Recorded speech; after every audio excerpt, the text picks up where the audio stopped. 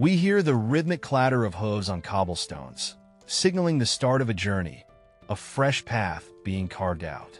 Riding through the lush scenery, our hero seems deep in thought, the weight of their earlier declaration still hanging in the air.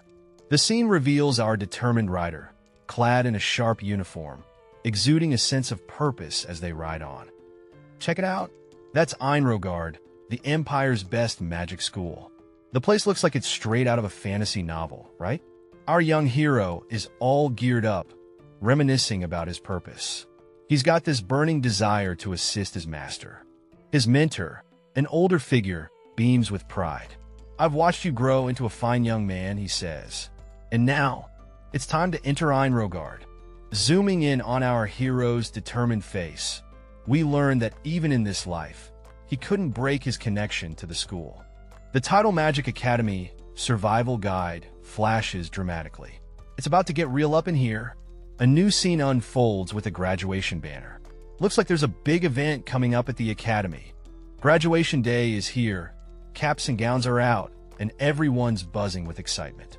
Our characters are holding a bouquet of roses, basking in the glory of their big day.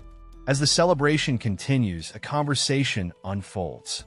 The characters talk about doing their best and how unaware they were of their past selves.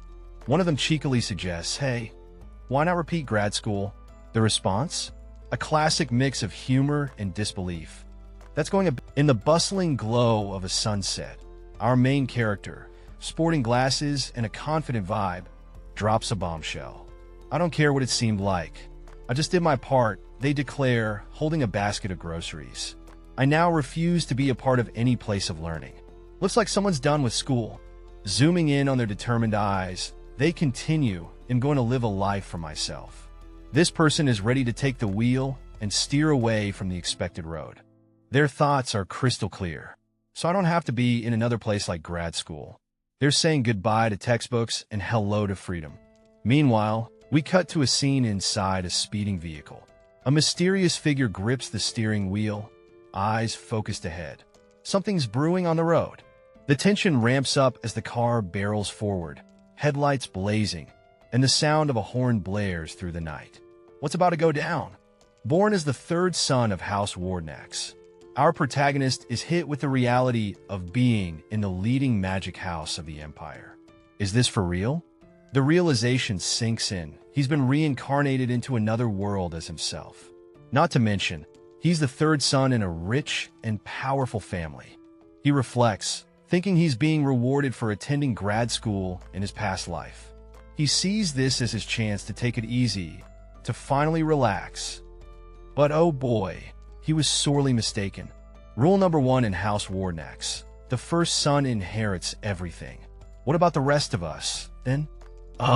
This is not what he signed up for. Along is caught up in a moment of realization, thinking about life's big choices. It can't be right. Figuring out your path in life is no joke. The mentor and Along are in the middle of a sword training session. The mentor is surprised Along wants to learn the sword arts and gives a knowing smile. The mentor suggests Along might consider becoming a swordsman. Along is encouraged to walk the path of the sword. Along confidently declares his plan to become a magician, seeing it as the most stable option. He's got that determined look, swinging his wooden sword. The mentor ponders Along's idea of stability. Was his advice misunderstood? Along realizes he might need to rethink things. A heartwarming scene kicks off as an elder throws himself at the young master, shouting, "Wah! I'm touched by your earnestness." Young master. The young master, a bit taken aback, responds with a simple HM. The elder, full of admiration, goes on about how most kids his age are still figuring things out, but here he is already achieving greatness. You can feel the pride radiating off him. Next, we get a glimpse of another character, though their face is blurred. The text reflects on the inevitability of becoming a raise once you experience grad school. Deep stuff? Then, the narrative shifts gears, showcasing various prestigious groups, from the Order of Knights to the Adventurer Guild, and even the Imperial family. It's a who's who of epic organizations. And bam! The scene transitions to a majestic shot of a grand institution. The voiceover proudly announces it as Enro, the Empire's greatest magic academy, known for nurturing the best of the best. Finally, our young master, standing beside a horse, looks up with determination. He resolves to endure it for a few years. Looks like he's ready to take on whatever comes his way. In a dimly lit room, a young master is being reassured about his potential. The patriarch himself has praised his talents, so no pressure, right? Outside, an old man and the young master are having a chat. The elder tries to convince him of the truth, but the young master isn't buying it. Magic practice is dangerous for kids, he retorts. Thanks for the pep talk, though. As they stroll along, the elder points out the boundary. No attendants or horses allowed beyond this point. The young master seems a bit doubtful. The scene shifts, and we see the young master with a determined look, glancing at a carriage as it rolls by. What's going on in that mind of his? The atmosphere changes as they enter a bustling area. There's excitement in the air with the imperial prince present. But our young master wonders, isn't this too much fanfare? Finally, the young master observes the heavily armored guards and questions if it's overkill for noble protection. I mean, really, it's like a parade out here. Enios Guard is supposed to be a solo adventure, but our main guy is feeling all sorts of wrong about it. You know, that classic I didn't sign up for this vibe. The other dude seems to be struggling with something, maybe nerves or a bad lunch. Our main guy's all like, what's up with you? Silent contemplation hits hard. Sometimes you gotta take a moment to let it all sink in. The distressed dude starts rambling about how servants are like his limbs. Our main guy tries to stay supportive, nodding along like, yeah, I see where you're coming from, sort of. The main guy's thinking about the consequences of going against the rules. He's pondering how the big shots will react to his bold move. Meanwhile, a mysterious figure is lurking in the background. In the dim light of the castle, a young man watches a mysterious meeting unfold. Shadows play tricks, but there's a tension in the air. A character is caught in a trance, mumbling, I repent, over and over. Our young observer is shocked, realizing mind manipulation magic is at play. The young man's eyes narrow as he recalls rumors of dark magic being used on children. Could these whispers be true? Green energy swirls ominously as thoughts turn to ancient ancestors and a grim fate tied to the mountains. It's like a storm is brewing and danger is near. Welcome to the eerie world of Kwangya, where a mysterious voice echoes, setting the stage for an unforgettable adventure. The voice challenges the crowd, daring them to prove their worth or face the consequences. Meet our green-haired mystery man, eyes brimming with curiosity. His face says it all. He's ready to face whatever Kwangya throws at him. The voice continues, teasing the crowd with the promise of secrets and power. It's like they're all being drawn into a cosmic game, and the stakes are sky high. If you're not ready to play by the rules, you're out. The voice makes it clear. Step up or get left behind. It's all about proving yourself, folks. A portal to the unknown? Yup, that's the vibe. The crowd is buzzing, and our green-haired friend is right at the front, eager to dive into the mystery. The moment of truth has arrived. It's now or never, as the voice demands. Enter. The crowd hesitates, but not our guy. He's all in. Boom. The final call to enter lights up the scene, and our hero's eyes glow with determination. It's game time in Kwangya. Alright, so it's the first day at Erengard, the top magic academy in the Empire. Our protagonist is about to step into a world of spells and enchantments. As the towering spires of the academy loom overhead, a sense of dread creeps in. I have a bad feeling about this, they think. Oh boy, what could possibly go wrong? Alright, so it's the first day at Erengard, the top magic academy in the Empire. Our protagonist is about to step into a world of spells and enchantments. As the towering spires of the academy loom overhead, a sense of dread creeps in. I have a bad feeling about this, they think. Oh boy, what could possibly go wrong? They're already fiercely trying to build connections on the first day. Enter our charismatic character with golden locks, looking like they own the place in their dazzling attire. Welcome to the Magic Academy Survival Guide, where the magical drama begins. Two students are gossiping about the Emperor's massive brood. With over 100 children, calling him His Imperial Highness seems almost excessive. The royal scene is set, with even the Emperor's offspring feeling the pressure. Those royal kids can't catch a break. Amidst the garden of elite offspring, the imperial family stands out, adding a touch of grandeur and tension to the mix. The scene opens with a lively red-haired girl contemplating why someone of lower standing is behaving in a certain way. Her confidence shines through as she invites someone to join her on an adventure. Cut to a scene where a couple of onlookers are gossiping, questioning why this girl is helping out a no-name prince. Their whispers echo the curiosity surrounding her actions. A handshake seals the deal of a new friendship. Both parties agree that making friends beats making enemies any day. It's all about building bridges. The red-haired girl beams with relief as her new friend agrees to her proposal. The dark-haired character, who seems a bit skeptical, acknowledges her persistence and warmth. In a bustling room, the red-haired girl makes her way to a cheerful blonde guy. He's got a big grin and a regal air about him, but there's some buzz about his true identity. The blonde guy is the center of attention with rumors flying about his rank. While some think he's quite significant, he insists he's just the 97th, brushing off the speculation. It's buzzing with a mix of excitement and tension. Our group of characters stand amidst a crowd, and one of them is clearly not thrilled about stepping into the hundreds. Something's brewing. Switching gears, we have a character with striking blonde hair trying to grab the attention of another. "Were you listening, Leon?" he asks, only to get a classic "sorry, what?" In response. Classic Leon. Our blonde friend is fuming now, venting about some bastard who dared to reject his proposal.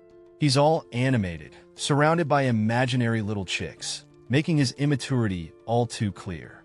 Blonde guy seems to be on a roll, questioning how someone could not recognize the regal presence of his distracted friend.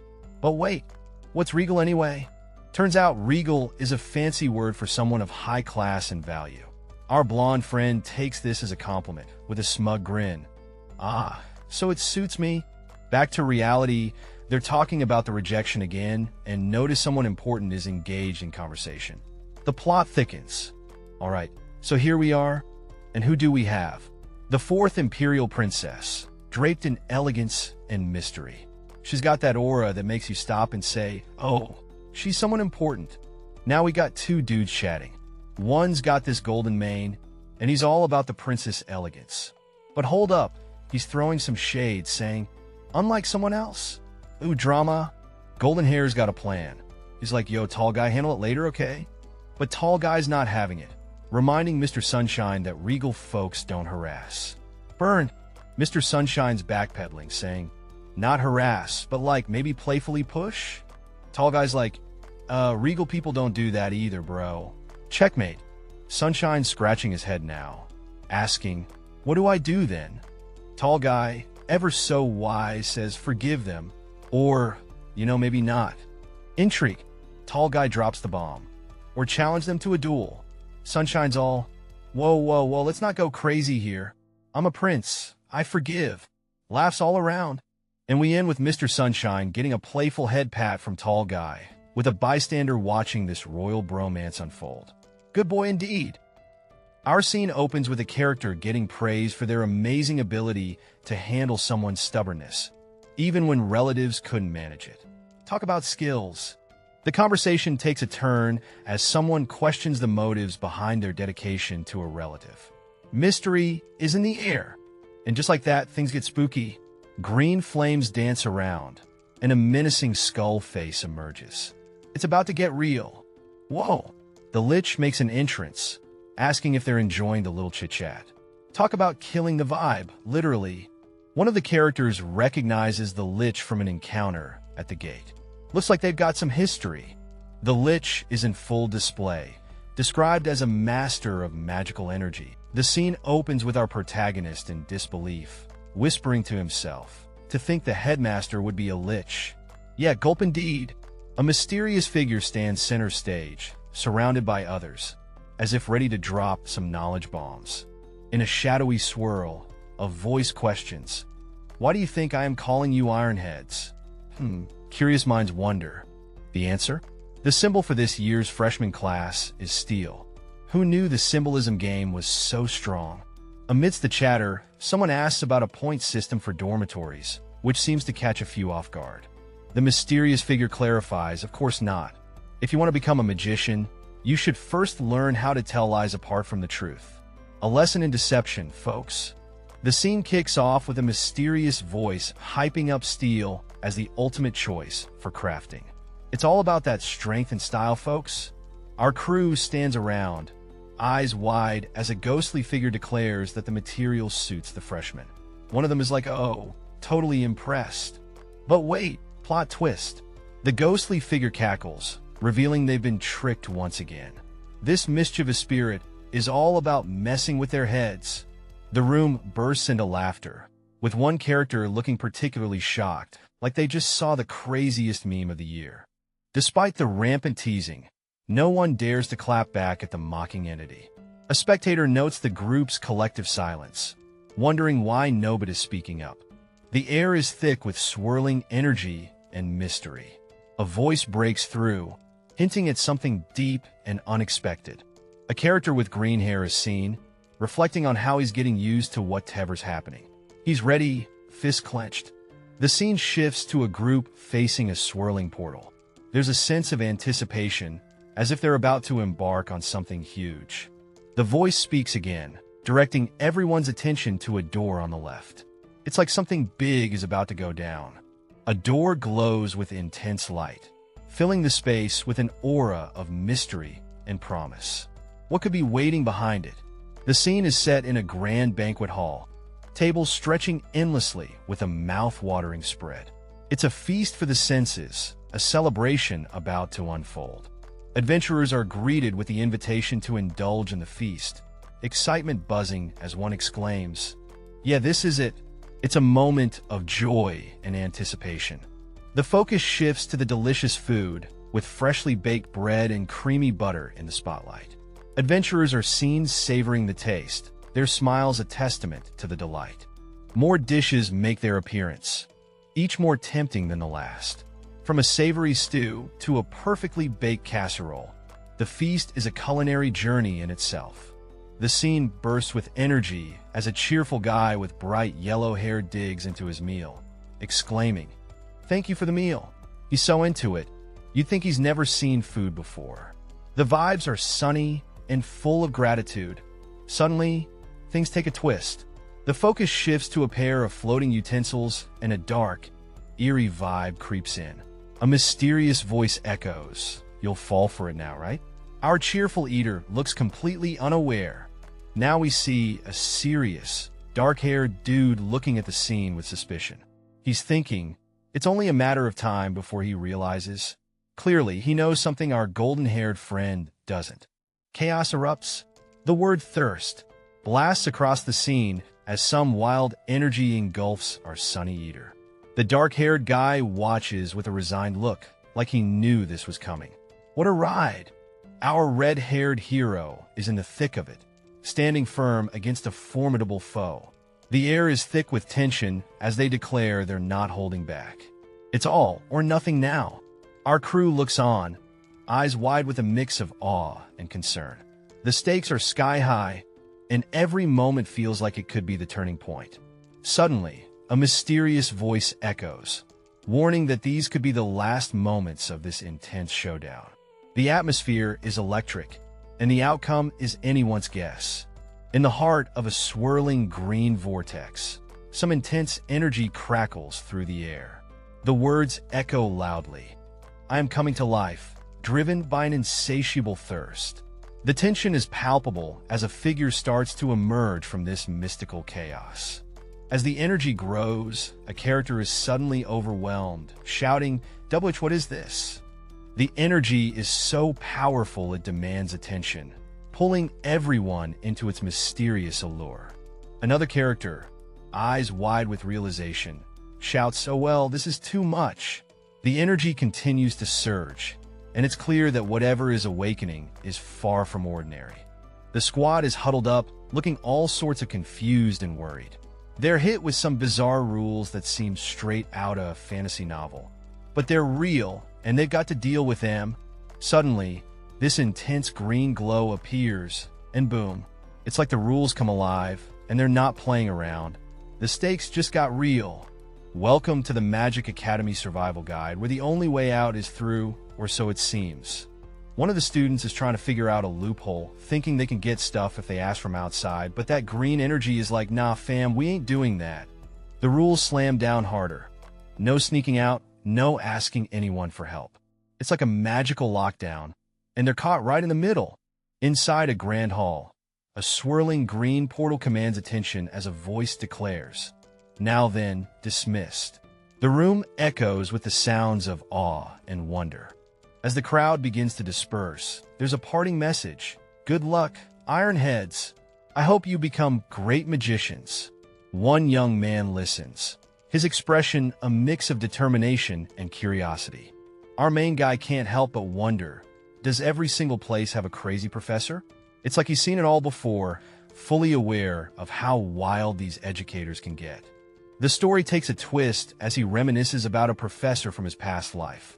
A true nutcase filled with madness and eccentricity. A buddy nudges him out of his thoughts. Leon, you heard that too, right? It's clear they're both caught in this whirlwind of magical academia. The duo shares a moment of frustration. How dare they treat us like this? The blonde guy vents, contemplating if a lich would be a better mentor. Finally, they lament over their dire situation, clutching a loaf of bread and shabby clothes. How are we supposed to live with such awful food and clothes? It's a tough life for these aspiring magicians. A character in a stylish black and gold outfit is appreciating a room, saying it's a great spot for eating and changing clothes. But hold up, another character is totally taken aback, blurting out Leon, like they just saw a ghost. House Wardenaz is the talk of the noble society, but not for the reasons you'd think. They're all about that magic life, avoiding social events like the plague, which just adds to the mystery and gossip surrounding them. The misunderstandings about House Wardenaz are getting out of hand.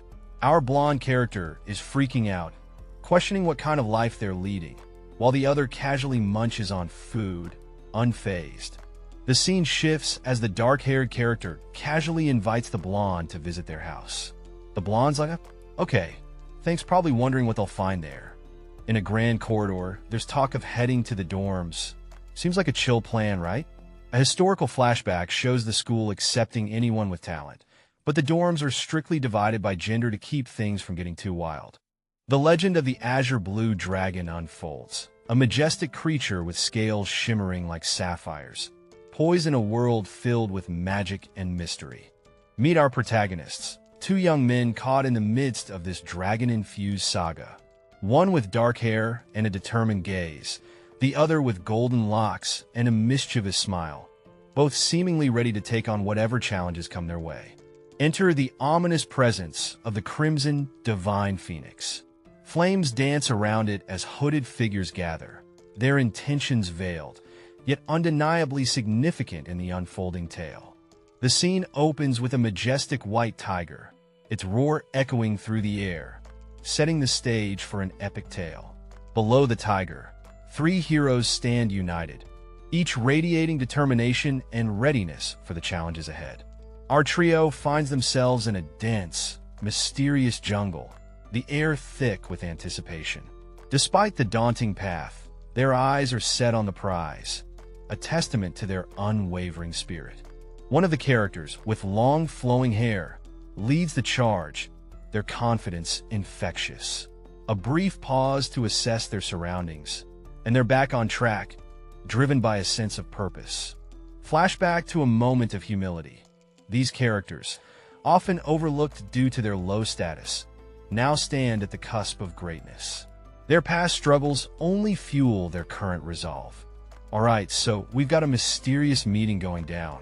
The room's tense as these folks discuss some undercover business. One dude's all about keeping things under wraps, hinting at something big and possibly shady. Now, our main guy's deep in thought, contemplating the nature of their operation. He's got this wild idea about making bank through some elusive business. Meanwhile, a shadowy figure seems to be listening in, adding to the suspense. Flashback time, we're thrown back into a grand wedding scene. The place is lit, with guests all dressed to the nines. Our focus shifts to a couple exchanging vows, drawing all eyes in the room. And there they are, the star couple of the moment. They're flanked by close friends, all smiles and confidence. The whole scene is dripping with class and a hint of mystery. What's their story? Things are getting heated as someone's foot steps down with resolve. How dare he mock my future business partners? They fume before throwing shade back. If we're talking about a lowlife, then it's you. The drama is real. Up next, a dapper character stands confidently, dismissing the mockery as they vow to show their class. There's a sense of determination in the air as they think, don't think that he'll forget this. The stage is set for a showdown. The scene shifts to a lively gathering where whispers fill the room. He's from House Wardenaz, right? A guest murmurs, clearly impressed by the prestige. But not everyone is thrilled, as one person reacts with an ugh. What's brewing here? Our suave protagonist takes a deep breath, soaking in the ambience. All right, the whole atmosphere is nice, they think. With a calm resolve, they prepare to greet the crowd. What's next in this social saga? Our story kicks off with a young girl with bright red hair and sparkling blue eyes who drops a juicy piece of gossip. It's all about Gainando's mother. Her playful expression suggests she's up to no good. Next, we zoom out to a grand imperial banquet. The castle is all glitz and glam, with someone shouting for Yoni to stop running around like it's a playground. And there she is, Yoni, with a mischievous grin, poking her cheek while holding a drink. She cheekily lets out a bleh and splashes her drink, setting the stage for some drama. Oh, here comes the slip. A dramatic slip sound echoes as the scene unfolds.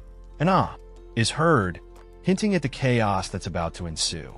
The aftermath of the spill is revealed, a stain on a grand red dress. Yoni is on the floor, looking both guilty and embarrassed, while the lady in red stands tall with a drink in hand. Yoni's internal monologue kicks in. She's in full panic mode, realizing that she just ruined the Empress dress. Her eyes widen with dread as she hopes for some miraculous escape. But then, a gentle hand reassures her with a soft "it's all right." The tension eases as the kind gesture offers Yoni a lifeline amidst the chaos. In a warm embrace, a woman reassures a worried girl, saying, "Mistakes happen." The girl, looking comforted, nods in agreement. The little girl, with her big, curious eyes, asks if there's a story. Her companion simply replies no, she's very rich. A character, with a hint of greed, reveals he was given an allowance for being friendly with a certain someone. A lot of money, he adds. With widened eyes, another character thinks to himself, if that's so, he comes to a conclusion, I should also be friends with him. The idea of riches sparkles in his mind. The scene shifts to an impressive academy. One character, with awe, remarks on its size, while another explains the vast grounds. A shadowy figure hints at a self-reliant task, saying they weren't kidding about getting it all on their own. Lost in the woods, our crew is scratching their heads. Someone swears they should be at the Blue Dragon's Tower by now. A red-haired character points out a building, thinking it's their dormitory. But something's off. Another character looks around, questioning why everyone is acting strange. Something's not right here. Suddenly, our protagonist is wide-eyed with shock. What on earth just happened? The scene unfolds with a group of characters strolling towards a tall but unimpressive building under a bright blue sky. The vibe is bustling as they take in the scenery. One of them, clearly not impressed, voices his disdain, calling the building pathetic. The others seem to share his sentiment as they gaze upon the structure. Inside, the criticism continues. A character with sleek black hair and a sharp outfit grumbles that even his servants live better than this. His friends, a blonde and a redhead, nod in agreement, eyeing the cramped space. The blonde character steps forward confidently, his gaze fixed ahead, declaring he knows just the solution to this problem. His determination is palpable. Suddenly, the black-haired character makes a bold leap, his cape billowing dramatically. He's either diving into action or just making a grand statement. Our guy suddenly finds himself in a whole new space, looking around like he's lost his keys. It's like, what just happened? and a mysterious voice goes, "Welcome, oh small magician." Whoa, talk about a mystical vibe. With a raised eyebrow, he's all like, as the voice asks, "Where will you go?" This is getting trippy. Then it clicks for him. He's like, "Oh, I see what's going on." Turns out he's in a magic academy. And surprise, the dorm is a full-on magic tower. He's standing there, hand on his heart, asking himself, "Where can I go?" When the voice chimes back, "You're quick to adapt." Looks like he's in for one magical ride.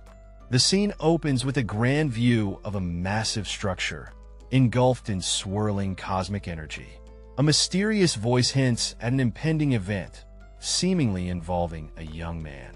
We see a young man with partially obscured features, holding a glowing object.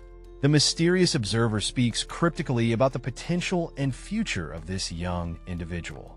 The cosmic energy swirls around ominously as the observer continues to muse about the young man's role in upcoming events. There's a sense of destiny and unknown possibilities. The young man is now fully revealed, looking determined and ready. A warm welcome to the academy is announced, marking the start of his magical journey. The image focuses on the young man's entry, emphasized by the magical aura surrounding him as he steps into this new world. Welcome to the Magic Academy Survival Guide. The title alone promises an adventure filled with mystique and magic. Our story kicks off with a mysterious book titled about Enro. Someone's diving into the secrets of this magical world. The Academy offers flexibility in choosing classes, except for the core ones. You could try out classes for a month before deciding. Nice, right? We get some sage words from OSU Gonadalts, the headmaster. Magicians are advised to walk their own paths. Intriguing. Our protagonist finds the Academy not as strict as expected. Seems like a breeze compared to grad school. The room's got almost everything our hero needs. Cozy and convenient. But hey, not everyone's happy. Another student is shocked, finding the room empty. What's going on? Despite the chaos, our protagonist seems to get the rules. Confidence is key. Alright, so we've got this red-haired girl chilling with a dark-haired dude. They're sitting in what looks like a cozy room, just vibing and chatting. Our fiery-haired friend suddenly lights up, declaring her ambition. "I want to learn alchemy." Her eyes are sparkling with excitement. She's been dreaming about this for a while, wanting to set up her own alchemy workshop and make it big. The dark-haired guy finds it quite the profitable venture. He casually throws out an offer, "Want to work with me?" while pondering over the complexities of the alchemy biz. Now bam, we're hit with a dramatic scene of guilds going wild, battling it out for dominance in the alchemy market. It's raining coins and chaos is in the air. In a grand, elegant setting, a young man with dark hair is asked about his academic interests. He seems a bit taken aback, responding with a questioning me. In a portrait-like setting, another character emphasizes the importance of grades and qualifications over specific fields, adding a serious tone to the conversation. A young woman with fiery red hair and bright blue eyes ponders the importance of passion, wondering if she might disappoint someone by not pursuing it. Back in the room, the dark-haired character discusses his plans to explore different paths before deciding on his future. Suddenly, a blonde-haired guy bursts in, shouting about an urgent problem. The blonde character, in a state of panic, exclaims that his room has been completely emptied, suspecting a thief might be involved. The scene shifts to an awkward silence between the dark-haired man and the red-haired girl, both seemingly at a loss for words in the wake of the commotion. In the heart of a bustling office, one character is perplexed by the absence of meal times in their jam-packed schedule. It's all work and no lunch. With a deadpan expression, the other character hands over an energy bar, calling it rations for the day. Talk about gourmet dining. The first character, clearly unimpressed, gives a look that could kill. The second character quickly defends themselves, claiming they have to eat the same sad meal. But wait, a promise of a feast looms on the horizon. Just no ramen, please. Anything but ramen. Lucky day. It's not ramen, but cup ramen. Plus, there's a triangle kimbap thrown in for good measure. Finally, surrounded by friends, one character reflects that this new setting is much better. A little relief from the chaos. The students are checking out their new lecture hall, wondering if they're in the right place. A duo is just relieved the lecture hall is on the first floor, sparing them any stair-climbing drama. We get a close-up of the two, seemingly ready to take on whatever this new school year throws at them.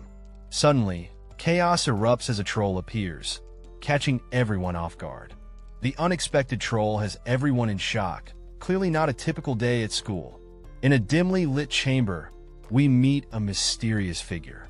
Decked out in intricate braids with colorful beads and golden bangles, they exude an aura of regality and mystery. Their posture is calm, yet there's a sense of authority in the air. What secrets might this enigmatic character hold? They're ferocious and dangerous monsters, intimidating even the most sheltered nobles. But hey, this one's got a bit of charm with that scar on his chest. A troll in the lecture hall? Wearing proper clothes? Now that's a sight. Our blue-skinned friend here welcomes everyone, telling them to take a seat. The students are looking a bit sweaty, unsure what to make of this peculiar situation. The tension's real as they exchange nervous glances.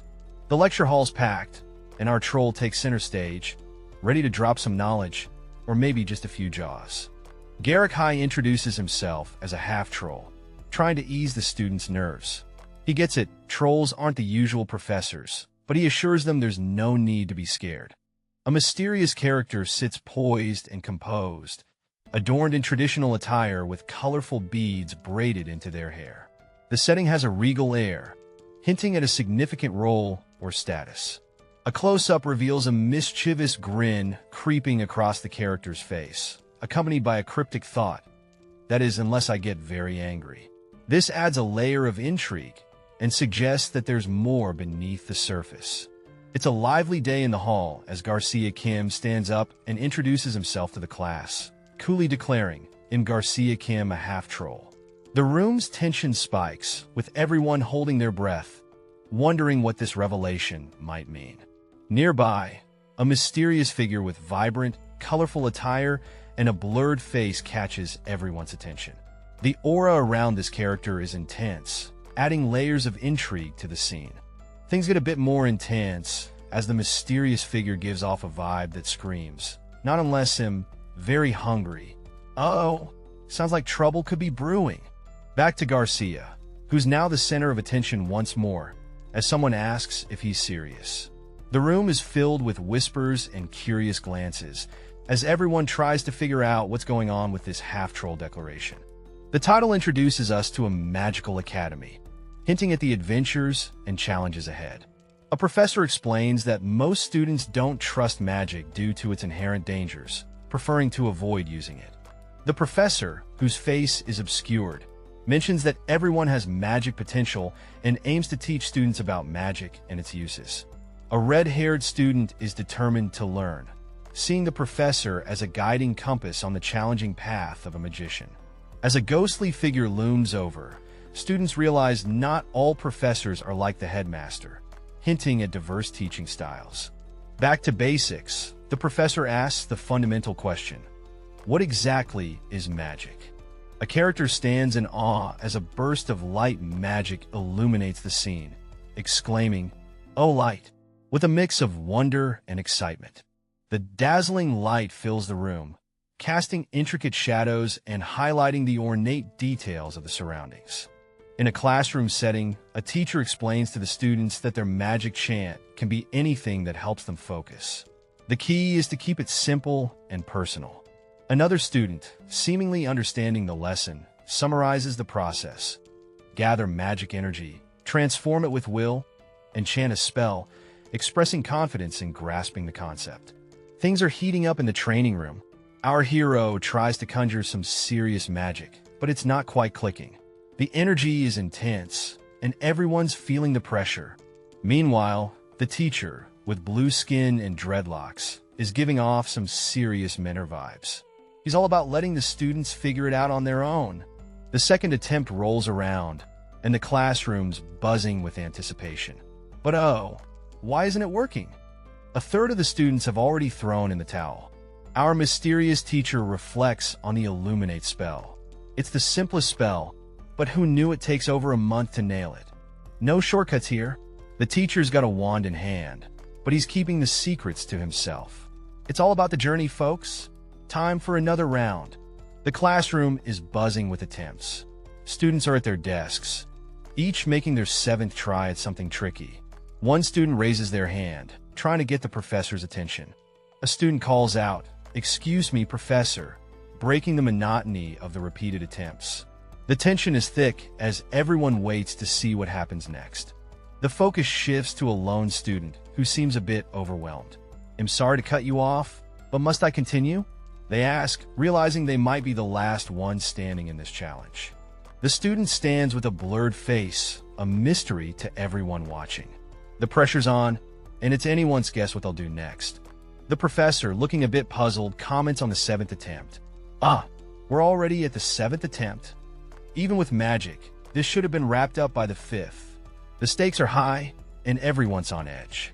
In a realm buzzing with magic energy, a mysterious figure dives into an ancient tome, setting the stage for some epic wizardry. The air's alive with sparks, hinting at some serious magic about to pop off.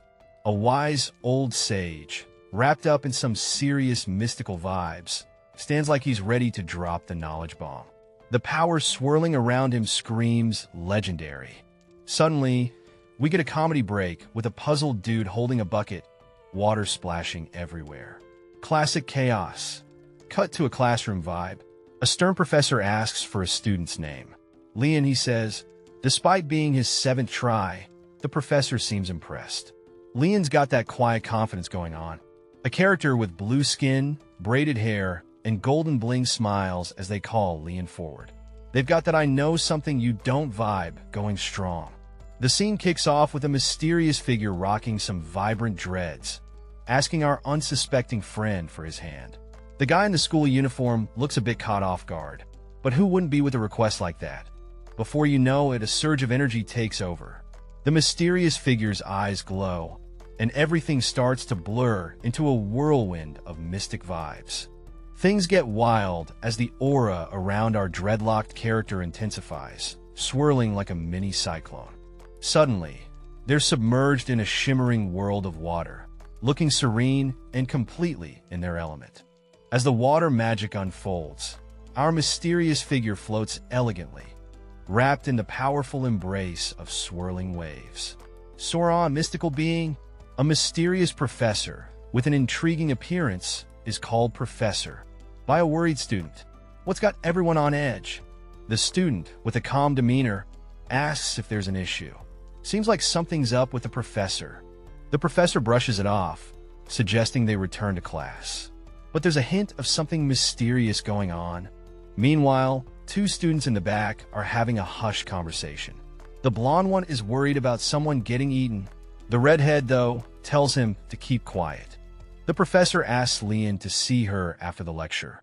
Looks like there's more to this story. Another professor is guiding students on managing their magic energy. It's all about patience and careful practice. The blonde student, looking a bit sheepish, acknowledges the advice about being careful with magic. Seems like he's had a close call before.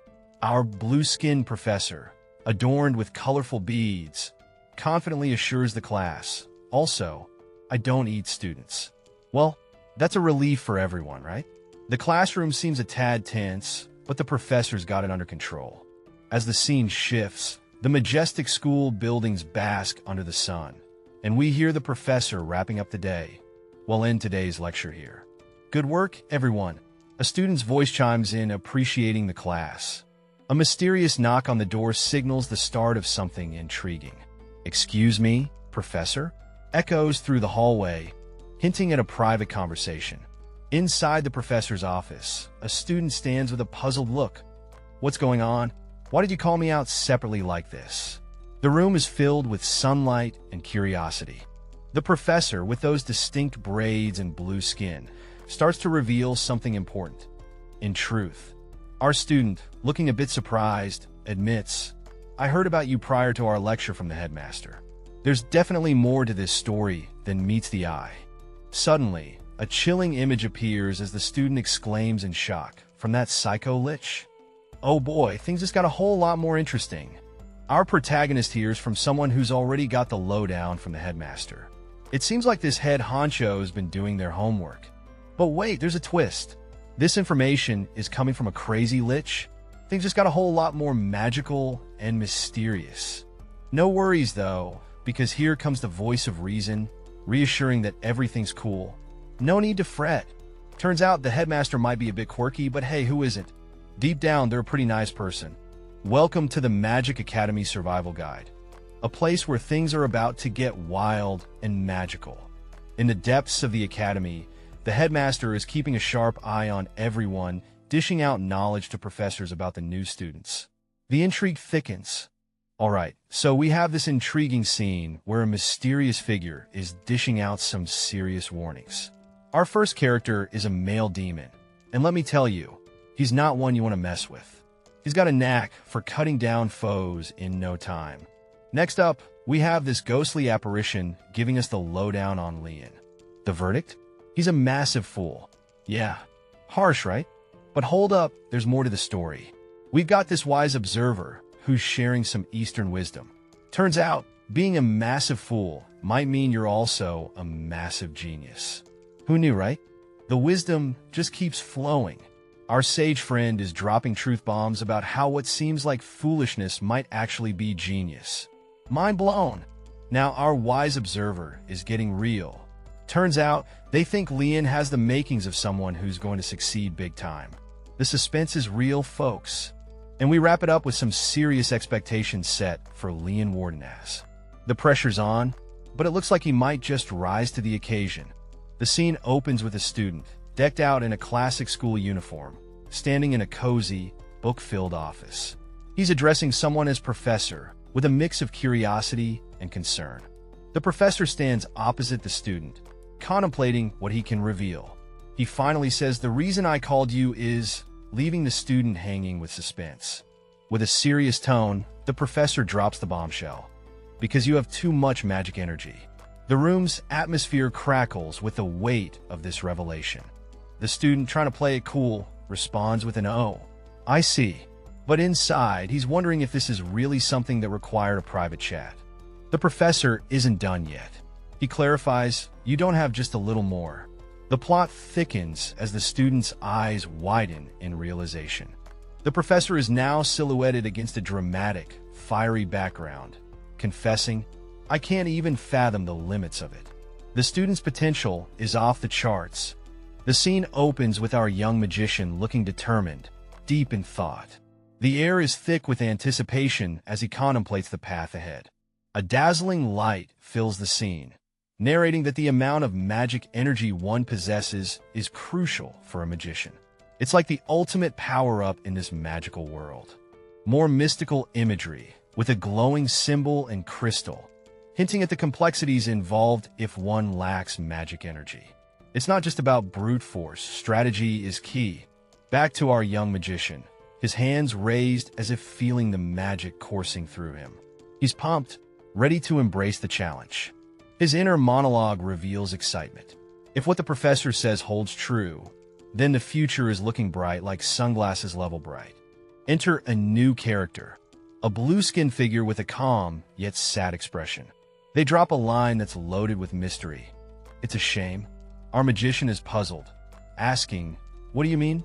The curiosity is real, and we're left hanging on this intriguing note. The scene kicks off with the professor handing over a bracelet to a blue-skinned student. "It's a bracelet that absorbs magic energy," the professor explains. The student, visibly relieved, responds, "So there's no problem as long as I have this." "Thank you, professor." Things take a twist as the professor, with a sly smile, asks, "Why would I have called you in if it was such a simple problem?" The student's face drops, realizing there's more to the situation.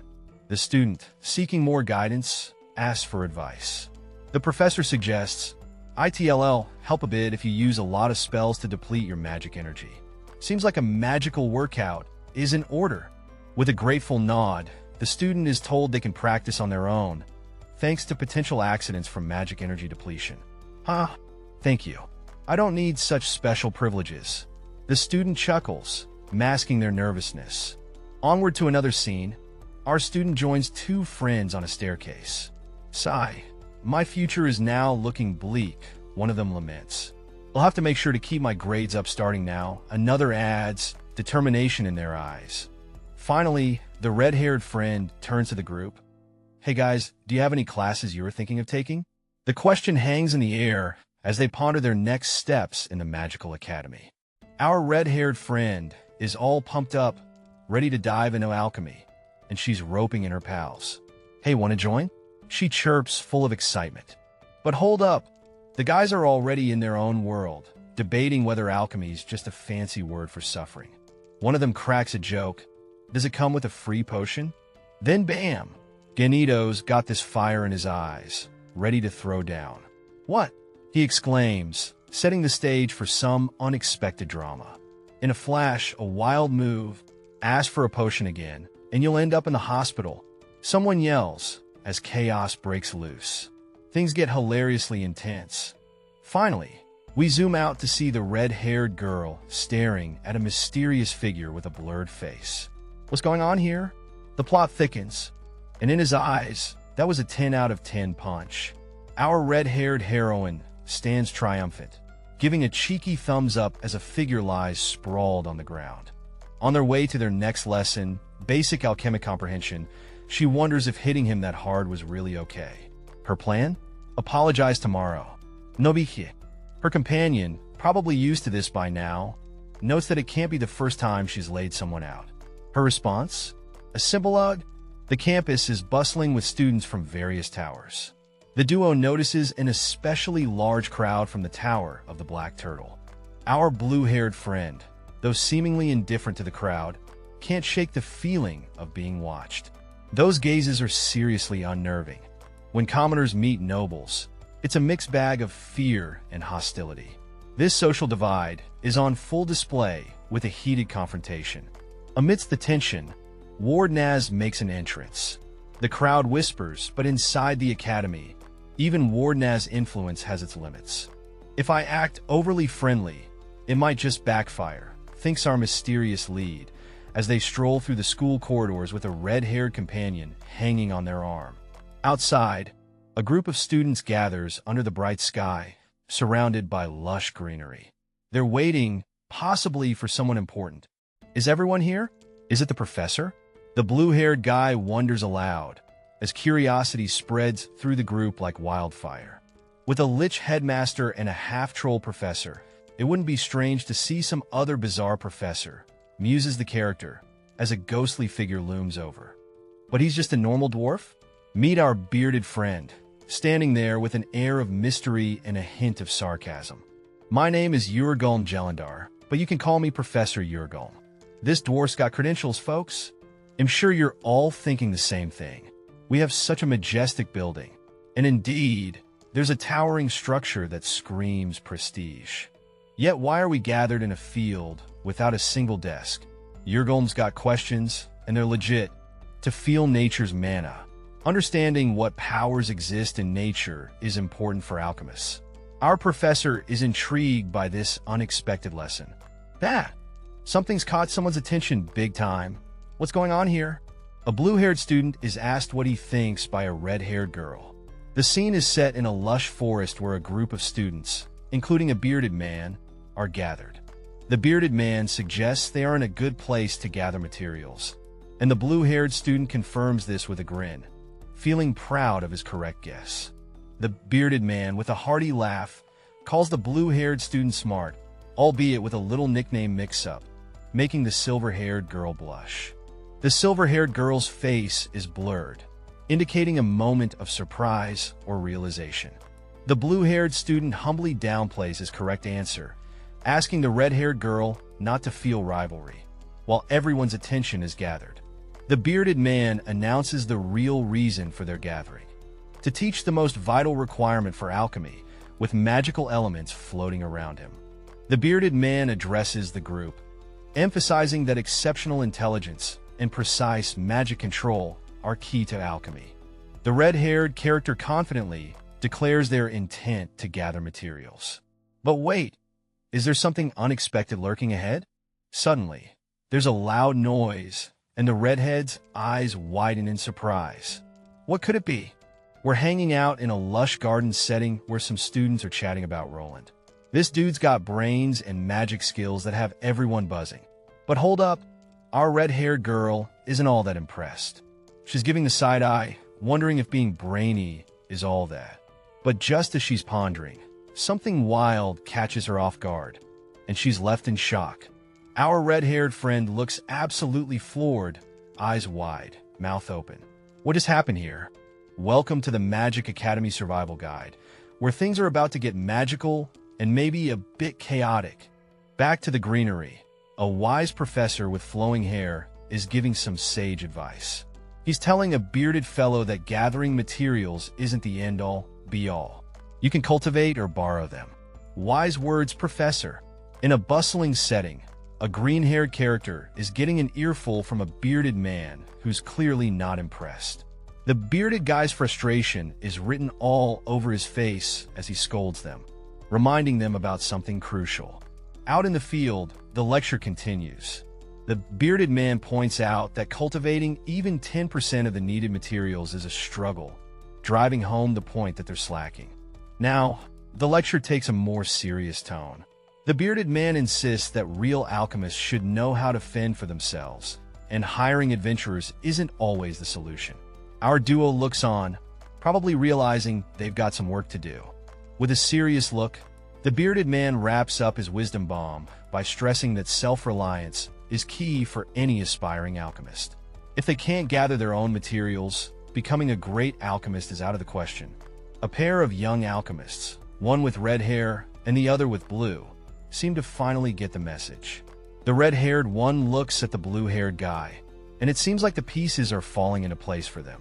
The scene kicks off with a conversation about Her Imperial Highness, setting the stage with a mix of curiosity and slight anxiety about her presence.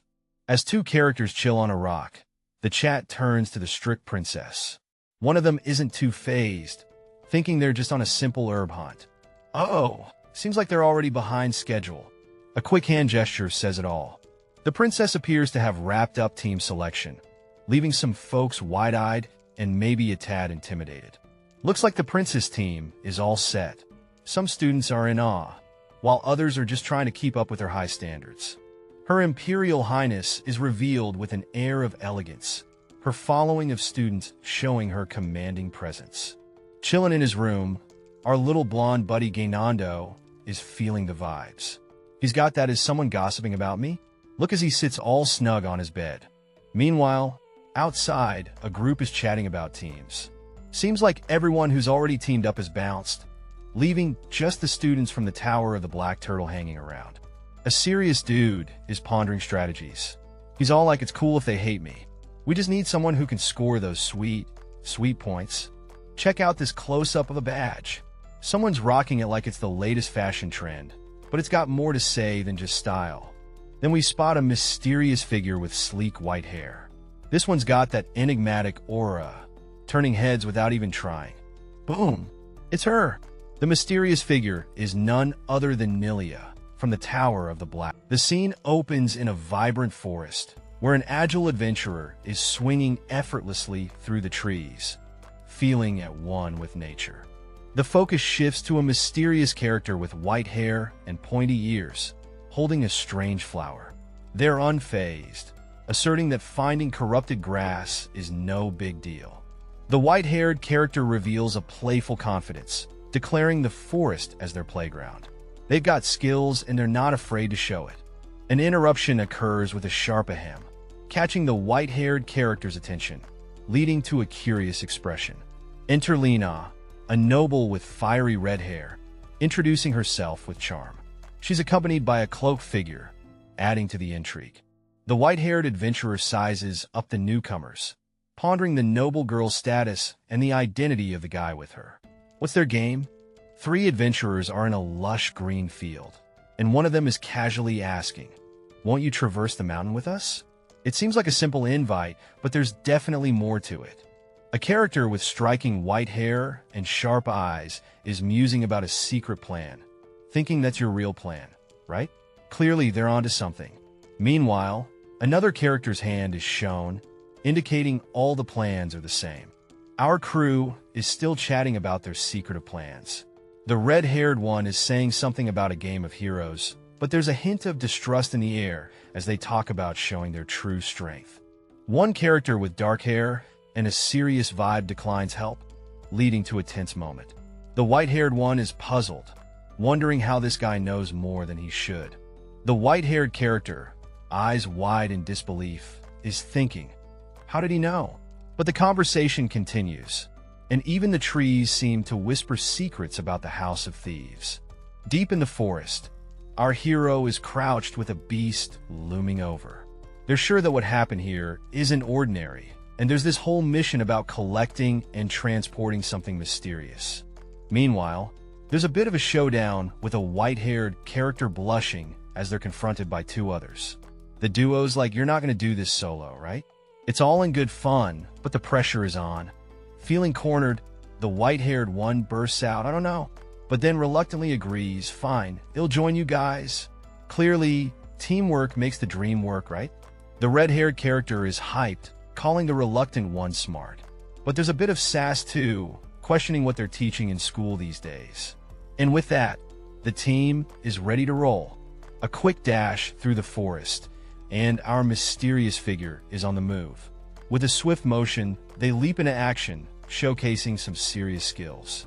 As the figure gracefully lands on a branch, two curious onlookers watch in awe from below, clearly impressed by the display. The red-haired observer is astounded, realizing the figure must be an experienced hunter. She eagerly asks her companion how he figured it out. Her companion points out the calloused hands and the confident stance, clues that only a seasoned hunter would possess. He's got an eye for detail. The mysterious figure, with striking white hair and sharp eyes, seems to notice the attention. There's a mysterious air about them, hinting at something deeper. Alright, so we got our crew hanging out in the forest. One of them slides through the grass, talking about someone with a Shadow Patrol insignia. Seems like a joke, but maybe not. The banter continues with a playful "were you listening?" and a quick denial. They're trying to keep pace with each other, but things are getting a bit competitive. Now we've got someone climbing a tree, shouting, "Why should I?" Clearly, they're not on the same page about something. Our tree climber reflects, knowing only one person can differentiate between right and wrong. Looks like they can't talk back, but there's a sense of duty hanging in the air. The conversation shifts to roles, with someone asking, "What's your role then, huh?" The tree climber's role is to protect the others, but there's skepticism. The final scene has our protector noticing someone is well-built, hinting they might be from a house of knights. But the real question is, why are they in the blue tower? The scene kicks off with a mysterious character, cloaked in intrigue, announcing they're from the prestigious Magic Academy. Our main character is flabbergasted, eyes wide open, trying to process this bombshell. It's a wild opportunity to get closer to the magical elite. Our main character can barely contain their disbelief, yelling, "Double what?" while the mysterious figure stands there, smug and confident. The room is filled with a mix of shock and awe. Wardena is mentioned, adding another layer of mystery. The scene opens with a guy standing confidently beneath a tree, claiming he's in charge of protecting everyone. Meanwhile, a mysterious person is perched above, questioning his presence. The person in the tree points out the guy's knightly demeanor, curious about his reason for being at the Blue Tower. Looks like they're not buying his story just yet. The guy casually mentions his connection to the prestigious Wardena's family, and the response is a dramatic "W what?" Clearly, this name packs a punch.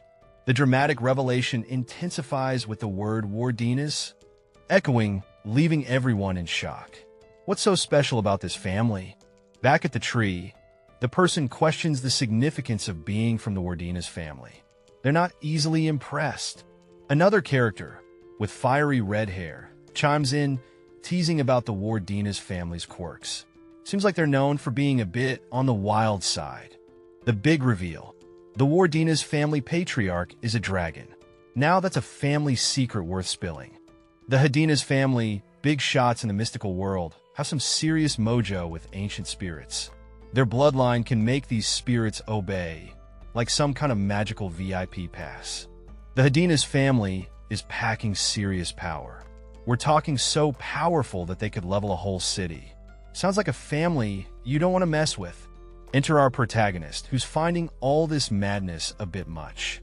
They're like, whoa, this is like a monster wrecking everything in sight whenever stuff hits the fan. Our hero is joined by a lively red-haired friend. They chat about how when big stuff goes down, magical folks would totally show up. But hey, maybe that's why they need to be friends. Here's a mysterious new face with striking features. Our protagonist is all like, I just can't even with these guys.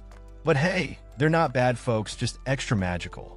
With a picturesque mountain backdrop, our protagonist gets a nudge to quit complaining and keep moving. Adventure awaits, after all. In the thick of the forest, a silver-haired character is making a grand entrance, leaping down with style. Below, two others are caught off guard by this sudden aerial display. What's the hurry, buddy? The focus zooms in on our mysterious silver-haired character, eyes wide open with a mix of surprise and determination. Something's definitely up. Two other characters, a guy and a girl, are standing there as the silver-haired one lands in front of them. The girl seems intrigued, while the guy just wants to pause the action for a sec. Wait, what's going on here? Our silver-haired friend leads the duo through the bushes, urging them to look at something. The suspense is building up, folks. Peeking through the greenery, the silver-haired character points out something important. There's talk about the strength of a certain opponent. Looks like things are getting serious. The red-haired girl is trying to make sense of it all, while the silver-haired one has a little moment of self-reflection. Awkward much? Back in the forest, the silver-haired character looks a bit down, but is trying to brush it off. Adapting to new places is tough, right? The guy with the blurred face pops the question, wanting to know more details. What's the scoop? Silver hair. Something catches the silver-haired character off guard. A little surprised reaction with a hint of mystery. What's going on in their mind? Our two mysterious adventurers are having a chat in the forest. One of them finds something interesting, while the other wonders if it can be interesting for them too. The conversation gets a bit awkward as one mentions the other comes from a huge family. But wait, it's not about that, it's about the wilderness. The elf-eared character stands up a bit flustered, advising their buddy to be careful when pointing out oddities. Zooming on the ground, we've got some massive footprints here, and it's tough to predict what might pop up in this magical place. The land is teeming with mana, and that means lots of monsters show up. It's like a monster party out here. Our blue-haired friend isn't too thrilled about this. The whole situation feels like some twisted experiment, and he's not digging it. Time for a strategy shift. A red-haired character joins the scene, suggesting they follow the tracks to dodge any surprise attacks. Back to our main duo. The blue-haired one is eager to learn how to read these mysterious signs by himself. Learning won't be a walk in the park, but he's determined. If the elf-eared character is willing to teach, he's ready to give it his all. Humph. A determined footfall marks the beginning of our tale. Someone's on a mission, and they're not messing around. Amidst the whispering trees, three figures tread a path. Adventure is afoot, and the forest holds its breath. Delicate hands reach down, picking a trio of curious, vibrant flowers. There's something special about these blooms. The red-haired girl is absolutely stunned, her wide blue eyes reflecting a mix of shock and disbelief. What's going on? A boar, not your everyday bacon provider, makes its dramatic entrance with a heavy thud, causing quite the ruckus. The boar's mighty presence looms large, as our crew, eyes wide open, tries to assess the situation. One of the team members drops a truth bomb. This boar isn't your average woodland critter. It's a mana-affecting monster. The boar towers over them like a skyscraper, and the group is left wondering how to tackle this beast. Thinking quickly, a guy in a school uniform realizes he's got no weapons. Oh, things just got dicey. But wait, he's got a magic staff. The staff size changes according to the user's will. Handy, right? He steps up, ready to face the boar head-on, his friends by his side. It's game time. Silver-haired character excitedly notes that someone is from a famous mage family, which surprises the dark-haired character. A character stands with magical energy swirling, acknowledging the Emperor's forbidden magic, and prepares to unleash it to save the others. The trio stands together, staring at a blazing entity. One asks if another is confident, and the response is a hesitant probably. The silver-haired character suggests carrying the redhead if things go south, while planning to distract the threat. The redhead points out the use of lightning for protection, and the silver-haired character admits it's because they're the only one who can. The dark-haired character, with determination, stands ready to face the challenge, counting on the plan to work. The silver-haired character nervously says Li Han Wardinas as they confront a massive, intimidating creature. A thought bubble questions what kind of magic will be used to defeat the monstrous boar. In the first panel, a mysterious aura is being unleashed, and it's not just any power, it's something serious. Our protagonist is caught up in this whirlwind of energy, clutching his hand as if bracing for impact. In the next panel, the scene shifts to reveal the aura's true nature. It's the legendary level aura, and it's intense. Our protagonist's eyes widen as he realizes the magnitude of what's happening. Moving on, the young guy is visibly shocked, realizing that this aura might be beyond what he can handle. He's determined, though, showing that classic hero spirit, ready to face whatever comes next. An older, wise-looking figure, whose face is blurred, is observing the situation. He seems to understand the gravity of what's occurring, pondering how this young hero will handle the challenge. Suddenly, our blue-haired protagonist springs into action. With determination in his eyes, he's ready to face this powerful aura head-on. The intensity is ramping up, and it's clear this is just the beginning of an epic showdown. The scene kicks off with our hero, descending like a meteor, staff in hand, striking a beast with a mighty blow. With a gasp, a cloaked figure stands alongside a massive armored beast, the tension thick in the air. The beast lies defeated on the ground, dust swirling around as the onlookers gather in amazement. The silver-haired and red-haired duo are in utter shock, eyes wide, jaws dropped. The astonishment peaks as the red-haired one yells, "He stabbed it with a staff? Where's the magic?" The staff of Enro is legendary, tough enough to be used in physical battles. It's no ordinary stick, folks. As the mysterious figure ponders the strength of the staff, another character readies themselves for a new journey. Something big is brewing. A blurred figure contemplates the balance of power and peace. Who is this enigma, and what's their game plan? Title drop. We're diving into a world of magic and mystery. In a lush forest, a beast lies defeated. Our heroes are in the thick of it, but what's their next move? One character points out the obvious. You killed it. Well, no sugarcoating there. A red-haired student questions the safety of their class. Seriously, is this what they sign up for? Out of nowhere, a loud screech fills the air. What fresh chaos is about to unfold?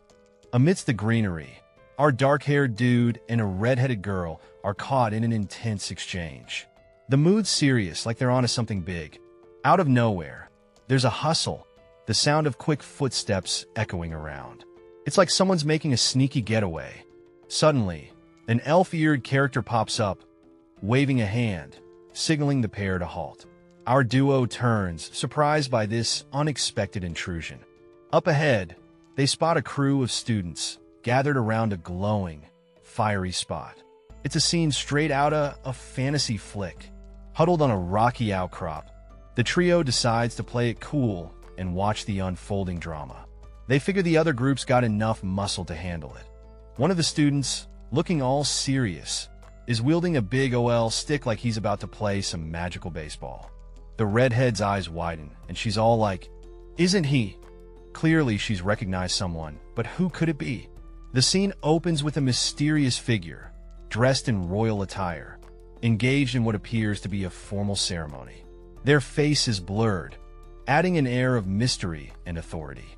A young man with black hair observes another character from a distance, pondering whether this person, rumored to be skilled in swordsmanship, can be trusted.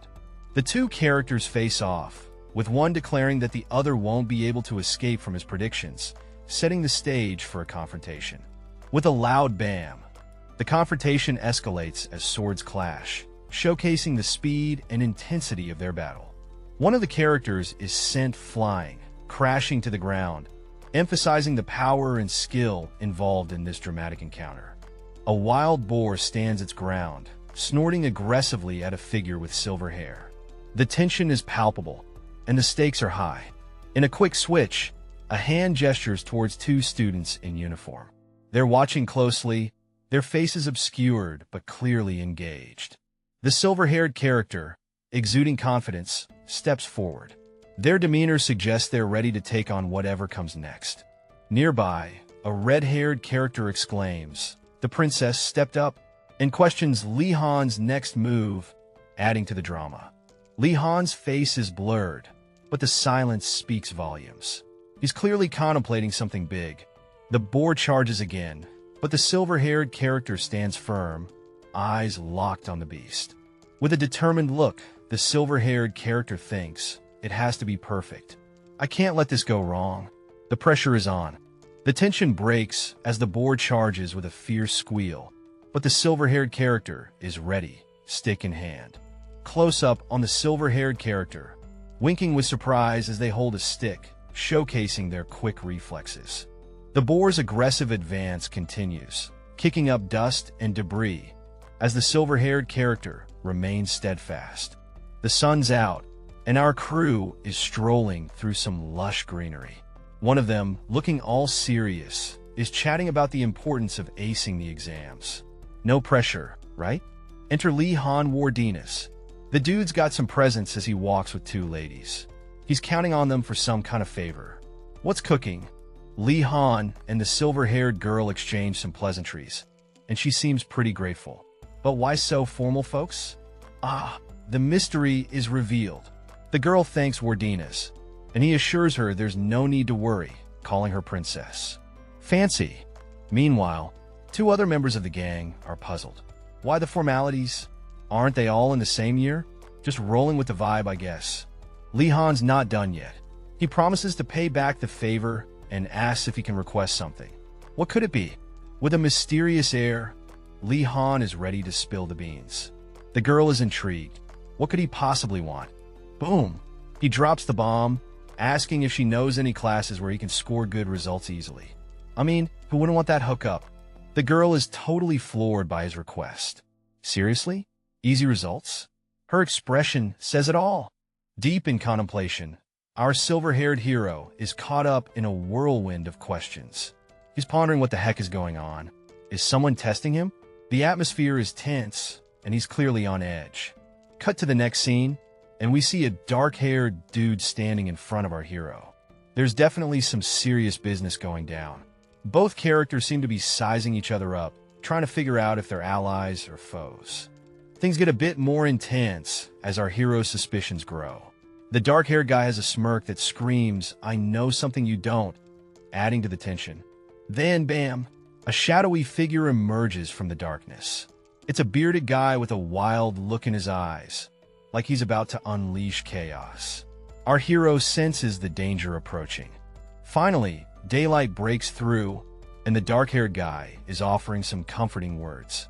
He reassures our hero, and the tension starts to melt away, leaving a glimmer of hope. Our main dude, with a confident vibe, is all about achieving things with passion and love. He's got that sparkle in his eye and a plan in his head. His buddy chimes in, knowing exactly what's up. "I knew you'd think like that," he says, crossing his arms with a smirk. Now, here's the deal. Mr. Confident is ready to help his pal find that passion and love, but there's a catch. They need to explore some new classes. And oh, the drama. Someone's getting a bit jealous, but they're reminded not to sweat the small stuff. Meanwhile, some professors are on the lookout for the wandering family. Our mysterious character with the long hair seems to be deep in thought, possibly plotting their next move. Things are heating up as it looks like tonight's camp is set. A big OL boar is chilling nearby, adding to the adventure. Mystery Man is dropping some truth bombs. Other groups didn't meet these boars, so what's the deal? Was it all a setup? Our rugged hero with the epic beard and fierce eyes isn't messing around. He's got a plan, and it's not just about picking herbs. The mission today is to face unexpected challenges while herb hunting. It's all about that real-world experience, folks. These budding alchemists need to be ready for anything. Facing a wild boar, they're learning that adaptability is key. 3 students are having an intense moment. One of them, with a smug expression, asks if the others understand, while another is clearly frustrated, thinking, "Fucker." The red-haired girl, looking a bit worried, asks if they don't need the doko herb. In the background, a bearded man and another character stand, seemingly involved in the conversation. Our trio from earlier shares their struggle. The red-haired girl stands confidently between 2 blurred figures, reminding everyone, "We went through so much to get it. The 3 of us found it together." The bearded man is utterly shocked, his eyes wide. He's shouting in disbelief, "What? I didn't think you guys would find it." Things get more intense as another character says, "You guys fight." The bearded man, looking somewhat cornered, hears, just like you did with that doko herb. Finally, a student with dark hair, looking a bit panicked, thinks to himself, "I'm fucked." The realization seems to hit hard as the situation spirals. A group of students is hanging out, and one of them asks if the other is fine. The young man in a school uniform seems a bit puzzled. The young man admits he's puzzled, questioning what kind of house chores he might have to do. We see a close-up of an older, bearded man who seems to be evaluating the young man's maturity. The older man offers the young man a special privilege for his achievements, such as killing a boar and obtaining a potion. The privilege involves visiting the older man's cabin near the forest as much as he wishes this semester. The young man appears confused, wondering what kind of house chores might be involved. The older man coughs, realizing he didn't explain the privilege clearly. A red-haired student joins in, suggesting that new students value food the most. You might not look forward to it right now, but give it a week and you'll probably love it. Our mysterious speaker, with blurred identity, drops this cryptic advice. Next up, we got a steaming bread loaf and a rice ball, sending off serious "this is tough to live on" vibes. Surviving on this? Challenging. The scene shifts, and we find 2 characters discussing the magic of food.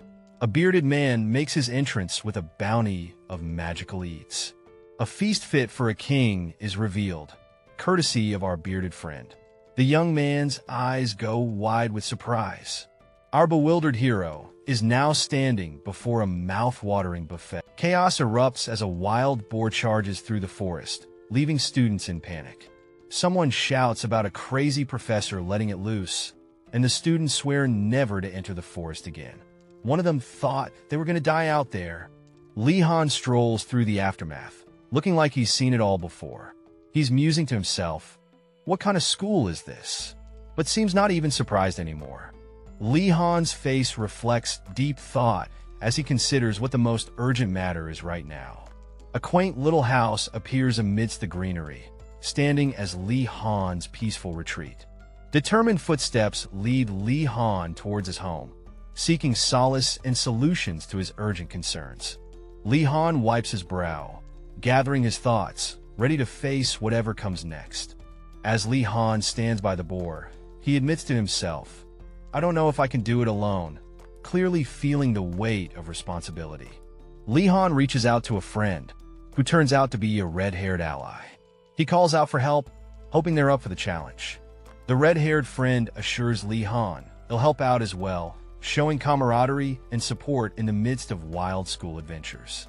Our red-haired friend is checking in on someone who seems a bit under the weather, and it's all, "You good? Need some help?" Of course, the answer is a shaky yes, but only if meat's involved. Priorities, right? Meanwhile, white hair over here is a bit skeptical, wondering if these nobles can handle a little dismembering. Apparently, that's not in the usual noble training manual. There's a bit of hesitation, with white hair addressing someone named Nilla, trying to get them on board with the whole "let's eat some meat" plan. Suddenly, things get intense. There's a quick, dramatic move, and it's like, what's going down here? We zoom in on white hair, looking super stressed and sweating bullets. Whatever's happening, it's got them all worked up. But hey, confidence kicks in. White hair is ready to show everyone what a hunter can do. Cue the hero walk. Turns out Nilla knows her stuff, and our red-haired friend Yoner has some family skills in handling materials. Talk about handy. Finally, some equipment arrives, courtesy of the professor. Looks like the team's ready to roll. Four characters stand around a massive beast laid out on a tarp. One of them, with a determined stance, asks if they should get started. A white-haired elf girl seems startled by something, her expression showing a mix of surprise and intrigue. The dark-haired guy is in focus, and someone off-screen notes that he's performing better than expected, wondering about his training. The red-haired girl confidently explains the process of separating and hanging the lean meat after removing the skin. A close-up of sausages being prepared, with the plan to use intestines and not waste anything. The dark-haired guy is focused, mentioning the need to preserve the meat, indicating his serious approach to the task. A new character, with a rugged look, notices the smoking process and compliments the dark-haired guy's skills. The rugged character acknowledges that no matter how good the weather is, the meat will spoil eventually, praising the decision to smoke it. The dark-haired guy by the fire is deep in thought, contemplating the smoking process and its benefits. The rugged character with a big beard is visibly impressed, admitting that the whole situation exceeds his expectations. The white-haired elf girl and the red-haired girl sit on a bench, observing the rugged character, who seems satisfied with the outcome. Two characters are chatting in the forest. The mysterious figure asks the dwarf if he's hungry, and the dwarf admits he's a bit peckish. The mysterious figure holds a pan over a blazing fire, while the dwarf looks on with anticipation. The red-haired girl observes from a distance, puzzled yet intrigued, as the dwarf carries some ingredients. The mysterious figure is scribbling mysterious symbols on a table, with the dwarf looking on, scratching his head in confusion. A delicious spread appears on the table, including a special Merlin's gift jam. The meal seems to be a magical creation. The dwarf and the red-haired girl are enjoying the meal with gusto. The food brings smiles and satisfaction to everyone. The meal is a delightful feast under the open sky, with laughter and joy shared among friends in a serene outdoor setting. Everyone's chilling and munching on some tasty food, soaking up the good vibes and company. Plates are full and spirits are high. Two sacks sit peacefully on the grass, possibly filled with leftovers or goodies. What's the plan with these, though? The crew's stuffed, pondering over the excess food. What do we do with all this meat? They wonder, feeling too full to eat more. Leaning over the bags, they're scratching their heads, deep in thought. What's the next move for this feast? From behind, a suggestion pops up, sharing the food with other students in their tower. Sounds like a solid plan, right? Boom! A light bulb moment hits them, leaving everyone wide-eyed and buzzing with excitement. Miscommunication alert. One thinks they're selling the meat. Great idea. But wait, who said that? The elf-like character is confused, pointing out that the rich students won't mind paying. But are they really going to sell? Chaos erupts with a fiery blast. Our noble friends are caught up in the flames, and a bystander wonders if this is typical noble behavior. Meet the ambitious duo, Liz Han, who aims to earn big, and Yoker, who's all about saving. But for now, Nilin's in the dark about their aspirations. Up on a wooden platform, a character questions two others about their intentions to sell something for money. The tension is palpable as the motive behind the transaction is yet to be uncovered. The story shifts to a silver-haired character who is asked if they want in on the deal. With a casual shrug, they decline, explaining they just want to gift some stuff to friends, adding a twist to the ongoing plot. We see a broader view of the group by a table. Our bearded friend, looking wise with a hint of mischief, asks if the group plans on selling their goods. The air is filled with a mix of curiosity and suspicion. The focus turns to the seated group, with thoughts swirling about the mysterious items they possess. Despite their innocent looks, they are suspected of being troublemakers, adding layers to their personas. Under the shade of a grand tree, the bearded character takes a moment to rest, lost in thoughts. His presence suggests he might be the key to understanding the group's real intentions. The scene transitions to a stunning landscape of a castle nestled among mountains. The narrative hints that many challenges and adventures await, setting the stage for what's to come. Nestled among the trees, A mysterious tower stands tall, almost like it's hiding secrets. A gentle breeze brings a peculiar scent that has one student pausing, eyebrow raised in curiosity. Another student, with white hair, sniffs the air, wondering what this enticing smell could be. A sizzling steak, perfectly grilled, makes its grand appearance, teasing everyone's taste buds. A cheerful redhead invites everyone to feast, holding a platter of deliciously grilled meat. The group gathers, question marks practically floating above their heads, yet drawn by the aroma. Someone questions the scene, suspicion creeping in, wondering what's really going on. A warm invitation to sit and join in is extended, though there's a hint of something more. The white-haired student, however, seems to be contemplating something, adding to the intrigue. The scene kicks off with a character confidently announcing, "It's going to cost 2 silver coins per person." There's a sense of authority as he holds up 2 fingers, making sure everyone, Gainando spots someone he knows, and he's like, "You're here too?" The surprise is real, folks. Gainando's face lights up as he's told to hurry up and eat. He's like, "Can I really have some?" With a smile, Gainando says, "Don't mind if I do," and thank for the food, ready to chow down. A sudden twist. A hand reaches out, and things are about to get interesting. 1 silver coin is the price for the meal. Our poor Gainando looks taken aback. Gainando's in a bind. "You're charging money?" he asks, looking all concerned. But he has no cash. "Not a problem," says the mysterious friend, with a confident smirk. A credit contract appears. Just sign your name, and you're good to go. Gainando's mind is blown. Gainando can't believe it. "Lihan?" he mutters as realization dawns. Gainando's overdramatic reaction is priceless, as he questions the sanity of his friend. Chaos. This must be what real friendship is? Walking through the enchanting school grounds, 2 friends share a light-hearted moment, their smiles brighter than the sunset behind them. The scene transitions to a majestic castle-like school, its spires reaching towards the sun, casting an aura of mystery and magic.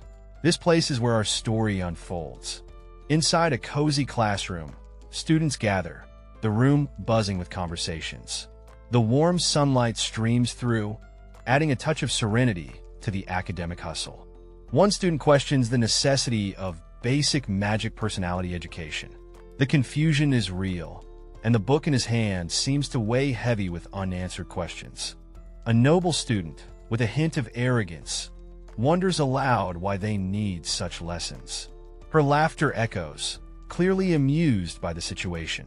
With a confident chuckle, another student claims they're already perfect. Their disbelief at needing more education is almost palpable. The mood takes a sharp turn as a dark aura envelopes the scene, and a chilling "Good morning, everyone" echoes, leaving the students startled. What's this eerie twist all about? The scene opens up with our protagonist looking shocked, eyes wide open, as he exclaims, "This voice? No way." He's clearly spooked by something unexpected. A ghostly, green skull floats ominously, greeting them with a sarcastic welcome. "You idiots." It seems like they've stumbled into a place where personality and intellect are about to be tested. The skull's voice echoes mockingly, asking if they lack basic survival instincts. 2 students in sharp suits stand there, looking a bit lost, as the skull continues its taunting. One of the students, feeling a bit indignant, questions the skull, "Were you really expecting us to find food on our own?" The room seems to be an eerie, old place with a high ceiling. Suddenly, the skull interrupts their complaints, demanding them to stop the pointless talk. One student, caught mid-sentence, seems taken aback. The skull, with a sinister chuckle, mocks them again, glad that their empty heads finally realize something. The students, now seated, look a bit defeated. Alright, so we've got this eerie, ghostly dude chatting about how the Blue Dragon's Tower is always the slowest, even with fresh students rolling in each year. Spooky, right? Now, the scene switches up to some vibrant student life. The ghostly figure is impressed, noting how someone has already gotten used to things around here. Who could it be? The ghost gives off this vibe like he's onto something, claiming he's well aware of the situation. Oh, mystery intensifies. Boom! Big reveal. The ghost declares someone's behind everything. Suspense alert. We see the student standing out from the crowd. The ghost knew there was something different about him from day one. Intriguing.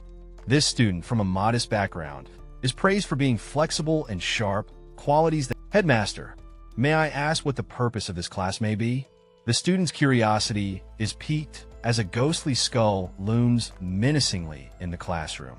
Good question. What do you think it is?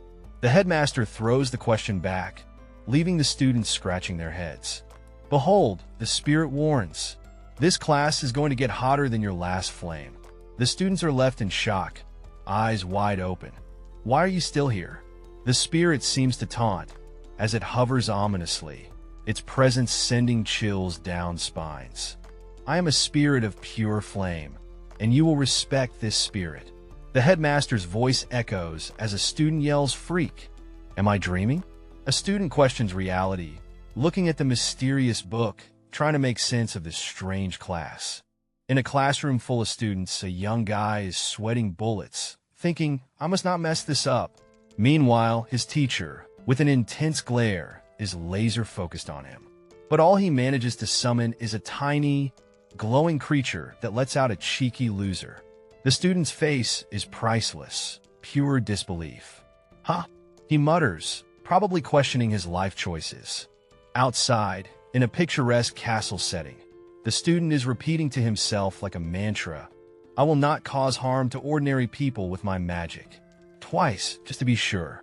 The question hangs in the air. Does this even work? His skepticism is real, folks.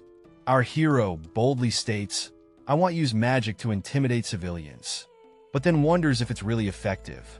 We zoom out to see the majestic towers of a magical academy, echoing the same phrase, "I won't use magic to intimidate civilians."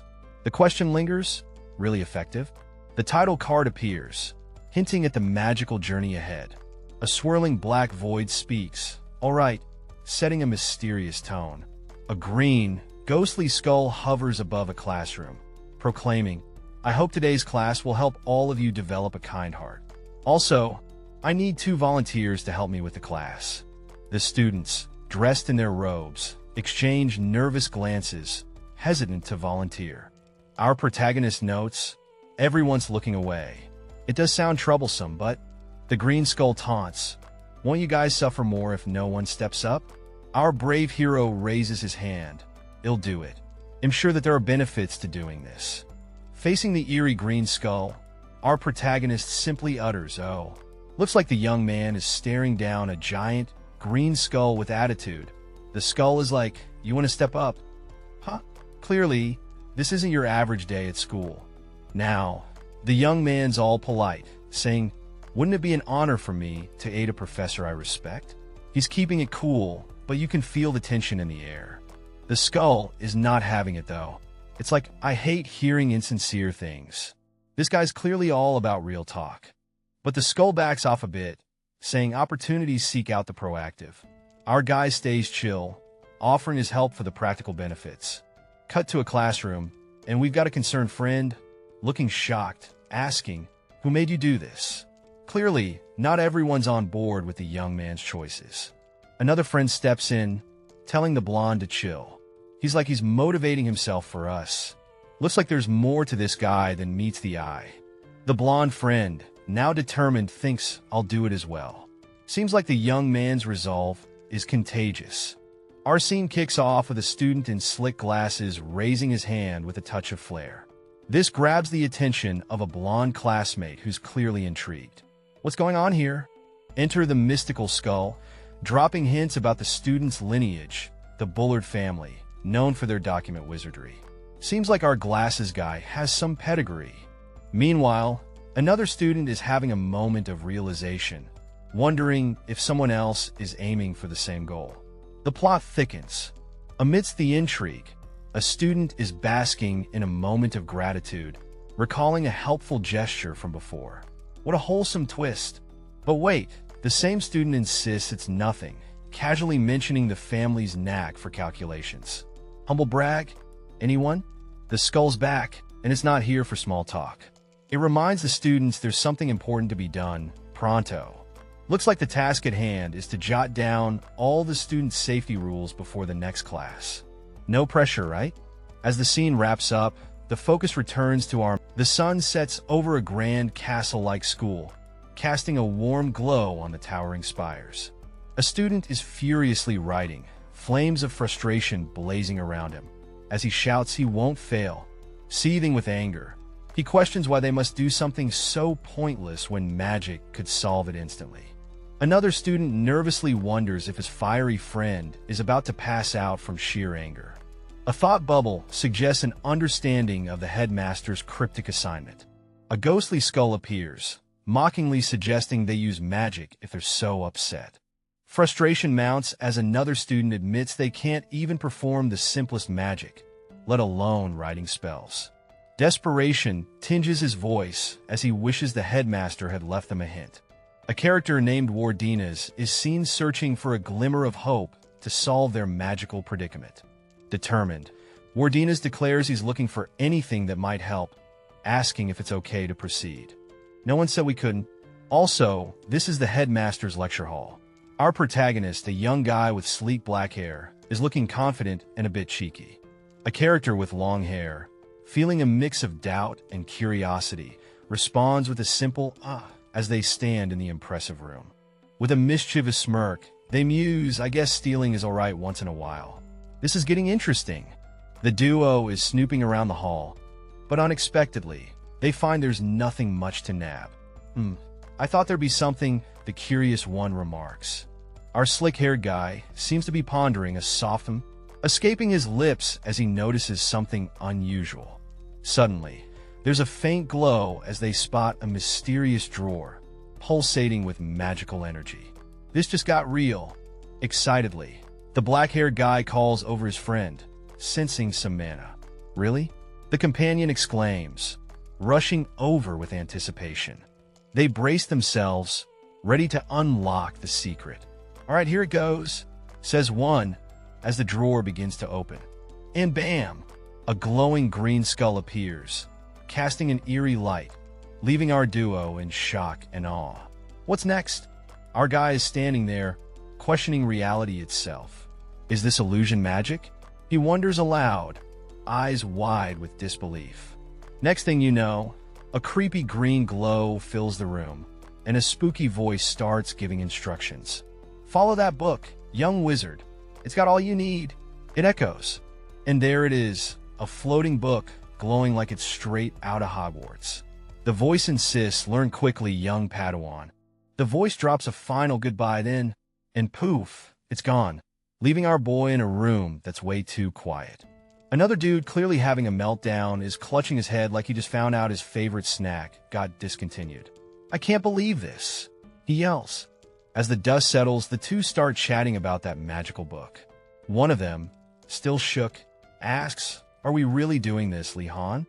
You know that awkward moment when you start something and didn't even realize it? Yeah, that's happening here. Two characters are having a chat, and one of them is like, oops, my bad. In this magical world, spells ain't easy. Our duo is trying to get the hang of it, but it looks like they're struggling. There's even a cheeky little green monster making an appearance. Quick, let's practice. They've got a plan laid out, but it seems like magic is a beast to conquer. They're diving headfirst into the challenge. Uh-oh, someone's hit their mana limit. One of the characters is totally wiped out, and it's time for a breather. Magic's no joke, folks.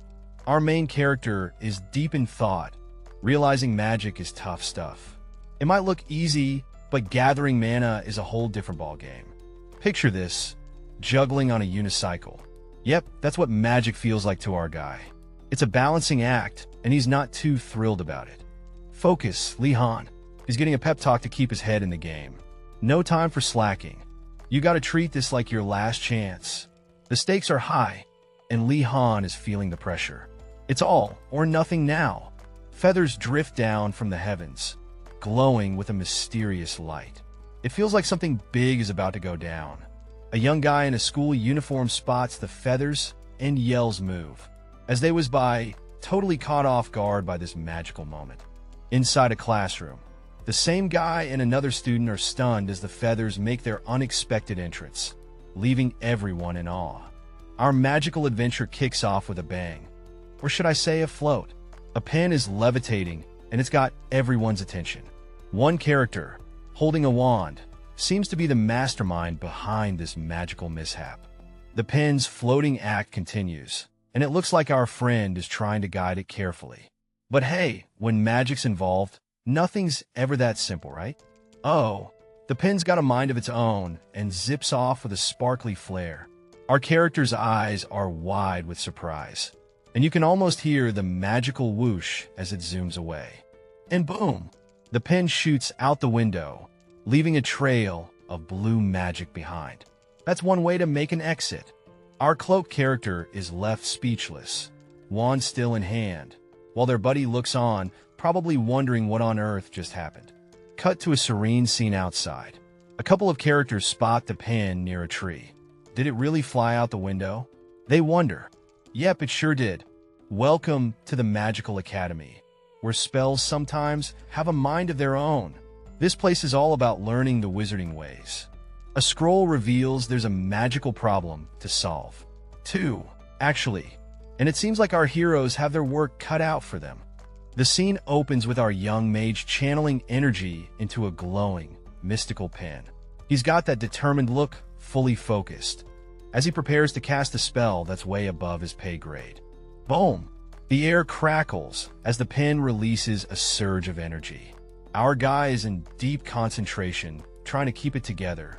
This is no easy task, and the stakes are high. With a deep breath, he zeroes in on the pen, trying to harness its power. The pressure is on, and you can almost feel the tension in the air. Enter the mysterious green creature, looking all smug. It's like, "You good, bro? Enough practice yet?" It's clear the creature has big expectations for our mage. The mage is taken aback, startled by the creature's abrupt presence. The pen's energy flares up wildly, and things are starting to get dicey. The creature doesn't let up, insisting the mage do exactly as instructed. Our hero is clearly struggling, and the situation is spiraling fast. A cry of no rings out as the scene pans to a serene view of a castle, hinting at the chaos that's about to unfold. The scene opens with a student looking absolutely flabbergasted, eyes wide and mouth agape. "Wardens," he exclaims. The new student targeted the headmaster. The drama is real, folks. Cut to another student who is way too excited about this chaos, shouting, "That's so cool." But he's quickly told to pipe down with a stern "Be quiet. Shut up." Suddenly, we're in a mystical setting where a green skull looms large. It's part of a spell, and the text hints at its completion. This magic stuff is getting intense.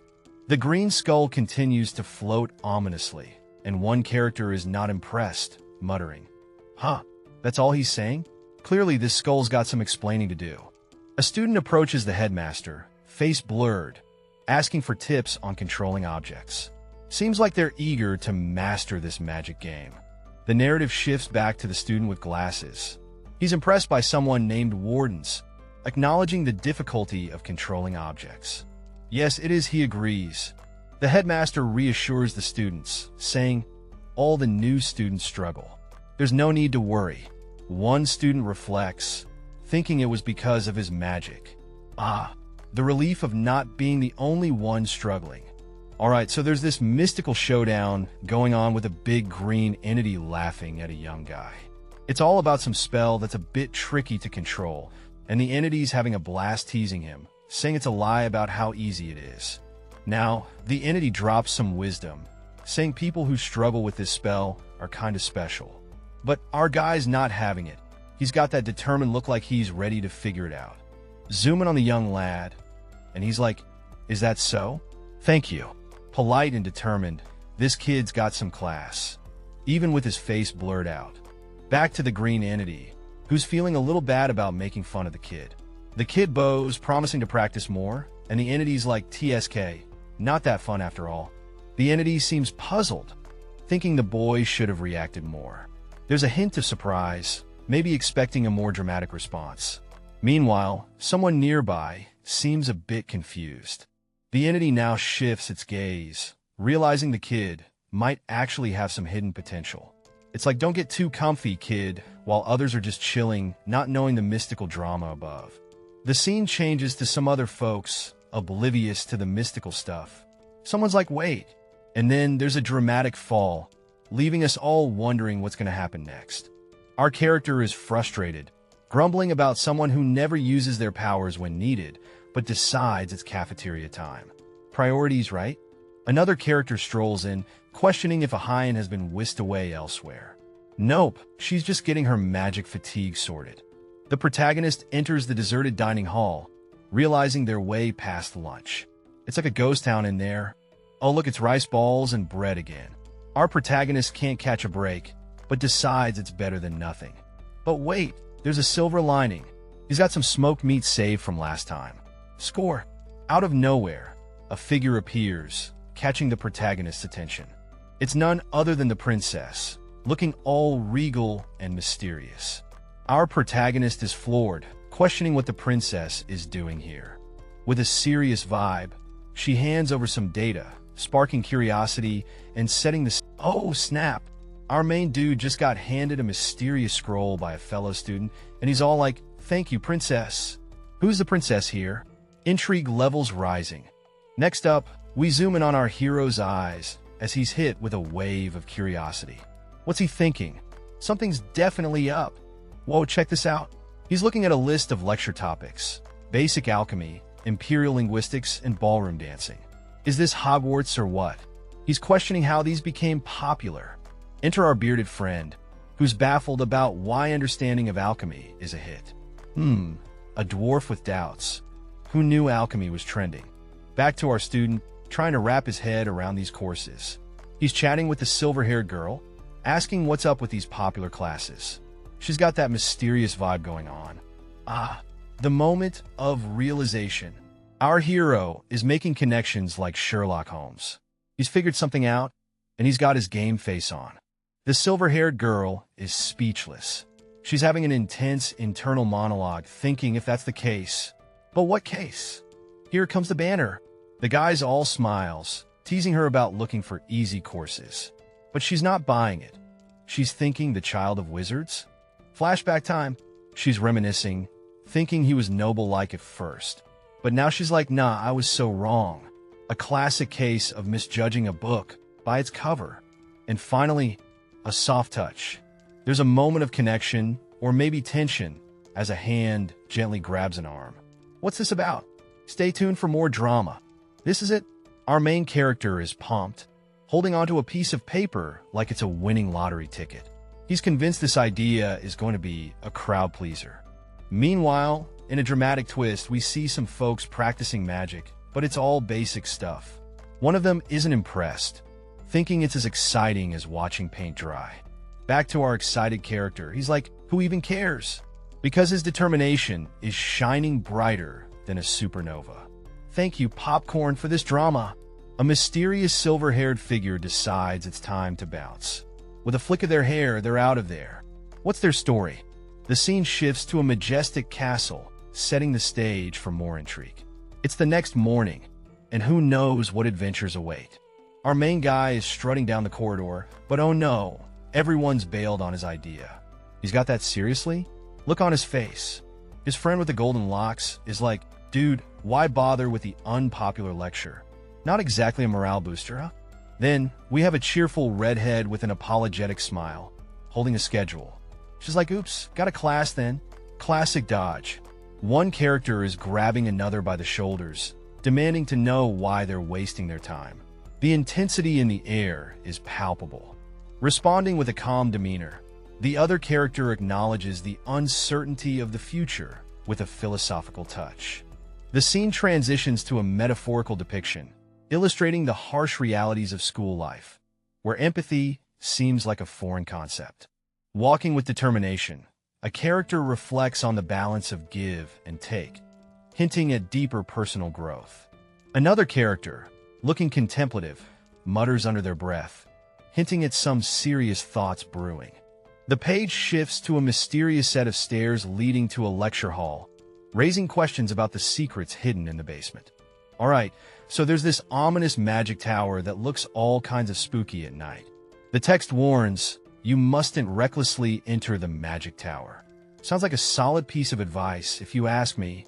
Now, the story shows a cute little picture of two kids, and it says, while it might look normal on the outside, you might not be able to escape once you step inside. Yikes, talk about a plot twist. The scene shifts to a young boy with a blurred face reading a book. He's like, this fairy tale is exaggerated, right?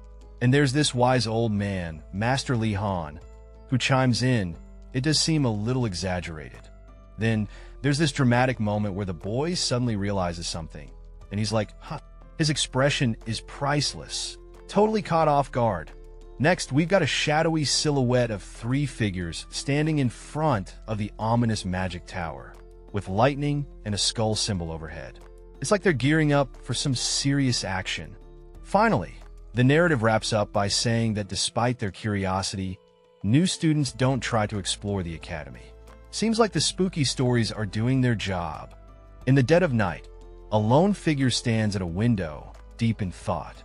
What a world we live in, they muse, as a ghostly green aura begins to swirl around them.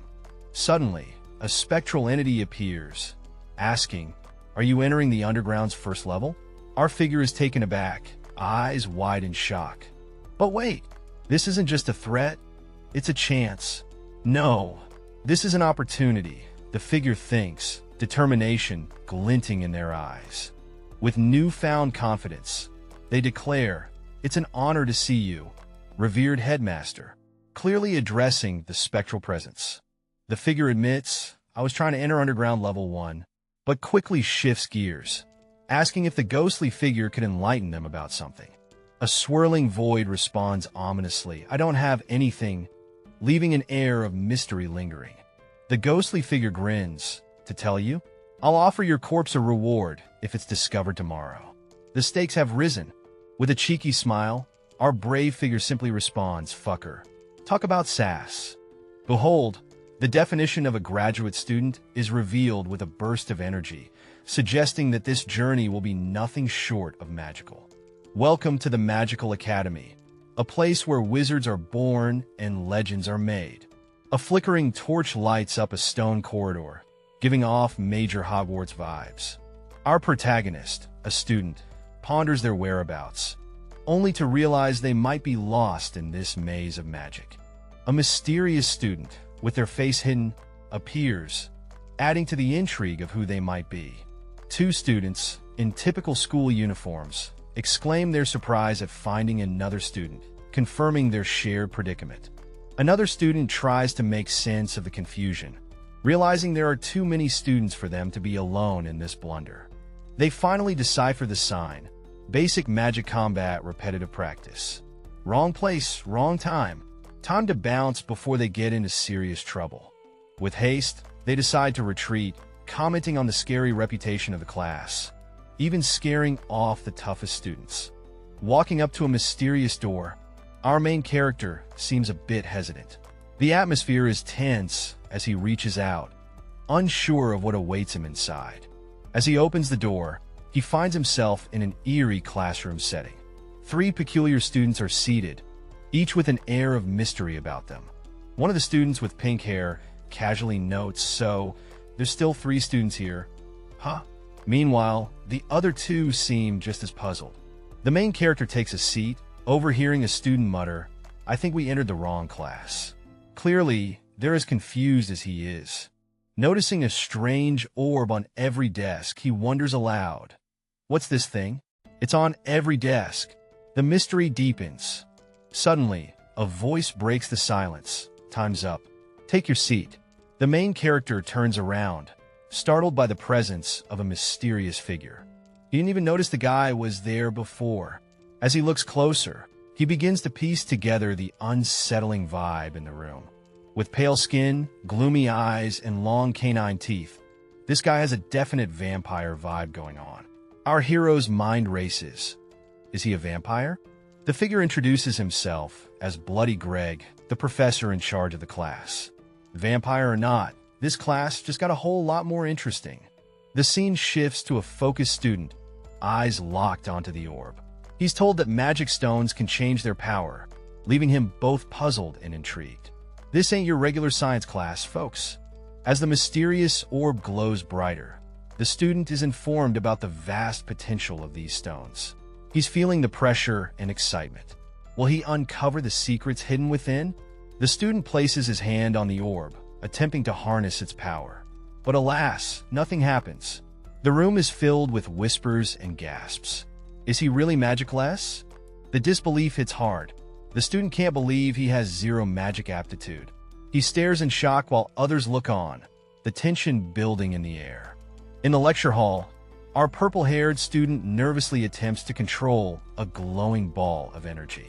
Things quickly go sideways as the ball zooms around, sending our poor student into a panic with a loud HH. The situation escalates as the ball shoots into the air, leaving the student flailing and the professor unimpressed. The student's thoughts echo their concern. Is this how I meet my doom? The professor, ever calm, explains that the ball is connected to the student's will, but not to worry.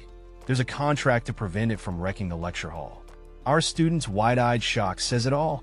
Determined not to be defeated, the student braces themselves, eyes locked on the floating orb. With a dramatic flair, they give it another shot, hoping to control the unruly magic. With a comical OOF, our student takes a tumble, while the professor watches with an amused smirk. Please take care not to destroy the ball, the professor advises, though the student might be more concerned about their own safety.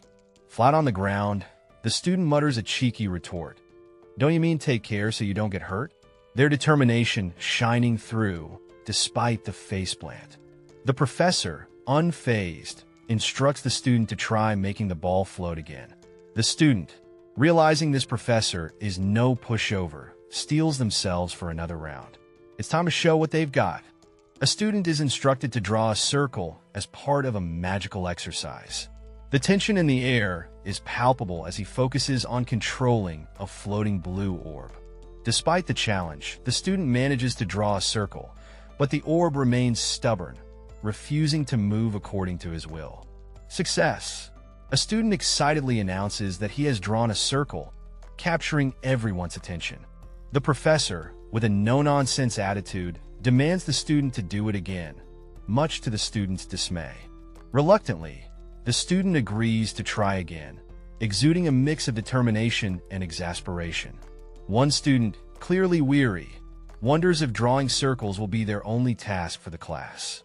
Curiosity gets the better of another student who asks the professor when they can stop drawing circles. The professor cryptically replies that they can stop once they achieve perfection, leaving the students groaning. A student humorously asks for a bathroom break, adding a touch of lightheartedness to the intense atmosphere. As the session continues, some students plot a quick escape, whispering plans to leave unnoticed. All right, our purple-haired girl is in the spotlight, clutching a mystical orb. Her eyes are set with determination, and she boldly declares, "I won't let you." But what happens next? A powerful force sends her reeling. As she tumbles back, surprise written all over her face, we switch to a guy with dark hair. He's watching the whole spectacle, utterly baffled. She's pushing her act that far? He wonders, trying to wrap his head around the unfolding drama. All right, so we've got this scene set in a magical classroom. Our main guy is holding a glowing orb, looking all mysterious while another character, seated in a fancy chair, is ready for some serious talk. The seated character asks the professor how points are assigned in this class. Clearly, there's some curiosity about this whole point system. The professor casually explains that points are given based on ranking, regardless of how many students are present. Seems like a competitive environment.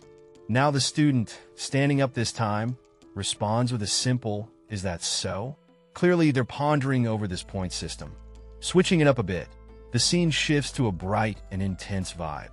Our standing character reflects on how this class is intense, with visuals of a magic orb adding to the drama. A jar of honey metaphorically appears, symbolizing how the class is dripping with intensity. This setup is buzzing with energy. Check this out, a magic crystal that gives points. It's labeled perfect. Our character seems to really dig this repetitive task, finding comfort in the predictability. The student stands there, deep in thought while holding the magic orb. Silence fills the room as they ponder their next move. Finally, a close-up of another character who finds the situation impressive. They're intrigued by what's unfolding and are eager to see where this leads. New students arrive every year like waves, eager and full of potential. But just as quickly as they come, they disappear after the first lecture, leaving the sandy shores empty. Standing at the edge of the beach, Bloody, the enigmatic teacher, watches the waves roll in. It's a familiar sight for him, as students never return after his initial lecture.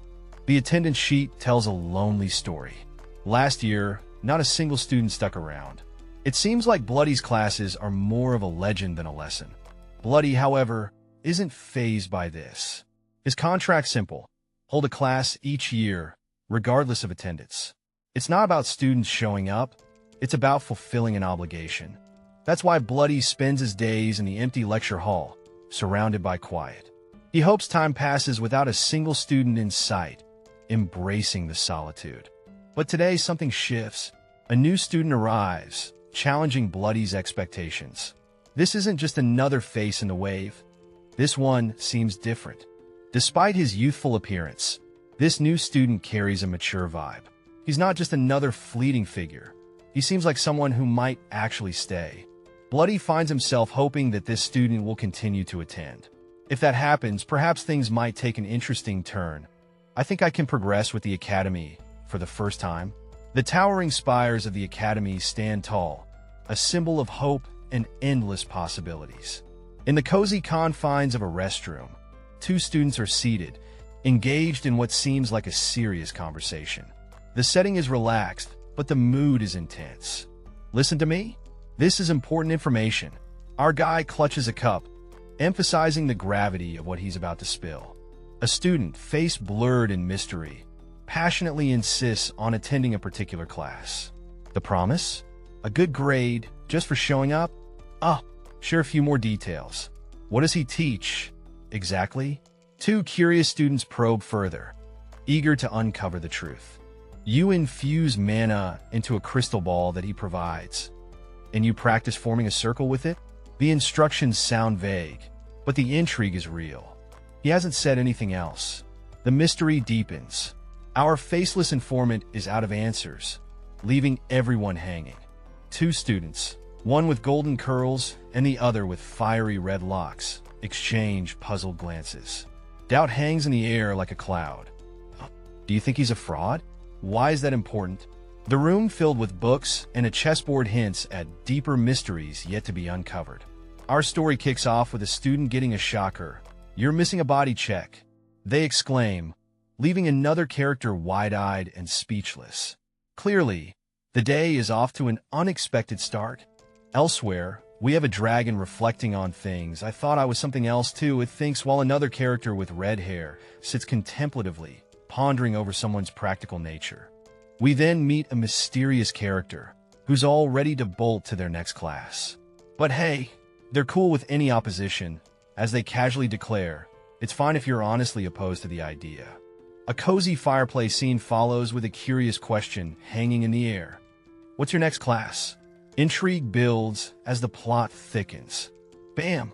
Basic swordsmanship, someone announces, leaving two students absolutely gobsmacked. At a magic school? They holler in disbelief. This twist is too wild to handle. Cue the footsteps. Our mysterious character is on the move, their shoes tapping against the ground. Where's this leading, you ask? We find them approaching a grand building, pondering, is this where basic swordsmanship takes place? The suspense is real as they stand before the entrance. Finally, our character is greeted by a bustling scene. They mutter, surprised by the crowd. That's a lot more people than I expected. They think, clearly not ready for this turnout. They're all from the White Tiger's Tower? The buzz is that students from there are no joke, already earmarked as class standouts. One confident dude is musing about the magic combat class, remembering his childhood training. He's ready to rock it. Someone in the crowd is all like, "Hey, isn't he from the Blue Dragon's Tower?" The intrigue thickens. Our main guy, strutting through with serious vibes, isn't too impressed with the Academy's prowess. But hey, he's chill about it. He's heard tales of the Academy's strict standards, but it's not living up to the hype. Expectations? Exceeded. He's unfazed, though, dismissing the students as mere teens. He's got bigger fish to fry. A green-skinned guy enters the scene with a simple hey. What's his deal? Green Dude recognizes our hero as the son of the Wardina's family from the Blue Dragon's Tower. Time for some answers. In the bustling Academy courtyard, our sharp-looking hero spots an orc and drops the classic line. It's an orc. The orc, unfazed, shoots back with a "What if I am?" Oh boy, things are heating up. Mr. Orc isn't holding back. He towers over the students, declaring this isn't a beginner's class. The stakes are high, folks, and he's laying down the law. Our hero, with a smirk, thanks the orc for the clarification. But the orc leans in, reminding him this isn't the noble's playground. Ouch, that's gotta sting. With a calm demeanor, our protagonist assures he'll be careful in duels. But the orc warns him again. The students here won't hold back. Serious vibes, right? Quick with the comeback. The student promises to be gentle if they duel, flashing a confident smile. The orc? Totally flabbergasted. What a twist. A stunned orc can only muster a what? As our cool protagonist walks away, leaving the green giant questioning reality. The tension spikes. The orc's eyes widen, and he's ready to blow with a loud "you." What did our hero do now? Meanwhile, in the shadows, another student observes, a sly hand covering a smirk. What secret do they hold? Time to regroup. A voice calls out, rallying the students. The tension eases, but curiosity lingers. Our hero's eyes widen with a sharp, as something unexpected happens. What now? Stay tuned. A hand taps someone on the shoulder, setting off a chain of events. A blonde character with elf ears catches up, saying HM? In surprise, Blondie, dressed in a sharp uniform, wonders aloud, another elf? And asks what's up. The blue-haired character is curious why someone from a famous magic family is learning swordsmanship. With a cool demeanor, Blue Hair simply states, it's obvious. Blue Hair explains that saying it's just for the points is easier for both. The scene shifts to Blue Hair explaining the ease of saying it's just for points, avoiding misconceptions. Blondie introduces himself as Jewel from the Morada family, casually offering, just call me Morada. As they shake hands, Blue Hair notes Morada's youthful look but calloused hands, responding, yeah, okay. Nice to meet you, Morada. A handshake solidifies their meeting with Blue Hair pondering, so, the Morada family, huh? Over there, the world is in chaos with some monstrous beings that regular weapons just can't handle. Our heroes are on a quest to take down these beasts, and there's a bit of chatter about mysterious academies and students wielding magic. Among them, a confident young guy with blonde hair is introduced, smirking as he chats with his pals. Cut to a scene with a girl with striking white hair. She's caught off guard, maybe because things aren't as she expected. She muses to herself, well, I guess rumors aren't always true. Her thoughts continue, I'm ending up on good terms with this guy. Seems like she's already forming alliances, or maybe she's just hopeful things won't be too rough. The title card appears, setting the stage for what's sure to be an epic adventure at the Magical Academy. A powerful figure stands surrounded by an intense blue aura.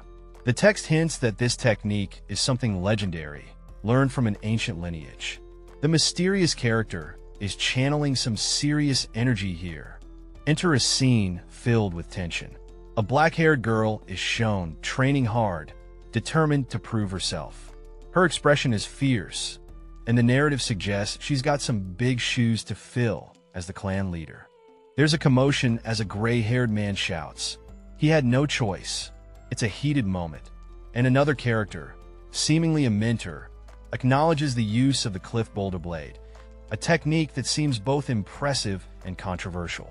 You've got an elf with ears sharper than a tack, asking the big question, what family are you from? Our mysterious character seems to be catching their interest with his skills. Boom! The young lad drops the bomb. The Wardina's family. You can practically hear the dramatic gasp from the elf. This guy's skills are top-notch, and he's from that family? The elf's mind is blown. Wardina's? How can someone from that family be so skilled. The sky's the limit as they shift the convo. Why swords? Asks the sky, and our guy says it's a must-have skill for the nobility. Gotta keep those fancy folks sharp? The elf's pondering, I thought that way too. But then, the blade's depth hit them like a plot twist. The more they learned, the more they were hooked. Enter the energetic newcomer, all fired up. He couldn't hold himself back from coming. Talk about enthusiasm. Finally, an elf bursts out with full points. What just happened? Our elf-like friend chuckles. Ha, it's nothing, he says, brushing off the moment like it's no big deal. But you can tell there's something more. He accidentally voiced his thoughts aloud. But hey, who hasn't done that? Cut to our young student, getting a little heat from the crowd. You're serious about this? No power? Not letting your fairy hold you back? The pressure's on, and he's feeling the burn. His peers are throwing shade, saying he better step up his game. Time to go, he thinks, fists clenching, determination in his eyes. Suddenly, he hears a moment of surprise. It's game time, and he's ready to face the challenge head-on. With resolve in his voice, he declares, I will face you seriously. His opponent, unfazed, tells him to look behind your back. But our guy is all set, thinking this isn't going to be a walk in the park. A quick flash to the sky, all bright and sunny, but there's tension in the air. You can almost hear the dramatic music playing. Bam! Our student hits the ground, a bit worse for wear. The dust is settling, and he's trying to gather his thoughts. It's not looking good, but he's not out yet. Sprawled out on the ground, our student is feeling the aftermath. He's in a bit of a pickle, but hey, it happens to the best of us. Enter the mysterious figure, all cool and shadowy. The cliff boulder blade is a technique akin to a rock, he explains. Sounds intense, right? What's this all about? It never shakes, no matter who or what comes. Our mentor is dropping wisdom bombs about the nature of the cliff soldier's blade. Serious stuff, right? Engrave that into your heart, he says, shaking hands with a student who's probably feeling like they just survived a boss fight. That will be all for today. Phew. With a sly grin, he announces now, time for the next student. Those two in the background? Yeah, they're definitely not ready. One student, feeling like a truck hit them, wonders aloud, how many hits did I take? Dude, you just got schooled. He's amazed by the mentor's ability to target those unguarded areas. I just kept getting hit the whole time, he thinks. Ouch! The mentor, standing like a boss, calls next student, who's brave enough to step up now. The student reflects, anyway, he's no joke. Respect level just went through the roof. They're thinking this training's for the elite, yet he's handling this so easily. Our mentor is just built different. Scene shifts to the mentor, looking epic with a sword in hand, showing his strength. This guy is seriously legendary. Even with a prosthetic arm and leg, he's still a force to be reckoned with. Talk about inspiration. The scene opens with a character with a blurred face, deep in thought, as the word "and" hangs in the air. A mysterious figure with sharp features is caught up in a challenging situation as the intensity of the moment unfolds. Our blue-haired hero is on edge, casting suspicious glances at two students casually chatting against a stone wall. There's a sense that something's off. Why does it feel like he just got hit by a revelation? Our protagonist can't shake the feeling as tension builds. An elven character stands atop a wall, gazing at the sunset, thinking it's almost time. Whatever's brewing, it's about to go down. Li Han from the Wardine's family is summoned by an instructor, and he rises with determination. The stakes. Durumi from the Cho family gets called over, and you can almost hear the confusion in his steps as he wonders why he's been summoned. A familiar face looks on with a question mark practically hovering over his head, while Durumi approaches alongside an equally puzzled companion. An intense-looking green-skinned character, clearly not someone you mess with, mentions something about this being a sparring session. The sun sets dramatically in the background. The mysterious instructor, with elf-like ears, declares with authority that it's sparring time for the two chosen ones. Shockwaves ripple through the crowd as everyone turns their attention to the center of the arena. Voices from the sidelines question the matchup, wondering if it'll be a fair fight between these two. Focus shifts to a pair of pointy ears peeking through, hinting at something or someone lurking. The green-skinned participant responds eagerly, ready to face the challenge head-on, his grin suggesting he's all set for action. Oh, check out his face.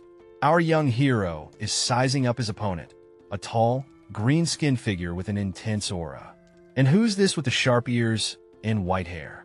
Looks like we've got quite the showdown brewing. He looks thrilled to stand against me. This little punk, our green-skinned friend, is definitely not amused, but our hero seems to be keeping his cool. Fists clenched, heart racing, our hero thinks to himself, now that things have turned out like this, I don't intend to back out. He's ready to face whatever comes his way. Determined, he charges forward, thinking, I trained so hard for this moment. I won't let anything hold me back. The air is thick with anticipation. This is it, folks. His aura is practically glowing, swirling around him like a storm. This is what he's trained for, moments like these. The scene is intense as a tall, red-haired figure looms over 3 students. Among them is a sharp-suited guy and a green-skinned character. Tension in the air, you can just feel something's about to go down. Face-off time. Our green-skinned friend and the suited guy are locked in a stare-off. Their reputation as standout students seems to be the talk of the town. Shift to the training ground.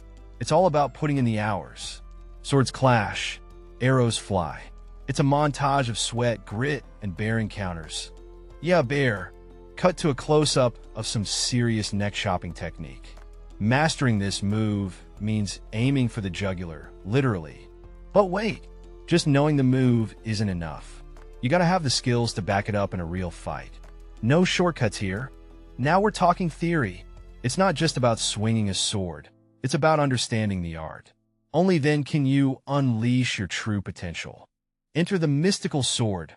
Glowing with power, it represents the ultimate mastery. Our students seem to be on the brink of something big. As the sword shines bright, our duo reflects on their journey. They've come far, but the road to becoming legendary is just beginning. The title sets the stage for a magical journey at a school of wizardry, where living as a magician is the ultimate goal. The scene unfolds in a training arena. An instructor, looking quite authoritative, commands his students to take their positions. As the students move, the instructor observes one in particular, impressed by his swordsmanship skills. Thinking to himself, a student reflects on another's impressive skills, noting he's not from a knight family. The instructor is baffled by the student's serious demeanor, pondering where he gets it from. With a determined look, the instructor rallies the students, ready to push their limits. The scene zooms out, showing the students preparing for an intense training session.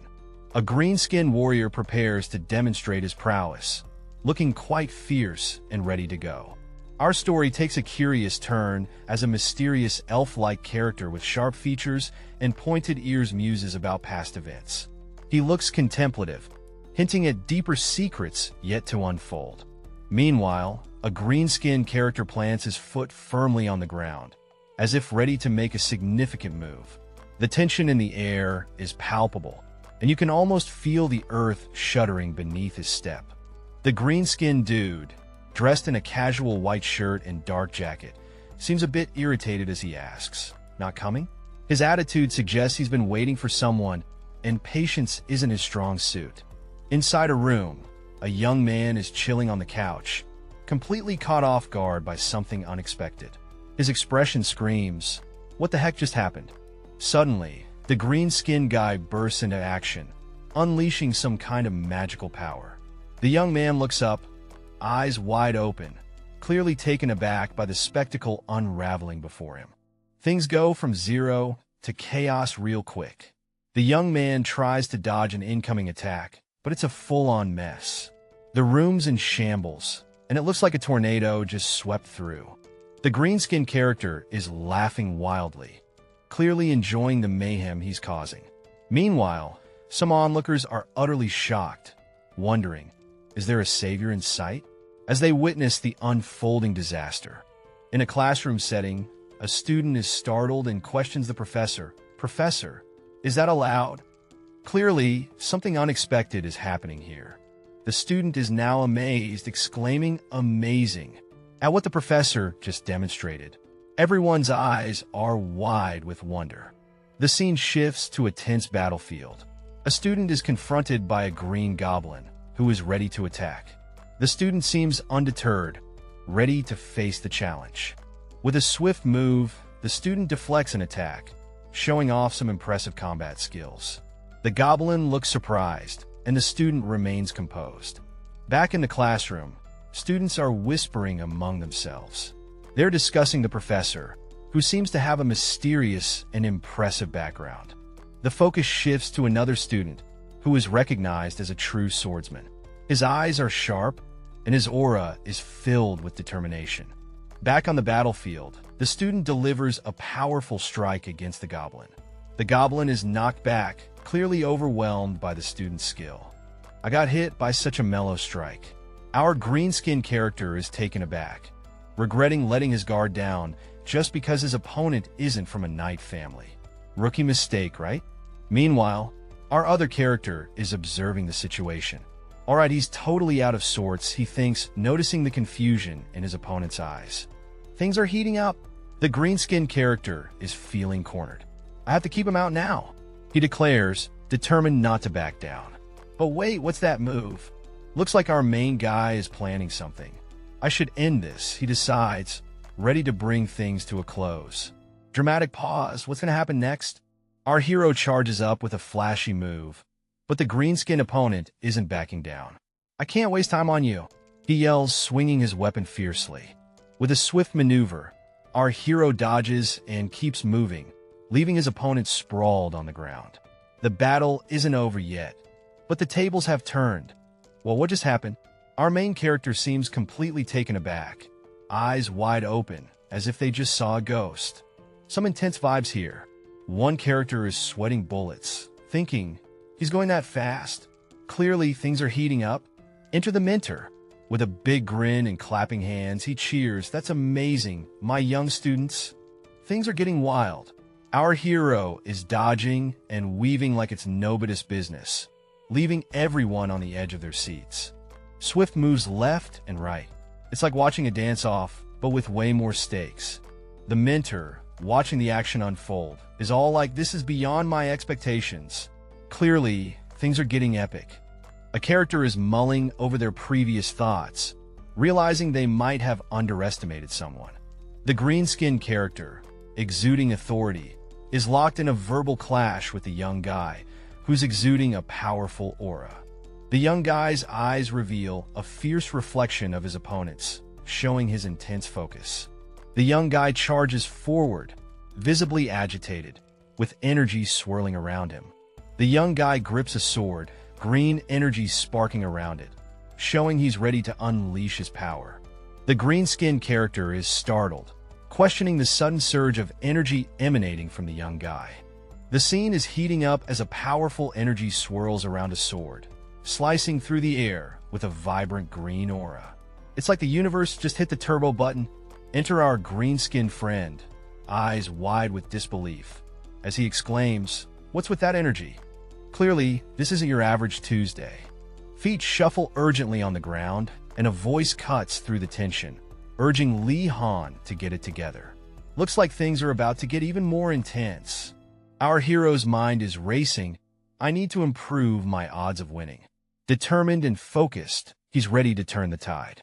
The scene shifts to a green-skinned opponent who's analyzing the situation. He notices how the hero's movements are slowing down, indicating a drop in stamina. With a fierce look, the opponent grips his mana-sheathed sword, thinking, I'm certain his stamina is almost depleted.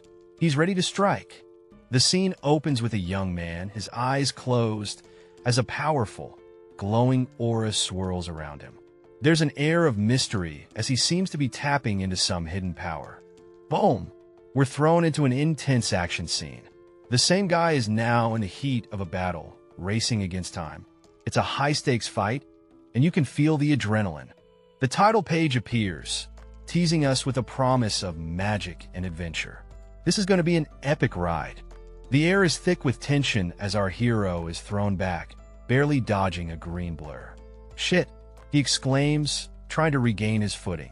Amidst the chaos, the opponent snarls, "Why won't you just give up?" Our hero, eyes steely and determined, responds, "Not gonna happen." In a dimly lit room, a mysterious figure stands, lost in thought. The tension in the air is palpable as they declare, "I'm in the palm of his hand." It's like something big is about to go down.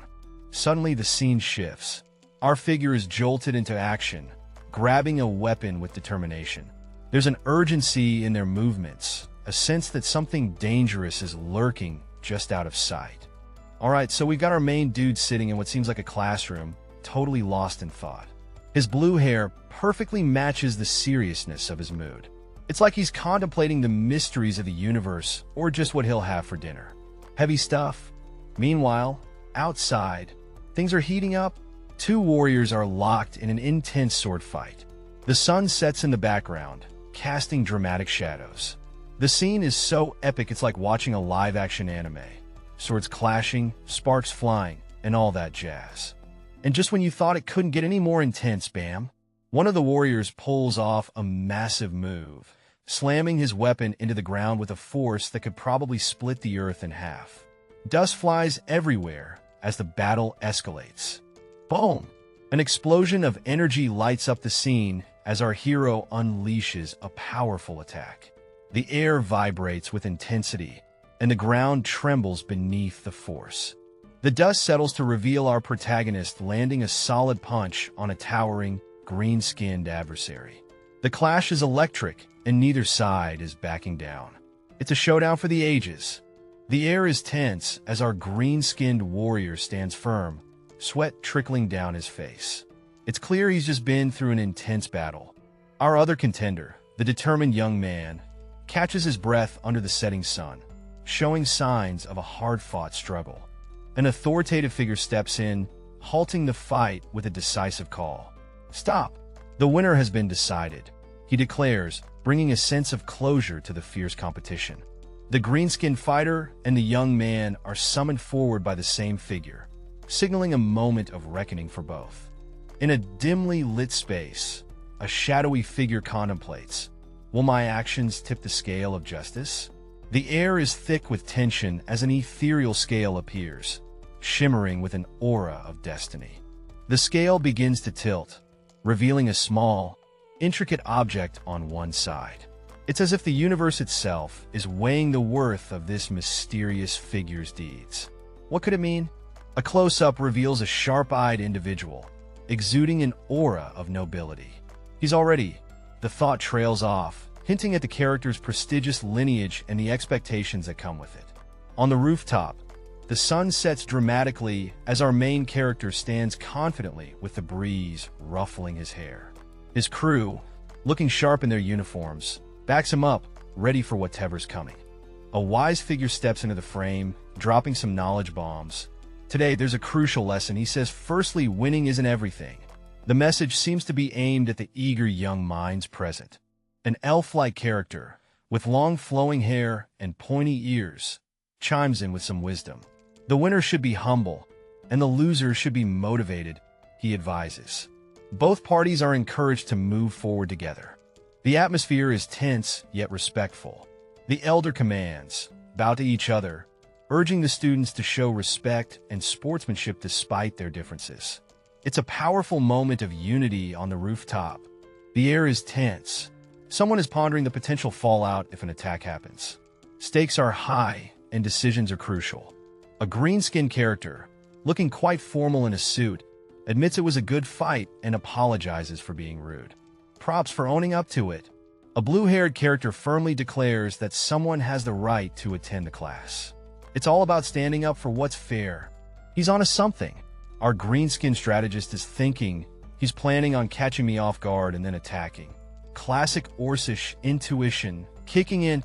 Next thing we see is a handshake under the golden sky. But wait, is this a truce or a trick? The plot thickens. The silver-haired guy turns around, puzzled, asking, "What are you all doing? Why aren't you clapping?" Clearly, he's expecting more fanfare. The scene opens under a clouded sky, setting a mysterious vibe. Something's brewing, and it's not just the weather. A grand castle stands tall under the full moon, its silhouette casting an eerie yet majestic glow. The night is young, and secrets are about to unravel. In the dim light, a group of characters stand together, their expressions serious. They exchange hushed words, hinting at a secret mission or perhaps a hidden agenda. Their identities are blurred, but their intentions are clear. They're up to something big. Alright, so there's this intense vibe going on under the starry night. Our main dude seems a bit lost in thought, pondering why he got woken up at this hour. Then we have a crew gathered around, and one of them is feeling the weight of responsibility, admitting to some shortcomings. But hey, it's all good vibes, right? And then bam, someone jumps in, brushing off the details, saying that's not the important bit. Priorities, people. In a shadowy forest, a white-haired character with piercing eyes and pointed ears is crouched beside a cloaked figure. He's bewildered, asking if what he sees is truly possible. The scene shifts to a large, green-skinned guy with an imposing presence. He declares confidently that what he's holding is genuine, showing a mysterious blue object. A trio of students in wizard robes are huddled together. One stands out with green skin, tusks, and a nervous demeanor. The green-skinned student is being questioned, feeling embarrassed when asked about his pride as a knight. An elf-like student with blonde hair and pointy ears dismisses the knight's words, calling them the ramblings of a loser. The scene shifts to a wider group, with the elf-like student standing confidently, noting that he didn't expect things to escalate. With a sly smile, the elf-like student remarks that some people seem to be against whatever plan is unfolding. The night is calm, but our group of students is anything but. They're gathered under the stars, trying to figure out their next move. One of them, with a determined look, declares he's not into the whole revenge gig. Bold move, right? Another one scoffs, calling him a coward. We need someone else, they say. Drama alert. Enter the eager beaver of the group. Give me a chance, Morati, he exclaims, ready to jump into the action. Nearby, a character with horns is chuckling, clearly amused by all the chaos. What's the plan, folks? Meet our green-skinned hero, deep in thought about a tough fight ahead. He's from a family of knights, but even they might find this one tricky. The stakes are high, and he's got to figure out a way to handle this 3-on-1 madness. As the tension rises, he decides to face it head-on. The wind's picking up, but so is his courage. He's all in, ready to stand his ground, no matter what. The night sky takes over, with the moon shining bright. It's a calm, yet powerful moment, hinting that something big is on the horizon. The scene is set in a shadowy forest, where a figure is racing through the trees with urgency. The night sky looms above, adding a layer of suspense to the chase. The pursuer, a fierce green-skinned warrior, closes in with a determined gaze. With a powerful swing, he lashes out, showing his intent to catch his target. A mysterious figure lies on the ground, seemingly unconscious, while another character stands over him, puzzled. The tension is palpable. Suddenly, a green-skinned character bursts onto the scene, furious and ready for a confrontation. He's not happy and shouts about someone daring to challenge them. In the next moment, we see an epic display of power. The mysterious figure unleashes a whirlwind of energy, leaving everyone in awe. Things are getting intense. Our mysterious character is standing amidst a dark, mystical forest, looking a bit puzzled. The ambience is heavy, and something seems off. The scene shifts to an intense thought bubble. What the hell is happening? Clearly, something's going down, and it's not your average day in the woods. A mysterious hand gesture ignites a vibrant blue energy, swirling and crackling with power. It's a scene straight out of a fantasy flick, with our character seemingly at the center of a mystical transformation. Amidst the swirling energy, our character is bewildered, exclaiming, "What the hell is happening?" Clearly, this magic stuff wasn't on his to-do list today. Title card pops up, teasing us with the promise of magical schools and wizardry. Seems like we're in for a wild ride. A sword or staff touches the ground as someone utters wordiness. The plot thickens as we lean into the magical jargon. A group confrontation unfolds with someone asking if they think they'll just let this go. Tensions are high as strategies are considered. Our main guy is visibly annoyed, realizing this might all be about class rivalry. He suggests changing their rank, clearly over the drama. The scene opens with our blue-haired hero standing his ground in a dimly lit forest, questioning the thug's audacity. "You guys, are you doing this knowing which family I come from?" he asks, trying to throw them off with his family's reputation. The thugs aren't buying it. One of them sneers, "To use that as a threat, how cowardly. Did you think that'd scare us?"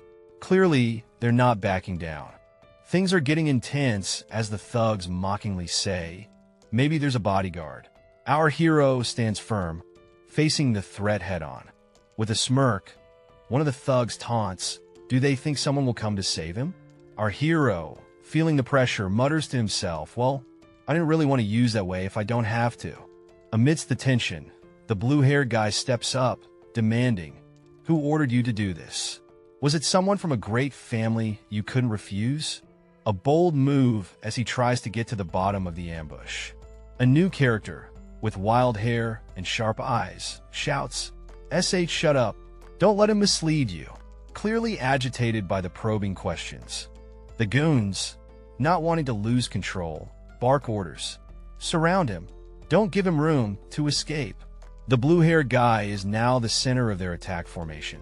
Our hero, keeping his cool despite the odds, thinks to himself, 3 against 1 is too much.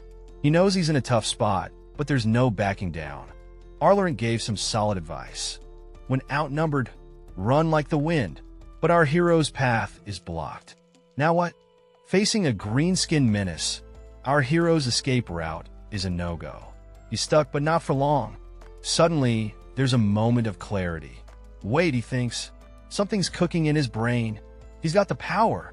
Time to show these guys what's up. Energy crackles around him as he gears up. With a shout of "Move," he unleashes his power, creating a dazzling display of energy.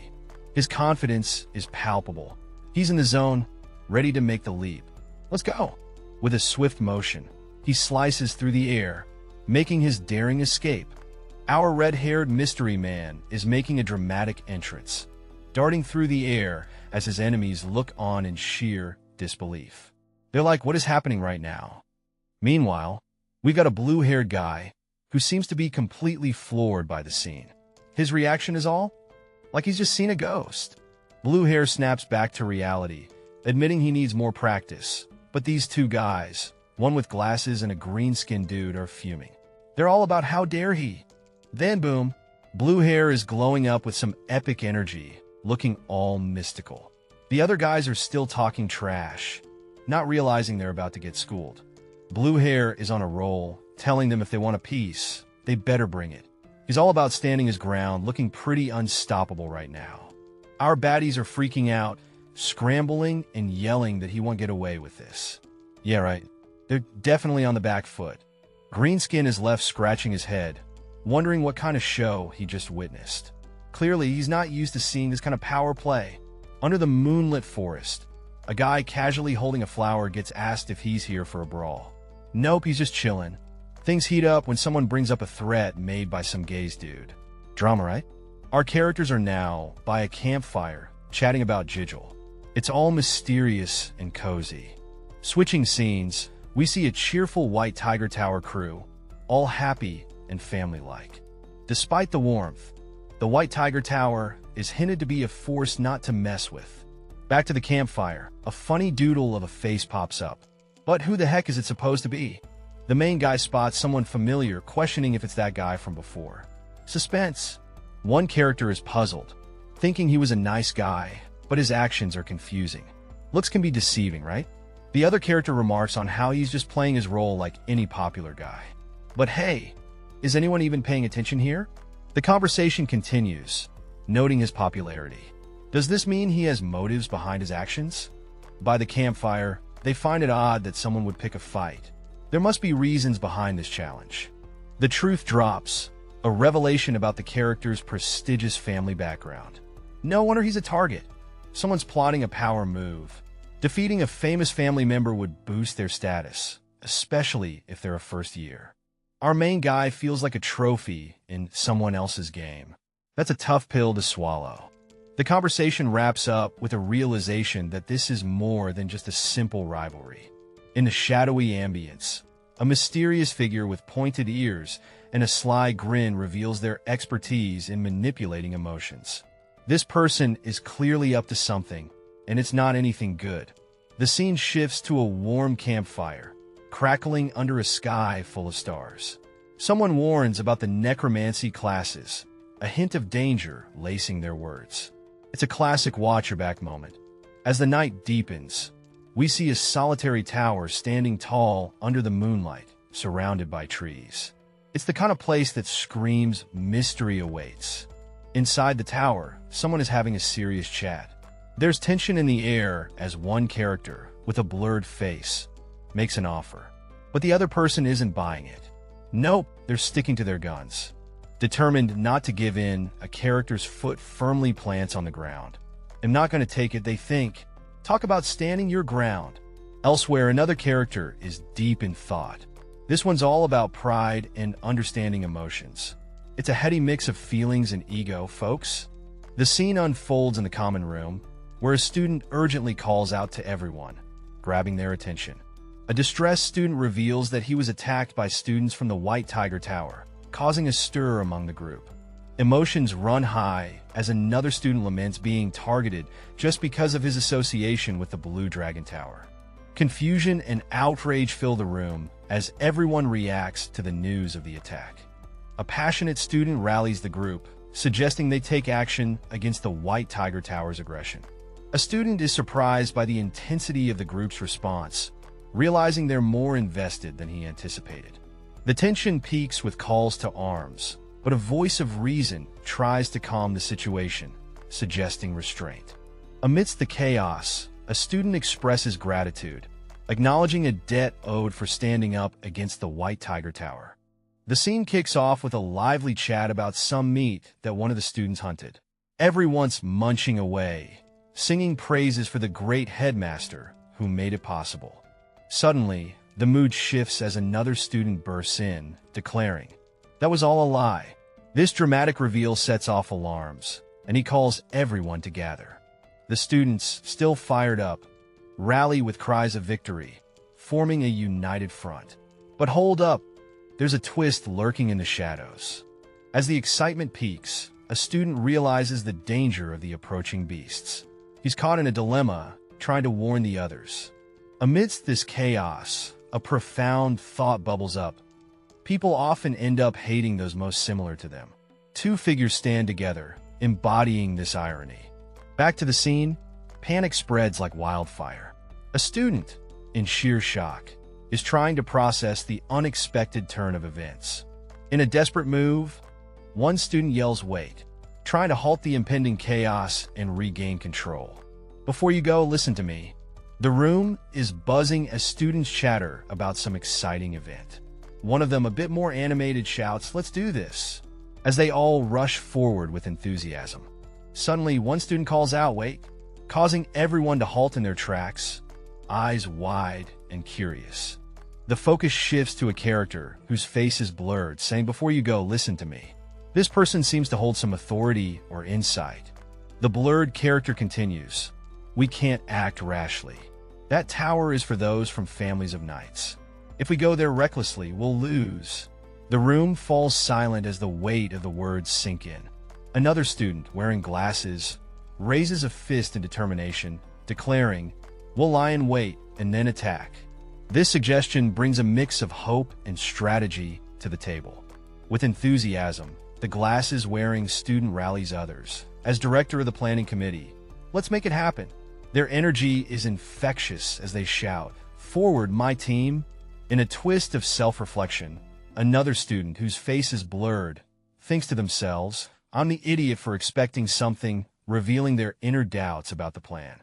The story kicks off in a magical academy, where a student is passionately pleading, "Wait, hold on. I never wanted you to take revenge." Clearly, someone's been cooking up some plans for payback. With a determined look, the student declares, "This is something to do with my honor. Because of that, I'm going to resolve this myself." This dude's got some serious pride going on. But one of his mates, Woonan, raises a valid point. They're cunning, mean, and petty. Taking on those dirty bastards won't be easy. Yikes, sounds like they've got some real troublemakers on their hands. Another student chimes in, we're children from honorable families. Isn't it embarrassing to act like them? Clearly, they're all about keeping it classy while dealing with the drama. One of the crew says, if you say it like that, nice, it's fine for now. Now let's get to the main point. All right, time to get down to business. But just as things seem settled, another voice hesitantly adds, but, oh, sounds like there's more to this story. In a dramatic turn, another student envisions their opponents as a pack of snarling beasts. If they pick a fight with us, let's respond collectively. It's more like two students are all hyped up, promising to stick together and be prepared for whatever's coming. One student feels a wave of relief after dodging some family-related trouble. A bunch of students are told to disperse, but it's clear some are up to no good, plotting their next move. These guys are planning to give their classmates a rough time, confident in their magical skills. One of them suddenly has a moment of realization, wondering if he's missing something big. Oh, someone just realized they might be the odd one out, and the panic is real.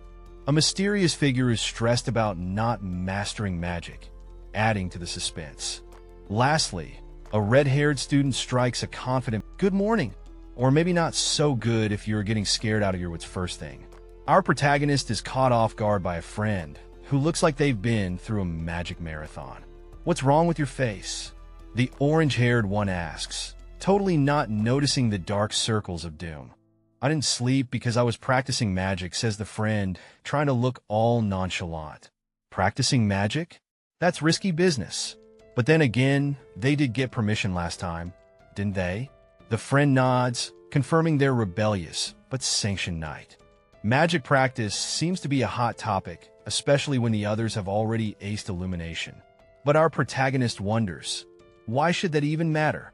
Cue philosophical debates over magic and breakfast cereal. Enter Gunned, making a grand appearance. Our protagonist is all like, what's this guy doing here? A new player in the mix, and the intrigue levels are spiking. A polite good morning, Gunned rolls off the tongue, but something's off. Gunned clutches his chest, and it's a mix of mystery and maybe indigestion. What's up with that? A close-up of Gunned's hand, clutching tightly. What secrets does he hold? The suspense is real, folks. Turns out, Gunned is having a snack moment, and he's looking pretty pleased with himself. With golden curls and a school uniform, he's the picture of royal charm. Or is he? As Gunned basks by the fire with his snack, the red-haired one comments, he's a royal. But he's become. What has he become? The plot thickens as we ponder Gunned's true nature. Our blonde hero, with bright green eyes and a playful grin, is munching on skewered sausages, clearly in food heaven. But wait, there's a fiery twist. Flames threaten his snack, turning this culinary moment into a blazing saga. Panic mode activated. The sausages are in danger of burning, and our blonde hero's alarmed face says it all. He scrambles to save his precious skewers, exclaiming, "He okay?" The cozy room is filled with friends, laughter, and a hint of mystery. Everyone's relaxed, enjoying the moment, but there's a sense of something brewing beneath the surface. Two students are busted trying to make off with extra loaves of bread. The stern figure who made them isn't too pleased, asking why they're taking more after stuffing themselves. The scene shifts as the students ponder how to sneak the bread out. They're brainstorming a master plan, but it's not looking too promising. Next up, we see the entrance to the basic magic class. The students shuffle in, perhaps hoping magic can solve their bread crisis. A blue-skinned troll professor greets the students. She seems friendly enough, but there's something about her that suggests she's more observant than she looks. Meet Garka Unk, the troll professor with a keen interest in her students. She's got the kind of intuition that can spot changes in them a mile away.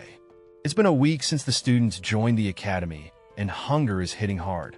They're sitting in class, stomachs growling like a pack of wolves. She sensed the tension between the towers. A group of students stands together, each one with their own aura and story, hinting at the drama bubbling beneath the surface. Because people come from different backgrounds, competition is fierce. The rivalry between the Blue Dragon and White Tiger Towers is palpable, like an electric storm waiting to break. Hey, you guys over there, hurry up and sit down. A teacher, with skin as blue as the sky, tries to maintain order as the room buzzes with chatter and excitement. The more they compete against each other, the stronger they'll become. A ghostly green skull appears, echoing the sentiment of competition, as if to say rivalry is the spice of life. However, I can't completely agree with that.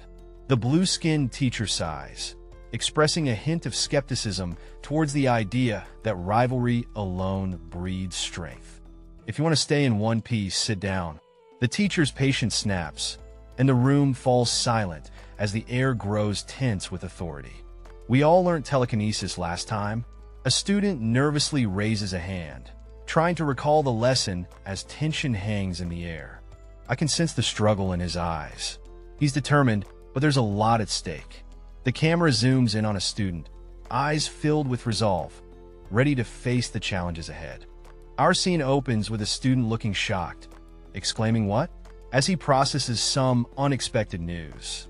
He seems to be contemplating the skills of someone named Wadnaz. The conversation continues as another student pops up, questioning his friend's earlier confidence. "Hey, didn't you say you could do it?" he asks, clearly amused. With a cheeky grin, the second student admits, that? I've got the hang of how to do it, but I haven't done it successfully." Clearly, he's in over his head. The first student, feeling a bit embarrassed, reassures himself, "Well, I'll soon be able to, right? Because we're both nobles." Their camaraderie is both endearing and entertaining. As reality sets in, the first student realizes I fell for it. He's caught up in his own expectations, thinking everything is more intense. In a twist, a new character appears, an impressive figure admiring something amazing. The first student feels a bit defeated, thinking, "Ugh, I worked hard for no reason." The scene widens to reveal a group of students, including our main duo, discussing two people from the Blue Dragon Tower. What could that mean for our friends? Our story kicks off with a student looking shocked and a girl with striking silver hair confronting him with a serious vibe. She's dropping some heavy words about a princess and something not quite right. Our main guy is in a bit of a panic. He's thinking, "What did I do wrong?" as he sits in the classroom, trying to make sense of what's happening. Before he can process, a mysterious hand taps him on the head. Who's this new player entering the scene? Enter the classmate with green hair, looking all serious. He spills the tea, telling our guy that the princess believes some wild rumor about him. The green-haired dude continues, explaining that the rumor isn't just strange, it's downright nasty and offensive. What's going on here? The rumor's out, and it's a doozy. They say the main guy's a no-good slacker, and our green-haired buddy is not having it. It's unbelievable. Our main guy is left in disbelief, scratching his head with a "huh?" as he tries to wrap his brain around this madness. In the classroom, a student with glasses is leaning over, talking about a strange and offensive rumor. It's got everyone buzzing, and it's not the good kind of buzz. His friend, with a blurred face, is like, "Yo, can you even believe this? It's unbelievable." Clearly, this rumor's got some serious shock value. The student with the glasses is still in disbelief, going, "That's accurate, though?" Clearly, the truth bomb just dropped. And then his friend, all calm and collected, is like, "It's not wrong, so I don't have anything to say to that." Talk about a mic drop moment. But the glasses guy? Oh, he's fuming. He's got flames of anger all around him. This dude is not chill about the situation at all. Now he's venting his disappointment in the princess, who he thought was smarter than to fall for such a silly rumor. Our calm friend is pondering. What she can choose to believe it, though. He's bringing some serious logic into this drama. The glasses guy is hit with a surprise. His expression is like, "What's next, right?" Finally, a fist slams the desk, and the name Woodenaz comes up. Who's Woodenaz? This just got a whole lot more interesting. Amidst the vibrant energy of a classroom, students gather as their teacher applauds their successful spellcasting. It's a rare achievement for the first week, and the room buzzes with excitement. The teacher, a striking figure with blue skin and braided hair, claps in approval. "Very good," she exclaims, noting how unusual it is for students to succeed so early. Among the students, a blonde girl and a boy with light brown hair stand out, feeling proud. The teacher is glad to meet such talented individuals. However, she quickly reassures the rest. There is no reason for the other students to feel discouraged. Her words are meant to lift spirits. She explains that illumination magic is the most basic, a stepping stone for understanding the essence of magic. Turning to a student who seems down, she gently tells him not to feel disheartened. Her encouragement is warm and sincere. Meanwhile, a student with an attentive ear thinks to himself, "I don't think anyone's listening to her." The class attention seems scattered. The students are too busy with their fiery enthusiasm, literally. They're more focused on their newfound magical abilities than their teacher's words. The teacher tries to restore order, urging everyone to calm down and return to their seats. Her voice rings out above the chaos, hoping to regain control. "It's just illumination magic," says a cool character with blue hair, rocking that robe like a pro. They're talking about some white tiger tower business, but it sounds like a regular day in magic school. Mumbling to themselves, a blue-skinned character with golden accessories is ready to prove something big, saying, "I'll show you." Oh boy, things are about to get spicy. Two students are comforting each other. "Please don't feel bad. We'll be learning elemental magic this semester." The other one is like, "Oh really?" With hopeful eyes. You can feel the excitement building. A trio of excited students, one with cat ears, can't contain their joy. We'll be learning elemental magic. Amazing! Their enthusiasm is absolutely contagious. That blue-skinned character is back, ominously stating, "As you all learn illumination, you will subconsciously gain knowledge along the way."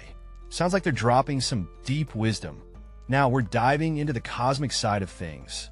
A diagram shows different types of magic, including elemental and dimensional. It's like a magical universe waiting to be explored. More magical realms, featuring visuals of elemental spirits. There's a fiery burst of magic, hinting at new powers and adventures on the horizon. It's magic galore. As the lesson begins, the teacher draws a parallel between mastering basic math operations and using them in high school math. It's all about understanding the fundamentals. Then, we see a blurred figure being addressed as Sir Mage by enthusiastic students. Even with just basic elemental magic, this mage seems to be a big deal. In the classroom, one student thinks to himself, "I'm really looking forward to this lesson." The anticipation is real, folks. A blue-skinned teacher, exuding wisdom and confidence, tells the class they'll each test for their elemental affinity. It's like finding out your Hogwarts house, but with magic elements. Meanwhile, some students debate the merits of learning all elements. One student just wants to master fire, while another points out you need to be a natural to learn it all. The blue-skinned teacher steps forward with a decisive now, then, signaling the start of something epic. Suddenly, flames swirl around a surprised student. It's like magic just punched him in the face with a fiery fist. Nearby students are caught in the fiery swirl too, as the teacher comments on the strong elemental response. Things are heating up literally. And boom, she commands with fiery intensity, "Burn!" This isn't just a lesson, it's an experience. The flames surge with her powerful words, showing the true power behind her magic. The flames are wild and untamed, spiraling around the room in a chaotic dance. Our poor blonde hero is now the epicenter of a magical firestorm, looking a bit like a roasted marshmallow. Our story kicks off with a magical vibe, as a mystical figure, looking all cool and composed, is about to drop some magical knowledge.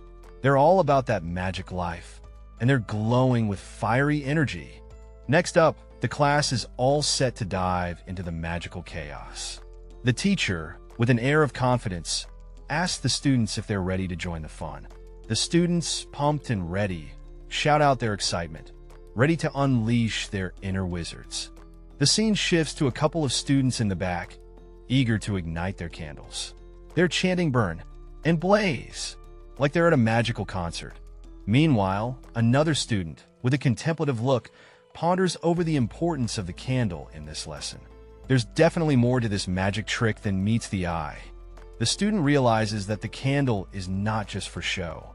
It holds a deeper purpose, making them wonder about the true essence of this magical exercise. An eye-catching revelation hits.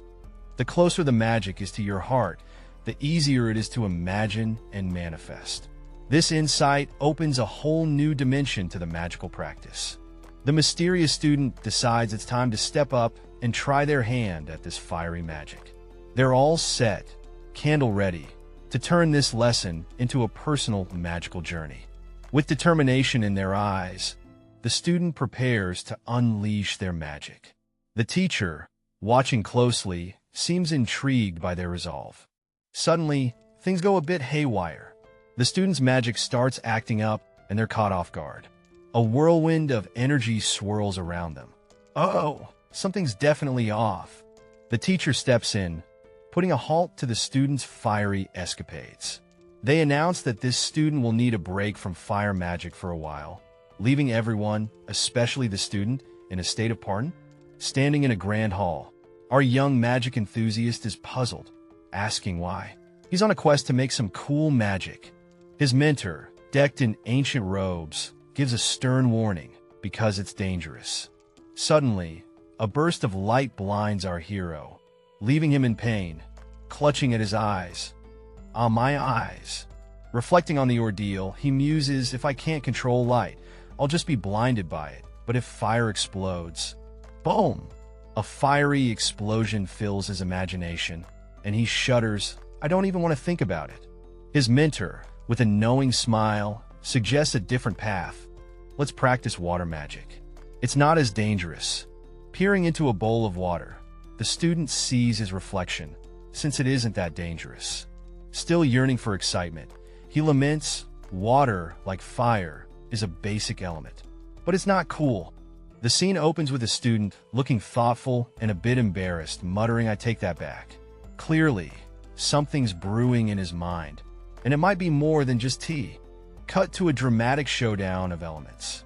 Fire and lightning crackle in the night sky, while another student stands by a rocky formation, contemplating the defensive prowess of earth and metal. Back to our reflective student, now pondering the elusive nature of water's abilities. He's deep in thought, poking a bowl of water, as if it holds the secrets of the universe. Ah, but there's a silver lining.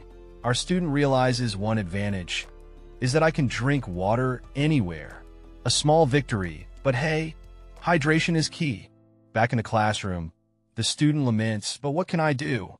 It's for safety reasons. His friend, holding a tiny flame, seems to be having a better time experimenting with fire. Another classmate chimes in, a bit envious and jealous. To think you're getting special instruction from the professor. The plot thickens with a hint of rivalry. Finally, our main guy can't take it anymore. Bursting with frustration, he yells, "Can you please shut up?" Clearly, the class dynamics are a bit too much for him today. The scene opens with a mysterious student viewed through a glass lens. He's got that classic school look with a blue uniform. Something magical is brewing. As he confidently declares surge, a bowl of liquid in front of him begins to shimmer and swirl. This isn't your average soup, folks. Boom! The scene explodes with energy as the student channels a torrent of water, swirling around him like he's Poseidon's apprentice. The vortex intensifies, spiraling with a fierce energy. It's like a water tornado, ready to unleash some serious power. From a distance, the student seems calm, but his eyes show focus as the swirling water continues its dance, creating ripples of magic. The water finally calms, descending back into the bowl. The student stands there, the room filled with an air of awe and mystery. He did it in just 3 tries. The academy looms large, its ancient walls echoing with tales of magic and mystery. A place where legends are born.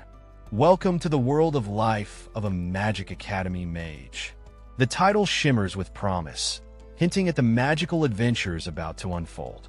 Leon, our magical prodigy, stands proudly, his hands raised, glowing with the power of water, as his teacher praises his affinity with the element. A wizard in the making. The classroom bursts into cheers. Leon's triumph in elemental magic has everyone buzzing.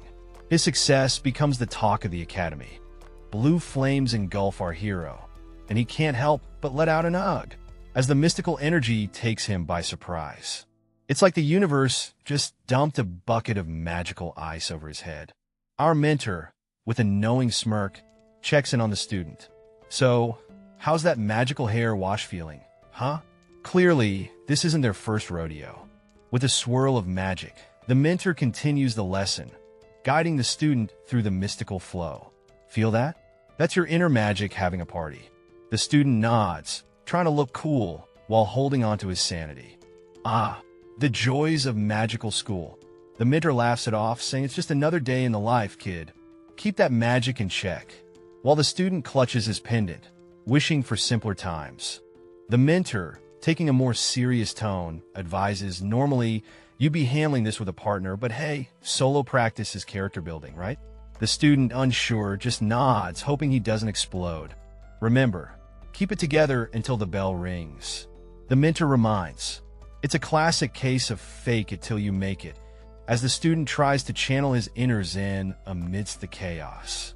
All right, here's the deal. We've got this mystical figure, cool and serene, watching over our young magic user. They're probably thinking, you got this, kid. Our hero is in the zone, summoning some water magic like it's nobody's business. Now check this out. The water magic is swirling, and the young mage holds a blue crystal, the embodiment of his magical journey. It's like holding the universe in your palm, just casually. With determination in his eyes, he reflects on all the lessons and power he's gathered so far. This crystal? Oh, it's not just shiny, it's a symbol of everything he's learned.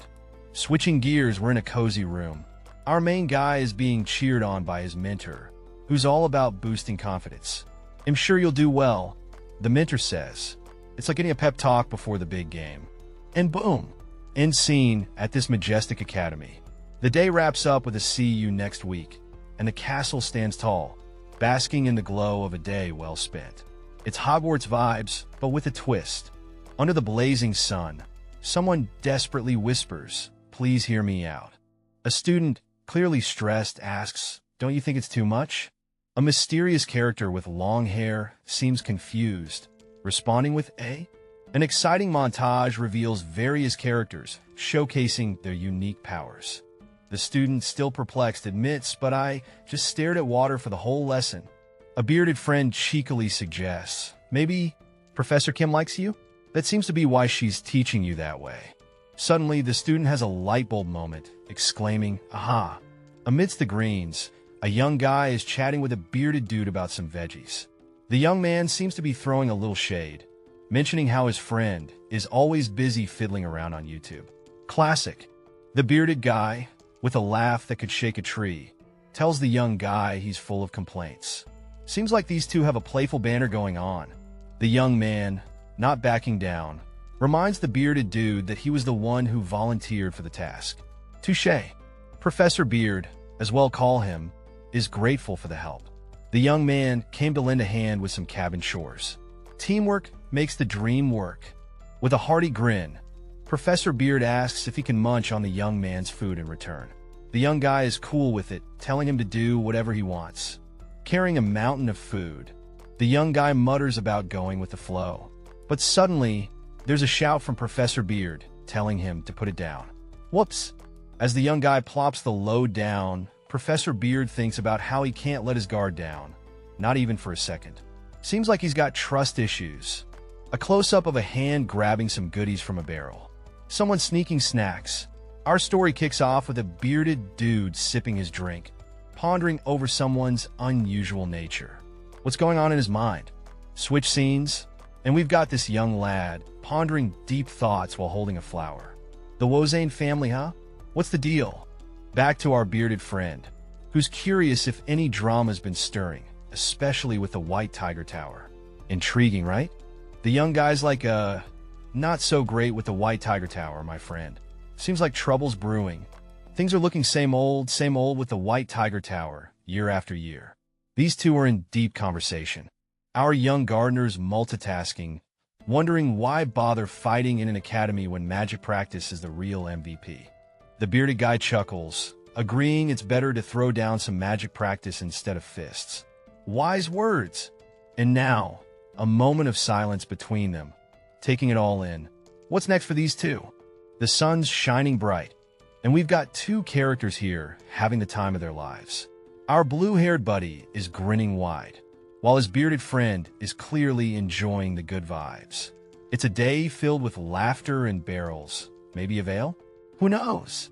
The story kicks off with a lively duo basking under the sun. Our main guy, who looks like he's fresh from some kind of scuffle, is hanging out with a cheerful dwarf.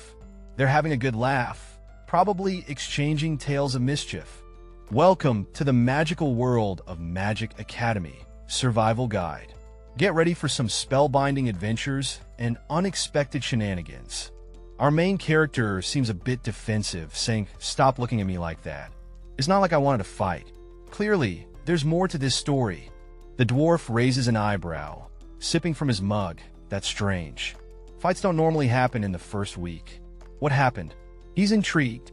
Turns out the fight was over something as silly as picking the necromancer class. The dwarf is flabbergasted. Aren't they awful? His laughter is contagious. Suddenly, the dwarf chokes on his drink, causing a mini chaos. Our main guy rushes over. "Are you all right?" Who knew storytelling could be this hazardous? A bearded guy is seriously ticked off, pointing fingers and asking if someone dared to mess around on his turf. He looks like he's about to blow a gasket.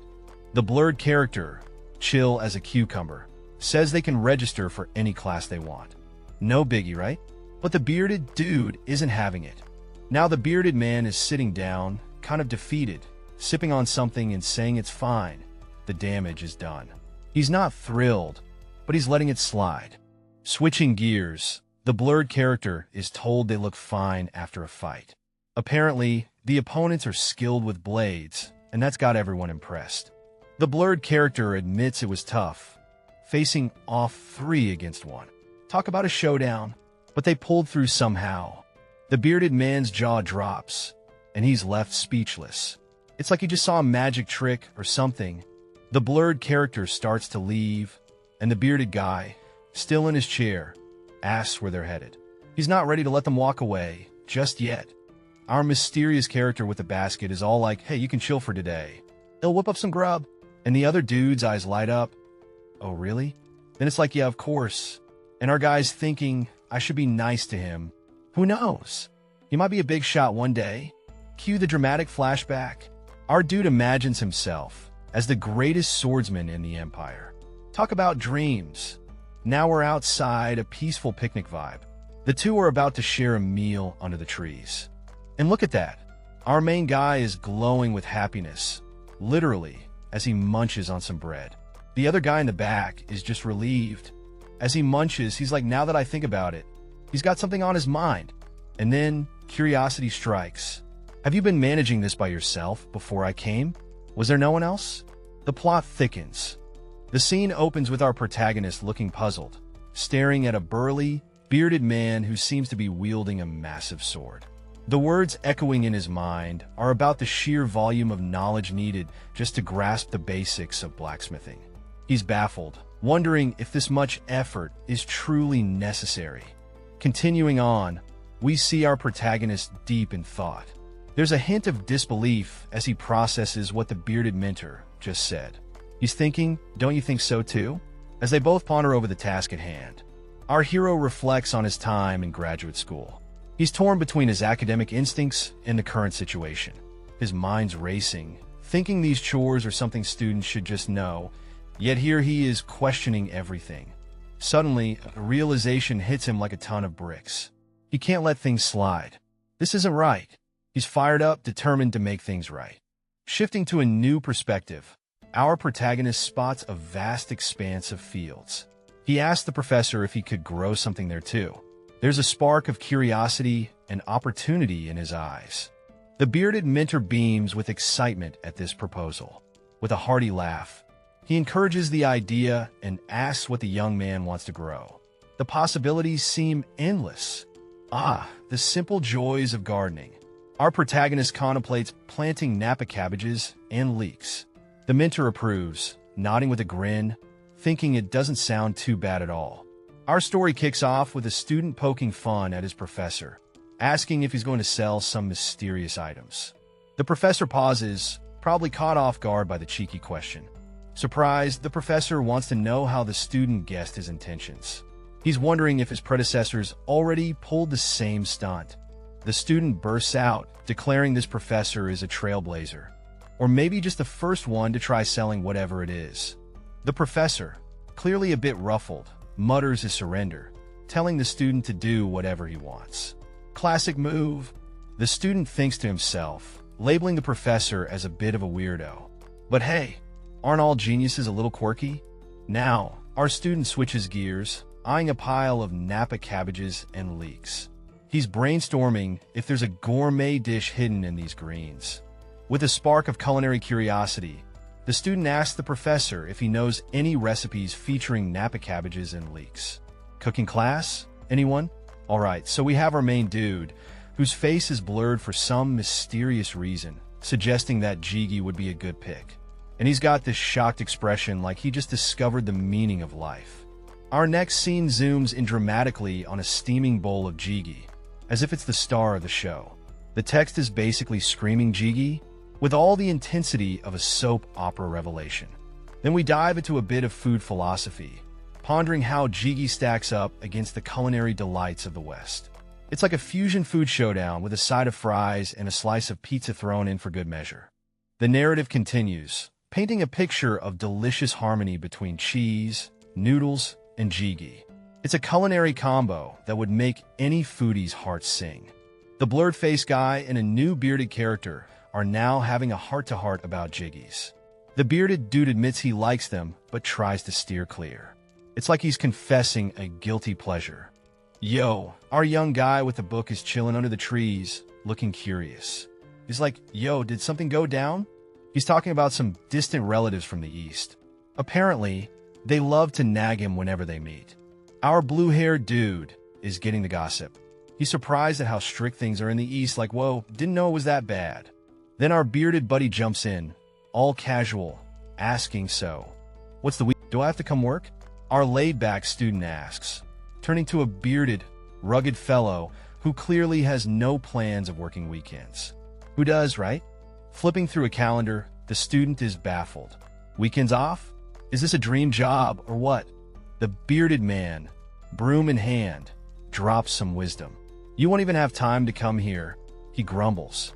Busy life, huh? Think about it, he says, eyes twinkling. What do starved students do? A mystery for the ages.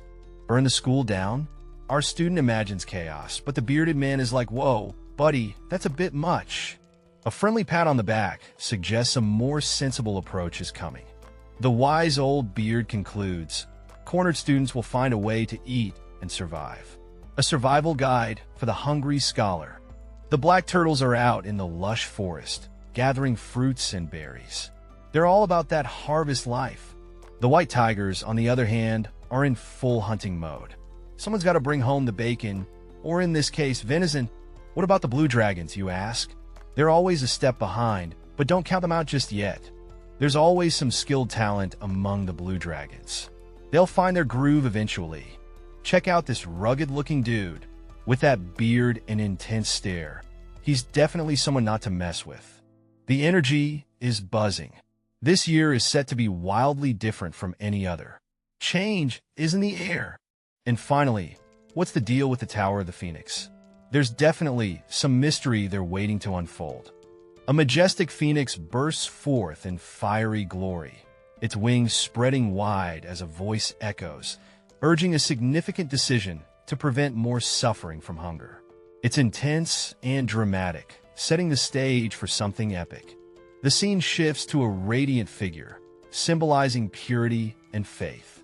Despite the grim surroundings, the devoted priests continue their prayers, showcasing their unyielding faith even in the toughest times. Cut to a student observing the priests with admiration. He's impressed by their dedication, pondering how he might show the same level of commitment in his own life.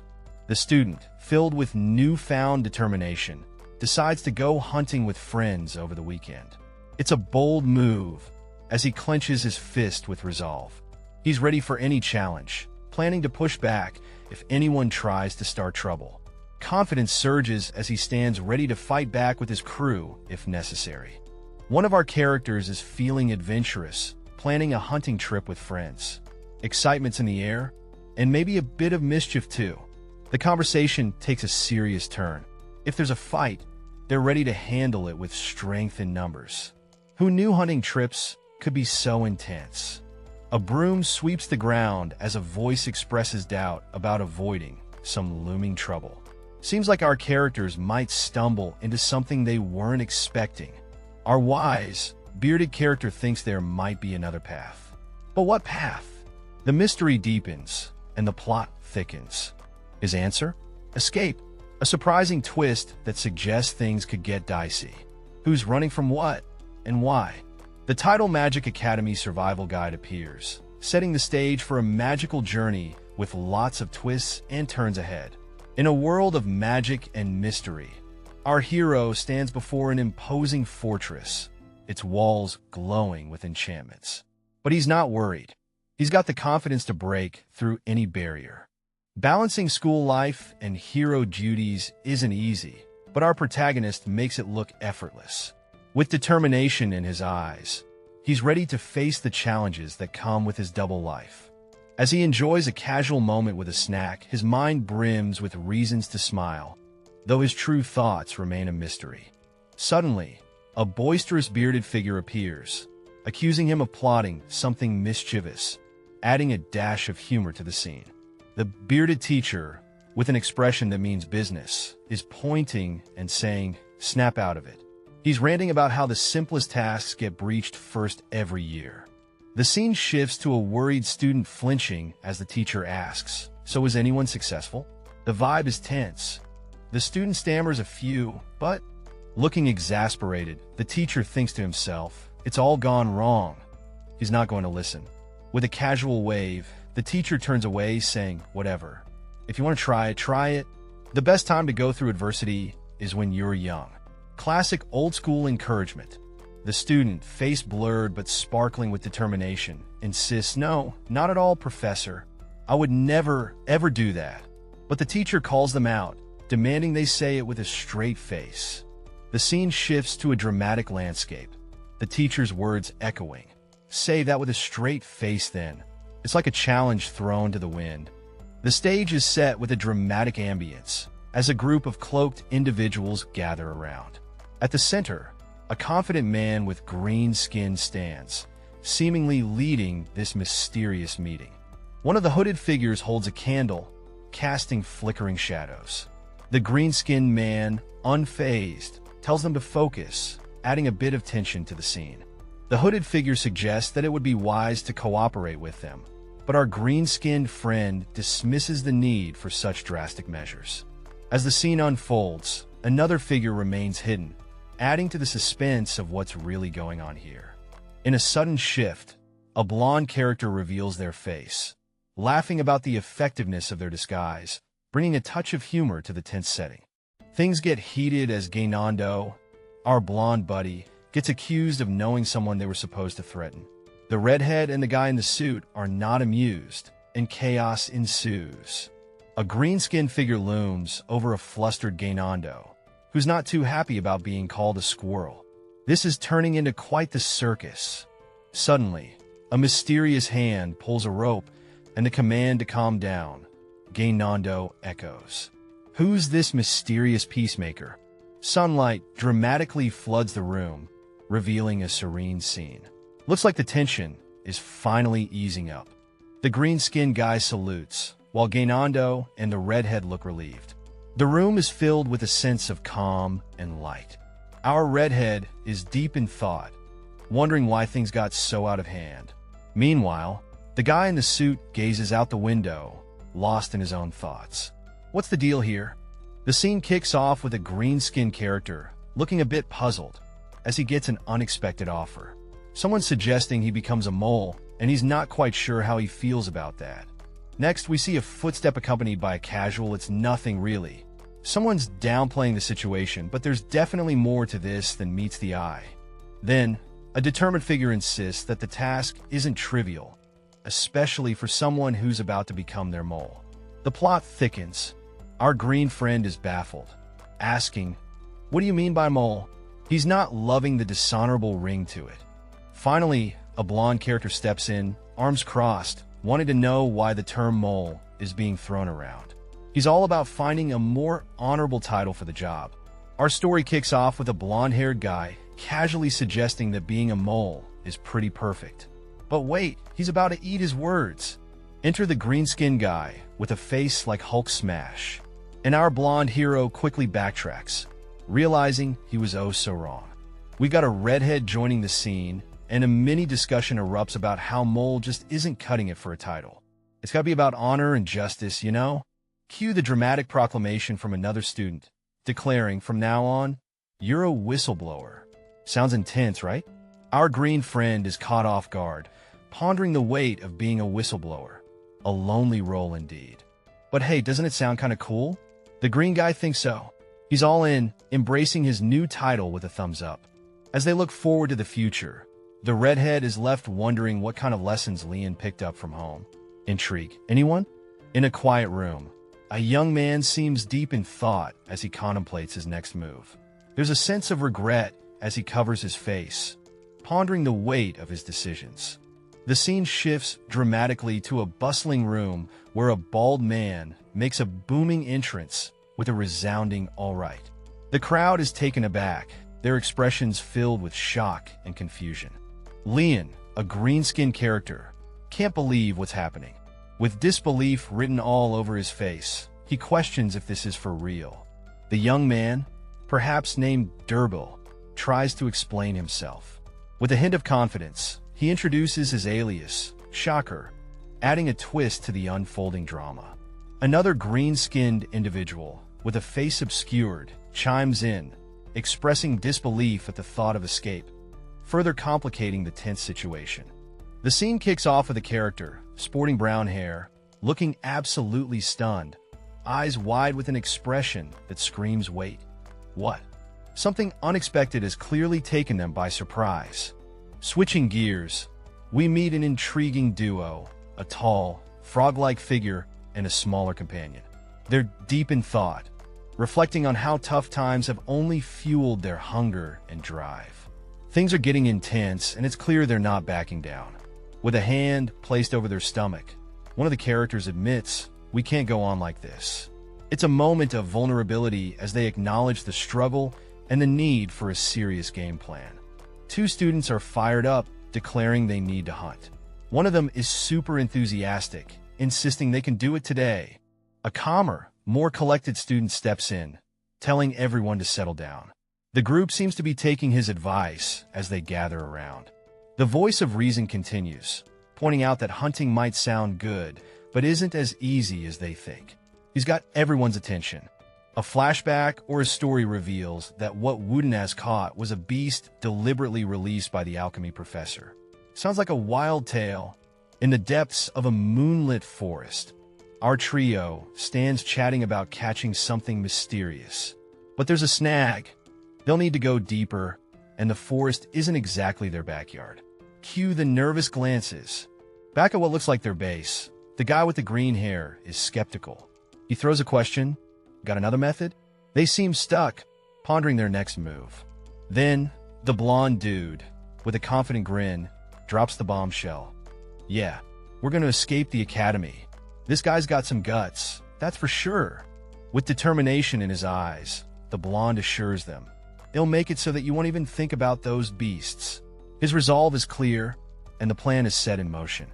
The scene kicks off with a confident, blonde elf-like guy giving a cheeky smile and saying yes.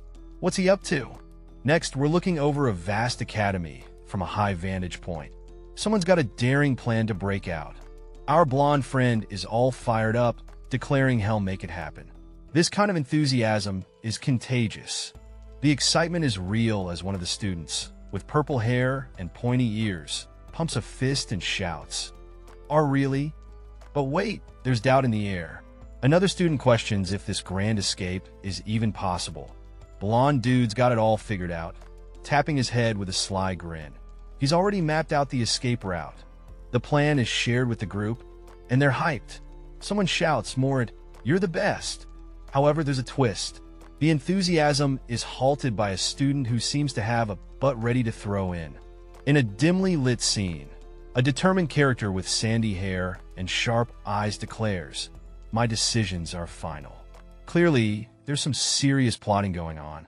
The tension is palpable as another character insists on sticking to the plan. As the plot thickens, our sandy-haired strategist steps into a room where a bunch of folks are standing around, looking all serious. He's got this vibe like he knows something they don't.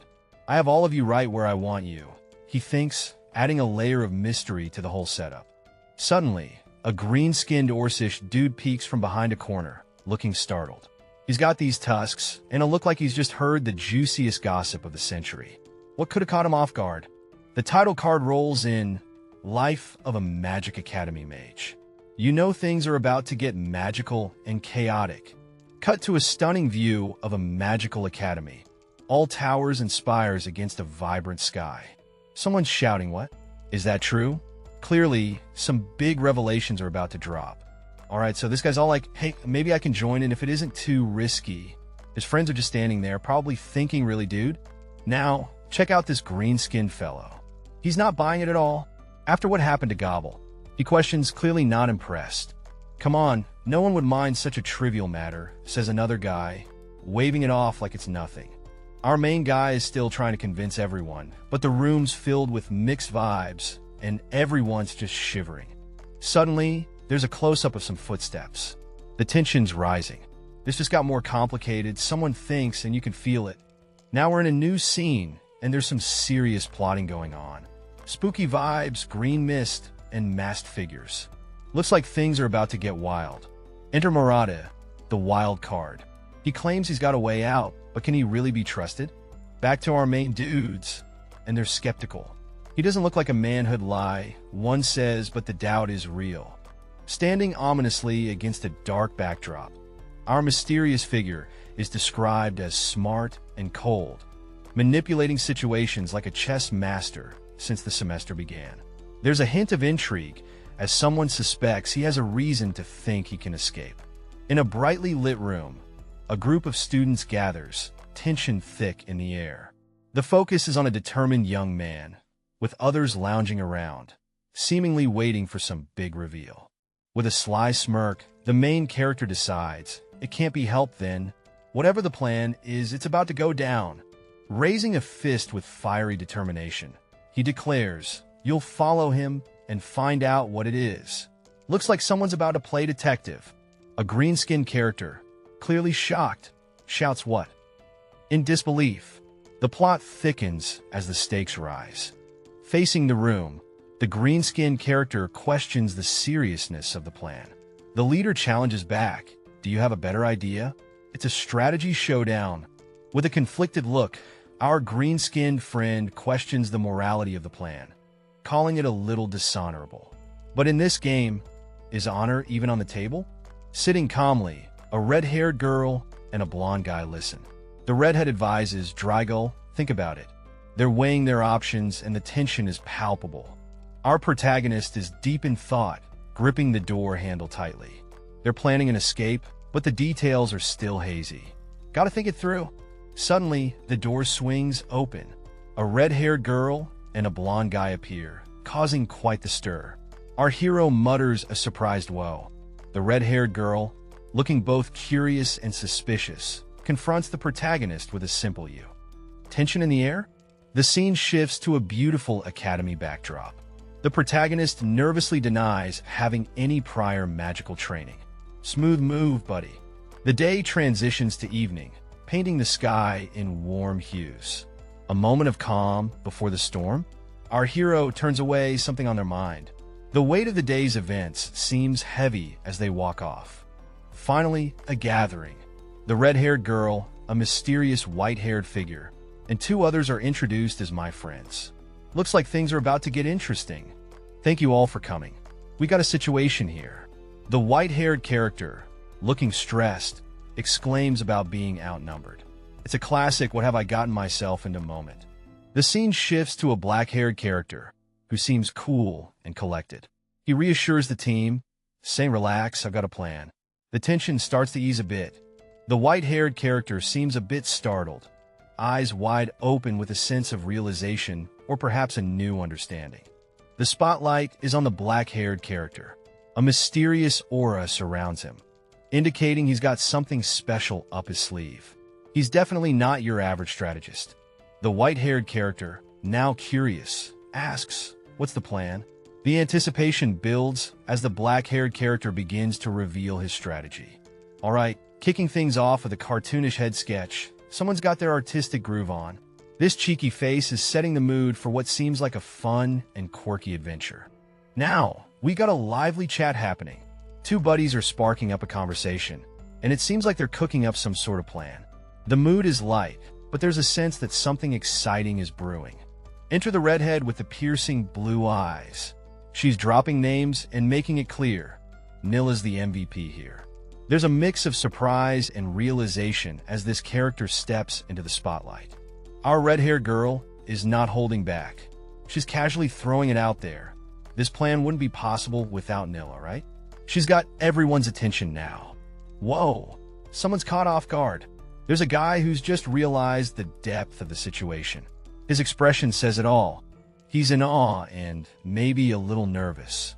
He's coming around now, clutching his chest in a dramatic fashion. Of course, he says, how could we do it without her? He's all about giving credit where it's due. Switching scenes, we see someone with white hair looking pretty serious. They're talking about the skills needed for this mysterious operation. Nil is the only one who fits the bill, it seems. Ending on a close-up, our white-haired character looks a bit flustered. There's a blush creeping in, and it's clear there's more to this story. What's going on in their mind? The scene unfolds with a bit of tension. Two characters are trying to coax a white-haired individual into joining their plan. One of them, with fiery red hair, sighs, "What a pity," while the other, standing firm, adds, "But we can't force you to join in." Despite the disappointment in the air, they make it clear, if you really don't want to do it. With a dramatic turn, the white-haired character crosses their arms defiantly. "Ugh, whatever," they exclaim, clearly torn between reluctance and obligation. Finally, with a burst of determination, the white-haired character declares, "There's no helping it if I'm the only one who can do it." The room lights up with their resolve, leaving no doubt that they're ready to take on the challenge. The moon is shining brightly over a quiet, mysterious mountain range. The night is alive with distant animal calls, setting the scene for something big about to unfold. A lone figure stands in the shadows, backlit by the moonlight. With a cloak billowing in the breeze, they declare with determination, "Tonight." A group of students in academy uniforms gathers, fired up by their leader's words. One of them passionately declares their commitment to the cause and their determination to break free. Standing atop a rock, the mysterious leader addresses the group. "Tonight, we will escape the academy." The group listens intently, their resolve growing stronger under the moonlight. Amongst the group, a student shouts out their belief in the leader, Morid. The excitement is palpable as they all rally together, determined to escape their current predicament. Our mysterious character, sporting sharp, pointy ears and a confident smirk, says, "Let's go." Clearly, something big is about to happen. He grips a rolled-up map tightly, exuding confidence. "As long as I have this map, there's no way this will fail," he declares. "This dude means business." Welcome to the enchanting world of Magic Academy Survival Guide, a place where magic, mystery, and mayhem await. Books upon books, stacked high and filled with Ernegard's legends, lay scattered. What secrets do they hold? A figure questions, "This is everything?" As they sift through the piles, the tension builds. Are they prepared for what's ahead? The scene opens with two nervous individuals apologizing profusely. They're clearly in hot water, and their faces show it. Flashback to a month before admissions. We're introduced to Ms. Giselle lounging with an air of authority. She's not someone to be trifled with. Giselle, unimpressed, demands something useful, dramatically kicking away the papers they presented. The duo, scrambling and sweating, apologize again. Giselle, reclining coolly, is clearly the one calling the shots. We zoom in on Giselle's intense gaze. her sharp eyes revealing she's not easily fooled. Giselle picks up a piece of paper, her curiosity piqued. She's about to uncover something intriguing. Her expression shifts to surprise as she examines the document, hinting at an unexpected turn. A heartfelt letter is revealed, urging someone to escape and follow a hidden path. It's a plea wrapped in urgency and care, hinting at a dangerous predicament. The character, with a mix of regret and relief, recalls underestimating the item they now clutch.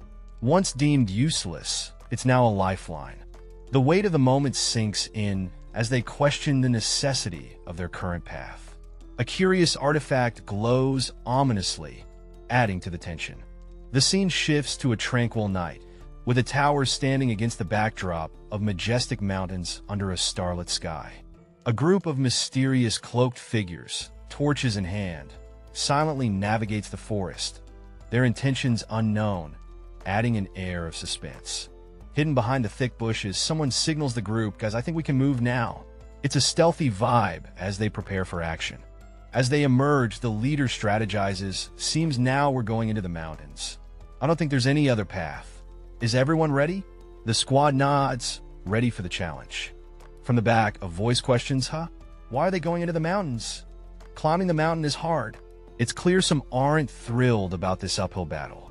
A character peeks through the leaves, revealing a secret. There's a door near the castle gates. Could this be a game changer? Orders fly out, "Durgi, take care of Gainando." The response is quick and confident. "Leave it to me." Confusion hits as Gainando scratches his head. "Huh? What does that mean? Take care of what?" Clearly, not everyone is on the same page. There in the thick of the forest, a white-haired adventurer holding a staff, warning the crew about staying on their toes. The goblin-like companion seems eager, mentioning how close they are to their goal. Then we see a red-haired adventurer sitting on the ground, clearly skeptical. They're questioning if this whole journey is really worth the hassle. Enter the blonde-haired character, face blurred, with a hint of hesitation. There's a mystery hanging in the air as they wonder. But time skips forward a bit, and rain starts pouring down. The blonde seems to be caught in the rain, looking a bit surprised by the sudden change. Finally, the green-skinned companion is helping the exhausted adventurer, who's begging for water. The reassuring words, "You're not going to die. Hang on," echo in the rainy forest. But as expected, it's not easy to trek through an unfamiliar mountain path under the moonlight. One of our adventurers is feeling the weight of the journey. If Nelia wasn't here, we wouldn't have been able to track them at all. Props to Nelia for keeping the crew on track. Nothing I can do about it, though. Sometimes you just have to roll with it. First, I should record all of this. A memo-taking habit tempered by graduate school. Always be prepared, right? Flinch, our elf-eared companion, senses something. Looks like things are about to get interesting. Everyone stop. What's wrong? The team comes to a halt as they gather around the elf-eared leader. The tigers are acting strange. Why did they stop all of a sudden? Suspense builds as the group tries to figure out the mysterious behavior. I'm pretty sure we just arrived at the destination, no? This was easier than I thought. Someone's feeling optimistic. We already arrived? I doubt it would be this easy, says our main guy, looking a bit skeptical as he stands in the middle of a dark, creepy forest. The forest seems alive with strange noises, almost like the trees are whispering secrets to each other. It's enough to make anyone's skin crawl. Out of nowhere, our hero spots something or someone in the distance. His eyes widen in surprise, and he can't help but wonder what's lurking in the shadows. He spots a girl just chilling in the forest. What is this spooky place?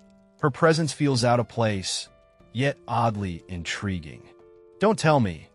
Our hero's mind races with questions as he stares at the girl. The scene kicks off with a mystical energy swirling around, crackling with power like it's about to unleash something big. Out of nowhere, a shadowy figure emerges, laughing maniacally, as if they've just pulled off the ultimate prank. Cut to two characters, looking all kinds of startled, as they witness this bizarre spectacle. One's like, "What the heck is happening?" Suddenly, multiple figures start materializing within the swirling energy. It's like a cosmic conference call gone wrong. Boom! A fist crackles with energy, ready to unleash some serious power. It's like the calm before a storm, and you just know things are about to get wild. A creepy skeletal face appears, laughing maniacally. You fell for it. On the first week, it taunts, leaving an echo of mischief and deception in the air. In the forest, two bewildered characters stand dumbfounded. They've been played, and the eerie green glow surrounding them only intensifies the tension. Our blonde hero can't believe it. Eyes wide, fists clenched, he realizes he's been duped. The frustration is real, and you can almost hear him screaming internally, "What just happened?" In the midst of swirling energy, a mysterious figure declares, "My will be done." The air is tense as the defenders gather, ready to face whatever this entity throws their way. Amidst the chaos, one young warrior steps forward, cloaked in determination. He channels his energy, eyes set on the glowing adversary, ready to defend with all his might. The mysterious entity, unfazed, taunts them, "You're guilty if caught." Its confidence is palpable, leaving the defenders on edge, knowing a fierce battle is imminent. The scene gets intense as a glowing skull, radiating power, floats in the air. It's got this ominous vibe going with, but innocent if not, echoing around it, as if it's about to pass some serious judgment. The scene opens with a cloaked figure, all mysterious vibes, having a chat with a glowing green skull. The figure declares, "You are not just anyone. You can even take down your master." Seems like some serious judgment is about to be dished out. That skull's got some sass, floating there with a glow that screams, "I'm the boss here." It booms, "You're guilty if caught," as if it's the ultimate decider in this magical courtroom. But hold up, the skull isn't done yet. It dramatically announces, "But innocent if not," as if it's the judge, jury, and executioner. The energy is electric, and you can almost feel the magical tension in the air. Finally, the scene shifts to a title card, Magic Academy Survival Guide. Looks like we're about to dive into a world where magic is the name of the game and survival is key. The scene erupts with chaos as our characters are sprinting away, screams echoing all around. It's a full-on panic mode as they seem to be escaping something terrifying. Boom! Enter the spooky squad, skeleton warriors with eerie green flames flickering from their eyes. These guys look like they mean business. Nilia, with their distinctive ears, is glancing back, clearly rattled. There's a sense of dread in the air as they brace themselves for what's lurking. A shout cuts through the tension. "What are you doing? Run!" It's a desperate plea as the stakes get higher. A swift hand reaches out, grabbing onto Nilia's arm. The urgency is palpable as they're urged to keep moving. The mysterious figure, all calm and composed, gestures for silence. "Calm down, Nilia," he whispers, trying to bring some control into the madness. Nilia, not having it, bursts out, "When am I supposed to calm down?" The fear is real, with the threat of danger looming large. In the depths of a shadowy forest, two characters are plotting their next move. They're not too worried, casually chatting about the worst-case scenario, a bit of corporal punishment. No biggie, right? But hold up. Corporal punishment? One character is flipping out, complete with a dramatic hayek. It's panic mode for this one. Suddenly, we're in a dimly lit room with a sinister vibe. It's like something out of a horror flick, complete with creepy chairs and an ominous atmosphere. Guess someone's imagination is running wild. Back to the forest drama, where a mysterious figure is eavesdropping. Our original duo is deep in conversation, but they're not alone. Oh, things might get dicey. Enter the spooky squad. Ghostly figures with glowing eyes are lurking, pondering their escape strategy. It's getting real spooky in here. Meanwhile, our eavesdropper is ready for action, whispering a battle plan. "Line up. We'll take them down if they chase us." The plot thickens as suspense hangs in the air.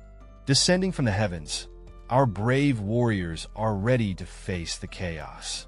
It's all about guts and glory as they shout, "Let's end this in one blow." For honor, for chivalry, they chant, pumping themselves up for the ultimate showdown. These guys are all in, no holding back. Lee Han, our skeptical hero, can't help but wonder why everyone's all about honor and chivalry right now. Seriously, is this the time? Enter Durgi with some sage advice. We gotta put our beef aside and unite. He's right, it's time to team up and get serious. With a nod of agreement, Lee Han acknowledges Durgi's wisdom. All right, he says, ready to roll with the plan. It's go time. Our main character, looking determined, suggests teaming up with others to create a diversion. The plan? While the other group buys them time, they make a break for it. The squad is pumped, fists in the air. They're all in for this daring escape plan. Everyone's ready to roll. Peering through the trees, the leader spots the enemy. They're gonna break through where the numbers are thinnest. But hold up, there's a catch. Our hero's puzzled. Why aren't there any openings in the enemy lines? Things are looking sketchy. Oh snap, a mysterious green energy makes an entrance. Our hero's alarm bells are ringing. What's going on? And there it is. The enemy's pulling some serious tricks. A creepy skull and some ghostly figures are on the scene, proving they're full of surprises. In the midst of the forest, two characters are deep in thought, contemplating whether surrendering is the best option. Suspense hangs in the air as one of them closes their eyes, pondering over their predicament. Amidst the dense foliage, a character stands alone, debating surrender. The tension is palpable, with uncertainty about the outcome. Suddenly, there's a shift in the air. One character, eyes wide open, senses something is amiss. The realization strikes like lightning. The pursuers, cloaked in shadows, aren't giving chase. This unexpected twist raises questions. Why aren't they interested in this direction? A ghostly figure appears, pondering the headmaster of Enrogar. The eerie glow adds a mystical element to the unfolding mystery. The scene opens with a mysterious figure, looking sharp in a suit and glasses, pondering a cryptic situation. There's some serious contemplation going on, and you can feel the intensity as he mentions a clone. The atmosphere gets even more intense with a glowing skull, hinting at something dark and dangerous. Our mysterious friend reflects on the clone, clearly not your everyday problem. Enter a cloaked character with a plan. They're ready to shake things up and suggest a way to escape whatever bizarre place they're in. The crew is in shock. A green-skinned giant, an elf, and a red-haired girl with magical vibes are all taken aback by this unexpected plan. The suspense is real. With determination in their eyes, the squad is ready to roll. Someone shouts, "Let's go," as they prepare to face whatever challenges lie ahead. Inside a dimly lit cave, two members are on high alert. One confirms, "I've finished checking. It's fine. No monsters around." Suddenly, a dazzling light pierces the darkness. Someone exclaims, "Oh, light," as a magical glow illuminates the surroundings. The group gathers around the unexpected light source, their faces filled with curiosity and awe. What could this light mean for their adventure? In a dimly lit cave, a confident white-haired elf assures the group that the skeletons won't catch up, though there's an air of uncertainty hanging around. Sitting casually, she ponders the real headache: how long their summoned allies will stick around before bailing. A blurred figure seems to regret not smashing through the enemy ranks, pondering if that would have been the smarter move. Another character, looking thoughtful, sits and admits breaking through the enemy was a no-go from the start. It was a problem without a solution. Switching gears, a cheerful, blonde-haired kid suggests they chow down instead. The mood lightens as they dig into their meal. Oh, the elf realizes she's all out of water. Not the best situation when you're in a cave. Suddenly, a burst of magic lights up the scene as one of the group members unleashes a spell, catching everyone by surprise. Alright, so our mysterious elf-eared character is checking out some water magic, looking all intrigued. They've heard the rumors, but seeing it in action? Mind blown! Now they're thinking about how nice it would be to know some magic themselves. Handy for hunts, right? Enter a red-haired companion, shivering from the cold. "Can anyone make a fire?" they ask, teeth chattering. Our magic enthusiast decides to show off. With a confident shout of a blaze, they summon fire like it's no big deal. Boom! A perfect fire blazes up. The redhead's impressed. Last time was a bit of a flop, but this time nailed it. Despite their fire magic prowess, our elf-eared friend admits they're kinda envious of that water magic. It seems cooler, literally. The water mage is shocked. Wait, you're jealous of my water magic? They ask, looking gobsmacked. How could anyone envy them? Nilia is being reminded to appreciate her magical talents by her companion, who seems pretty earnest about it, almost like a motivational coach. The duo heads deeper into the forest, where an ominous green glow catches their attention. What's cooking in those woods? Nilia's companion is a bit on edge, wondering if a psychopomp is involved. Nilia's concern is clear, but she's reassured it's okay to be afraid. A gentle hand on her shoulder, and her name, Nilia, is spoken softly. There's comfort in the gesture, but also a hint of seriousness. Her companion speaks in a contemplative manner, hinting at something deeper about her self-perception and the way she expresses herself. Things get tense when our dynamic duo, dark-haired and white-haired, freak out over some rustling bushes. They're worried they might have been caught doing something sketchy. The white-haired character clings to the dark-haired one, shouting apologies as a mysterious silhouette looms ominously in the background. Someone's in trouble. A blurred face hints at something shocking or surprising happening. But the suspense is real, folks. A pair of shoes step into the scene, breaking the tension with a casual, "What are you guys doing here?" Uh-oh, busted.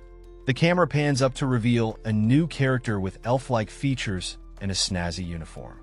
Things are getting interesting. The tension is thick as two more characters join the scene, looking like they just walked out of a fantasy novel. Our protagonists are in for it now. Amidst the eerie glow of the forest, we find a young silver-haired character in full-on panic mode, clutching onto another and begging for forgiveness.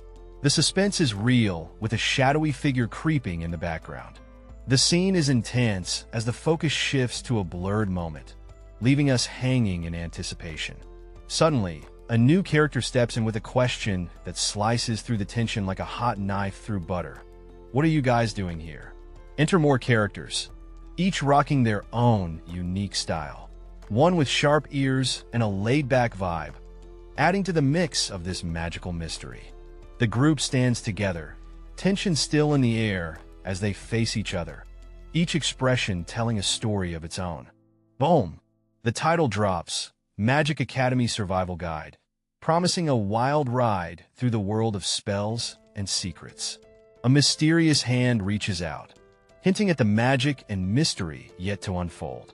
Inside a dimly lit cave, a group of people are gathered around, looking a bit worn out. One character, standing at the entrance, gestures invitingly and says, "Come in." It seems like a safe haven, but there's an air of uncertainty. A new group arrives, looking a bit rough around the edges. They're encouraged to come and get some rest. The group seems wary but grateful for the offer of refuge.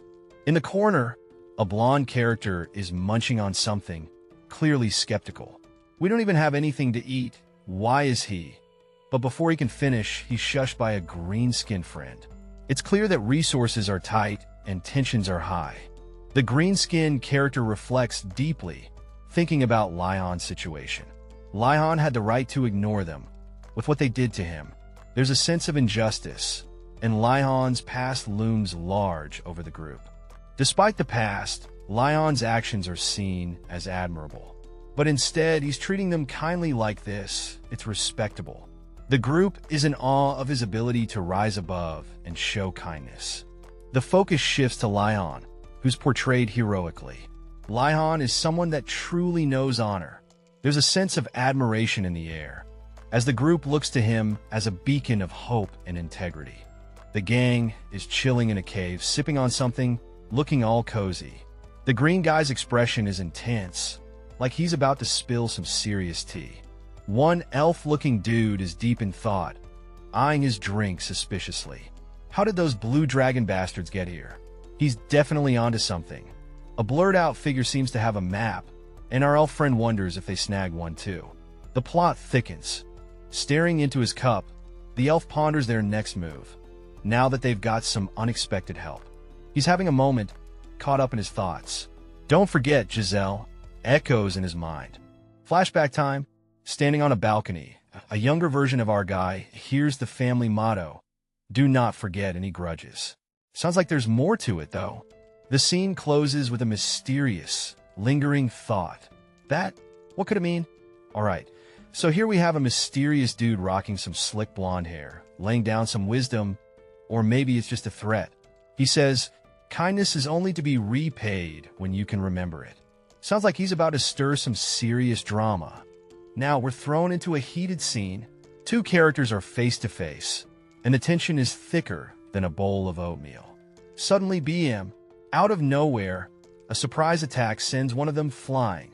Our guy's on the ground, looking like he just got hit by a truck.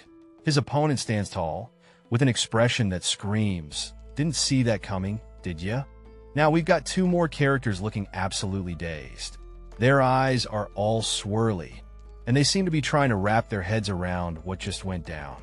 Amidst swirling chaos, our blue-haired friend is freaking out, screaming, "What the heck's going on?" Clearly, something's not right. Elsewhere, a different character looks shocked, exclaiming, "How the—" As another person, face blurred, seems to be radiating power. This mysterious character calmly holds a glowing object, stating, "It's unfortunate, but you're too late," with an ominous vibe. The blue-haired character, looking stressed and confused, acknowledges the seriousness, while another character warns, "Prepare yourselves." Alright, so we've got this mysterious character looming over a blonde dude, looking all serious and stuff. He's like, "Yep, that's one thing sorted." What's happening here? Intrigue, folks? Now, our mysterious friend is all about giving people a reason to dislike him. If someone hates him for no reason, he's gonna fix that real quick. Bold move. Then, we got a twist. The blonde guy and his green buddy just realize something's up with the water. Lehan is freaking out because he drank it too. Uh-oh, drama alert. Don't worry. Our friendly orange and white-haired characters jump in to calm the storm. They're all like, "Chill, it's just sleepy vibes, not drugs." Relief, kinda? Finally, the blonde dude is pointing fingers, asking if they knew about the water situation. The mysterious guy's response? It's all about those revealing and there's our elf-looking dude, sprawled out and deep in thought. He's not going through all this just for personal drama. He's got bigger fish to fry. Necessary fish, apparently. Alright, everyone chill out. We got a plan, and it involves leaving some folks behind to deal with the pursuers. No biggie, right? Whoa. Someone's questioning the lengths they're willing to go. Is this getting a bit too wild for comfort? Green dude chimes in, reminding everyone about Murata's personality. Sounds like Murata is not the kind of person you want to mess with. Redhead's caught off guard when asked about the drugs. But wait, how did they even stumble upon them? Mystery solved. As they wander through the night, they stumble upon sleep grass. Seems like this sleepy plant is the secret ingredient. As the moonlight filters through the trees, our red-haired heroine chats with her friend about this nifty little plant called sleep grass. Mix it with water, and bam, you've got yourself a potent sleep potion. She's all like, "We should keep some. It might come in handy." Little did they know what was coming next. Our red-haired protagonist muses to herself. "I didn't think we'd be using it like this, though." Clearly, something unexpected has happened, and she's got that look on her face like, well, this escalated quickly. The night is calm, with the moon shining brightly and owls hooting in the background. It's the kind of night that makes you feel something's brewing in the shadows. Cut to a group of people out cold on the ground. Looks like they underestimated the power of sleep grass. They're knocked out, oblivious to the world around them. As they lie there, a mysterious energy swirls above them. Something's definitely off, and the tension is palpable. It's like something out of a suspense movie. Suddenly, a group of shadowy figures makes their move, surrounded by a haunting green glow. Their presence is ominous, and you just know things are about to go down. Alright, they should disperse soon now. Our squad is hanging out behind a wall, waiting for the coast to clear. We got Blondie, Silverhair, and the rest of the crew looking all stealthy. So, shall we get to the rest of the work? The main character asks, looking all serious. Redhead is confused, asking what work. Clearly, she missed the memo. Our main guy's having a moment, staring into the distance, thinking we do what we can and what we must. It's deep, you know? He's in full determination mode now. Anything, he declares as the team gathers. Whatever they're up to, they're ready to roll. Strolling through the eerie night, our squad of adventurers is on the move. Each one looks ready for whatever the night throws at them. Out of nowhere, there's a crash. The redhead reacts in shock while the blonde dude takes a hard fall, letting out a dramatic arc. The blonde guy, looking worse for wear, gasps that he's hungry and hurt. Drama, right? His friend checks if he's okay, clearly concerned. Enter Durgius, the green-skinned fella, panting heavily. Seems like he's too pooped to pitch in. Who can blame him? The white-haired member calls for some light magic, suggesting they brighten things up. Safe to say, he's not worried about being spotted. Gathered on a ledge, the group notices everyone's dragging a bit. The dark is slowing them down, but they're still pushing on. In the heart of a mystical forest, we find our dark-haired student kneeling beside a fallen companion. He murmurs, then, with a determined look, as if he's about to unleash some serious magic. With a swift flick of his wrist and a confident shout, "Oh light," he illuminates the night with a dazzling glow. It's like he just turned the forest into a magical disco. Our red-haired girl pops up with enthusiasm, clearly impressed by the light show. She grins good. Now then, let's... And you know she's ready for the next adventure. But wait, what's that? A rustling in the bushes catches their attention. Our dark-haired girl senses something's off, whispering to herself, "Please don't say it was your fault." Talk about ominous vibes. Suddenly, the dark-haired boy feels the chill too. His eyes widen in surprise. "Whoa, did you see that?" His expression screams, "Who was that?" as he turns to face the unseen threat. The scene kicks off with a sense of urgency as our adventurers, clearly spooked, look around frantically. The silver-haired one, eyes wide, stammers, "Where is that?" While the green-skinned companion shouts, "What is it?" The tension is palpable. As silence envelopes the forest, a mysterious aura descends. Our crew, caught off guard, stands frozen as if waiting for an impending revelation. The air is thick and the suspense only grows. With an authoritative voice booming from the shadows, "I shall be the one asking questions." The group finds themselves face to face with a towering, ancient tree. This is no ordinary woodland. It's alive, and it's got questions of its own. The scene opens with a silver-haired character and an orc-like companion, both looking alarmed. Where is that?" "What is it?" they exclaim, sensing something ominous. A mysterious presence hushes the area with a simple yet commanding silence, as if the very air is listening. Before a grand, ancient tree, a voice echoes, "I shall be the one asking questions," setting a tone of authority and mystery. The title Magic Academy Survival Guide flashes, hinting at a world filled with enchantments and trials. Our mysterious voice continues, offering a challenge. Answer questions correctly to be welcomed as guests, but fail and face the consequences as intruders. Behold, our sharp-dressed hero is deep in thought. He's been hit with a classic riddle about candles, and you can almost see the gears turning in his head. Now, he's contemplating the setup. 3 candles are burning, and the question is how many will be left after some time. Spoiler alert, he's onto something. With a confident smirk, he declares it's a trick question. This guy knows what's up. As he reflects further, he realizes if you just take it at face value, you'd say 3. But hey, candles don't last forever. Finally, he triumphantly declares 3 as the answer. He's cracked it, folks. In the deep woods, a student shouts, "Wait!" Gain on, but something eerie answers, "Correct." "What's going on here?" Another student, looking puzzled, stands there with a big question mark, like he's trying to solve a mystery. Enter the third student with wild, blonde hair, confidently pointing at himself. "Hold on a second. Won't the candles eventually go out?" He's got that "I got it" vibe. Cut to an image of a bearded man and some floating candles. Why bother with basic stuff when you can use magic? This dude's all about the magical hacks. Our guy's frustrated. This damned magical world. The scene shifts back to the forest.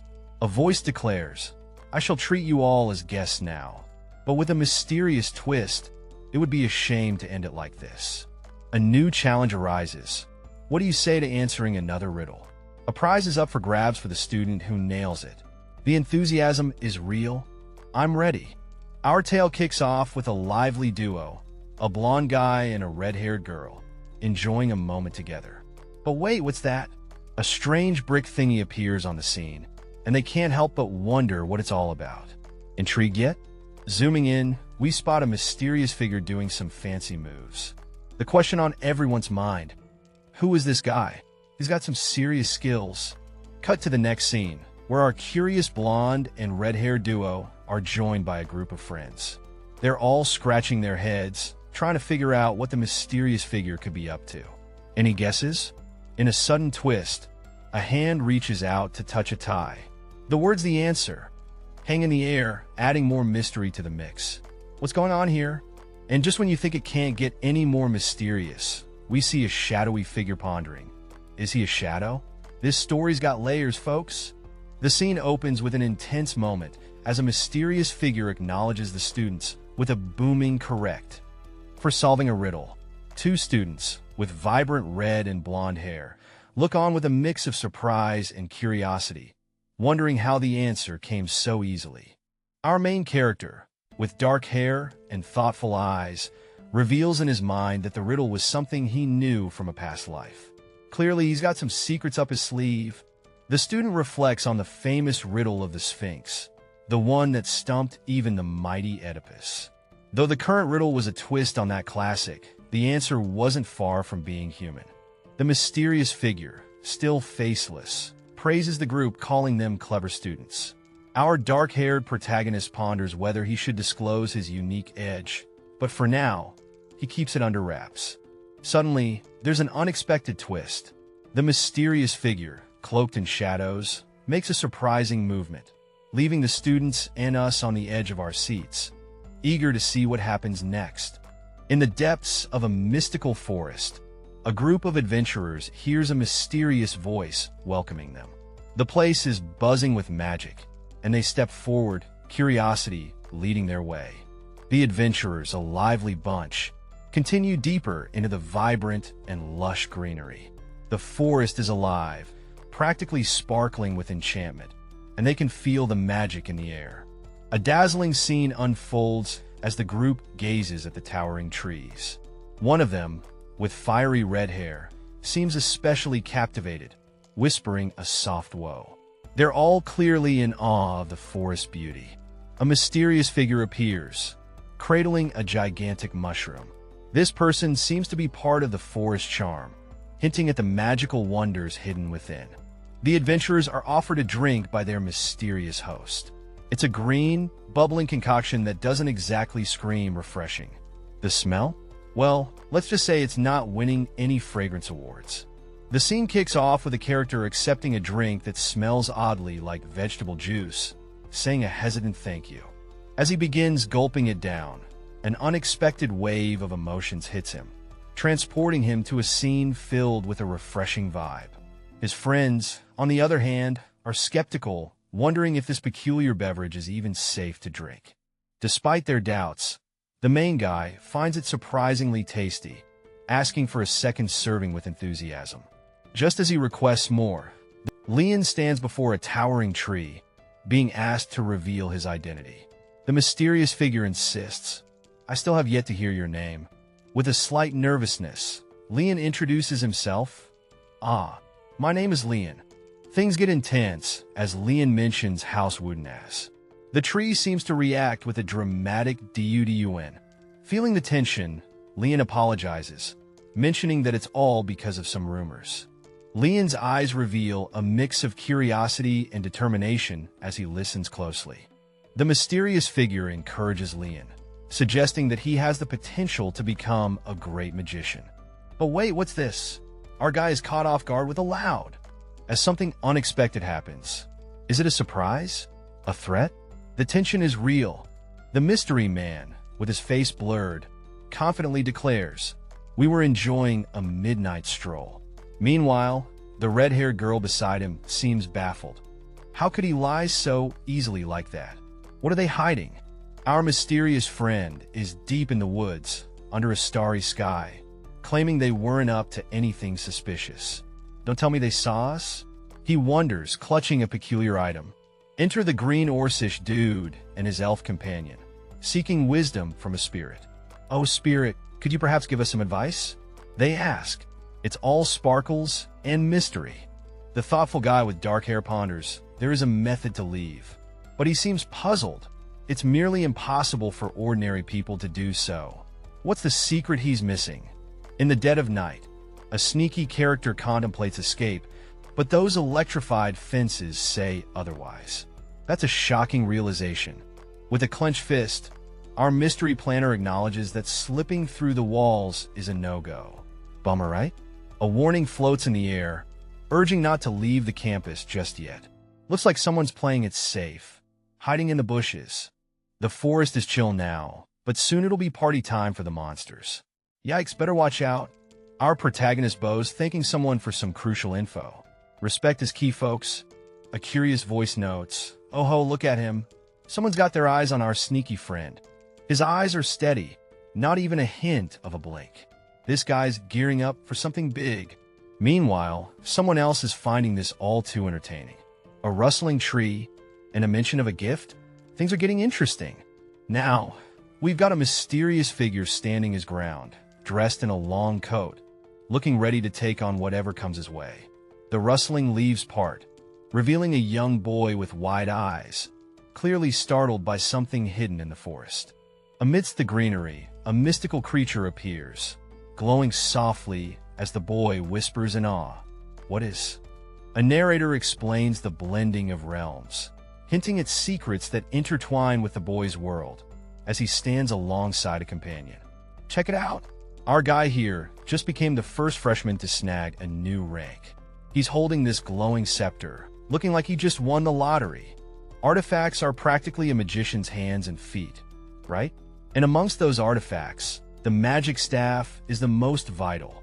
The coolest freshman has achieved something epic, the first to receive a new staff. On this momentous day, one freshman stands out, becoming the first to get a new staff, and it's glowing with potential. The Magic Academy Survival Guide is about to take us on a wild ride. 3 characters are gathered, and one of them is asked how it feels to have the new staff. Exciting times. It was a comforting and refreshing feeling as the boy held the magical staff. Suddenly, the ground shook, hinting at the power within. The boy, with a puzzled expression, stood near the tree.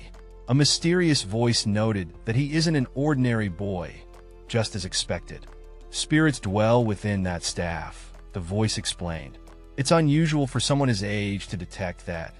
Staring up at the massive tree, the boy asked if he could learn about the powers now, but the voice assured him he'd discover more as he used it. Confused but intrigued, he was told there was no need to rush. He would naturally learn with time. The mysterious voice chuckled softly, noting the boy's talent and nature, hinting at his promising future. The silhouette of a mysterious figure stands against the moonlit sky, contemplating the powerful legacy of House Verman and a meeting with a sage. It's all about destiny and bloodlines, folks. The scene shifts dramatically to a peaceful, picturesque landscape, the sky painted with the colors of dawn. It's the calm before the storm. Now we're in a bustling forest. Our group, looking a bit frazzled, is caught in the middle of some chaotic teleportation mishap. They're confused, surprised, and a little freaked out, trying to figure out what just went down. The adventure continues as one character, with a mix of confusion and determination, questions the unexpected turn of events. There's no time to waste as they try to regain their bearings. The air crackles with electricity as a mysterious force takes down the foes, leaving them sprawled on the ground. Our heroes barely have time to process the chaos as they regroup. A blonde-haired guy groans in pain, clutching his side. Beside him, a silver-haired character tries to steady himself, while a red-haired warrior kneels, catching her breath. Everyone's feeling the aftermath of the battle. A blurred figure speaks, reminding them of a riddle they've been asked. It seems like a clue, but what could it mean? The answer lies in the riddle, echoing in their minds as they sit surrounded by the dense forest. It's a puzzle that might just hold their fate. As they leave the spirit's domain, the undead vanish as if they were never there. The whole ordeal feels surreal, almost like waking from a dream.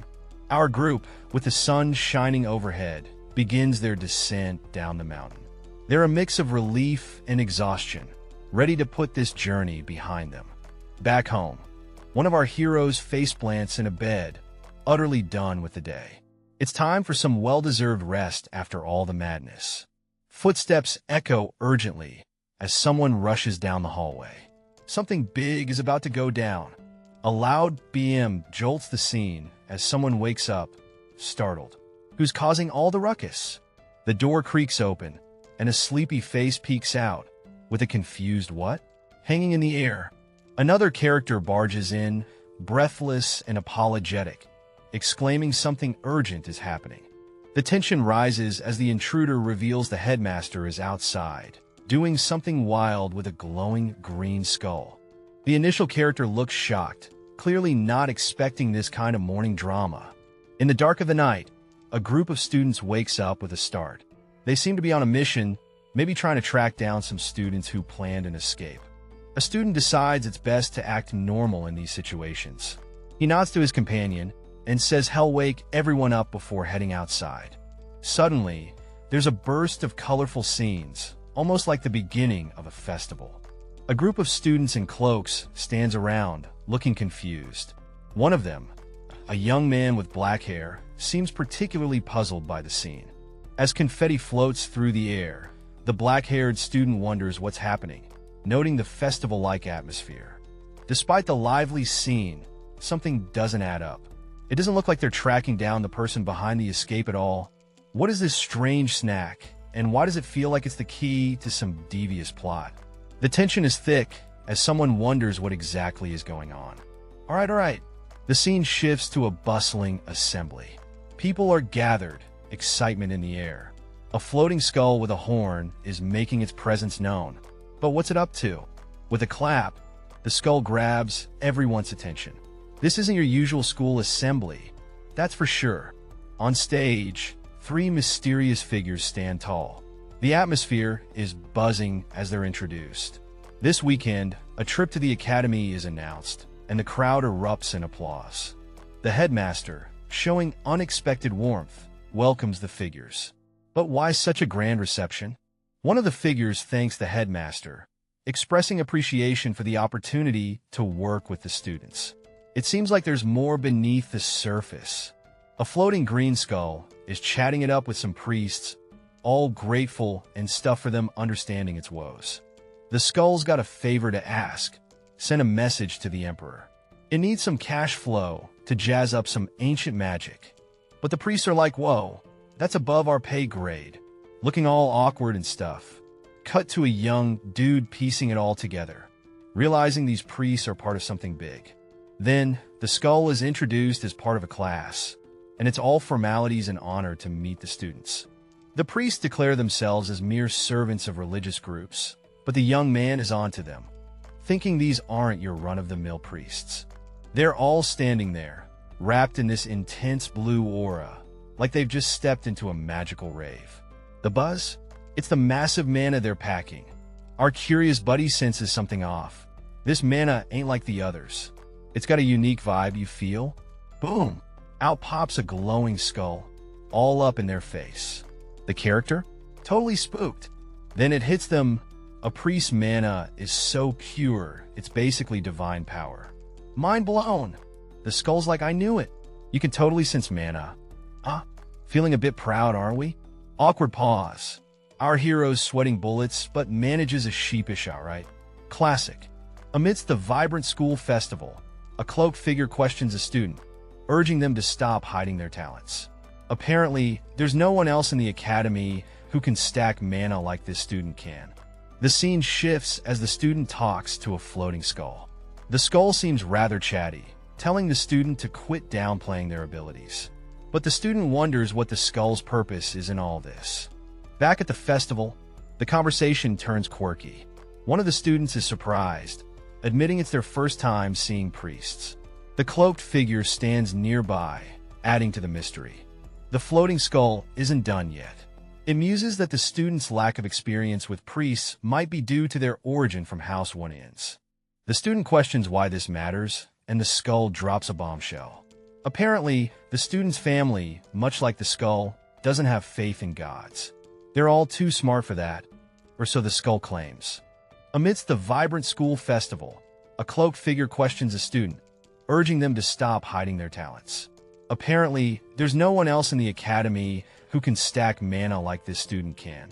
The scene shifts as the student talks to a floating skull. The skull seems rather chatty, telling the student to quit downplaying their abilities. But the student wonders what the skull's purpose is in all this. Back at the festival, the conversation turns quirky. One of the students is surprised, admitting it's their first time seeing priests. The cloaked figure stands nearby, adding to the mystery. The floating skull isn't done yet. It muses that the student's lack of experience with priests might be due to their origin from House 1Ns. The student questions why this matters, and the skull drops a bombshell. Apparently, the student's family, much like the skull, doesn't have faith in gods. They're all too smart for that, or so the skull claims. The scene kicks off with an alien-like creature in a state of shock, eyes wide open as it whispers, "Wait, did he just..." This little guy is clearly caught off guard by something unexpected. Next up, the creature seems to be pondering something deep, questioning religions, and wondering if the human before it is planning on joining multiple religious organizations. Things are getting philosophical here. We zoom in on the human, his face blurred but undeniably confident. His blue hair and neat uniform give off serious main character vibes. The creature is in awe, admitting, "It's been a long time since I was impressed.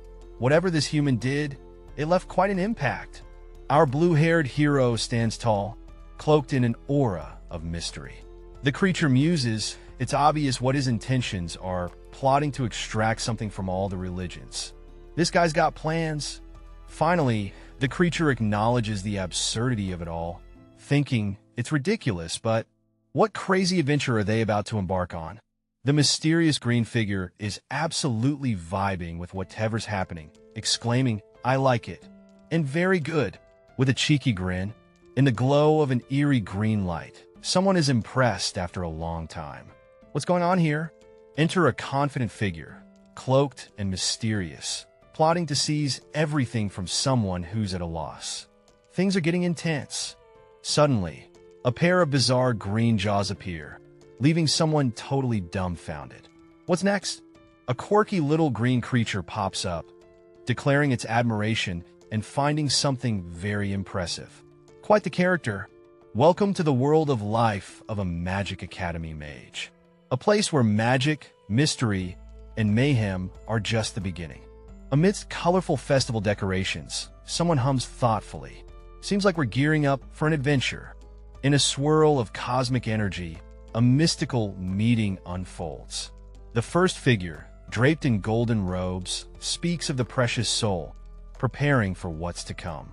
Next, a shadowy figure whispers warnings about the dangers lurking in the world. Meanwhile, a warrior, strong and fierce, stands ready to face any opposition. Cut to a classroom where a young student, caught in the middle of a mysterious lesson, is suddenly the center of attention. An awkward encounter with a lecturer follows, leaving our protagonist uneasy. A quirky, floating creature bids farewell, thanking for the advice. The scene closes with a cryptic message about meeting certain students, hinting at more adventures ahead. Huh, what did he just say?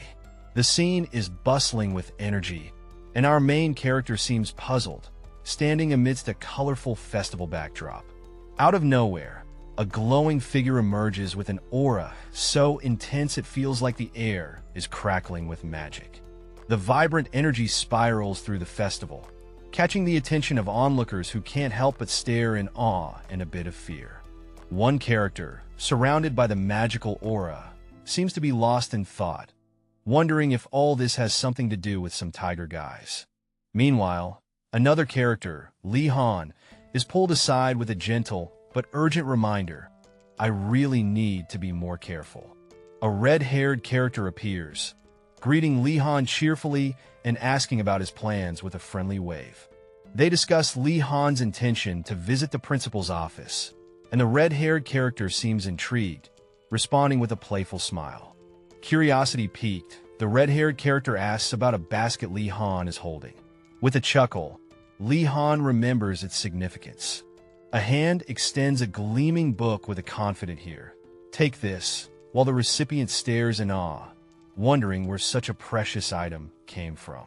In the next scene, a hooded figure explains, from the Flemen Order. They're a group that worships the god of alchemy, giving off serious secret society vibes. Cut to a character with fiery red hair, proudly stating, "My family has donated a lot to them, so they recognized who I am first." This person's feeling a bit like a VIP. A blue-haired character, looking visibly shocked, thinks, "What did she just say? That could happen?" Clearly, this revelation has shaken them to the core. As the scene shifts, the blue-haired character ponders, "Why did my family not donate any money to these orders?" While the redhead wonders why he's acting all suspicious. Under a sky decked with vibrant flags, a voice says, "Yaniri, they'll get going first and busy today," to which Yaniri cheerfully replies, "Okay, see you later." Two hooded figures stand in a grassy area, seemingly deep in conversation amidst a backdrop of colorful festival tents. One hooded figure politely interrupts, "Excuse me," clearly trying to get some answers or perhaps start some mischief. Finally, the blue-haired character steps forward, declaring, "I've come to seek the teachings of Lord Prisana," with an air of determination and mystery. Welcoming vibes are in the air as a mysterious hooded figure greets a newcomer with open arms, calling him brother. The scene's got that secret society feel, you know? As the plot thickens, someone in the crowd wonders why on earth the newcomer decided to show up here. Turns out they've been curious for ages. Our hooded host keeps the hospitality going, guiding everyone along with a charming grin. Who knew cloaked figures could be so friendly? But wait, there's more! A pink-haired character, looking a bit jittery, gets called up to lend a hand. There's definitely more than meets the eye here. Shock hits the stage as a familiar face pops up, reacting with surprise. Whoa, things are heating up! Enter the pink-haired character again, but this time with a close-up on their intriguing horns. Those fiery eyes mean business. In a dramatic reveal, the pink-haired character stands tall, wrapping up the mystery with a hint of elegance and power. Boom! The newcomer's mind is blown as they realize the pink-haired figure is a half-blood demon. Talk about a plot twist. In a smoky, mysterious realm, a figure stands with an ominous aura, contemplating the nature of demons and the world. It's all about that deep introspection vibe. Enter Juling, a newcomer with horns and a shy demeanor. She's rocking a formal outfit and seems a bit out of her element. Her passive personality is noted, perhaps hinting at deeper layers. A friendly introduction follows. Juling is the new kid on the block in the Burning Phoenix's tower. Gotta love those epic school names. A shadowy figure expresses surprise at the presence of other believers besides Juling, raising questions about this mysterious faith. Another character chimes in, all smiles, talking about the natural allure of Lord Prega's noble will. Someone's a fanboy. With a serious gaze, this blue-haired dude drops a hint. Joining an order comes with its own set of rules. Intrigue level, rising. A golden scale appears, casting its judgment. The question hangs heavy. What must you do? In a grand hall, a lone figure contemplates choices, facing the scales of fate. In a posh room, a guy is being offered to try something new by another character with a mischievous grin. The air is thick with intrigue as they discuss a mysterious precious order. The conversation takes a serious turn with the question about artifact creation. There's a sense that things are about to get real. Elsewhere, a hooded figure calls out to someone named madamada, hinting at new believers. The plot thickens as mysterious characters come into play. Back in the room, something surprising happens, leaving one of our characters in shock. You can almost hear the dramatic music playing. Our main guy is visibly startled, his face a mix of confusion and realization. What did he just witness? Footsteps on the sandy ground. A greeting is exchanged. Someone's making a memorable first impression. A new character introduces themselves as Mage, standing confidently. What's their role in this tangled web? A young man walks in, greeting an older person with a polite hello. He's puzzled by the tiny footprints on the ground. The older individual explains, you must be surprised. This is because of the artifact that I have equipped.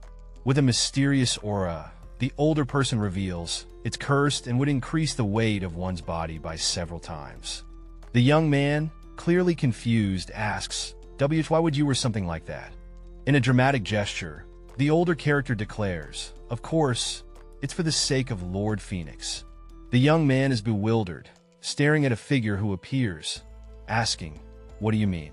The figure explains, because of that, we want to share the fun as well, and we do that by wearing cursed artifacts. The young man, scratching his head, mutters, I just wanted a quiet day. Can't believe I fell for the merchant's words and came here.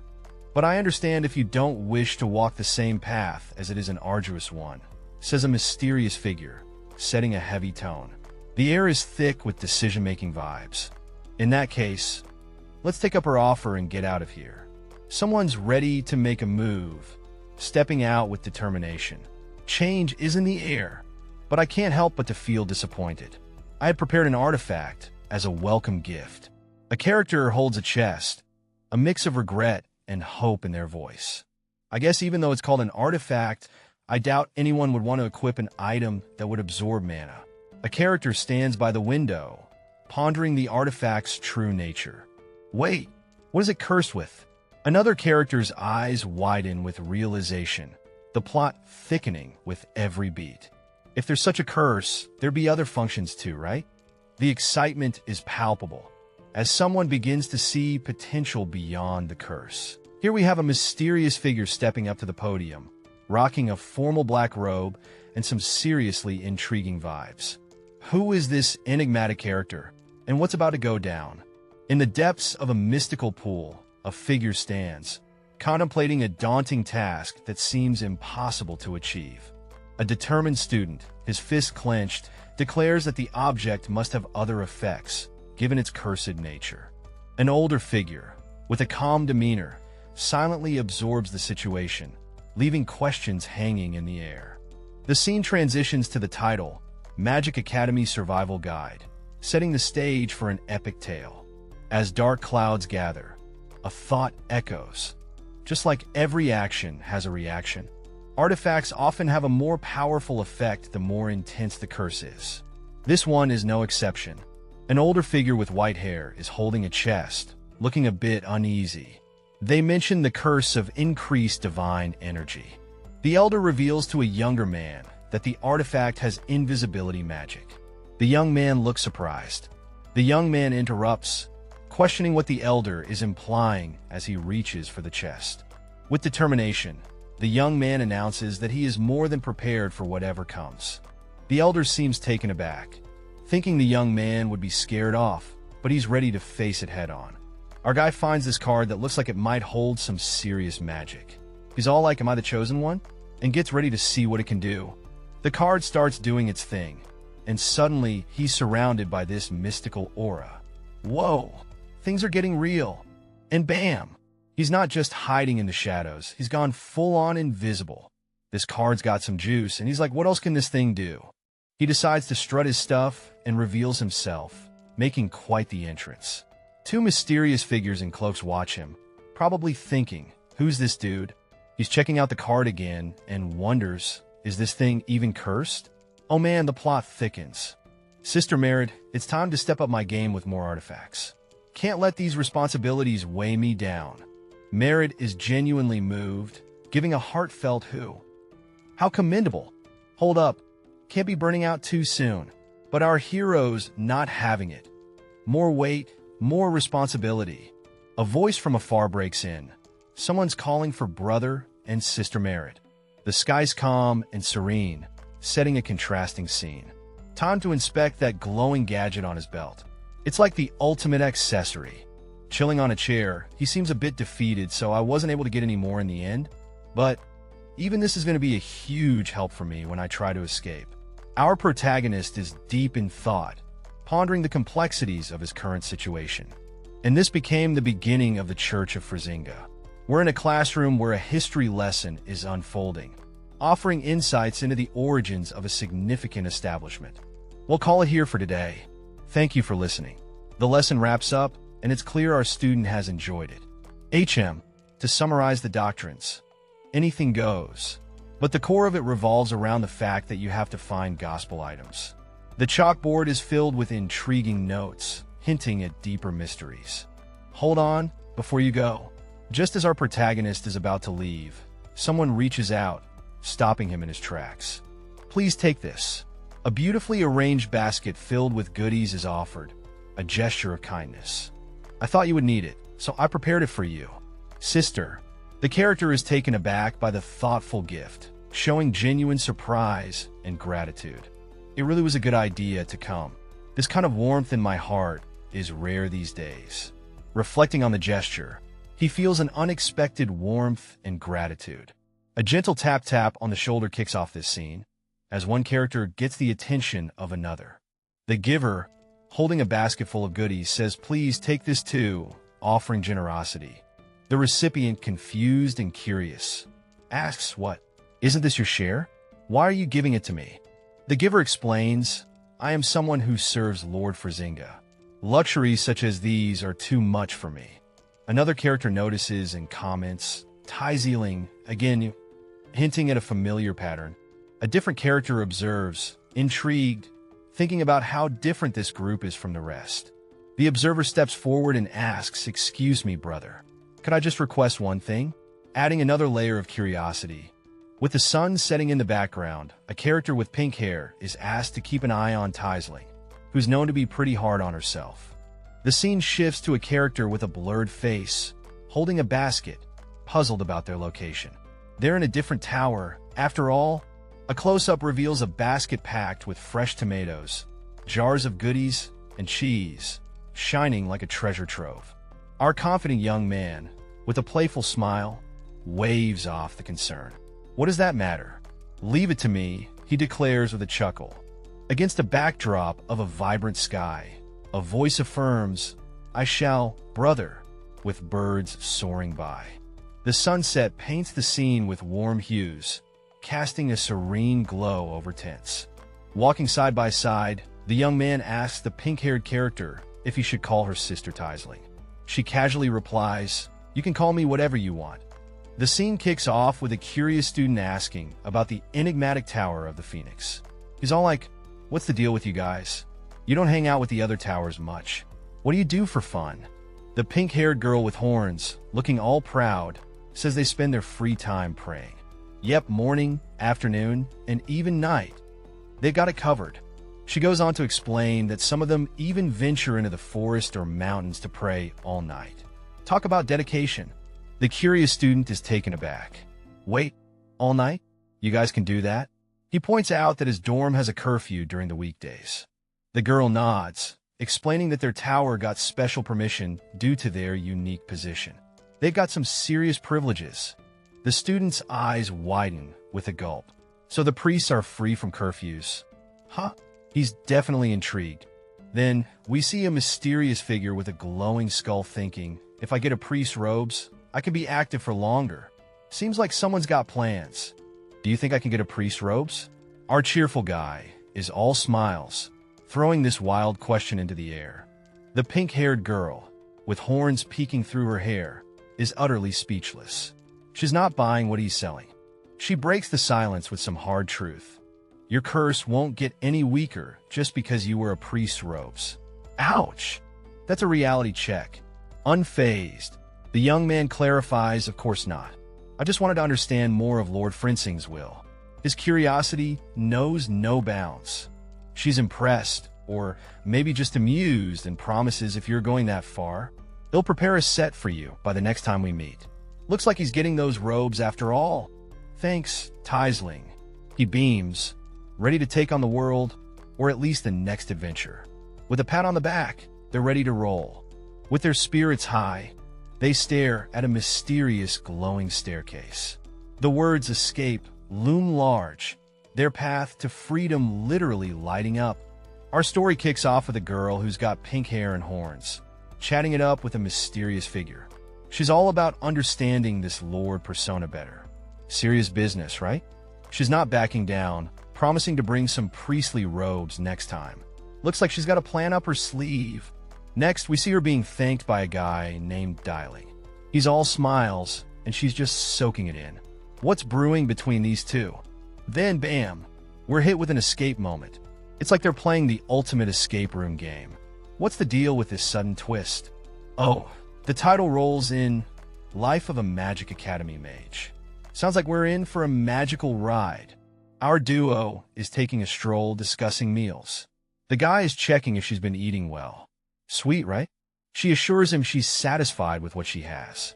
Keeping it humble, this one. But wait, there's concern. The guy mentions the priestess is worried about her. Drama alert. What's got the priestess on edge? She's got pink hair, intense eyes, and she's deep in thought. Someone told her to make sure our guy is well taken care of. Oh, the priestess. Da-da-du-ya. Our main duo is walking together, discussing responsibilities. The guy's like, ain't nobody got time for that. Meanwhile, the pink-haired girl is all about keeping promises. Suddenly, there's a close-up of his shoe. He's like, gotcha. What did he get? Who knows, but it's intense. Ooh, sparkly. There's a basket filled with goodies. Our dude is thinking he can't let down the person who gave him such a sweet gift. Priorities, right? Back to our duo. The guy pledges to be the best brother, while pink hair nods. He's ready to tackle the holidays like a pro. Check out that castle. The night sky is all moody and mysterious. Something's about to go down for sure. Our bearded friend is sipping on a drink with a satisfied KY. He's living his best life, appreciating the finer things in his mug.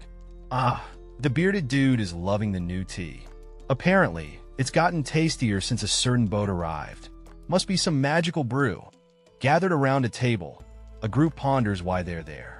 A glowing skull hovers above, setting a mysterious vibe. One character thinks they're there for basic writing training. The plot thickens. Another wonders if a professor has been assigned yet. The suspense builds. A character questions if Professor Vendazal was supposed to teach, only to be met with surprising news. The shocking reveal. Professor Vendazal vanished searching for a unicorn. Talk about a plot twist. The glowing skull reveals it has already found a replacement. Cue the dramatic gasp. The group reacts in surprise, questioning the timing of this sudden replacement. Intrigue intensifies. The tension is real as someone challenges the headmaster, urging them to show their skills. Who's this headmaster, and what's their game? In the classroom, a curious mind is buzzing with questions about the new professor. Seems like they've got some serious talent, and everyone's eager to see them in action. Enter the mystery zone. A little glowing creature appears, adding a sprinkle of magic and mystery to the scene. What secrets are they hiding? Over at the table, there's some friendly chatter. Someone's feeling the jitters about their first day, while another reassures them with a smile and a nod. Oh snap, our bearded buddy just got a surprise. He's all wide-eyed, realizing that the lady in front of him is his aunt. And trust me, she's the nagging type. Poor guy looks like he's seen a ghost. Just when you think it can't get any wilder, he's processing the fact that his aunt's nagging is a serious force of nature. The guy's practically sweating bullets at this point. Now, we have this eerie floating skull making a dramatic exit, dismissing everyone like it's got a meeting with destiny. The tension is real, folks. Suddenly, we shift to a peaceful scene. A gentle hand extends, and a cute little bird perches on it, as if to say, hey, what's up? Then we see a woman, calm and composed, with a bird chilling on her hand. She casually says, okay, it's lesson time, huh? Our young hero finds himself pondering this deep thought in the shadowy embrace of a mysterious forest. What could possibly await him? The scene shifts to an overhead view of a bustling school, where students are gathering like bees to honey. The excitement in the air is palpable. Two students stand side by side, gazing at the scenic view ahead. Wow, it's finally time for this lesson. One exclaims with enthusiasm. Looks like they've been counting down the days. Drumroll please. It's time for some basic riding training. The instructors are pumped, and so is the crowd. Get ready to saddle up. A couple of students chat about horse riding being a must-have skill for nobles. Yeah, you're right, one nods in agreement. The energy is electric. One thoughtful student takes a moment to gaze at the sky, reflecting on the day's lessons. Amidst the chatter and excitement, there's always a peaceful moment to be found. A figure appears in the sky, descending dramatically, sending shockwaves through the air. Two onlookers below are caught off guard and clearly startled. People scramble as someone shouts for everyone to get away, panic spreading like wildfire through the crowd. The ominous figure continues its descent, while another bystander, looking shocked, wonders what's happening. Things get wild as a massive creature swoops in, grabbing someone with a terrifying roar. Panic mode is activated, and everyone is freaking out. The chaos intensifies with screams filling the air. Our airborne friend is in a real pickle, flailing around while yelling for help. It's not looking good. Back on the ground, we've got a red-haired character in a total meltdown, shouting that Kainando got taken. It's a dramatic scene with everyone on edge. But hold up. A cool-headed hero steps up, telling everyone to chill and crouch low. No sudden moves, folks, or we might just become the next snack.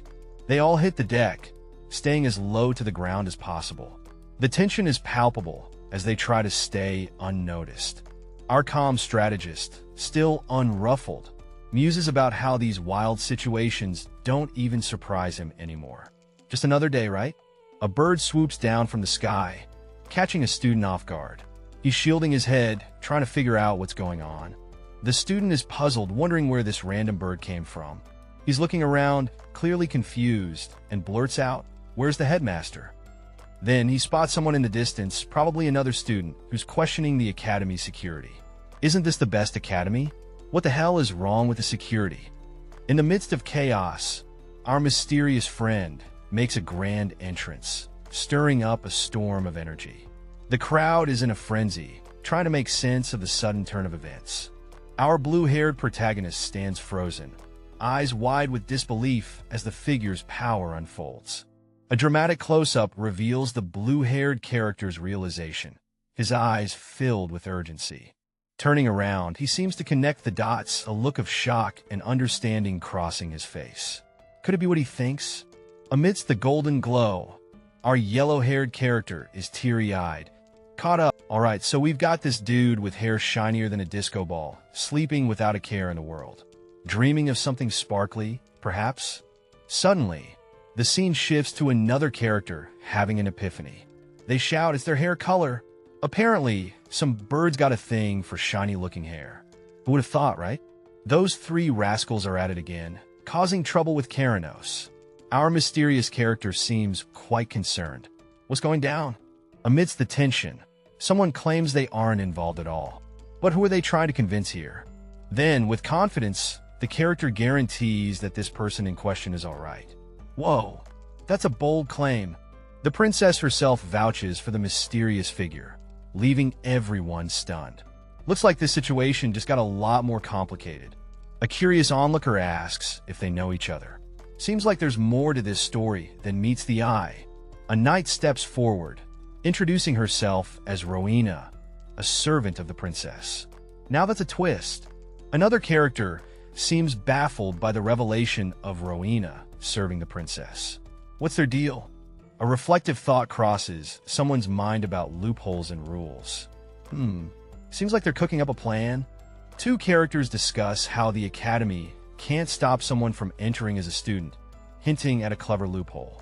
Meanwhile, someone reflects on how pitiful Kainando seems, even though they're both royalty, while watching a bird glide through the sky. A character approaches Sir Wardinas, asking for assistance with a mysterious task. The bird's momentum may have slowed, but the uncertainty of its behavior keeps everyone on edge. A character begins a request with So, building anticipation. The request is clear now. I'd like you to command the students and stop that bird. A tall order indeed. The reaction? Pure confusion. Command what? Comes the bewildered response. A light-hearted refusal follows. Why would I do that? With a reassuring pat on the back. Our boy who is getting roped into something big. His pals are like, who, you gotta do this? They trust him to lead them honorably. No pressure or anything. But Huss not feeling it. He's all, don't do this. Nothing good ever comes out of me taking charge. The struggle is real. The squad is pumped and ready, demanding Huss command. They're all hyped like, everyone is ready. Who, caught in the storm, hesitantly starts planning. His face says it all. Firstly, the vanguard will be, can he handle this? A dramatic pause as something unexpected catches his eye. What could it be? A towering building looms in the night, raising the stakes. Someone inside shouts, what did you just say? Drama alert. Inside, a mysterious figure is puzzled over a map. The leader isn't leaving Blue Dragon's tower? Is Wardina's? And not... Alright, we start with these cute little munchkins talking about a princess who's apparently got some mad skills even before hitting the academy. Then, bam! We get a shot of someone gripping a piece of paper like it's a treasure map, ready to dig up some secrets. Our mysterious character, with their face blurred out, is determined to find out the truth for themselves. Things are getting serious. And now, here's another character, totally fired up and ready to crack open someone's secret. They're on a mission. Switching scenes, we find a group of students enjoying a meal. Apparently, someone named Liwan has won them over with some tasty treats. Food bribery at its finest. Cut to a circle of cloaked students in deep conversation. They're plotting something big, no doubt about it. A confident voice chimes in, guessing at the outcome of their plan. Anyone got objections? Speak now, or forever hold your peace. A compact mirror is handed over with a dramatic flair. Whatever's going down, this little mirror is going to be key. Finally, we've got some nervous faces in the crowd as a mysterious blurred figure looms in the background. What's the deal with this person? The plot thickens. On a sandy beach, a group of robed figures are gathered, calling out to a monster bird. They've got this massive orb that they're treating like it's the Holy Grail. A colossal bird with sharp eyes and an impressive wingspan suddenly makes its grand entrance, looking down at the group like a boss. Someone's holding up the orb, and it's glowing like crazy. The tension is building up as the ritual kicks into high gear. The scene is intense as the energy from the orb starts to swirl, and our mysterious beach crew looks like they're bracing for something big. Things are getting wild. The orb's light intensifies, and you can almost feel the power in the air as the ritual reaches its peak. The bird lets our mystery character clutches a stick, ready for action. What's he up against? No clue, but he's got that intense, I'm ready vibe going on. He's thinking, if it's a bear, I'll just scare it off. Yeah, right? Easy peasy, right? Someone's hyping him up, calling him incredible. Well, that's gotta feel nice. A group praises him for his skills, but he's got that modest, I was a bit unsure look. Seems like he's used to handling wild situations. Our guy ponders. Where are Kainando and silver hair? Mystery thickens. Suddenly panic hits. He's all not now, as something wild is about to go down. And boom, two figures tumble down from nowhere. Classic woe. Moment. Surprise, surprise. It's Kainando and the Tiger Brat. Talk about dramatic entrances. A giant bird swoops down from the bright blue sky, its wings flapping with a sense of urgency. Below, the vibrant green of the trees contrasts with the intense focus of the bird's mission. The scene shifts to a tender moment as a voice reassures the bird, calling it their child and expressing pride. There's an invitation to embark on a journey together, hinting at a bond between them. Suddenly, a figure plummets from the sky, creating a dramatic entrance that leaves a trail of suspense in its wake. The figure lands with a powerful thud, shaking the ground with an impact that demands attention. The scene is charged with energy. Amidst the swirling leaves, a confident voice greets the onlookers with a casual "Hey, brats, nice to meet you all." The introduction is as bold as the entrance. Two onlookers, clad in uniforms, exchange puzzled glances. One asks, "Who's that?" while the other notes the impressive leap from the tree. Another observer, deep in thought, wonders about the unexpected arrival, contemplating if this newcomer is responsible for the recent commotion. The focus shifts to a rugged figure with a majestic beard, pondering aloud if the newcomer is related to a Professor Leglum, noting a striking resemblance. In the midst of a quiet moment, we see a pair of boots firmly planted on the ground. The character's inner monologue reveals a self-awareness, admitting him just being biased. It's a pause for reflection, showing a personal struggle with their own thoughts. A sudden shift in tone as a mysterious figure emerges, offering a surprising boost of confidence with the words, "You have potential." It's a game-changing moment that hints at future growth and possibilities. Our protagonist is taken aback, feeling a strong sense of déjà vu. The scene cuts to a wise, bearded figure who seems to know more than he's letting on. What's the connection here? It's a mystery that promises intriguing developments. But why does she look so familiar? Is she related to Professor Urgel? Our bearded friend is deep in thought, connecting dots that might not even exist. Footsteps echo as he ponders, catching himself in the act of stereotyping. Classic. A handshake seals some sort of deal or understanding. The tension is real. Folks, you're quite talented, someone whispers. This talent talk is getting intense. Déjà vu stricard. Memories or something else. It's getting mysterious in here. Welcome to the Magic Academy Survival Guide, where magic meets mystery. Buckle up. Amidst the hustle of the Academy courtyard, students are buzzing with curiosity. They're eyeing this mysterious girl, wondering aloud, is she a professor? Her presence has everyone chattering and speculating. The scene shifts as a curious student steps up, addressing the girl directly. He's got a burning question. "Excuse me, are you perhaps close with Professor Urgel?" His interest piques the curiosity around them. With a hearty laugh, the girl throws them all a curveball. "How do you find out?" "Emma's aunt," she reveals, leaving the student wide-eyed and exclaiming, "Seriously?" Another student, feeling the weight of attention, mutters to himself, "I can't keep standing out to the professors. He looks like he's trying to fly under the radar." Then there's Wodana, who's getting a lot of thumbs up. "Good for you, Wodana." Someone cheers. Turns out, he's Professor Urgel's top student. But the praise is a bit much for him. Wodana, clearly flustered, tries to dodge the spotlight. Wait. You don't need to tell her that. But his friends are having none of it, celebrating his achievements loudly. The girl, still amused, raises an eyebrow and teases, "Oh, is that so?" Her playful tone adds a layer of intrigue to the situation. Under a dim light, a character is caught in deep thought, realizing with a heavy heart that it's already too late.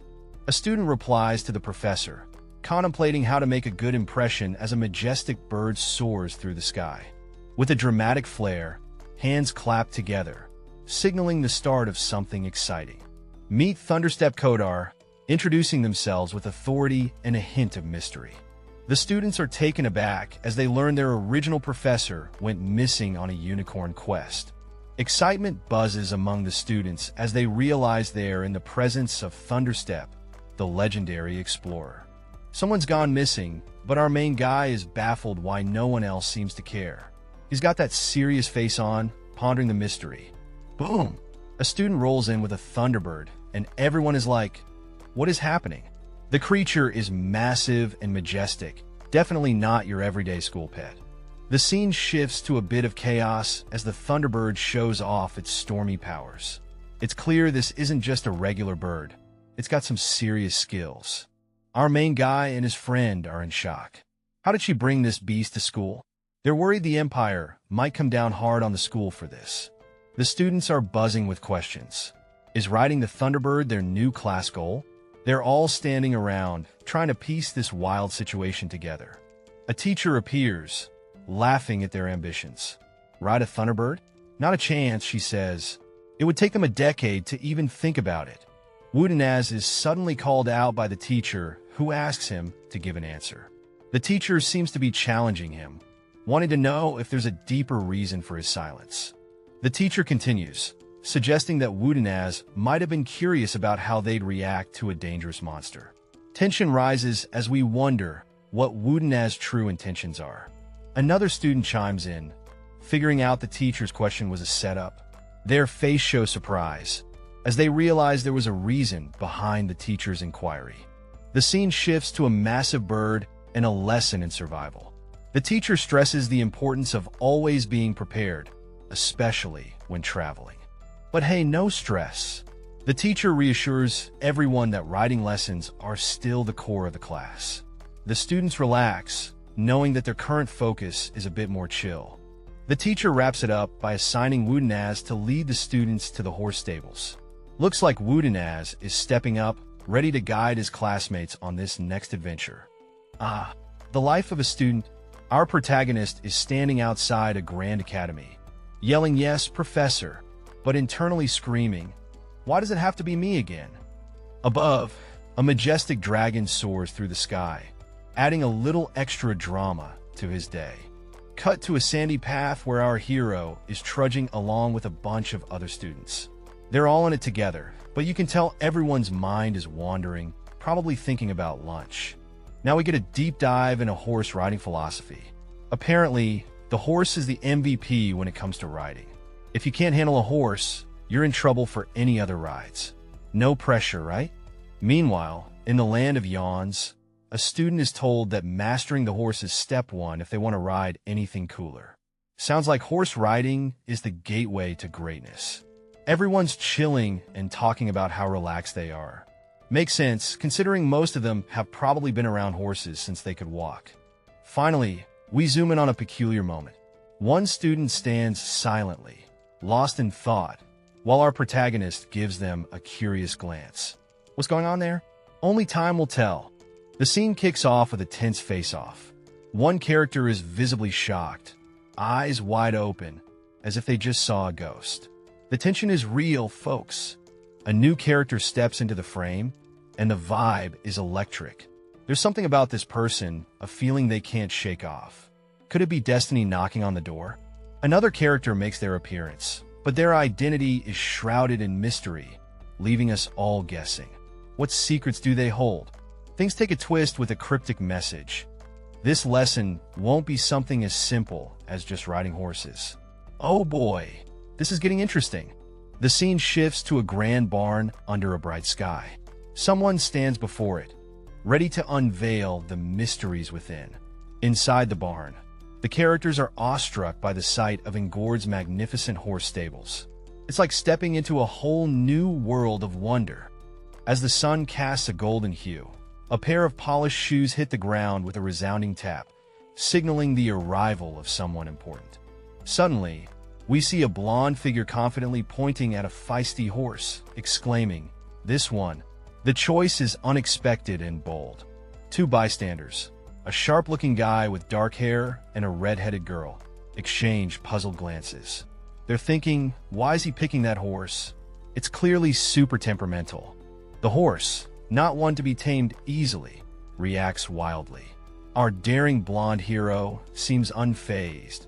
But things are about to get messy. And there it is, a classic slapstick moment. The horse's antics have our blonde friend spraying what looks like a drink, while the two bystanders can't help but laugh at the ridiculousness of it all. Amidst the bustling scene, someone yells out, "Armand got hit," and the chaos begins. Our hero is sprawled on the ground, looking dazed as a concerned voice asks if he's all right. The answer? A classic groan of ugh, as he tries to shake off the surprise. With a sheepish grin, his friend laughs it off. What an idiot. That's what you get for poking a horse. Clearly, the lesson here is to never mess with the stables unless you're ready for some hoof payback. Our unlucky hero is being lectured about being more careful, but it seems the horse has more to say as it looms over him menacingly. The tension builds as the massive creature shows off its impressive set of teeth, ready for round two. The horse doesn't hold back, launching at our hero with a dramatic yaw, sending him scrambling. It's a hilarious yet terrifying moment, as he realizes that sometimes the best strategy is just to run.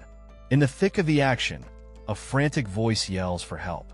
The horses are going berserk, their eyes glowing ominously as they charge forward, causing everyone to scramble out of their path. Two guys are in shock, trying to figure out what's happening. One of them questions why all the horses are acting so strangely. It's a mess, and everyone is on edge. Amidst the chaos, one of the guys notices something alarming. All the horses are in a wild frenzy, and it's clear this isn't just a normal freakout. The scene bursts with laughter as our character throws their arms wide open, declaring, "I want you to become close with all of the horses here." It's a mix of comedy and determination, and you can't help but chuckle at the sheer enthusiasm. The scene unfolds in a barn where two students, looking a bit puzzled, are told by their lively instructor that they're about to learn horse riding. It's the kind of surprise lesson nobody saw coming. The instructor, with a confident vibe and a braid, continues with a cheeky grin, announcing that they've got their first assignment lined up. This is going to be interesting. With a dramatic flair, the instructor tasks them with getting chummy with all the horses. Yep, you heard that right. The barn echoes with laughter as the students look on, probably wondering if they signed up for the right class. Welcome to the Magic Academy Survival Guide, where surprises are the norm and magic meets the mundane in the quirkiest ways.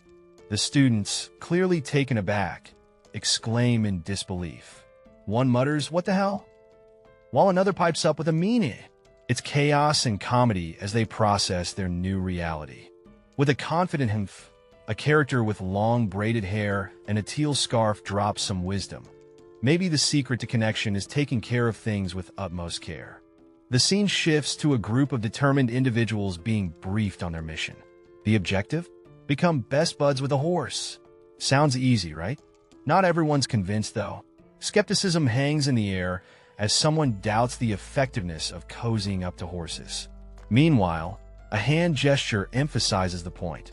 Finally, the plot thickens as one character is told to follow another. A mysterious aura surrounds the request, leaving us with a sly smile and a promise of intrigue. The scene opens with a mysterious vibe as our main character stumbles upon something unexpected. What could it be? A majestic white horse appears, bathed in a heavenly glow, as if it's straight out of a legend. A wise figure, who might be a professor, entrusts the horse to the main character, saying it's not just any horse, but a special one meant for the brightest student. Jealousy brews among the other students. They grumble about the special treatment, but someone shuts down the chatter. A quirky character laughs off the gossip, calling the others fools, clearly unbothered by the drama. The horse is praised for its qualities, but there's a twist. It's also known to be wild and unpredictable, adding a layer of challenge. It's a bustling scene at a counter, where someone casually drops the bombshell that taming a monster might actually be the easier option. Yep, that's the level of task we're dealing with here. Our hero, a newbie, but clearly not your average Joe, is told this daunting mission is right up their alley. But they're thinking, what's in it for me? Hoping for some extra perks. And boom, our overachiever gets hyped up with a thumbs up, only to internally grumble. This is why you shouldn't stand out. The scene takes a chill pill with a picturesque shot of a charming house under a bright, clear sky. Next thing you know, the door creaks open, setting the stage for an unexpected guest. A character with flowing hair steps into view, greeted with a surprised, "Annie, what brings you here?" Talk about an unexpected family reunion. Our scene opens with a character sporting braided hair and a teal scarf, reminding someone to save their greetings. You can almost hear the cheeky tone, right? We shift to a cozy house, where our braided buddy is catching up with someone. It's been a long time, they say, and you can feel the nostalgia. Enter the uncle. He's all about checking out his nephew's crib. The nephew's a bit flustered but welcomes him in. Classic family vibes. A close-up of our mysterious character, with their back turned. Who could they be? The plot thickens. Inside, another character, all suited up, seems puzzled. They mention a professor's request, adding an air of mystery. Chaos inside. The house is a mess, and our braided friend teases about why someone's still single. Ouch, but also, we've all been there. Finally, the conversation shifts to food. Our braided hero declares it's lunchtime. A perfect way to wrap up a lively visit. Amidst the chaos, someone exclaims, "Oh, you didn't eat yet?" Our slightly embarrassed professor chuckles. I was indeed hungry. In a cozy room, the professor is seated with a lively group. One concerned friend advises, Yeah, you shouldn't skip meals while you're still growing. A confident character with braided blonde hair steps in. Yurgum, you can just relax. I'll treat you guys to some Eastern-style food. Things get tense as Yurgum admits, I don't really like Eastern food. This stirs a fiery reaction. What did you say? Yurgum quickly backtracks, nothing. With a sigh, Yurgum sits at a table, reflecting. My worries came to fruition. Just as things seem to settle, the red-haired friend leans in, curious. Anyway, how have you been? Suddenly, the red-haired friend notices something. Wait, what is that on your chest? The professor looks down, puzzled by the glowing symbol. A student is holding a branch that's glowing with a strange energy. He's asked, are you serious about this? And things are getting interesting. The glow intensifies, and a bearded man enters the scene, clearly intrigued and maybe a bit skeptical. He questions the student. Did you really get an oak tree spirit? The student, holding his mysterious find, is faced with another question. Where did you get that? Someone is definitely curious about this glowing branch. A peaceful window view is shown, with the word well hanging in the air, as if the student is pondering how to explain this wild story. The bearded man, looking a bit skeptical, isn't buying it easily. So you just happen to enter the forest and just happen to meet an oak tree spirit? And just happen to receive it?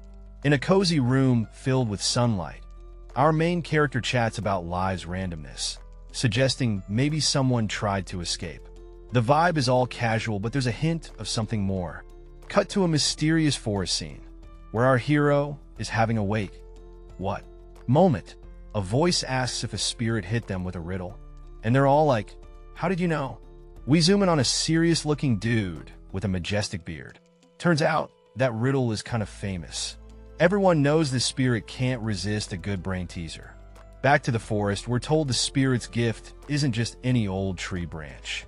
There's something unique about it, and it's got everyone on edge. Our hero is now gripping a staff, eyes wide with curiosity. There's definitely more to this stick than meets the eye. Could it hold some epic power? Alright, so we've got this dude who's seriously pondering the age-old question. Should he use magic or just do it the hard way? Decisions. Cut to the kitchen and bam, we've got some tasty-looking dish being whipped up. The aroma is practically jumping off the page. A new character enters the chat, confidently saying, of course there is. Who is she? Well, she's rocking some red gloves and has a vibe like she knows what's up. Now, we got a little back and forth where one character is like, really? And the other is all about that farming life. Turns out it's great for farming. Who knew? And just when you think it's all about the soil and crops, our main dude is out there in the field, ready to jump into action. This guy's got some moves. Chilling around a table, our gang's chatting about some mysterious gift from a free spirit. It's supposedly great for growth, like a magical fertilizer or something. The bearded dude jumps in, all optimistic, like, hey, it's good news you were planning to grow stuff anyway. But our main guy seems a bit unsure. Enter the curious friend, asking what the plan is. Turns out, the protagonist wants to try growing everything that's edible. Talk about ambitious. The blonde friend, full of enthusiasm, offers a helping hand. If that's the case, he'll help you, they say, spreading the good vibes. With a confident nod, the friend says, come with me after lunch. Seems like a solid plan is forming, folks. A serene scene of a house under a clear blue sky wraps up the convo, hinting at the calm before the gardening storm. In a peaceful landscape, a young man stands with a basket, ready to learn the art of farming. Across from him, a mentor seems to be giving some sage advice. The mentor highlights the importance of planting essential crops like potatoes and yams. It's all about survival and sustenance. The mentor continues, explaining that patience is key in farming. Woodenaz listens intently, acknowledging the truth in those words. Woodenaz, with a determined look, thinks to himself about staying positive. He's ready to dig in, literally, and make things happen. Hands in the dirt, Woodenaz plants with care. He reflects on the advice given to him, believing it will aid his farming journey. The professor calls Woodenaz over for more instructions. Ready and willing, he responds eagerly, showing his dedication to learning. A peaceful morning light filters through the leaves, casting a gentle glow over a small plant. This little sprout is reaching for the sky, embodying hope and the start of something new. The scene opens with a stunning view of a towering structure, bathed in sunlight and surrounded by lush greenery. It's a place that promises adventure and mystery. A bustling room filled with chatter, and suddenly, the atmosphere shifts. A mysterious figure enters, leaving everyone curious. Who is this person? The figure steps into the light, confidently announcing, "Guys, I'm here." With a wave and a basket in hand, they make quite the entrance. The title card flashes, Magic Academy Survival Guide. It's clear we're about to dive into a world of magic and mayhem. The basket is packed with fresh goodies, bread, cheese, tomatoes, and more. It's a feast fit for a magical gathering. Our scene opens with an enthusiastic welcome as a newcomer strides in, arms loaded with what seems to be food. The excitement is palpable as everyone eagerly questions, "Is that food?" Thanks to the help of Professor Thunderstep, our protagonist managed to gather quite the bounty. The atmosphere is buzzing as people indulge in what seems to be a delightful meal. As the feast continues, one character praises their friend for providing such an amazing spread. It's clear that this place is renowned, being called the best house in the empire. Meanwhile, a group of birds has undergone a surprising transformation in just a week, leaving everyone in awe at their rapid change. In the midst of all this, another character decides to whip up some soup, gathering ingredients and preparing to cook. With a flourish, the soup making begins. The pot is set on the fire, hinting at a delicious meal to come. Our culinary adventure kicks off with a young guy in a vest stirring up some magic in the kitchen. His friends watch in awe as he adds a dash of mystery to the pot. The red-haired girl is caught in her thoughts, pondering how much he looks like someone she knows, adding a layer of intrigue to the scene. In a flash of imagination, he's an alchemist at work, mixing potions like it's no big deal. His confidence shines through as he holds up a bubbling concoction. With a spoonful of his creation, he takes a taste. The verdict? A satisfied HM that's good escapes his lips. With a nod, he announces the feast is ready. His friends, eager and hungry, bring their bowls with enthusiasm. The table is set, and everyone gathers around. The aroma, Hewudnaz, says a blonde-haired dude, tapping someone on the shoulder. The atmosphere is casual, but there's a hint of something brewing. Wudinaz turns around, looking a bit puzzled, his expression hidden but clearly deep in thought. What's going on in his head? Cut to Wudinaz standing alone in a hallway, staring at a door. He's got something on his mind, a question he's eager to ask. Inside the room, a girl with long silver hair perks up at the sound of a knock. Who could it be? She opens the door, only to be surprised by Wudinaz standing there. "Why are you?" she starts to ask. Wudinaz, holding a bowl of soup, offers it to her. "I cooked some soup. You should have some," he says, making the moment unexpectedly warm. The girl looks at the soup, taken aback. "For me?" She wonders, clearly not expecting this gesture. "All the students got some too, so there's nothing to feel sorry about," she says with confidence. "It's all good." A steaming bowl of food appears, and someone eagerly shouts, "Hurry!" She takes a bite, and her expression says it all. Something surprising is happening. Her eyes pop wide open, filled with an exclamation of shock. She's suddenly swept away into a magical culinary adventure, surrounded by floating food. The boy, a bit stunned, thinks she must have been really hungry.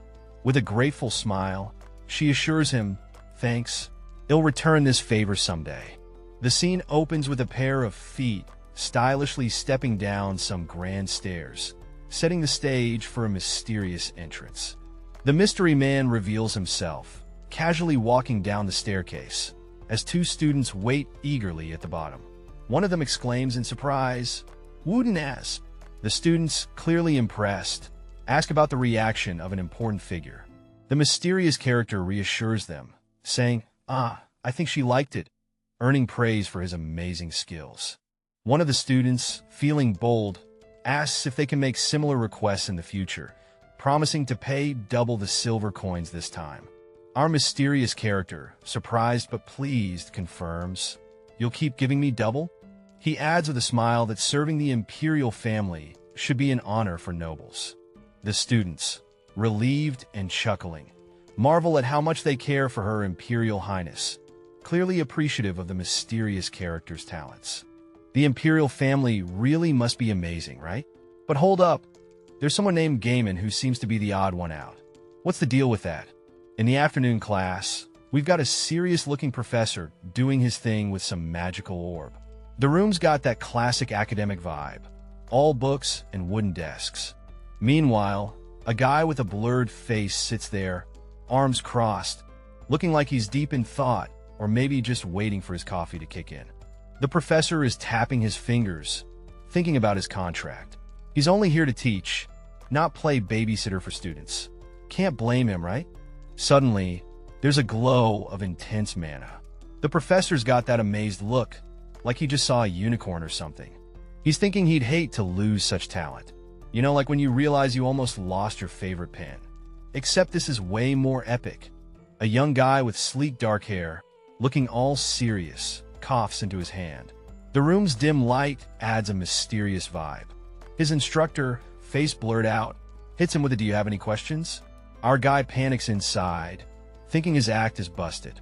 Stammering, he asks what this training is all about, still playing with that floating orb. Mr. Blurry Face seems annoyed and asks if our hero even bothered to read the course name. The student, not missing a beat, points out that he was told to ask questions, so here he is. Determined, he asks how this whole orb-spinning gig relates to combat. He's genuinely curious now. The instructor's dead silence is killer. Our guy's sweating it, begging him to stop the suspense. Still pondering, our orb spinner is lost in thought, even if just for a moment. "I was troubled by how I should explain something so obvious," said a character, chuckling to himself. His face is blurry, but you can sense the mix of amusement and frustration. Next, he decides to give an example, confidently gesturing with his hand as if to set the stage for something big. And boom! The scene darkens dramatically, revealing him holding some mysterious power. His expression screams intensity, and it's clear this isn't your ordinary show and tell. The first character, now gulping, reacts with, "What a freaky example." Clearly, this wasn't what he expected. The demonstrating character drops some wisdom, saying the key in combat isn't about fancy spells, but the bare minimum needed to end a life. He walks with purpose, emphasizing his point. Finally, he illustrates on a board, explaining that training with the Star Spirit Stone is all about boosting the destructive power of projectile spells. It's all about that magical finesse. All right, class is in session. Our teacher, rocking that classic scholarly look, is breaking down the magic missile spell, a humble first circle spell. But here's the kicker. Its power totally depends on who's casting it. So, if you've got skills, even a simple spell can pack a punch. Now, the teacher gets real. He warns that any magician who skipped their homework on the basics might find themselves in a tough spot during real combat. You know, like freezing up when things get hairy. Cut to the battlefield, and it's chaos. Goblins and all sorts of nasties are on the attack, and unprepared magicians are just standing there, totally frozen in fear. But wait, there's hope. The teacher shifts the focus to magicians who've drilled the basics into their muscle memory. Even in the wildest of situations, these well-prepared magicians can keep their cool. We've got a confident magician ready to unleash some serious magic, eyes burning with determination.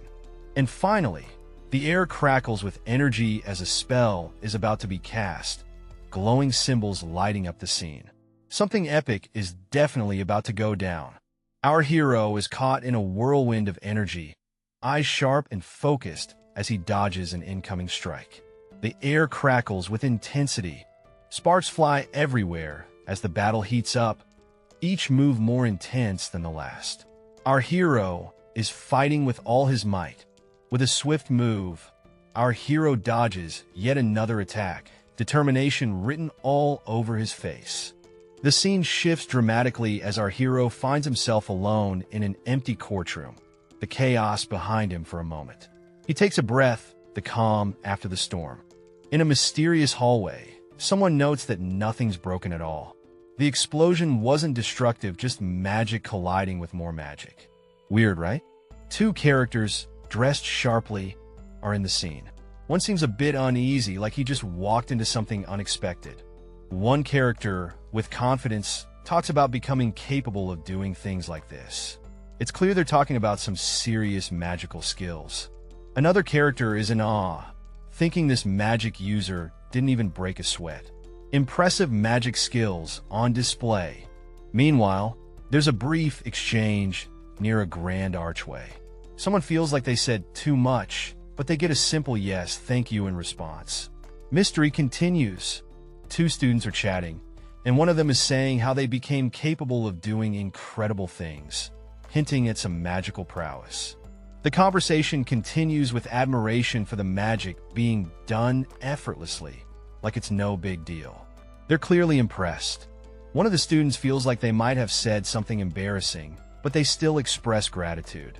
Welcome to the Magic Academy Survival Guide, where magical adventures await. Get ready for some spellbinding fun. In a grand hall, the two students are seen, probably pondering the mysteries of magic and the academy. We see one student reflecting on a class, intrigued by the contents, which seem to exclude some magical elements. Two students are chatting, and one of them is saying how they became capable of doing incredible things, hinting at some magical prowess. The conversation continues with admiration for the magic being done effortlessly, like it's no big deal. They're clearly impressed. One of the students feels like they might have said something embarrassing, but they still express gratitude. Welcome to the Magic Academy Survival Guide, where magical adventures await. Get ready for some spellbinding fun. In a grand hall, the two students are seen, probably pondering the mysteries of magic and the academy. We see one student reflecting on a class, intrigued by the contents, which seem to exclude some magical elements. In this intense scene, a mysterious figure grabs the wrist of a young student, who looks startled and concerned. The air is tense, and you can feel something big is about to go down. Just as the student starts to react, magical energy begins to swirl around them. The words mana drain echo ominously, and the student's eyes widen in shock. What's going on here? The scene shifts to reveal a sorcerer, cloaked in dark robes, casting a high circle spell. This isn't just any spell. It's powerful and wicked, designed to drain mana. The narration confirms the worst. This spell absorbs the target's mana. The stakes are high, and the situation is dire.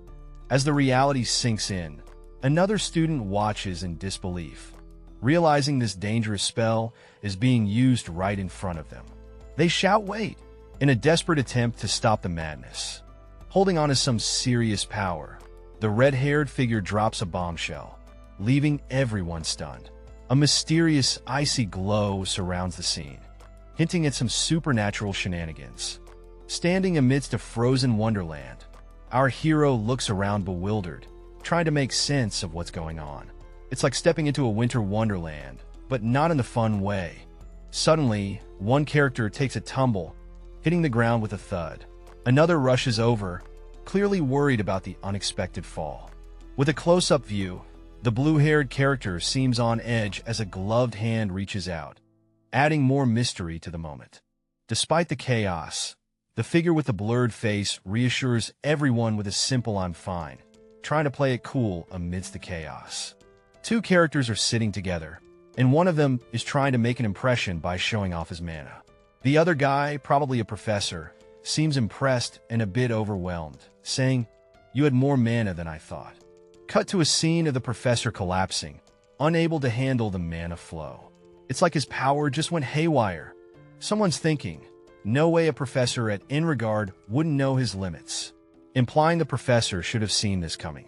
Our mana-overloaded hero is pondering his own power, thinking, if I have enough mana to make a professor collapse, how much do I really have? Someone's lamenting that an extreme method didn't work out as planned. Just when it seems hopeless, another voice chimes in with, "No, there is one." Surprised, the character exclaims, "There is?" and looks eager to find out what this mysterious method might be. With a serious vibe, someone is holding a glowing blue orb and asks, "Are you ready?" Things are about to get intense. The scene cuts to a young guy entering, and he's all like, huh? As he notices bubbles floating around him. Confusion levels 100. Enter the mentor, looking all cool and mysterious, telling the young guy that it's time to use his low-level simulation to defend himself. The stakes just got real. The young man, not quite ready for this epic challenge, exclaims, "Wait, Professor, this is ridiculous," but his protests are ignored as the mentor keeps the pressure on.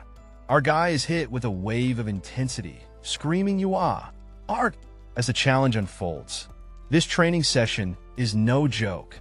The scene opens with a character losing his cool, yelling "shit" repeatedly. The frustration is real. The focus shifts to an impressive building as he shouts, "This fucking academy!" Clearly, he's had enough of this place. Suddenly, we see some glowing blue orbs, and our guy seems to be in a state of shock or disbelief. A new character appears, standing over him, casually taunting about his lack of progress. The tension is thick as the new guy smirks, clearly enjoying the moment. A character in a dark glove reaches out to a young man in a school uniform, setting a mysterious tone. The young man vents about nearly dying, while the other character downplays any gratitude, saying it was all his effort. Clearly overwhelmed, the young man doubts the praise, thinking it's too much credit. The older character introduces a test with an ordinary iron ball, asking the young man to manipulate it. The young man looks bewildered as he tries. Young dude's in the zone trying to get this orb to move exactly where he wants it. He's all focused with a glowing ball in front of him, and his instructor's got his back. Now it's time for the orb to dance. Up, down, clockwise, counterclockwise. The instructor's throwing directions like a DJ at a club. With a smirk, the instructor seems satisfied, thinking this whole orb thing is going just fine. Switch up time.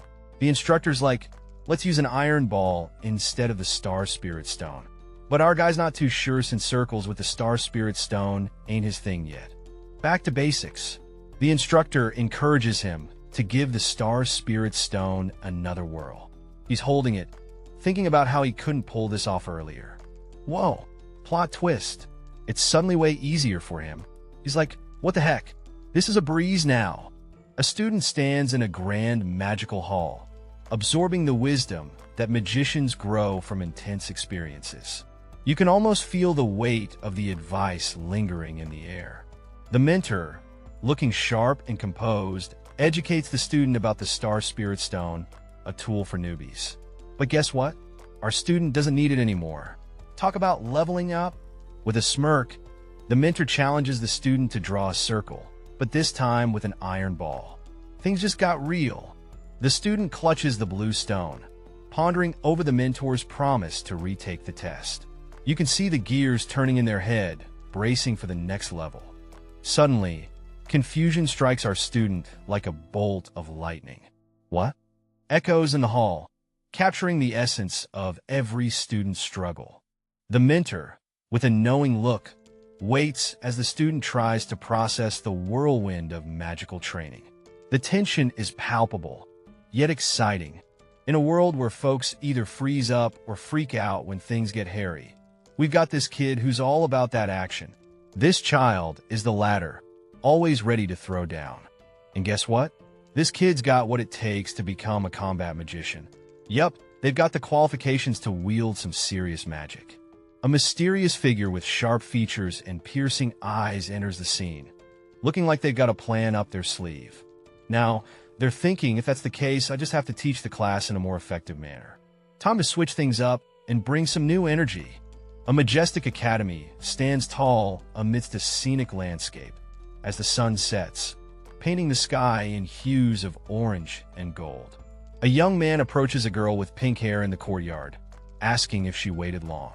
She shakes her head, saying she didn't, but her expression hints at something deeper. Her eyes tell a story of their own as she glances away, contemplating something important.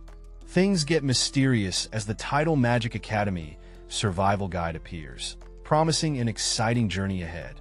The young man offers the girl priest robes, and she thanks him warmly. Though his face is blurred, the young man presents a heart. Our story kicks off with a character waving off concerns, saying, "I'm fine," while holding a book. The backdrop? A majestic stone wall bathed in sunset hues. Next, we meet a pink-haired character, pondering if Lord Forsna is still suffering. They're daydreaming about some fancy gourmet food, clearly having a moment. Then a character appears to be in a bit of a pickle, thinking, "Sister Mara, this isn't looking easy. Looks like someone's got a basket of challenges." The pink-haired character insists they're okay, suggesting that someone else might need help more. They've got a heart of gold, this one. Tea time. Someone's hand reaches for a cup, claiming they're more than satisfied with just tea. Simple pleasures, right? Now, we have our friendly character, brimming with enthusiasm, offering to prepare tea. They've got that "I got this" energy. Enter Wad Naz. He's all about preparing tea and showing off his newfound interest. He's ready to brew up a storm. Our hero is caught in a caffeine crisis, debating between green tea and coffee. The pressure is on. Meanwhile, a dedicated tea aficionado is brewing up a storm, determined to make the ultimate cup of tea. Enter our heroine, who bursts in, trying to halt this tea time disaster, asking if he even knows how to make tea properly. The boy is left scratching his head, wondering if his family's tea tradition might be a bit off. The scene kicks off with our pink-haired girl, looking quite flustered, waving her hands and saying, Not at all. There's nothing wrong with it. Clearly, something's got her rattled, but she's trying to play it cool." In the next panel, she's chatting with a guy who's got a cup of something suspiciously steaming. He seems confident, saying it's just a drink, don't worry. Meanwhile, our girl looks like she's seeing ghosts, internally screaming "HALP." Now, she's slumped over a table, spirals around her head like she's in a cartoon. The guy, kneeling beside her, offers helpfully, "I'll drink it." What a hero, right? Tea time. We see a close-up of a cup being filled with a creamy liquid. The guy, ever the smooth operator, comments, "Good choice." The cup is slid over to her, and the guy insists it's a special milk tea. Have a taste. The anticipation is real. She stares at the cup, speechless, with a look that says, "Do I really have to?" Finally, the suspenseful moment arrives. She takes a sip, eyes wide, as if bracing for impact. The word SLP captures this dramatic taste test. Meet our tea enthusiast, a girl with horns and fiery eyes, sipping her brew. Something's got her startled, and it's not just the taste. Her mind drifts off to a dreamy land, full of blossoms and cinnamon. Is this tea or a magical potion? A guy nearby clenches his fist, claiming victory. "All right, I got her," he exclaims. What's his game plan? He's already plotting the next move, ready to brew another round. "Now, I'll prepare the next tea," he declares with a sly grin. A magical concoction is being brewed, with ingredients swirling like a mini whirlpool. This isn't your average cup of tea. Something special is about to go down. Up in this cozy little spot, our mysterious dude is serving up something tasty, and he's all like, "This must be a brand new world for you." The pink-haired girl's munching away, nodding like it's the best thing ever. The guy's got this sly look, and he's thinking she's in for a surprise. The girl seems to be in her own world, just enjoying whatever's in front of her. We get a close-up of the empty cup. Whatever was in there, it's gone now. She must have really enjoyed it. Our pink-haired friend is all smiles, saying, "That was a very delicious tea." Looks like she's pretty satisfied with her new experience. And then boom, a hand lands gently on hers. Looks like someone's getting a bit touchy-feely. Our mysterious guy leans in, saying, "Now that you've had a taste, you won't refuse to see me again, right?" But the girl's not having any of his villain vibes, telling him, "You don't need to talk like a villain." Under the night sky, a simple exchange of gratitude and a promise to meet tomorrow mark the end of a conversation. The scene shifts to a tall, solitary tower surrounded by lush greenery, shrouded in the mystery of the night. Two figures, cloaked in shadows, head back to a mysterious location, their footsteps creating a rhythmic pattern in the silence. A vigilant figure ensures that everyone has returned to their towers, maintaining the night's order. As curfew takes hold, a mysterious figure hides among the trees, aware that all students must return to their dorms. Despite the rules, this figure makes a bold choice to venture out, ready to face whatever the night may bring. Meet our mysterious character, a young priest striding through the night. His thoughts? Oh, just the usual, just an ordinary, devout young priest. Yeah, right? As he approaches the grand entrance, he's got his guard up. Who knows what kind of traps are lurking inside? This place is no joke. Inside, he's reminiscing about his first time here. Those endless halls. But now he's got a mission, and he's not letting those creepy vibes slow him down. Before anything else, he's got some scouting to do. There are parts of this place he hasn't explored yet, and curiosity is calling. But wait, what's that? He stops, puzzled by something or someone up ahead. And there it is, the big question. Is that a professor? With ears like those, this character's got some unique features. Wait a second, our hero is examining something closely, and there's a sudden realization dawning on them. What's going on here? They're a student of the Black Turtle Tower? This revelation hits like a ton of bricks. Who would have thought? The scene opens with a mysterious figure, sporting mouse-like ears and a long coat, wandering down a dimly lit street. A speech bubble pops up with a curious huh, as if someone is spotting something unexpected. The mystery deepens as we get a closer look at the figure from behind. Someone's inner monologue questions, is that a professor? Clearly, there's more to this mouse-eared individual than meets the eye. The suspense thickens. Another character in a hooded cloak is piecing things together, thinking, wait a second, but the identity remains tantalizingly out of reach, blurred and shrouded in mystery. The revelation hits like a plot twist. The figure is identified as a student of the Black Turtle Tower. What could a student from such a place be doing here, wandering the streets at night? The scene shifts to a hooded character stealthily trailing the mouse-eared figure. They note how the figure moves without making a sound, a skill that suggests they're not just any ordinary person. The focus zooms in on the figure's feet, moving with precision. The observer's thoughts confirm it. Those footsteps, he's definitely trained. This figure is no amateur, adding layers of intrigue to their identity. Ratfolk aren't exactly rolling out the welcome mat in the Empire. There's a strong whiff of them being seen as thieves and lowlifes. The rat-like character is seen contemplating, hoping his doubts are just prejudice. But he discovers a key, and it's pretty clear what the plans are with that shiny little thing. Our blue-haired rat character wonders if their intentions might actually align. A tense moment as a hooded figure issues a chilling threat. Hey, don't make a sound or it'll kill you. The rat character and his mysterious assailant lock eyes, each sizing up the other in this high-stakes encounter. Welcome to the enigmatic halls of the Magic Academy, where the air crackles with mystery and arcane secrets. Suddenly, a voice breaks the silence. You scared me. Two figures stand in a dimly lit hallway. One, a blue-haired student, thought he was facing a professor, only to find another student cloaked in mystery. He apologizes for the scare.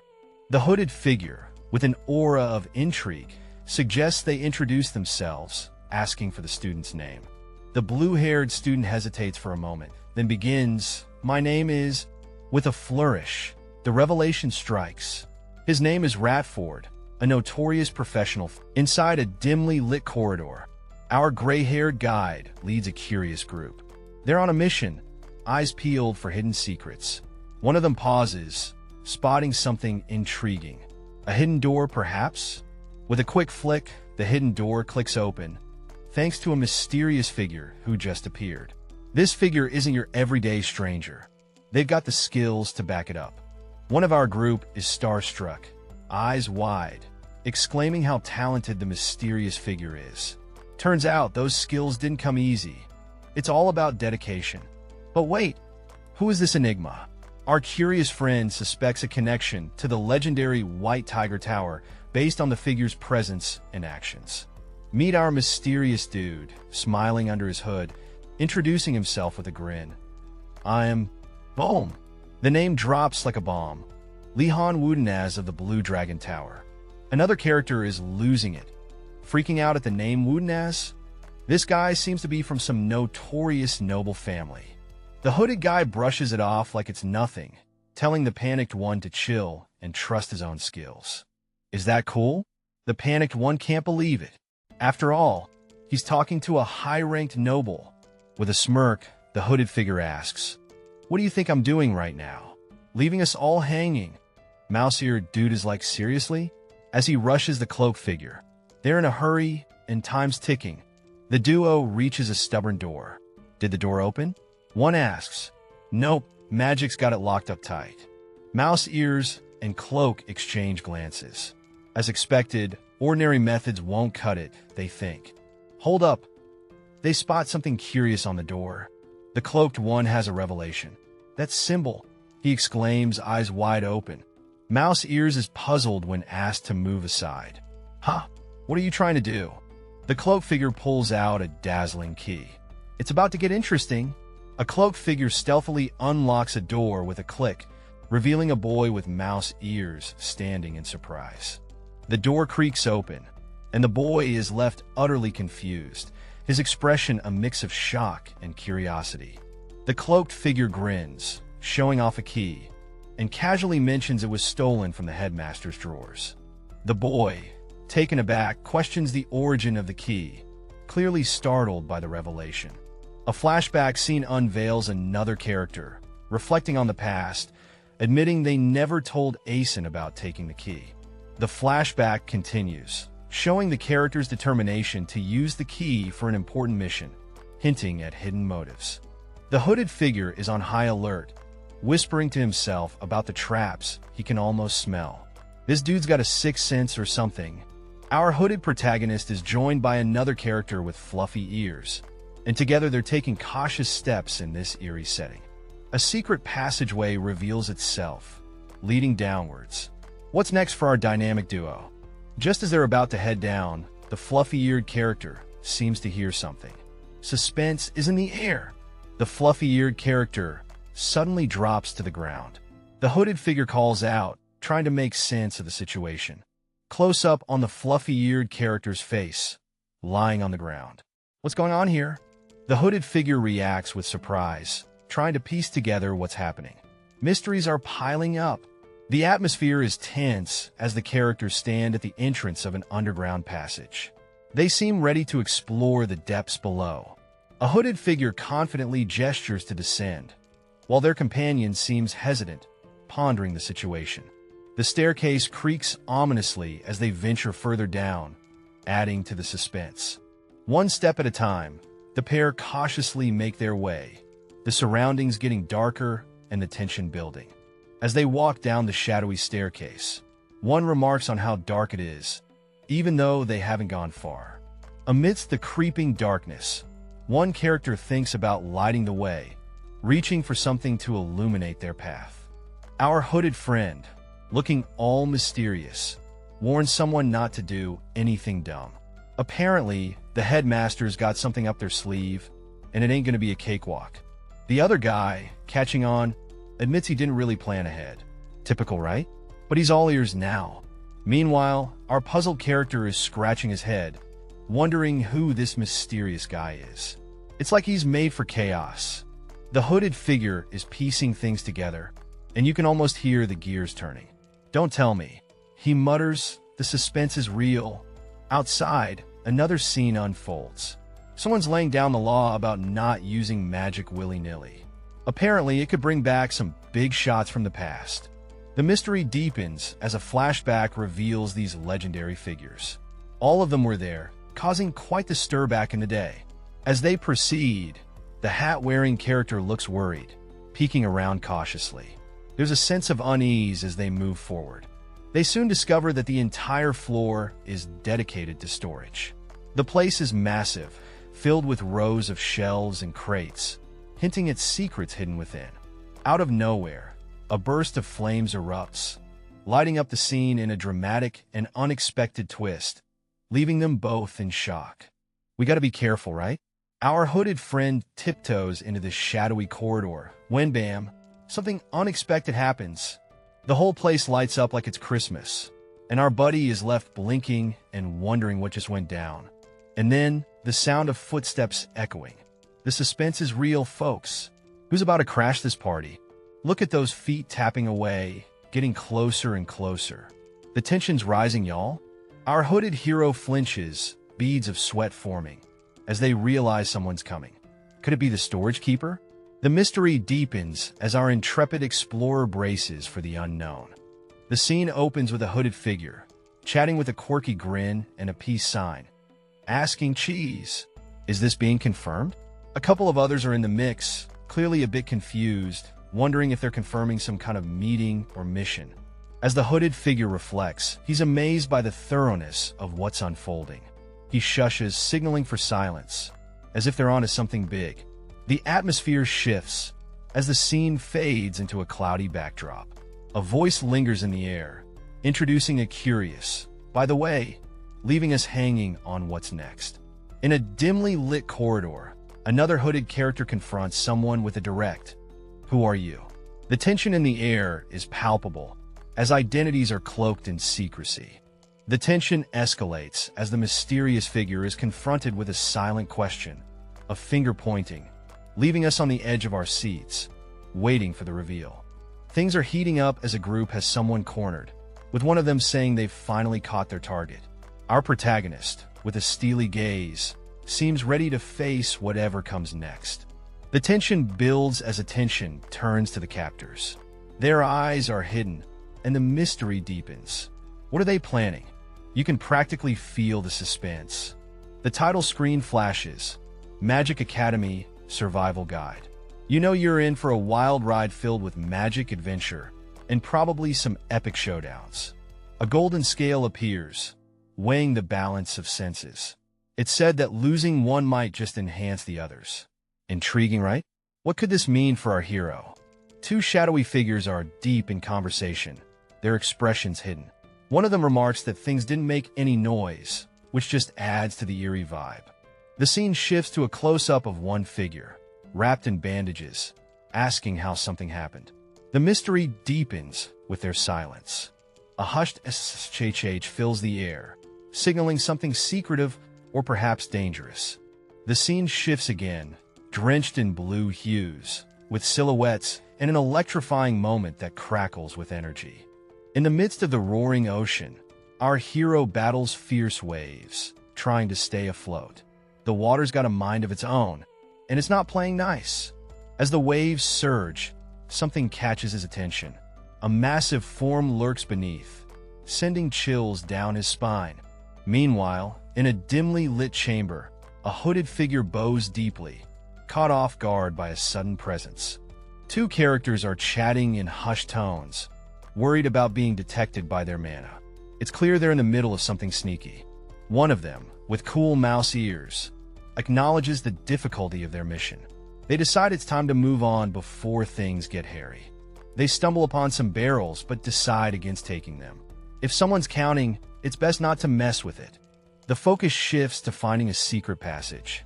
The hooded companion suggests they start looking for the source of these mysterious items. Mr. Mouse's ears suddenly perks up. Something's caught his attention. He shouts, "I can hear a lot of things moving this way. Clearly, something's going down." "Turn right," someone commands. They're on the move. No time to waste. A hooded figure is lurking in the shadows, his eyes sharp and focused as he catches a sound in the distance. He approaches a wall, a sly grin forming as he thinks, "I think I know why." A flashback kicks in. We see him as a kid, a bookworm devouring tales of daring feats, while others were out playing hero. His hand reaches out, deftly activating a hidden mechanism, showcasing his imaginative skills even in thievery. A secret passage creaks open, light spilling out as if unveiling a long-hidden mystery. From the passage emerge two figures, shrouded in mystery, setting the stage for what's to come. Standing at the brink of an enormous pit, our protagonist evaluates the situation. The sheer size and lighting scream exit to him, sparking hope. Nearby, a cloaked figure questions how the protagonist knows this. Could his ties to House Rodman be the key? A sly grin spreads as a mysterious voice chuckles softly, building suspense with a cryptic ha. Ha ha. The cloaked figure, face obscured, bursts with excitement, exclaiming their chance to finally escape. In a heartfelt moment, the figure reflects on the hardships faced, driven by the thought of freedom. The past struggles flash before their eyes Sir Woodenaz rallies his companion, Ratford, as they prepare to dash into action. There's a sense of urgency and excitement, like they're about to take on the world. Ratford rushes down a corridor with determination, his footsteps echoing like a drum roll of anticipation. The scene shifts to a solemn rulebook moment. Employees at Einrogard must follow 3 strict rules. No talking, no curiosity, no questions. Sounds like a fun place, right? As the employees go about their business, a reminder hangs in the air. They can't be curious, can't speak out of turn, can't even whisper. It's like a library, but with more barrels. Even when confronted by a duo of mysterious figures, a priest and a student, the workers remain silent, eyes forward. It's like a game of who can ignore better. Meanwhile, Sir Woodenaz and Ratford note the eerie silence. Ratford suspects the workers are pretending not to see them. Seems like something fishy is going on, and it's not just the smell of the barrels. Our protagonist, cloaked in mystery, is scheming to dodge unwanted attention. With a sly grin, he thinks then he'll be able to avoid unnecessary suspicion. Slick move, buddy. He approaches a burly fellow, asking, "Excuse me, I wanted to ask something. What's cooking? Would it be possible for us to leave through this carriage as well?" He inquires. The response? "Of course. Sweet, they're in." The carriage wheels start turning, creaking softly. Their escape plan is in motion, literally. Inside the carriage, our guy and his buddy are chilling. "Stay calm. There still aren't any problems yet," he assures. "Smooth ride so far." But wait, there's a twist. Rayford, with an intense look, seems to be scrutinizing our hero. The way Rayford is looking at me is quite overbearing, he thinks. Yikes! Under the starry night, a hooded figure observes the silence, wondering why no one's talking. The air is thick with tension. The hooded figure reflects on the harsh realities of the world, acknowledging that life isn't easy. A vivid image of a skeletal figure looms over a fortress, symbolizing the powerful enemies and magical dangers lurking around. The narrator explains that political forces and the movement of valuable items increase the risks, adding to the tension. The hooded figure contemplates that the tension might be a natural byproduct of the circumstances. A carriage rides through the forest, suddenly capturing the attention of a character. A hooded figure inside the carriage is puzzled by the sudden stop, glancing around with curiosity. A sudden thud echoes as a mysterious figure with a hood enters the scene. There's an air of suspense, and the figure seems startled, uttering a soft H. A carriage rolls through the moonlit forest, with someone inside seemingly in a hurry. The atmosphere is tense, and you can almost feel the cloak of secrecy around the rider. The hooded figure inside the carriage seems startled, as if caught off guard by something unexpected. There's a mix of curiosity and concern in their expression. Two figures stand by the carriage, one with long braided hair, hinting at a deeper connection or a sudden confrontation. The blue-skinned individual with striking hair and attire is referred to as Professor. The surprise is palpable, and the plot thickens with this unexpected meeting. The title Life of a Magic Academy Mage suggests a world of magic and academia, setting the stage for an adventurous tale. The hooded character wonders if they've been discovered, but it doesn't quite feel like the jig is up yet. Suspense hangs in the air as they contemplate their next move. They're hiding out, trying to avoid a professor they spot just outside. The mouse dude is freaking out, but the hooded one is all about that SHHH life. Outside, a caravan is rolling through. Our duo is keeping it low-key, confident they haven't been spotted. Hooded guy's like, let's just chill and scope things out, while Mouse is trying not to panic. A dramatic turn. Someone's appearing, but who could it be? The suspense is real. The mystery deepens as a blue-skinned woman sits there. And the big question is, why is she here? She's got some serious energy vibes going on, hands glowing and all. What's she up to? Turns out she's reminiscing about some past sadness, talking to this floating blue, ghostly thing. Meanwhile, two new characters pop up, one with bunny ears, adding more layers to this unfolding drama. They keep getting all scared, even if all I do is yell, "Raise your weapons!" The tension is palpable as the order is given. and a character looks determined. What? You're gonna use me as a shield? That's not happening.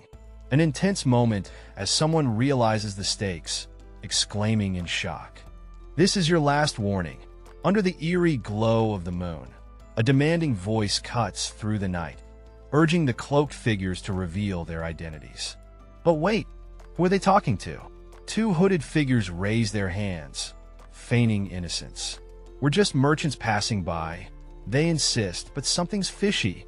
The skepticism is palpable. Merchants? Questions a blurred figure with suspicion, clearly not buying their story. An obvious lie. The accuser isn't fooled, pointing out the concealed weapons on the cloaked figures' backs. Busted. A mysterious chuckle echoes as a hand tightens into a fist. Things are about to get interesting. Even the porters of this academy are extraordinary. One of the cloaked figures comments with a sly grin, acknowledging the skill of their opponent. Were they once mercenaries or soldiers? Get into formation. The tension peaks as the other side gears up, ready for a showdown. Yes, sir, comes the reply, signaling their readiness for action. The air is tense with anticipation as the command to prepare the crossbows echoes. Warriors spring into action, aiming their sights. The next moment, the air is thick with arrows as the order to fire sends them soaring. The focus shifts to a cloaked figure, eyes intense, as they brace for the oncoming barrage. But this isn't their first rodeo. With a flourish, the figure deflects the attack, mocking their foes with a sharp retort. Do you think would come here unprepared? A bearded man, realizing the gravity of the situation, shouts in alarm. They're not ordinary bandits, he exclaims, his voice a mix of fear and curiosity. Who are you? Back to our mysterious figure. They look down, a smirk playing on their lips as they cryptically address their adversaries. You guys. The tension is palpable. The hooded figure, with a serious expression, tells his companion that their pursuers are anti-Mage, a group that despises magic and sows discord. This is not going to be a friendly chat. The bearded ally, eyes wide in shock, exclaims in disbelief. The gravity of the situation hits him like a ton of bricks. Ancestor's beard. Indeed. Back to the hooded figure. He's now crouched, ready for action. He identifies the attackers as anti-Mage and warns of the chaos they bring. This is going to be intense. The hooded figure grips his weapon tight, stating he's done with warnings. The gloves are off, and it's about to get real. Suddenly, the Twilight Dawn squad leaps into action. Our bearded friend is in for a wild ride as they declare their intention to execute in the squad's name. A mysterious underwater scene hints at deeper plots and unseen battles beneath the surface. Something big is bubbling up. A mystical barrier of order looms large, wrapping the scene in its formidable glow. It's clear this isn't just any ordinary magic. It's a game changer. Boom! The barrier's power hits hard, causing one of our characters to let out a painful ugh. This isn't just a light show. It's serious business. Our bearded professor buddy can't help but chuckle. A professor is indeed powerful. He proudly boasts feeling pretty invincible right now. Meanwhile, another character, with their serious vibe, is holding the fort with the barrier. But the look on their face says it all. They're feeling the heat. Despite the barrier's might, things aren't looking rosy. The character admits the situation is far from good, with a worried expression. Our heroes face off against fierce opponents from the 12 clans. These aren't your run-of-the-mill foes. It's do-or-die time, and the stakes couldn't be higher. The scene is electric as our mysterious figure declares, "The only thing I can do right now is," while wielding a staff surrounded by a dazzling aura. Talk about a power move. With energy swirling around, the figure's determination is palpable. They're clearly not here to play around. Something big is about to happen. As the energy dissipates, the figure looks skyward, resolved to tell the rest of this and send my beacon across time as loud as possible. This is some next-level communication. Determined, they mention waiting until the headmaster arrives. There's an urgency to take it out, hinting at a critical moment approaching. The atmosphere intensifies as a glowing orb is revealed. the air buzzing with anticipation. Whatever this is, it's not your average bauble. The orb crackles with energy as the figure harnesses it with precision. This is some serious magical mojo. The scene ends with an ominous hum filling the air, the energy resonating with untold power. Something epic is about to unfold. Alright, so our scene opens with an intense, swirling magic vortex that's got everyone on edge. Our young adventurer is looking up, eyes wide and heart probably racing. Now we zoom into a character who's clearly stressing out. They're holding some sort of gadget, and it looks like their mana is being sucked away. They're all like, this can't be happening. Our hero turns to their professor with a face full of panic, asking what's going on. The professor, cool as a cucumber, drops some wisdom. Magic isn't omnipotent. The professor, looking all wise and mystical, explains that while there are ways to destroy magic, it's rare to see something absorbing mana over such a wide area. Intriguing, right? Now we're looking at this bizarre contraption that's causing all the chaos. The characters are like, what on earth is that? As they try to wrap their heads around it. The scene shifts to reveal a bearded character, eyes wide with realization. They're holding what looks like an ancient relic and exclaims, it's a relic, an ancient relic. Two figures stand amidst swirling magical energy, clearly baffled. One of them exclaims, are you saying that's a treasure that's rarely discovered in ruins or dungeons? Why would those people have one? The plot thickens with this revelation. A fierce dragon emerges, its eyes glowing with intensity. It challenges, is someone trying to summon me? There's tension in the air as the dragon asks, who dares to call me? This isn't your everyday encounter. A mysterious, blue-skinned figure watches the events unfold with a hint of surprise and intrigue. Their thoughts are racing. Did they find the treasure? And what are they up to now? Clearly, something big is about to go down. The scene opens with a mysterious figure plummeting from above, their cloak flapping wildly. It's an intense moment as they crash down, leaving a cloud of dust in their wake. Nearby observers, a pair of startled individuals, react with shock. What just happened? One exclaims, while another questions the sudden collapse of the mysterious figure. Their faces are a mix of confusion and concern. Watching from a distance, a character in flowing robes with a serene expression takes in the chaos. They calmly wonder about the unusual events unfolding around them, seemingly unfazed by the drama. Things are getting suspicious as someone notices there's no one around. Wait, who's that swooping in? Looks like a surprise visit is about to happen. Lee Han makes a dramatic entrance, catching the professor off guard. Professor, it's me, Lee Han. What's he doing here? The professor, clearly startled, asks Lee Han why he's here. But Lee Han's all mysterious, claiming he's using some invisibility magic trick. Spooky. Lee Han, all serious and ready for action, asks for his orders. He's pumped and ready to roll. The professor doesn't waste time, instructing Lee Han to take action. We must not be seen, he warns, as the tension builds up. Things heat up quickly as they dive into action. Sparks fly, and it looks like they're in for quite the showdown. The scene kicks off with our mysterious blue-haired dude, who's amazed by the enemy's martial arts skills. He's like, these guys are on another level. Next, our blue-haired dude confronts a professor-looking character, asking why no magic tricks are being pulled. The professor drops a bombshell. Their mana got sucked up by some ancient relic. But hold up, something's clicking. The professor's got their own set of questions.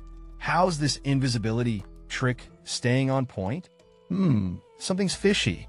Now, the professor's connecting the dots, pondering over some hidden truth. Things are getting deep.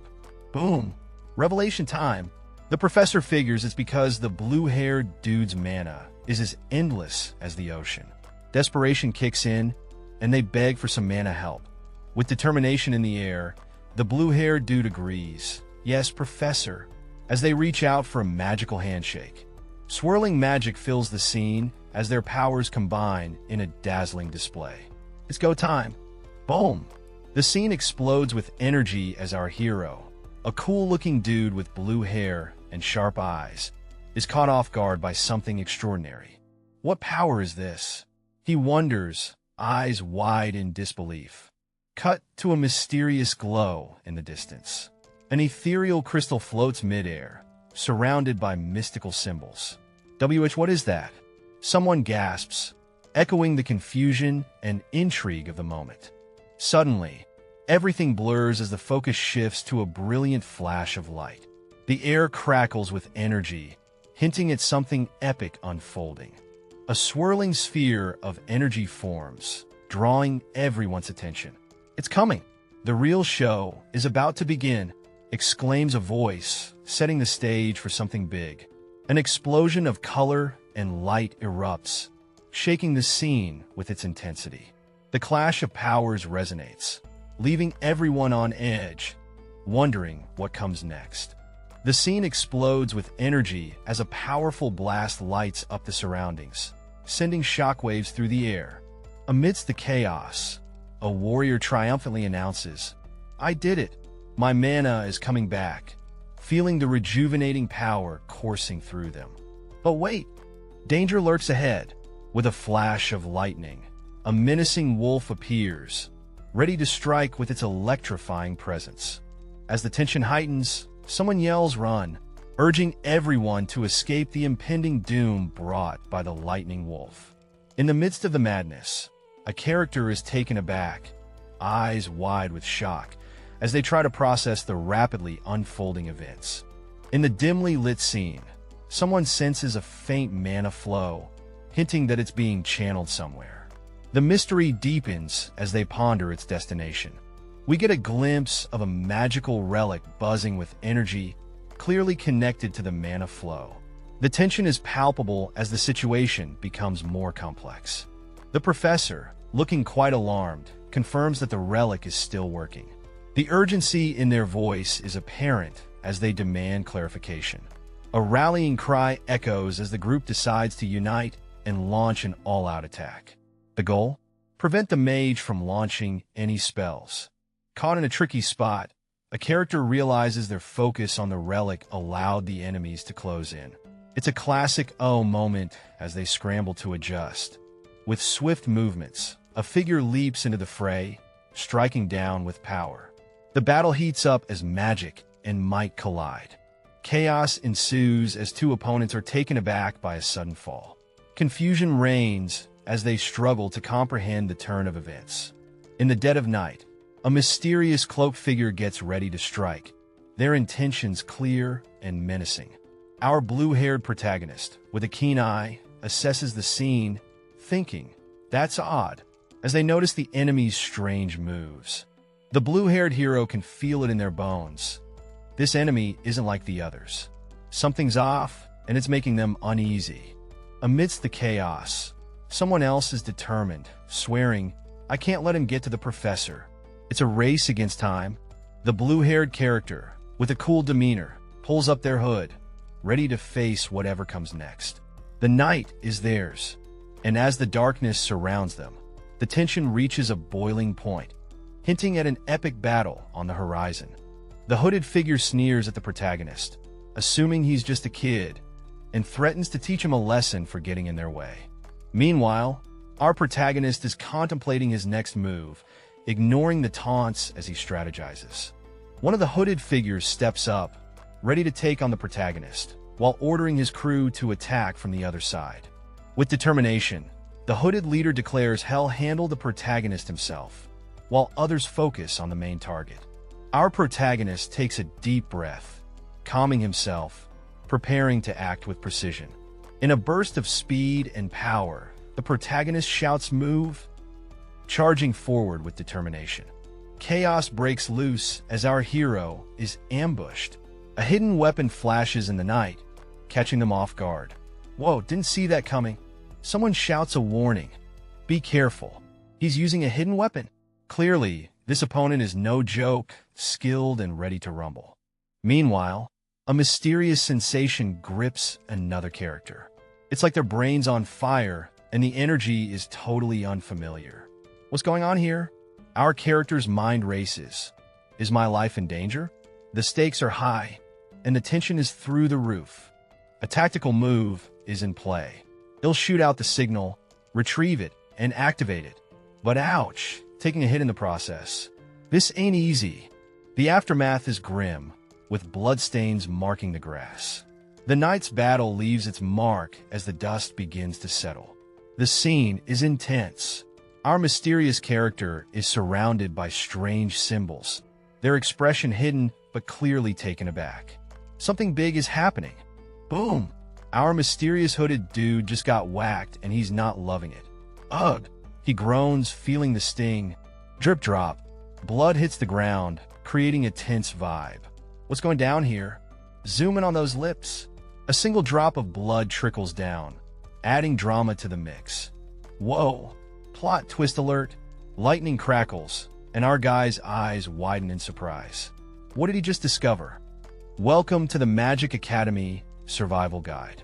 Looks like things are about to get magical and dangerous. Action time! A glowing orb flies through the air, and two figures are caught in the magical chaos. This academy is wild. A sudden nosebleed catches our hero off guard. He's worried. Did he just run out of mana? After a quick assessment, relief washes over him. Nope, his mana's still good. Could it be that he's just been focusing too hard? Overthinking is real, folks. Determined not to waste any more time, he steels himself for what's next. Boom! The relic springs into action again, lighting up with power. The scene is set with a shadowy figure sprinting through a swirling, mystical landscape. His determination is palpable as he declares his intent to reach the target. The action continues with the figure in motion, his cloak billowing as he charges forward, eyes set on his objective. Close up on the mysterious figure's face, partially concealed, with intense eyes locked in focus. There's an air of secrecy and urgency. The masked figure gives a crucial command, urging his comrades to follow the scent of blood leading to the relic. His voice is steady, indicating the importance of their task. A group of allies acknowledges the order with a resounding yes, sir. Despite their readiness, the main figure expresses frustration, feeling the mission slipping just out of his grasp. With a swift motion, our hero deflects an attack, thinking if it's like this, as he prepares for a counterstrike. He decides to take the initiative, declaring he'll hit them first, and launches a powerful attack. His attack slices through the air with force, causing the enemy to question if they can stop him. Amidst the chaos, the enemy shouts, "He's around here somewhere." Throw some luminous dust around the relic, trying to uncover the hero's position. The hero narrowly dodges an incoming attack, keeping his cool as he maneuvers through the chaos. The scene opens with an intense gaze from our mysterious protagonist, who spots blood splattered in the dust. The air is thick with tension as he processes what this means. The view shifts to a group of determined individuals, clearly on a mission. One of them curses under his breath, questioning if they need to obliterate some relic. But wait, something clicks. Our main guy, looking sharp in his hoodie, seems to have a eureka moment. Whatever it is, it's big, folks. Cut to a group of people, possibly foes, spotting the blood trail. They're convinced it's from that bastard they're after. With a calm demeanor, their leader advises them to stay cool-headed. It's all about strategy now as they plan their next move. The scene kicks off with a hooded figure realizing something's off. The guards have all fired up. It's like someone just turned up the drama dial to 11. The guards are yelling, and our mysterious figure isn't having any of it. They're throwing punches and dodging attacks like a pro. This is not your average Tuesday. Suddenly, a powerful energy blast sends people flying. The hooded figure seems taken aback. What in the world just happened? All right, I see how amazing. What great decision-making. This mysterious figure is clearly acknowledging some impressive tactic from their opponent. To think, when we had you cornered, this line hints at a previous encounter where the tables were turned. You'd choose to hide amongst the injured. A bold strategy from their opponent, clearly underestimated. It's been a while since I've met one like you. The mysterious figure seems both intrigued and amused. My name is Garax. The revelation of the name adds a dramatic layer to this brewing showdown. As of now, our mysterious cloaked figure is stepping up their game, declaring with all the drama, they'll be playing serious. Oh, it's about to get real. Meanwhile, the other guy's over here thinking he's all sneaky, hiding his smell with some spell. But guess what? Our serious player ain't buying it. Boom! The air crackles as a fierce attack is unleashed, sending shockwaves through the scene. This battle's heating up. Catching him is easy, says the mysterious figure with a confident smirk, clearly reveling in the upper hand. Swords clash as another figure mocks his opponent for stepping right into the trap. It's a classic case of gotcha, with a side of blade. The tension builds as the blurred face declares, "Let's end this." It's about to go down for real. A surge of energy fills the scene, the atmosphere electrified as the showdown reaches its peak. The scene erupts with action as our mysterious warrior charges in, delivering a swift and fierce attack. His movements are a blur, leaving his opponent scrambling to keep up. The camera pans down to the warrior's confident stride, each step echoing with power and intent. His opponent can feel the pressure mounting as the clash intensifies. With a swift motion, the warrior displays unmatched skill. His swordsmanship is leagues above, dazzling with every strike. It's clear he's on a whole different level. Our hero is in a tight spot, thinking about how frustrating it is to face an opponent who can't even see them. The tension is real. Suddenly, a menacing figure leaps into action, swinging a sword down from above, forcing our hero to block just in time. The blades clash with a fierce energy, lighting up the scene with their powerful strikes. Our hero isn't backing down, countering with a swift, determined swing. The fight's heating up. A sharp cry pierces through the air as a hit lands, but it's unclear who got the worst of it. In a dramatic twist, the battle rages on, with both fighters giving it their all, neither willing to back down. With a sword raised high, a figure with blue hair questions their own safety, wondering if they're truly in danger. A mysterious figure steps out of the shadows, contemplating if the rumors about this forest are true. They seem ready to face whatever comes. The tension escalates as a sharp blade hovers just above the protagonist's neck, a bead of sweat trickling down their face. The mysterious figure seems amused, pondering what kind of terrified expression the protagonist might display. The protagonist recalls a promise made to someone important, vowing not to let themselves be defeated in this crucial moment. In the heart of a shadowy forest, a determined hand grips a staff. The inner monologue reveals a trained mind in the arts of magic, setting the stage for something epic. The air crackles with energy as a blue aura surrounds the character. They are poised, ready to unleash the power they've honed.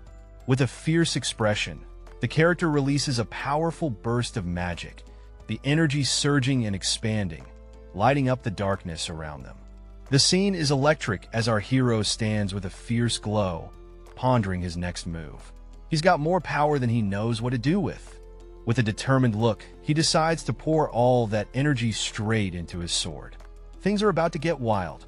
What on earth did that kid just do? Our mysterious figure is fuming, calling someone that darn brat. Clearly, something unexpected just happened, and they're not happy about it. The thoughts race. I must kill him. This guy's serious, but something's holding him back. The tension's building, and you can almost feel the pressure. Now things take a twist. The mysterious figure is struggling. Why? Can't my body move? Oh, looks like something's going wrong. Is it a side effect of using too much mana? Our figure's looking at their own hand, trying to piece together what's happening. Mana's a tricky thing, huh? Meanwhile, the opponent isn't wasting any time. He's getting up, sword in hand, and he looks ready for action. This is about to get real. A foot slams down with determination. Whatever's coming next is going to be intense. Amidst the chaos, our blue-haired hero charges with a battle cry, ready to face his foe head-on. A fierce struggle ensues, the clash of swords echoing through the air, as both fighters push their limits. With determination, the blue-haired warrior mutters, "Damn it," gripping his weapon tightly, refusing to back down.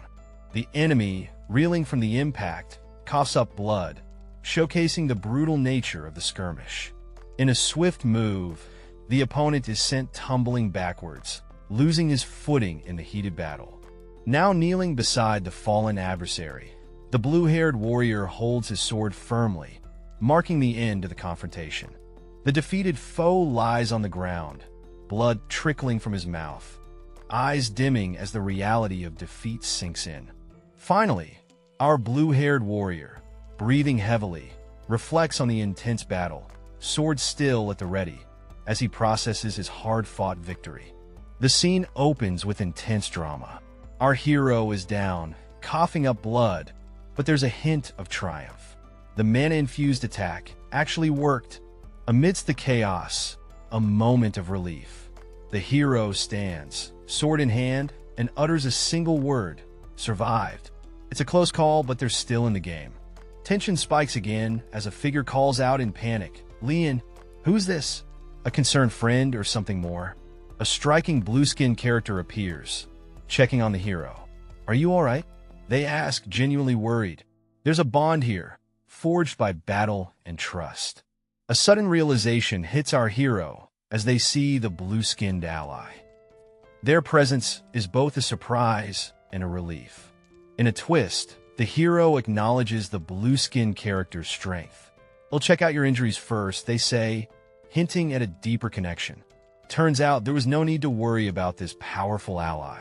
Our scene opens with a stunning blue-skinned figure standing over someone, pondering if they could have made it on their own. With a comforting tone, this enigmatic figure reassures, "You can rest easy now." Mystical vibes fill the air as a powerful presence makes its grand entrance, hinting at an incoming challenge. Energy crackles intensely around a mysterious orb, setting the stage for something epic. Switching gears, we find a green-haired character chuckling softly, reflecting on the unexpected happiness they've found. Finally, this character decides it's time to catch some ZS, looking up at the starry night sky. The scene opens with a group of carriages making their way through the dim light. There's an air of anticipation as the journey seems to carry more weight than just the physical distance. Amidst the backdrop of mountains and trees, an apology hangs in the air. "I'm sorry, Professor Kim," a voice admits, tinged with regret.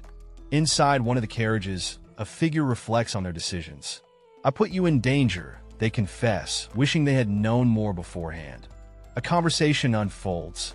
"And not at all, Dean," comes the response, but there's an underlying tension. Professor Kim is mentioned again, with a shadowy figure suggesting that the Dean should have foreseen the circumstances. The atmosphere thickens as the ghostly skull demands silence. "Be quiet," it insists, leaving a character visibly shaken. Questions linger as attention shifts to an unidentified person lying behind one of the speakers.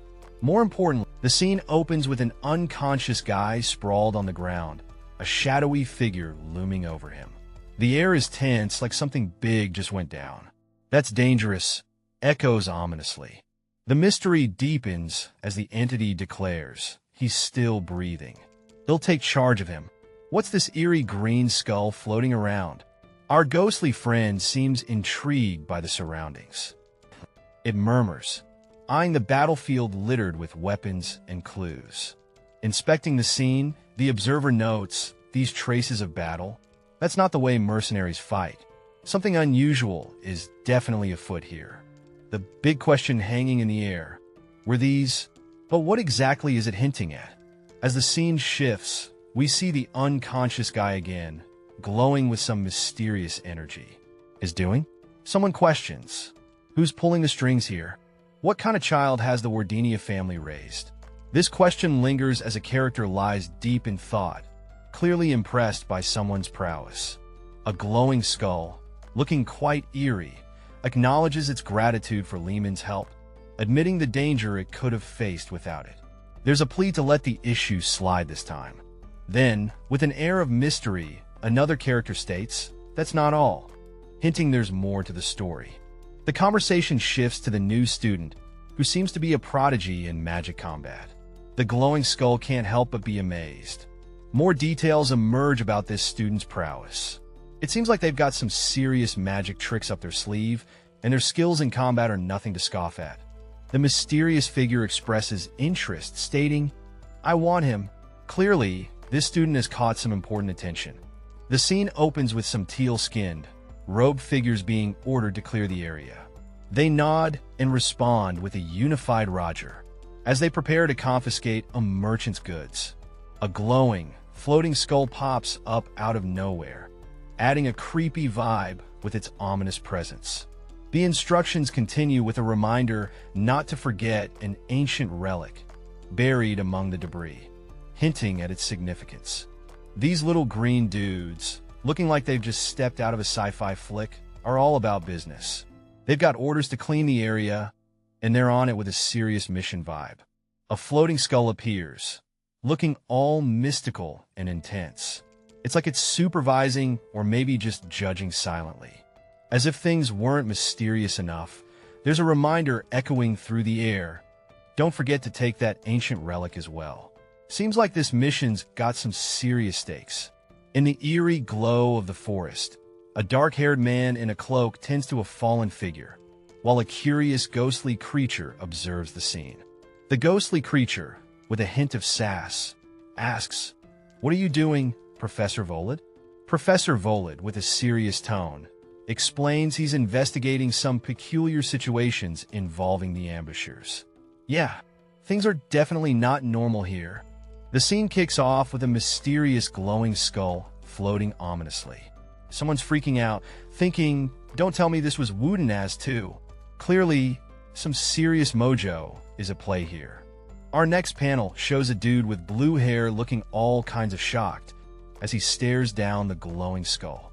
He's thinking, what spell was this? Did he reach this level already? The tension is real, folks. The plot thickens as we see a pale hand, slightly trembling. The owner of this hand is whispering, that was leaving us hanging on their every word. And bam! The mystery is solved. A woman, looking a bit exhausted, sits down and admits, that was me. She's got that I just did something epic vibe going on.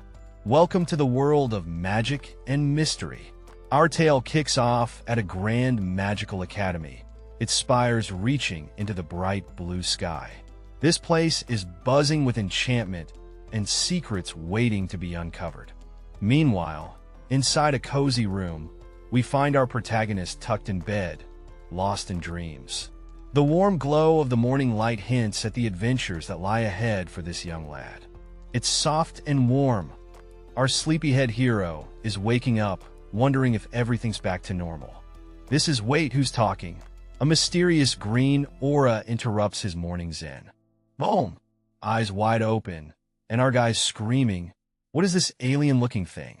Someone's barging in, asking where the headmaster is, but the person on the couch, looking all chill, tells them to leave it be. The empathetic character with a blurred face is comforting, saying, you must have been so shocked by the ambush. You've been through a lot, really. Now, things get spooky. In a cozy room, a character is stunned by a giant glowing skull hovering over the bed. Is all they can manage. The scene opens with a dramatic flashback as the protagonist recalls the headmaster swooping in just before things went sideways. It's like the cavalry arriving at the last second.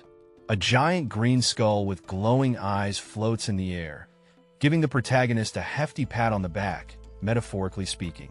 You did something amazing, it says, and our hero humbly responds with a grateful, thank you. The protagonist, a bit flustered, wonders if he can sneak by unnoticed. He's got that sheepish grin, thinking, maybe I'll just slide by like this. Meanwhile, a playful character is giggling in the background. But then, reality checks in with a twist. The ominous skull drops a truth bomb, reminding our protagonist, of course, excluding the fact you were trying to escape the academy. Busted. Damn it. A glowing green skull looks like it's about to explode with frustration, literally lighting up the scene with its eerie glow. Next, we see a heartfelt moment where someone is apologizing to Leon, who seems to be in a bit of a pickle. The guilt is real, folks. Leon, sitting down, is puzzled and asks how the mysterious passage through the underground storage happened. The plot thickens. Leon's suspicion turns into realization. With a knowing smirk, he exclaims, I knew it was a trap. The classic trap twist. It would have been impossible to just slip past the warehouse keeper, declares a spooky, glowing skull. It's clear that sneaking around isn't going to be a piece of cake. The skull-faced character insists, We're not going to be able to move past this easily. Meanwhile, a determined young man with dark hair, looking ready to take on any challenge, responds with a fiery damn it. A glowing skull floats outside a window, casting an eerie glow. Its big, round eyes seem to be inspecting something inside, creating a spooky vibe. The scene shifts and the skull's gaze is intense. The atmosphere feels heavy, as if something big is about to happen. A mysterious voice echoes, addressing Lehman of House Wonans, who appears deep in thought, tending to someone or something important. A ghostly figure floats in, thanking someone for their efforts to protect both workers and a professor. The air is thick with mystery and a hint of gratitude. The ethereal being, with glowing eyes and a skeletal grin, promises to show its thanks in a significant way, leaving a young man gazing up in intrigue. The scene unveils a legendary sword known as Dawnstar, glowing with an ethereal light, surrounded by an aura that hints at its incredible power and history. The sword is seen held firmly in both hands, its gleaming blade reflecting light and hinting at the epic tales it carries within. The atmosphere is charged with anticipation and reverence. The scene opens with our protagonist, looking a bit unsure, holding a shiny sword. Just when he's about to express his gratitude, something stops him in his tracks. His eyes widen in shock as a ghostly figure appears, questioning if the sword belonged to someone else. The young man wonders if it's even okay to give something like this to a student. Things get even weirder when a mysterious green apparition hovers above him, ominously saying also. A bright, eerie light fills the scene, leaving everyone in suspense about what might happen next. The room's ambience is thick with mystery as a cloaked figure hands over a package to our bewildered hero. It's glowing, almost like it's alive, and the words echoing, "Take this as well," make it even more intriguing. As the package is revealed, the words "Exit Pass" shimmer into view. It's like a golden ticket, but with way more magical vibes. The young man's eyes widen as he reaches to grasp it, the aura swirling around it like a mini tornado. Our hero's face is a mix of shock and excitement. "An exit pass?" he exclaims, clutching the pass like he's holding the key to another world. This is no ordinary day for him. The scene opens with a blurred figure talking to a blue-haired character who appears to be in charge. There's a sense of anticipation in the air as the conversation unfolds. Suddenly, the atmosphere shifts as another character bows deeply, swearing loyalty with intense gratitude. You can almost feel the sincerity radiating from the page. Finally, we move to a more casual exchange, with someone checking in on another's injuries. Despite the formalities, it seems like there's a hint of camaraderie in the air. The scene opens with a young dude looking kind of tense, fiddling with something in his hand. Suddenly, a giant floating skull pops up next to him, grinning like it owns the place. Mr. Skull here ain't playing around. It declares it's time for the young guy's punishment, with a spooky glow that screams bad news. Our guy stays silent, clearly not thrilled about the whole skull situation. He's got that what now? Look! The skull, floating in a cozy-looking room, insists it's not happy either.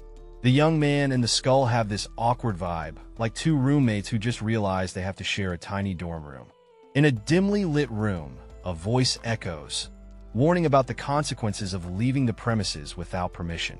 The tension is thick, and the air is heavy with unspoken rules. The reason for the punishment? Simply getting caught in the act. It's a classic case of if you didn't get caught, it didn't happen, but luck wasn't on their side this time. The scene explodes with emotion as a character lashes out, questioning whether they should have just stayed put.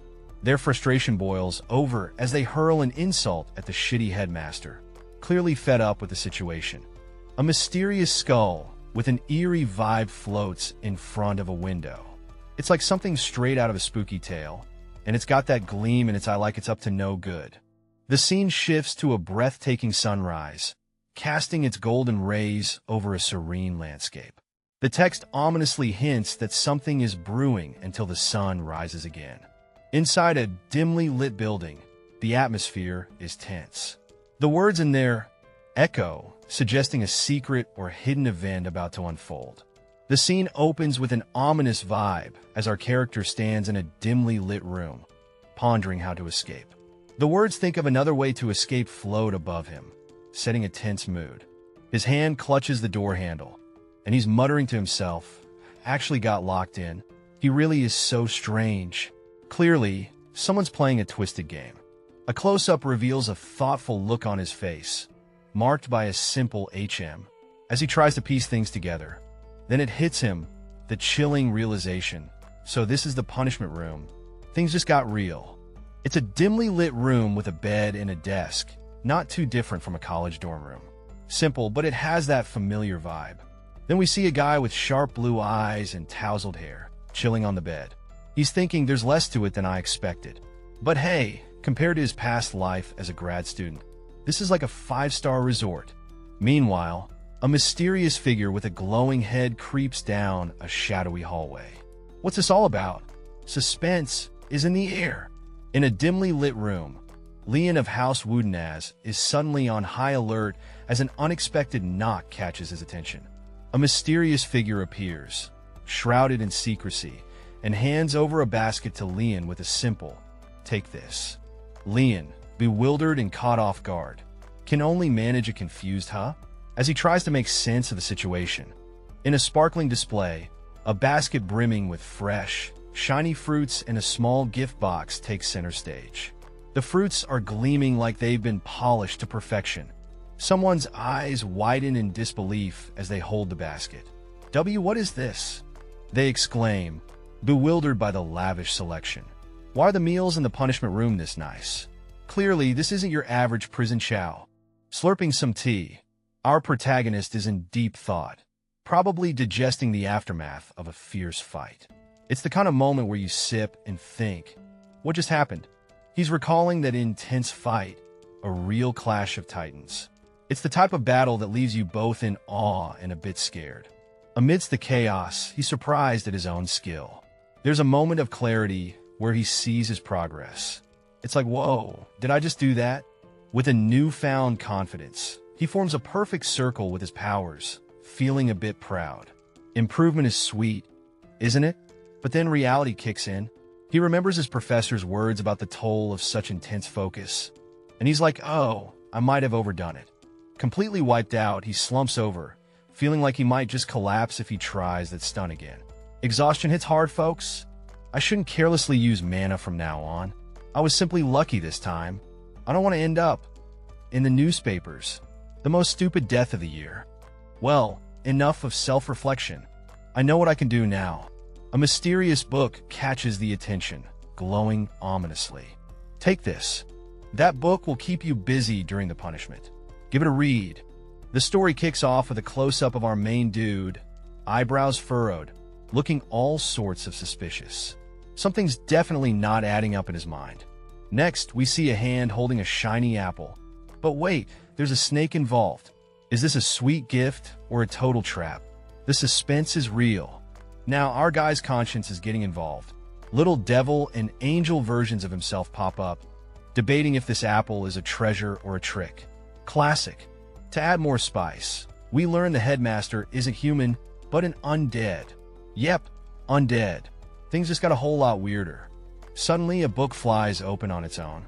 Is this a test or some kind of prank? Our hero is totally flabbergasted by the magical book shenanigans. And there it is, the book just opened by itself. What kind of sorcery is this? The plot thickens. Pages are flipping like crazy, and mysterious symbols are glowing. This book is definitely not your average bedtime read. Say the name of the magic you're thinking of. A chilling demand echoes as a small, ghostly creature looks up, its eyes wide with curiosity and a bit of fear. Confusion swirls as the little ghostly figure wonders what. It seems the magic in question is beyond its knowledge. Meanwhile, a cool-headed guy pops his fingers like he's about to drop the hottest mixtape of the year. He confidently declares, "Radiant steps of domination." With a burst of energy, the little creature reacts, its eyes lighting up with magical intensity. Some mysterious force acknowledges the declaration with a sarcastic, "Correct, you Ironhead." The stakes just got higher. Our protagonist stands, surrounded by swirling magic, looking like he's ready to take on the world. A chair suddenly crashes to the floor, setting off an unexpected chain of events. A book lies closed on the ground, hinting at secrets or powers within. A cloaked figure with blue hair stands in the rain, looking confused and a bit dramatic. The character appears troubled, questioning if a spell was cast on the mysterious book. Falling to the ground, he gasps in surprise, trying to piece together what's happening. Reflecting on his predicament, he considers the magical possibilities swirling in his mind. Despite the chaos, he's amazed at the concept of magic. As Leon lies back, munching on an apple, he muses about the insane skeleton with a smirk on his face. Clearly, this skeleton's antics are as wild as ever. Leon's thoughts wander beneath a grand chandelier, pondering if there was any real reason behind recent events. He's clueless about the bigger picture. It turns out, the headmaster has a personal interest in teaching Leon. But, bummer alert, the other professors are totally against it. With wide eyes, Leon is suddenly jolted from his thoughts by a mysterious sound. Leon sits up, puzzled, a question mark hovering over his head as he scans the room. He's trying to make sense of the situation, wondering if he just imagined the whole thing. Suddenly, he hears a series of thumping noises, making him jump. Curiosity piqued, Leon wonders if someone's in the room next to him, causing all that ruckus. His eyes narrow as he listens intently, beads of sweat forming on his forehead. Leon's silhouette is shown listening to the persistent thumping, deep in thought. In a dimly lit hallway, someone asks, "What grade are you in?"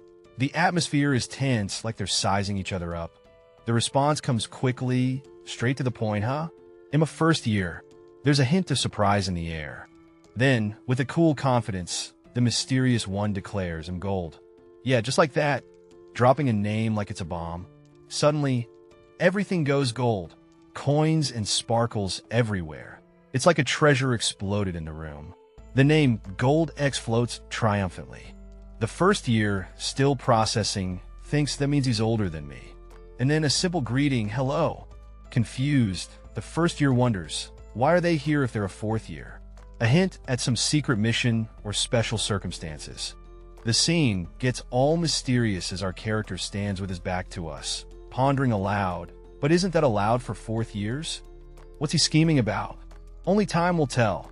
Our young protagonist spots someone older, realizing that means he's older than me. He greets with a simple, "Hello." Suddenly he's puzzled. Wait, why is he here if he's a fourth year? This place is supposed to be off limits. He's thinking, but isn't that allowed for fourth years? Something doesn't add up here. Turns out, the older guy got caught while fighting off bandits. Quite the unexpected predicament. Huh? Welcome to life of a Magic Academy mage where surprises are just a spell away. The young man sheepishly admits, "I got caught while trying to sneak out of the academy. Not the best sneak attack. The new students this time are pretty fast, huh?" Says the older student. "How did you end up here, sir?" The young man reassures him, "Sir, feel free to talk to me comfortably. We're all just mages after we graduate anyways."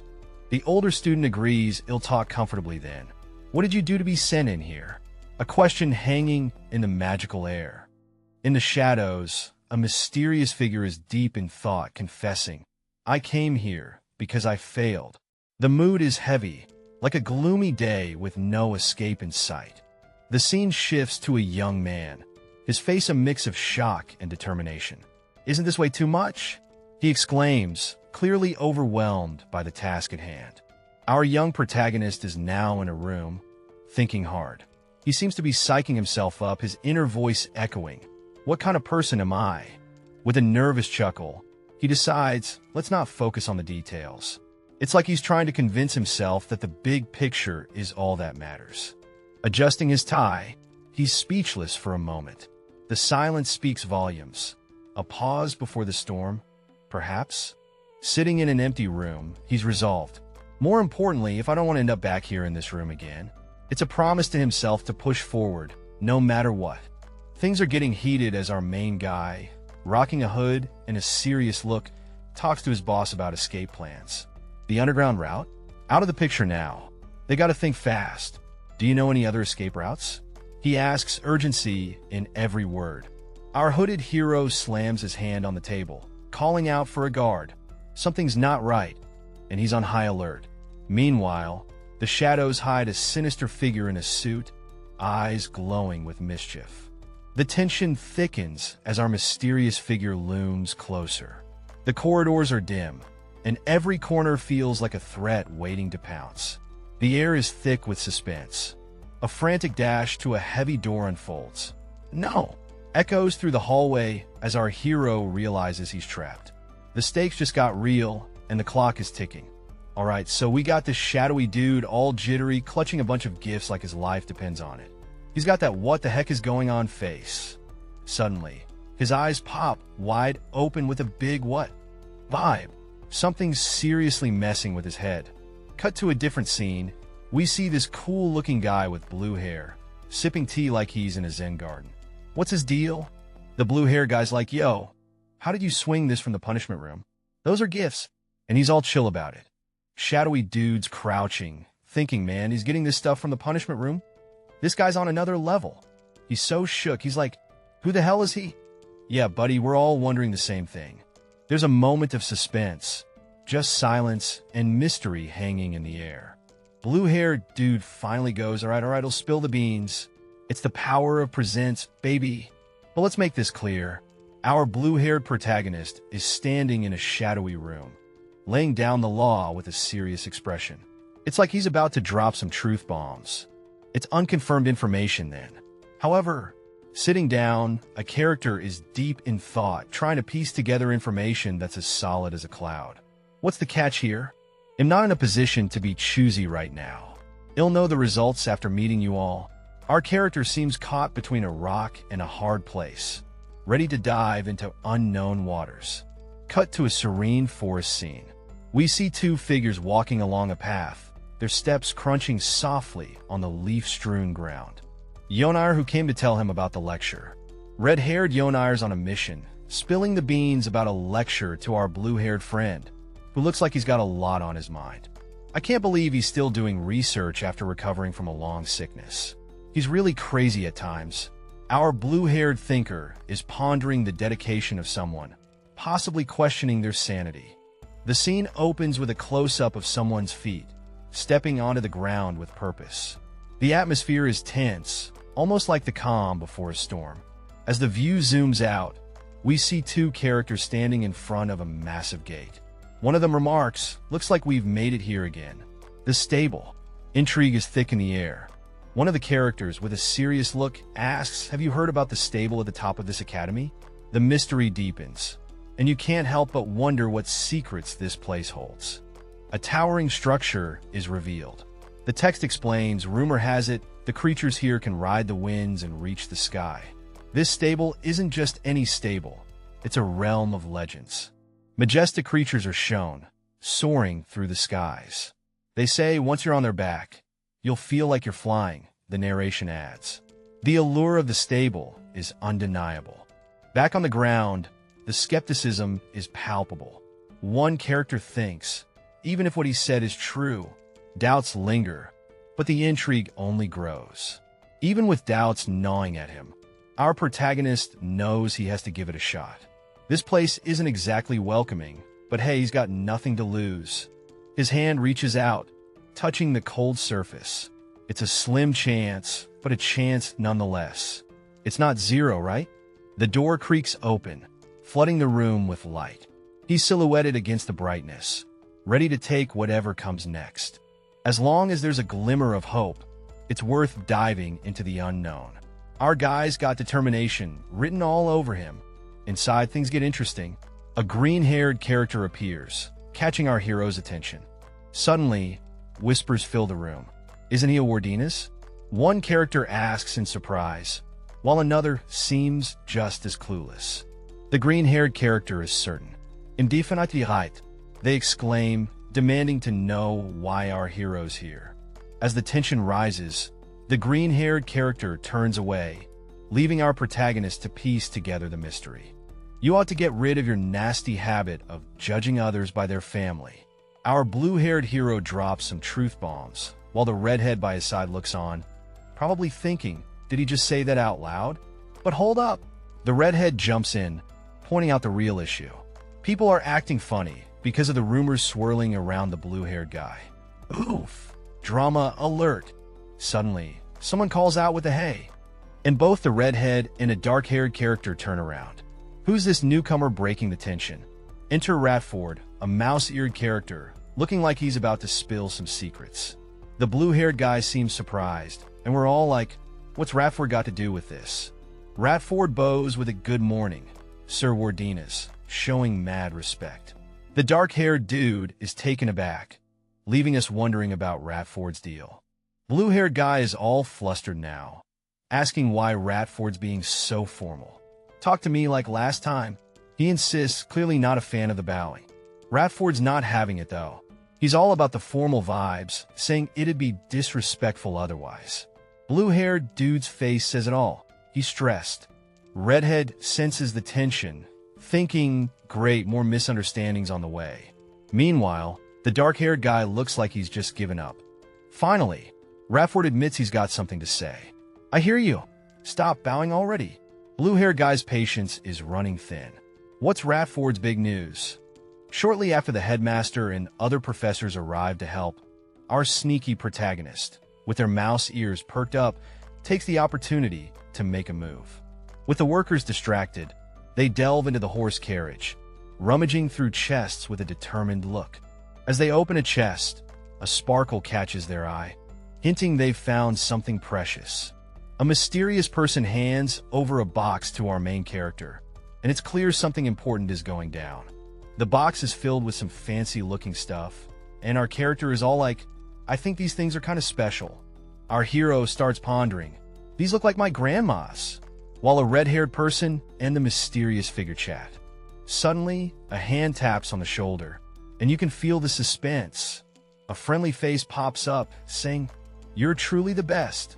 And our main character is beaming with pride. But what kind of potions are these? Three friends are huddled together, curiosity written all over their faces as they examine a mysterious box. The suspense is broken as one of them realizes the potions are alcoholic. The shock is real, folks. In order to find out what they all are, we'll probably need to do a bit more research. Yep, time to play detective with these brews. Thanks, Ratford. It's an honor to be able to offer them to you. Don't be so formal. The gratitude is genuine, but the formality? Not so much. Guys, I'm here. All right. Do you want me to look after the potions with me? A new arrival joins the gathering, adding to the camaraderie. In Nella's POV, hi, you're pretty useful. Huh? You're way more useful than Nella. And the only friend the two of you need. Nella observes, jokingly claiming her spot as the ultimate friend. Nilia's eyes pop wide as something unexpected hits them, causing a mix of shock and confusion. What could have possibly startled them so much? A mysterious figure with a blurred face strolls by, leaving everyone wondering. Who is this person, and why is their presence so intriguing? The scene shifts to Nilia sitting on the ground, looking a bit out of sorts. As someone asks when they arrived, it seems like Nilia's sudden appearance is causing quite a stir. Amidst the confusion, a character notices that it looks like Nilia's made a new friend. Is this a genuine connection, or just a misread situation? Nilia, clearly flustered, blurts out not to be misunderstood. Whatever's happening, it's got them all worked up, but why? Meanwhile, two adorable little creatures are chilling on a rooftop, seemingly oblivious to the drama unfolding below. With a sheepish grin, Nilia admits to having a misunderstanding. Sometimes things just aren't what they seem. Surrounded by a friendly bunch, Nilia assures everyone they're not a friend but a summon. The mix-up is cleared, but the adventure continues. Now, our hero is gently coaxing himself to focus on the horses. He's like, let's just look after the horses, while the horses seem to have their own cheeky personalities. The spotlight shifts to a particularly majestic horse, gleaming in the stable light, as our guy stands there, pondering. He's eyeing the horse, thinking it looks pretty different. The horse seems to have an aura, almost sparkling, and our hero is totally feeling it. Out of nowhere, there's a sudden commotion, Our hero barely dodges something as he exclaims, "Whoa." Clearly, the horse has some unexpected moves. The scene ends with him catching his breath, eyes wide. Tada. He's probably thinking, what just happened? As the horse seems to have pulled a fast one on him. The scene opens with our main guy trying to groom a horse, but it looks like the horse is totally worn out. He's scratching his head, wondering why a simple brush down is such a chore. He reflects on how tough it is just trying to brush the horse's mane, clearly puzzled by the unexpected difficulty. With a thoughtful look, he questions if all horses behave this way, or if he's just got the odd one out. Meanwhile, other students are having a blast, claiming their horses are finally listening to them. One even brags about getting close to theirs. Our guy is back at it, staring at his unresponsive horse. The silence is almost deafening as he tries to figure out what's up. A determined brush stroke follows, but the horse remains as unimpressed as ever, barely reacting. Another student, with a mix of surprise and confusion, comments on the strangeness of the situation, saying the horse should be more responsive after all that attention. Doubt starts creeping in. Could this horse actually be something else, perhaps a monster in disguise? In this intense world, the pressure's real, with those in power acting like tyrants all for the sake of academic glory. Yet, amidst this chaos, there's a horse with a twist. It's got monster blood in it. Could this be the key to something big? Maybe. This horse ain't your regular stallion. It's got monster blood coursing through its veins. Wild, right? Switching scenes, we find ourselves gazing at a quaint cabin nestled in a lush forest, mountains standing tall in the distance. It's the perfect escape. Inside the cabin, a fire crackles warmly, casting a cozy glow. It's the kind of place where you want to kick back and relax. Two folks are deep in conversation, talking about the hard work the new students are putting in at the stables. Seems like there's more to this place than meets the eye. Alright, so we have this cool cat with long blonde hair, rocking goggles and a green scarf, just chilling with a drink. They're into missions with wild traps, thinking it gives others a hard time. Classic troublemaker vibes, right? Out of nowhere, this hearty laugh fills the room. Our bearded buddy across the table is all ears, looking a bit intrigued by what's so funny. The blonde character is all about how, with some planning and a sprinkle of luck, things just fall into place. Meanwhile, the bearded dude's face says he's feeling the heat, literally. Suddenly, the drink's too hot to handle, and the bearded guy's having a moment. Our blonde friend seems a bit concerned, and maybe a tad amused. Blondie's like, "Whoa, hot stuff. What's got you so spaced out?" Clearly, this drink isn't. A surprise character with braided blonde hair and goggles hears the word griffin and exclaims, "Shit," while covering their mouth in shock. Quickly trying to cover up, another character nervously responds, "Of course not." "Why, you heard wrongly," as they sit across a table. The tension escalates with demands for honesty, as the scene shifts outdoors, revealing a griffin transformed into a horse. The scene opens with an intense demand for truth, as a bearded man, clutching a mug, confronts someone about a mysterious event. The mystery deepens as it's revealed someone has transformed a griffin into a horse, leaving everyone in shock. Enter the griffin, a magnificent beast with the head and wings of an eagle and the body of a lion, known for its proud and selective nature. The story highlights the griffin's unique temperament, emphasizing that despite differences, trust is key in forming a bond with these majestic creatures. Things are getting heated at the Magic Academy. Our bearded friend is losing his cool, yelling, "Are you out of your mind?" His face is a mix of rage and disbelief. What's got him so riled up? Drama alert! The bearded dude is nose-to-nose with another guy in a green robe. They're having an intense stare-down, and it's clear they're not exchanging friendly spells.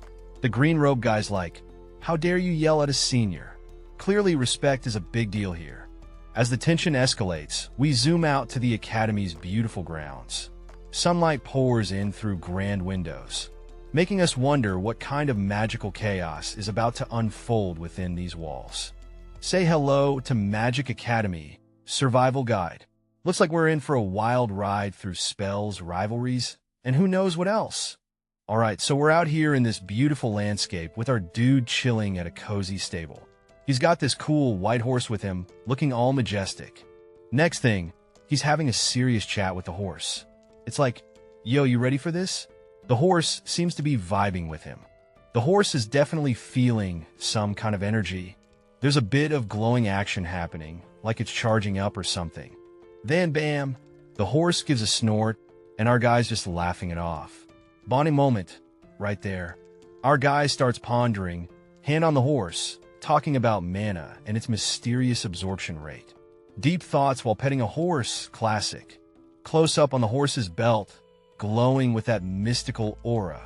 Our guy's thinking about the slow mana absorption rate. It's a puzzle. Finally, they're walking down a path, our guy and his horse, deep in thought about what it takes to increase that mana absorption rate. They're on a mission, y'all. Chilling in a lush green setting. We got our boy asking this majestic white horse if it needs a breather. Yeah, even horses need a break sometimes. Our boy is having a moment, realizing he's actually getting closer to this horse. He's all suited up, looking pretty sharp while at it. Time for some sweet bribery. The boy offers sugar cubes, cause who can resist a bit of sugar, right? This white horse trying to play it cool, but it feels itself getting more attached to the boy. Love at first sugar cube, perhaps? The sugar's doing its magic not just on the horse, but also on this huge bird. It's tasting something sweet and new, reminiscing about wild times. Drama time. The bird's eyes all intense, thinking nope, not happening. It's not about to let something slide. With a fiery background, the bird's pride kicks in. It's reminded of its ancient power, refusing to fall or be tamed so easily. Even though he's gotten closer to figuring something out, our blue-haired protagonist is deep in thought, pondering over some mysterious problem. As he walks alongside a horse, he's thinking about how to increase the rate at which items absorb mana. A true conundrum. The horse, with an expression of pure comedic dread, seems to have some opinions about this mana absorption business. Back to the journey. Our hero notices the horse struggling and asks, "What's wrong? Is it tough?" Seems like they're both in this magical puzzle together. Next up, we see the towering structure of the academy, where they hold the basic alchemic comprehension class. But wait, something's off. Inside, students are puzzled, wondering why today's lecture isn't outside as usual. The plot thickens. Turns out the class is in the Sleepy Horn building, a separate mysterious part of the academy. What secrets lie within? Two students peek through a slightly open door, eyes wide and alert, as if expecting something to jump out at them. The atmosphere is unsettlingly warm and cozy, which only adds to the suspicion and unease. An older figure warns one student about hidden monsters, adding to the tension in the air. A group gathers, rallying to prepare for when the monster appears, promising protection for their Imperial Highness. A student notices everyone's tense vibes, feeling the pressure and uncertainty in the room. Despite the anxiety, a reassuring voice tells them not to worry, trying to instill some confidence. Another student steps up with a determined look, vowing not to lose to the other group. One student, with a nonchalant wave, confidently states they don't need the reassurance, hinting at a mysterious confidence. So, there's this professor with a no-nonsense attitude hustling the students to their seats, all serious-like. "What are you all doing? Get to your seats," he barks.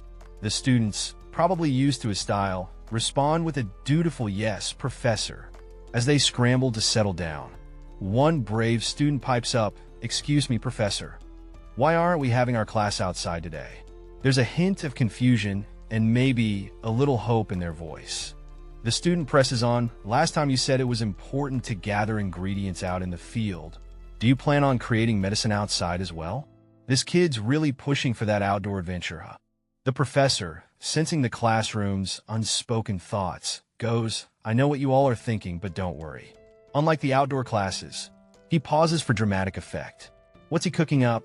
With a grand gesture, the professor declares, "The indoor classes are very safe and easy. But let's be real, is anyone buying it?" Cut to a group of students who are totally not convinced. "He's lying," one says. "That's a lie." Another adds, You'd be an idiot to believe that, chimes in the third. Looks like the professor's reputation precedes him. Now, it's time to begin class, the professor announces, trying to regain some control. I want everyone to pour water into the cauldron in front of you. Simple enough, right? But with this professor, who knows what's next? Here we have a bearded alchemist diving into the depths of alchemy, declaring it a comprehensive art with no room for unnecessary steps. This guy means business. Moving on, he's pondering the importance of mastering the basics. Without a strong foundation, becoming a great alchemist is just a pipe dream, right? Now we switch to a young student who's deep in thought, flipping through pages and realizing, oh, this is going to be difficult. The struggle is real. Finally, we meet a red-haired character who's knee-deep in some magical work, clearly having a hard time keeping it together. The chaos is palpable. In a cozy library, a character with a blurred face is showing off some magic skills. Books line the shelves behind them, setting the stage for some serious magic action. The character is wearing a robe and pulling off some magical gestures, which seem to be part of a spell. We move on to a series of panels where they mix ingredients and pour a mysterious liquid into a bowl. The magic is strong with this one. A burst of surprise as another character, a bearded individual, wonders why they're so good at this. This person is clearly impressed by the magic prowess on display. The scene shifts to the blurred face character, now looking like they've been in an alchemist workshop for a decade, complete with a new outfit that screams Magic Master. Meanwhile, the bearded character is in disbelief, muttering about something they can't believe really existed. The scene unfolds with a bearded professor, full of enthusiasm, declaring his students to be geniuses. You can almost hear the pride in his voice.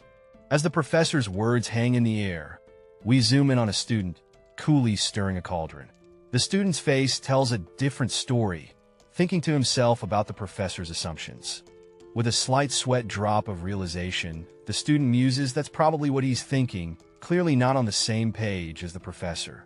Determined to set things straight, the student mentally insists, but that's not exactly it, professor, while his hand continues to stir the bubbling concoction. Suddenly, the student recalls a humorous flashback of his past life, where he was doing the same thing, adding a layer of mystery and comedy to his current predicament. Our hero, with a thoughtful gaze, is gripping a wooden stick. He's contemplating what his professor might be thinking, but he's got that "I know something you don't" look on his face. He's stirring a mysterious blue liquid, and he's pretty sure the professor's got it all wrong. His inner dialogue reveals some tension. Then bam! Flashback time. He remembers doing the same thing in a previous life. Mind blown, right? Welcome to the Magic Academy Survival Guide. Looks like we're in for some magical adventures. Our guy's feeling the power, thinking he could flood the room with his skills. Someone's got confidence, and it's refreshing. In the middle of a potion lab, our bearded mentor is thrilled, shouting, "It's a well-made potion," as he stands beside a student. The room is filled with shelves of mysterious ingredients, setting the scene for some magical brewing. The bearded man teases the student, "I can't believe you weren't able to tell if your mana recovered or not because you already have so much." The student seems a bit sheepish, scratching his head in confusion. The mentor announces loudly, "Students, someone was able to brew a perfect potion." This declaration sends ripples of excitement through the room, grabbing everyone's attention. We hear whispers and gasps as the name Woodenaz travels around. Students are in awe. Woodenaz again? It seems this isn't the first time he's pulled off such a feat. Amidst the whispers, we see fellow students in amazement, watching Woodenaz work. They're clearly impressed, with some saying, "That's amazing." One student praises Woodenaz, "As expected from you, Woodenaz. What a genius." The scene shows Woodenaz confidently handling his potion, clearly in his element. Another student chimes in, "Sienna, from the Phoenix Tower, also made a great potion, but it can't hold a candle to yours." Woodenaz seems unfazed, but the mention of Sienna suggests she might be someone to watch out for. The scene unfolds with two characters standing near a cauldron. One of them points and says, "Over there." The focus shifts to a white-haired figure, delicately handling alchemical tools. A close-up reveals the white-haired character's piercing eyes, hinting at their identity as a member of the Church of Firine.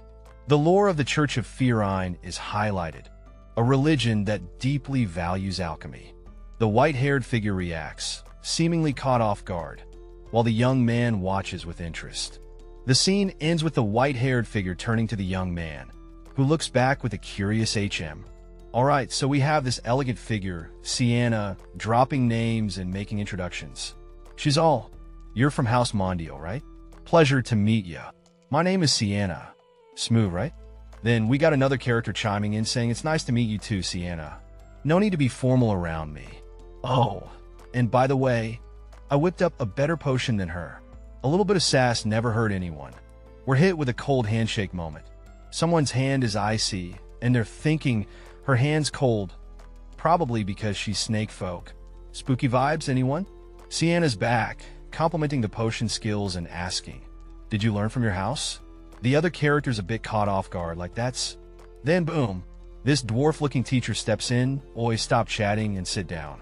Our potion was just like, let's talk next time. Guess it's back to work." The teacher's laying it down in the classroom. All of you may have attempted to make the same potion, but your individual results were different. Still, don't get too worked up about it. A little pep talk to wrap things up. Alright, so we've got two students deep in thought. One's like, "Man, I can't make it, I'm missing something." The other nods, "Yup, just one ingredient short."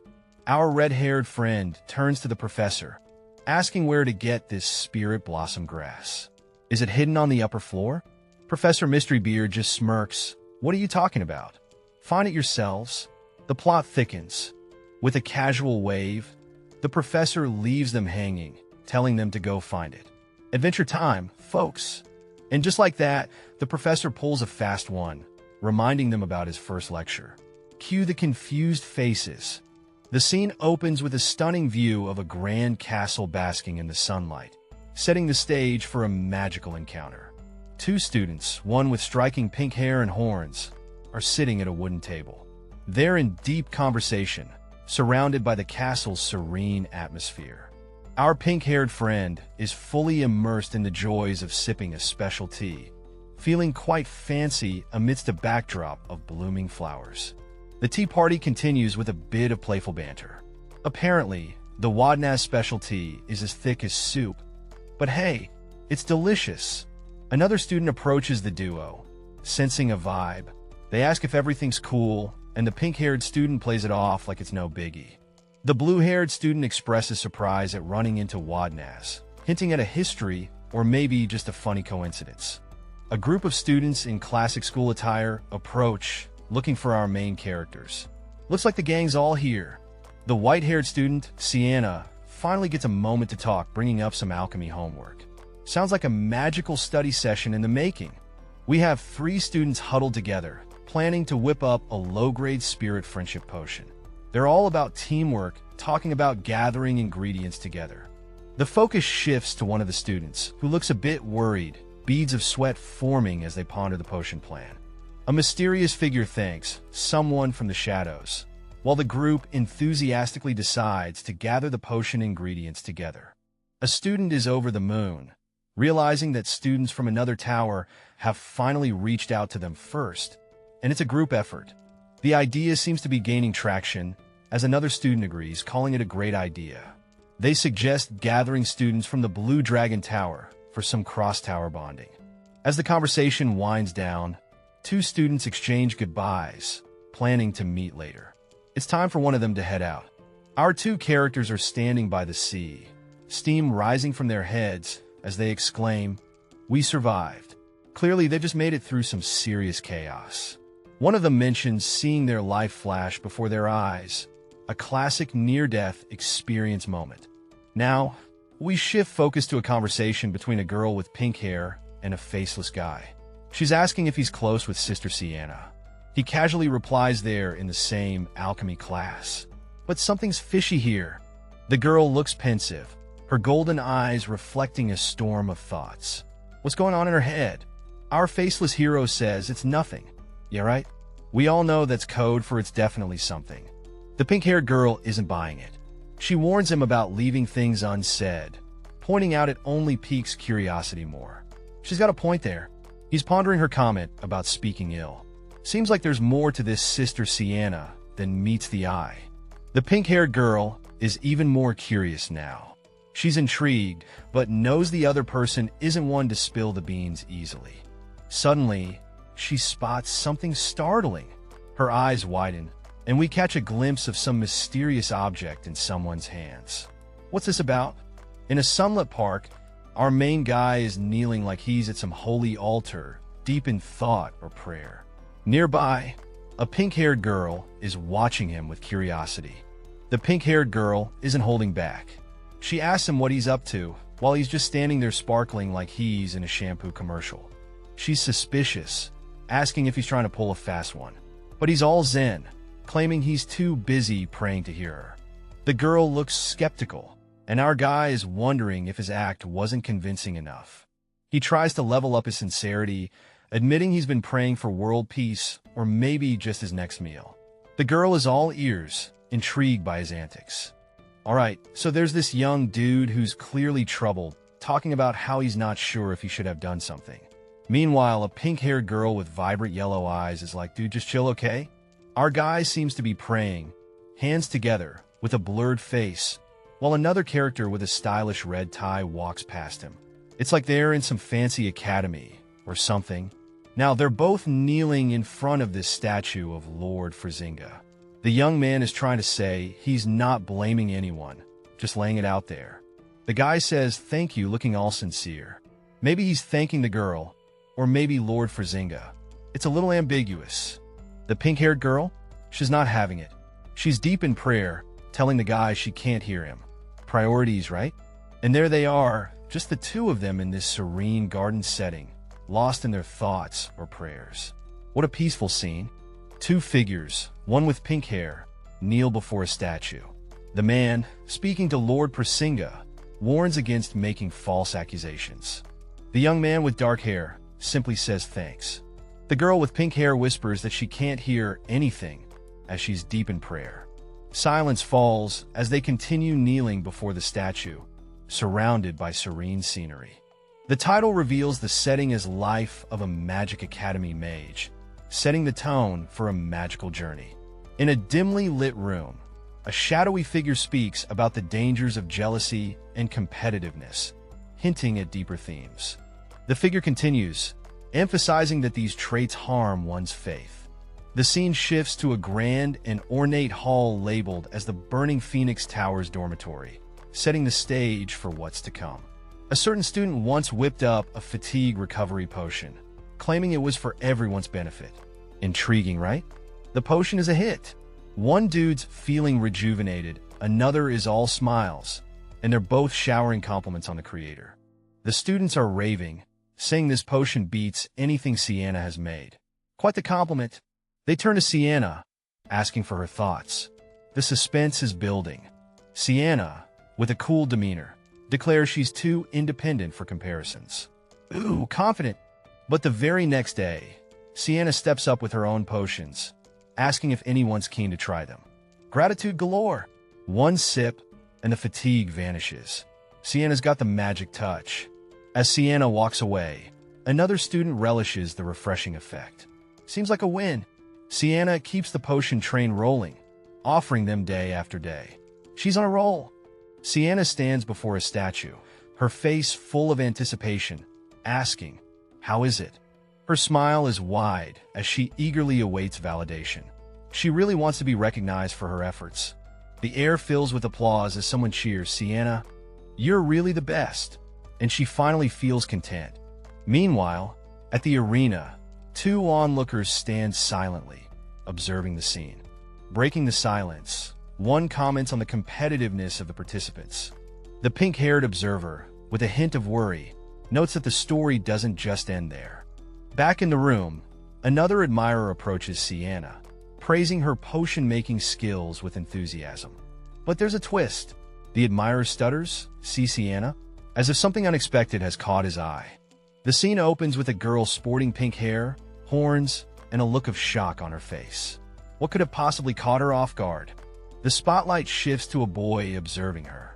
He's convinced she's deliberately ignoring someone. Her grudge must be real. He's deep in thought, pondering her intense reaction over something seemingly minor. What's going on in her mind? Flashback time. Our boy's thinking about a past classroom incident. Could this be connected to the girl's behavior? Back in the present, the girl announces she's done with her prayer and asks for more information. Is she genuinely clueless or playing coy? She insists she was just praying and feigns ignorance about any accusations, leaving the boy scratching his head. As she walks away, the boy is left kneeling on the ground, speechless and confused, watching her retreating figure. They're standing in the rain, looking like they've just lost a game of who can stay dry the longest.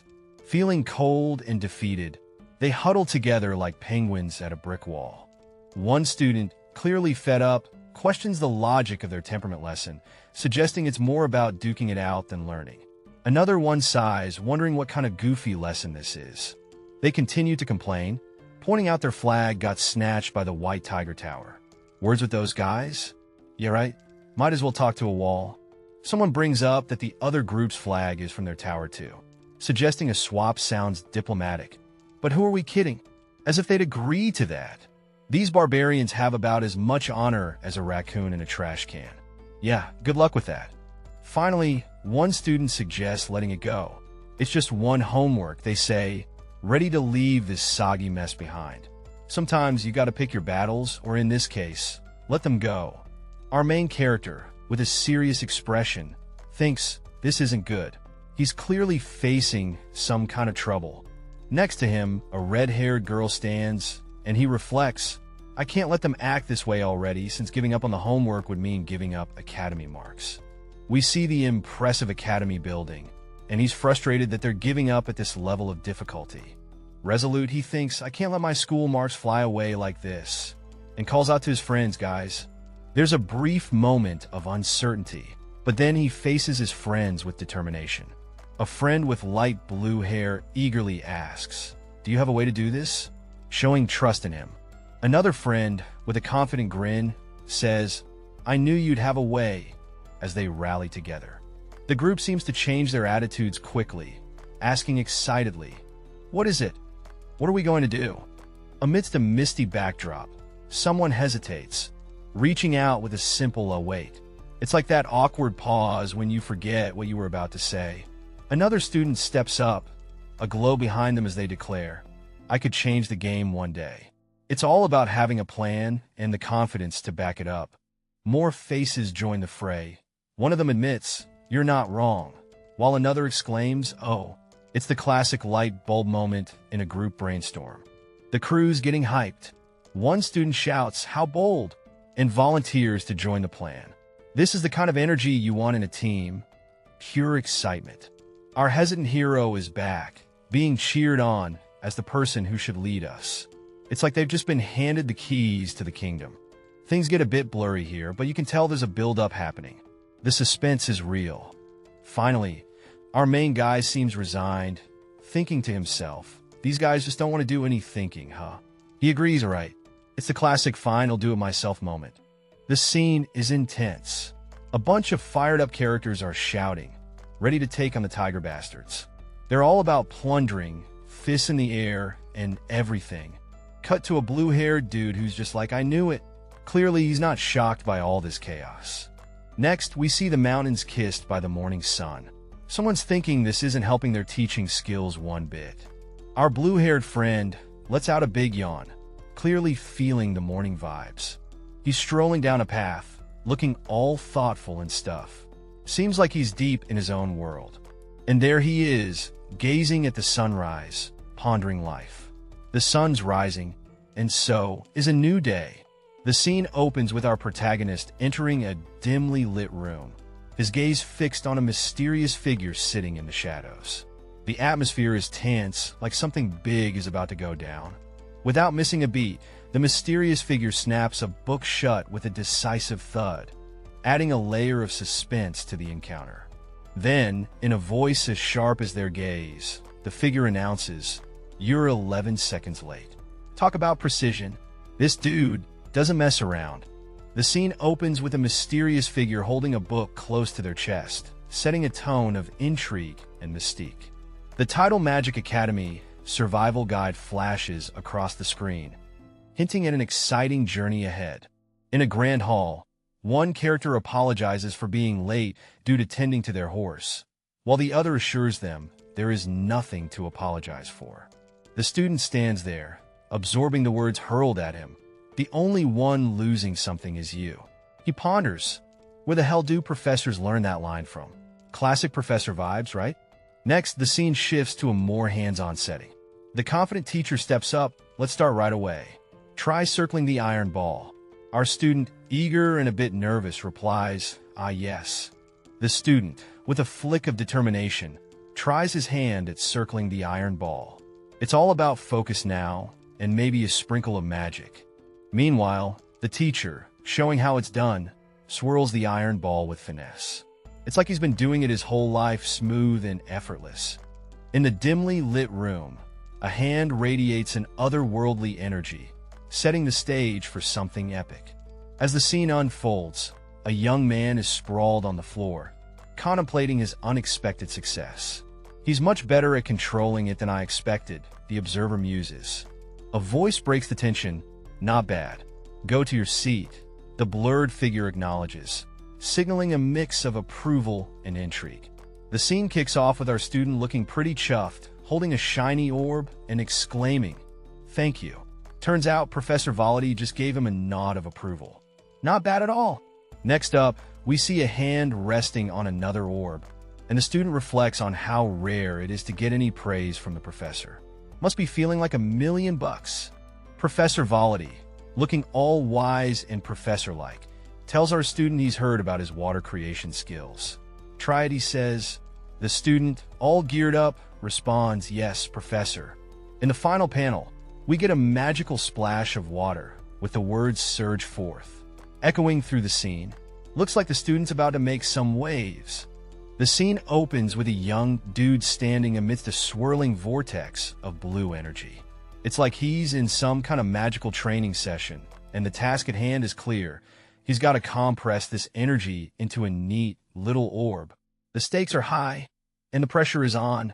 In the next panel, a mentor-like figure, rocking a sharp vest, tells our protagonist to compress the energy to the size of the orb. With determination in his eyes, the young man replies, "I'll try." You can feel the intensity in the air as he prepares to tackle this magical challenge. The scene opens with a young dude standing amidst a swirling vortex of blue energy. It's like he's in some kind of magical training session, and the task at hand is clear.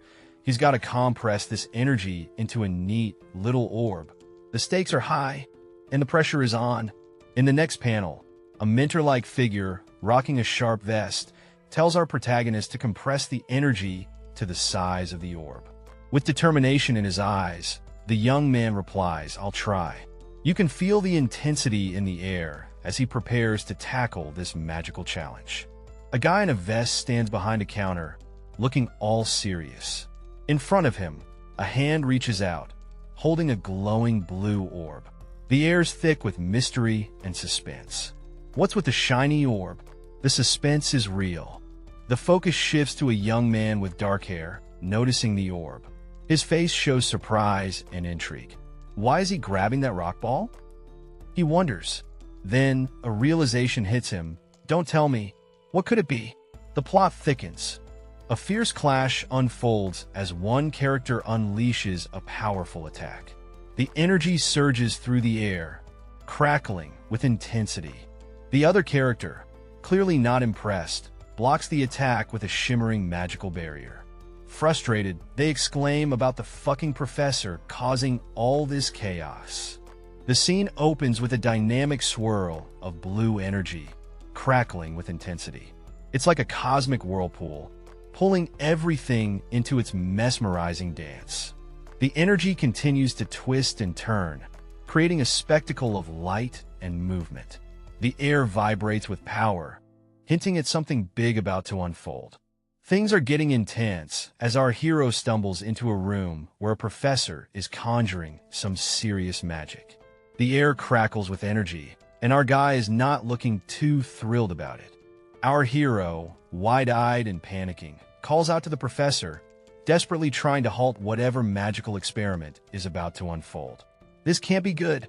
One character, clearly not amused, questions the other about their plans of throwing more balls at them, while the other innocently asks what's wrong. The scene shifts to a classroom setting. One character expresses concern, believing the situation might be a bit dangerous. The other character counters, questioning whether the method is not efficient, implying a sense of practicality despite the apparent danger. In a dimly lit room, one character looks puzzled as another mentions the experience of battling anti-magics. It's like they're reminiscing about a past brawl that left quite the impression. As the scene shifts to a web of glowing lines, the voiceover drops some wisdom. Crisis moments? They sharpen your instincts and boost your mana control. It's like a crash course in leveling up. Then the scene turns intense. Someone's questioning why the obvious answer is being sidestepped. The blurred face character seems caught off guard, perhaps realizing they've been overthinking. And then comes the introspective moment. Wait, is he being serious right now? It's like a slap of reality, leaving them to wonder if they've been missing the point all along. Our protagonist is having a moment of reflection, a realization hitting hard. I almost died back then. Yeah, that's a heavy thought to kick things off. In a dimly lit room, two characters face off over a table. One of them, with a knowing look, says, "It seems like you understood my intent. Let's go again." The tension is palpable. The stakes rise as another character, holding a magical orb, dismisses any argument. Whatever, arguing is a waste of words. Clearly, magic talks louder than words here. With a focused expression, our magic-wielding friend lets out a calm "fu" as they manipulate the glowing orb. The air is thick with anticipation. The scene opens with our young mage, wand in hand, deep in a magical training session. The instructor's voice cuts through the air, urging him to concentrate more. The pressure is on, but the determination is clear. With a steady hand, the mage places a palm on a glowing orb, focusing all his energy. The room holds its breath in anticipation. And just like that, boom, a powerful surge of magic explodes from the orb, sending shockwaves across the room. It's intense, it's electrifying, and it's just the beginning of his magical journey. The tension's thick as our guy gets ready for a move. He's on edge, eyes sharp, and bam, he sees it coming. He threw one at me again. He thinks totally prepared. With a confident grin, he mutters, "I knew you'd do that." Then, action explodes as he dodges with flair. The panel zooms in on his swift movements, and the sound of the clash echoes. Boom! It's a showdown of epic proportions. Things are heating up as our hero spins around, eyes wide, realizing there's danger lurking behind him. The tension is real. Across the room, a mysterious figure stands firm, clutching a blood-stained ball. What on earth is going on here? The mysterious figure urges with a calm, yet intense voice, "Concentrate." This just got serious. Our protagonist, drenched in sweat, tries to pull himself together. He's feeling the pressure. A class that dishes out a mountain of homework is way better than this snooze fest. Clearly, someone's not impressed with their current situation. Welcome to basic magic comprehension, where the yawns are louder than the spells. Students fill the room, each lost in their own world, probably dreaming of more exciting things. Rumor has it, to ace the Academy's homework, you gotta mix it up with students from another tower. Professor Magnus apparently thinks this is a brilliant idea. A green-haired student, with a look of surprise, wonders aloud, "Wait, then does that mean something big is clearly on their mind?" The classroom is filled with whispers. A horned student is taken aback, exclaiming, "He's going there with Wodana?" Clearly, this news is unexpected and shaking things up. The air is thick with tension as another student glares, emphasizing the drama unfolding with a sharp look. Despite the tension, the green-haired student nervously reassures themselves, "Independent Illinois be fine, aren't I?" While two classmates seem concerned, eyeing the situation carefully. In a grand hall, the morning light filters through the ceiling, setting the stage for what seems to be an important gathering. A character dressed in tribal-inspired attire, complete with colorful patterns and accessories, warmly greets everyone with a cheerful "Good morning, everyone."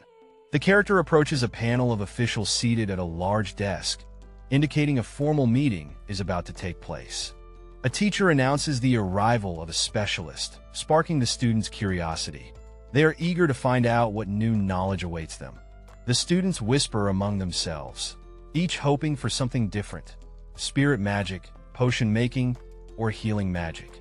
The anticipation is real. A hand presses firmly against a wooden surface, and something mystical seems to happen. The room shifts into a cold, eerie atmosphere as a figure stands in the hallway, enveloped in shadows. 3 students in a classroom shiver and exchange puzzled looks as the temperature drops unexpectedly. One of them voices their confusion about the sudden chill. The scene opens with a mysterious figure, cool as a cucumber, adjusting his mustache with an air of intrigue. The atmosphere is thick with anticipation. As the scene unfolds, our enigmatic gentleman makes his way across the room, his long coat trailing behind him like a shadow. The setting is grand, hinting at something big about to happen. With a confident flair, the man greets everyone. His white hair gleams under the lights, adding to his mystique. Whatever's about to go down, this guy's at the center of it. Meet Mortem, the guy with the serious face and an aura that screams "I'm important." In a dramatic reveal, Mortem declares he teaches dark magic, surrounded by a mysterious purple glow. Meet Mortom. This dude steps up, introducing himself in front of a group of students. He's got that mysterious vibe going on, and everyone seems intrigued. A shadowy figure announces that they'll be diving into the world of black magic. Things are about to get wickedly magical. The title reveals the magical school setting, promising a journey filled with spells and sorcery. Here's a sneak peek into the curriculum. Conjuring curses and hexes, just your everyday magical mischief. And it doesn't stop there. Using negative energy and dark forces? Yep, that's on the agenda too. This school is definitely not your average Hogwarts. The scene opens in a dark, eerie forest. 2 characters, a red-haired girl and a blonde guy, are nervously making their way through the misty woods. The atmosphere is tense, and the rustling sounds around them aren't helping. The blonde guy, clearly on edge, admits, what do we do? I think we lost our way," while the red-haired girl looks worried, clinging to him for comfort. It's not looking good for our duo. A hand suddenly lands on the blonde guy's shoulder with a casual "hey," and the tension skyrockets. Who could it be? The 2 characters jump in fright. The girl screams, "Kaya," while clutching onto the guy. They're both freaking out, wondering what just happened. The mysterious figure reveals himself, asking, "Did you lose your way?" His face is blurred, but he holds a glowing light, adding a magical twist to the encounter. The blonde guy, still holding the girl, questions the figure, "Light magic. Are you a mage? Do you know how to get out of this place?" Hope flickers in their eyes. The figure, maintaining his air of mystery, responds, "I don't know right now, so I can't guide you. You just need to follow the yellow bricks." His cryptic words leave them puzzled. In a surprising twist, the mysterious figure conjures a small skeleton, leaving the red-haired girl wide-eyed in shock. What kind of magic is this? In a dimly lit room, a skeleton surprises 2 characters, making one of them think, "Oh no." In this grand lecture hall, the tension is palpable as students, seated in rows, focus on the speaker at the podium. Everyone's watching, waiting for what's next. Blonde-haired and full of surprise, one student glances at his neighbor, who seems lost in thought. What's going through their mind? Our blonde friend suddenly grabs his neighbor, demanding to know what on earth they're up to. Drama alert! And boom, they're transported into a mystical realm. A shadowy figure questions their magical prowess. Seriously, are they a mage or just playing pretend? Flashback time. Our character reminisces about black magic, calling it a hidden pearl. Fewer people study it, so hey, good grades. Back in reality, the blonde student can't believe the ambition to become a black mage. Dude, that's hardcore. But the allure of a black mage's life is tempting. Less competition means more job security, right? Suddenly, our mysterious friend stands up, declaring they'll be the assistant. Bold move, buddy. A mystical figure, possibly a mentor or an oracle, calls out to Leon. Things are getting interesting. A professor announces the start of the fieldwork, while another character seems intrigued, pondering the student's potential. The professor calls the group over, ready to kick off the adventure. Let's see where this leads. I was wondering why the lecture room suddenly felt cold. It's like someone left the freezer door open. It's because this professor is putting quite a bit of mana into the mix. Who knew professors could be so chilly? While mana is fundamentally non-elemental, it can be charged with certain types of magic. Cold and dark mana are symbols of a dark mage. Not exactly the warm and fuzzy type, huh? It's no wonder he's unpopular since he's giving out such mana. This guy isn't going to win any Teacher of the Year awards. The professor, with a serious face, turns to the student and says, "You, what's coming next?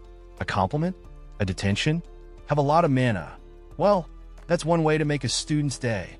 The professor unexpectedly thanks the student, leaving him a bit puzzled. Is this gratitude or sarcasm? The room is suddenly filled with swirling dark energy as skeletal figures rise, sending shivers down everyone's spine. Kya, undead. The students are in a frenzy, running for their lives. This is definitely not a part of the syllabus. Do something about them. Don't push me. The students are practically begging the professor for help. A skeletal hand reaches out, grabbing onto another student's hand. This is not the kind of high five anyone wants. They're going in circles. Why are they doing this? The chaos just keeps escalating, leaving everyone baffled. How's that? Was that good? The professor asks, almost as if he's seeking a grade on his undead performance. I put in great efforts to prepare this demonstration for the students. The professor seems proud of his spooky show. Aha! It's interesting, Professor. The student, Lihan, laughs nervously, trying to keep it cool. Now that that's over, enough with the foolery. The professor signals the end of his eerie demonstration. The floor starts to clear up as the mana dissipates, bringing back a sense of calm to the lecture hall. Thank goodness they're gone. Relief washes over the students as the undead vanish, leaving behind only a memory. A mysterious character is pondering over a recent magic demonstration, questioning its quality. The student, Li Han, is worried that he might be asked to replicate the magic, but the professor reassures him. The professor, in his wise demeanor, tells Li Han not to worry about executing the spell as it's tough for beginners. Li Han acknowledges this with a thoughtful expression, thinking about another professor's expectations. The professor suggests Li Han try transforming his mana into the En element, to which Li Han agrees. Li Han is seen preparing, focused, and determined, ready to take on the challenge. A mysterious blue-skinned figure watches Li Han, with an expression that suggests this won't be an easy task. The blue-skinned observer chuckles, thinking to themselves that even for Li Han, the task ahead won't be easy. Lian, looking a bit tense, stands in a room with a mysterious blue-skinned woman who seems to be observing him. Her expression is enigmatic, and she's got these colorful braids that scream, "I'm not from around here." The blue-skinned woman chuckles to herself, thinking this won't be easy, even if it's Lian. Ooh, a challenge. Things are about to get spicy. Introducing the magical world of life of a Magic Academy mage. Get ready for some wizardry and wild adventures. Magic at this academy is no joke. It's described as a vague and challenging concept, setting the stage for some serious spellcasting drama. Suddenly, a shadowy figure looms, adding an air of mystery and maybe a pinch of menace. Who or what could it be? The mysterious woman decides to check out the other students while Lian gives it a go. She's got her eye on everyone, making sure no one's slacking. Focus zooms in on a close-up of a determined eye. Someone's ready to unleash some serious magic power. Whoa! The blue-skinned woman is taken aback as magic starts to swirl. Looks like Lian's about to surprise everyone. Our main dude is glowing with a purple aura, looking all determined as he talks about awakening his power. The scene's got that epic vibe, and you can tell something big's about to go down. A couple of bystanders are watching the spectacle, whispering about his immense potential. It's like they're witnessing something legendary, and they're both amazed and maybe a bit worried. A character with a blurred face seems surprised, giving off an "oh" vibe. Clearly, they're not expecting what they're seeing. The mysterious figure, impressed, asks if our main guy can do more. With confidence, he replies he'll give it a shot. The air's buzzing with energy. Our hero steps up, surrounded by swirling purple energy, and he's got this confident look like he's about to paint the sky. Another character watches in awe, clearly impressed. The observer is thinking to themselves, realizing how good our main guy really is. But there's a hint of concern. Maybe being too good isn't all that great after all? Alright, so here we have a professor who's stressing out about a student possibly turning to the dark side, black magic. That is, the thought alone seems to be weighing heavy on their mind. Cut to another scene, and we see this intense purple haze filling the air. Another character stands amidst it, looking like they're ready to unleash some serious magic. The tension ramps up as the magic swirls with even more intensity. Our mysterious character seems deep in thought, possibly about to make a crucial decision. Now, a student seems bewildered, calling out for the professor. Something big is about to go down, and everyone's on edge. A sinister aura surrounds the professor as they peer intensely, their eyes filled with a strange mix of determination and madness. The professor seems to be pushing the limits, encouraging someone to go beyond their capabilities. Things are getting intense. Whoa, the student is now freaking out, thinking the professor's lost it. There's definitely something wild happening here. Finally, it all comes together as another character reflects on the professor's unexpected happiness. Whatever's happening, it's got the professors all riled up. In the magical chamber, our crew is buzzing with curiosity. One of them wonders if Professor Morton will lead them to the next step. The air is thick with anticipation. A student, looking a bit jittery, asks Professor Morton about what they should do next. The professor, calm and collected, seems ready to guide them through. The students are debating whether it's worth pushing forward to see how much they can handle. But one of them is like, nah, let's save some for next time. But you know how it goes, there's always that one friend who's like, but... And bam! The blue-skinned figure declares, to the next step. No time to waste, right? Now, one of the students is holding mana, looking a bit puzzled, and asking Professor Morton what to do with it. It's like holding a hot potato. Professor Morton, ever the instructor, tells them to swing their staff and chant an incantation. You can almost hear the magic words. And with a wave of the staff, the spell Paralysis is cast. The student looks like they've just leveled up in wizardry.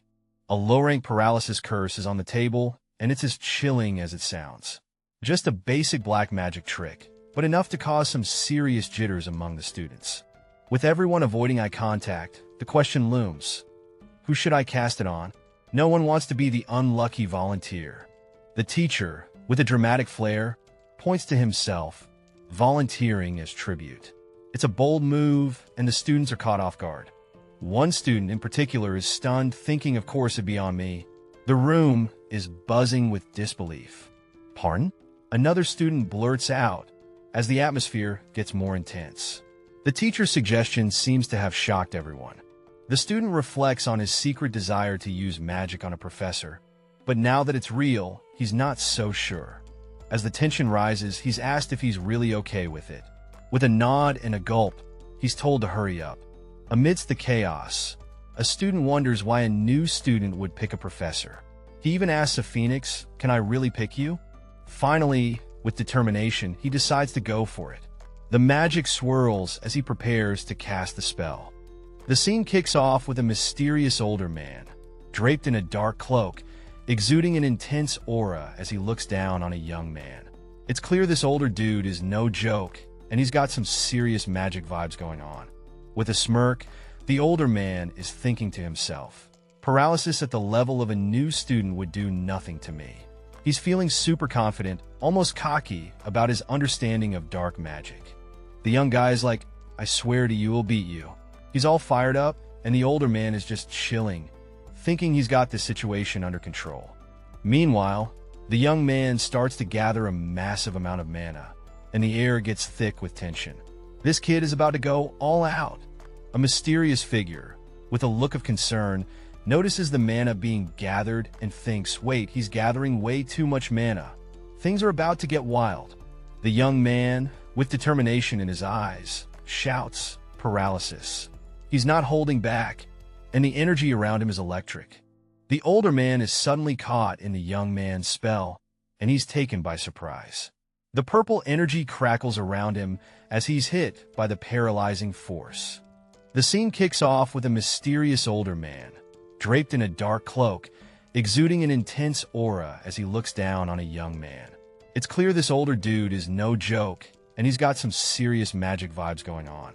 With a smirk, the older man is thinking to himself, paralysis at the level of a new student would do nothing to me. He's feeling super confident, almost cocky, about his understanding of dark magic. The young guy's like, I swear to you, I'll beat you. He's all fired up, and the older man is just chilling, thinking he's got the situation under control. Meanwhile, the young man starts to gather a massive amount of mana, and the air gets thick with tension. This kid is about to go all out. A mysterious figure, with a look of concern, notices the mana being gathered and thinks, wait, he's gathering way too much mana. Things are about to get wild. The young man, with determination in his eyes, shouts, paralysis. He's not holding back, and the energy around him is electric. The older man is suddenly caught in the young man's spell, and he's taken by surprise. The purple energy crackles around him as he's hit by the paralyzing force. Professor Mortom, with his suave and confident demeanor, addresses the crowd. Everyone, you saw that, right? This is what a low-rank paralyzing looks like. He's got all eyes on him, dropping some knowledge. You did great, says Professor Mortom, giving a nod to a young student, who's probably feeling like $1,000,000 right now. The student, a bit bashful, responds with a humble, thank you. But inside, he's thinking he was just acting to spice up the atmosphere. A mysterious figure with striking blue skin and a vibrant outfit steps forward, catching everyone's attention. She senses something's off, her instincts kicking in as she whispers to herself, something strange. She reflects on the mana attack that struck Professor Mortom, noting his lack of defense despite his status. Concerned, she asks, Professor Mortom, were you hurt when you fell? Her eyes searching for any sign of discomfort.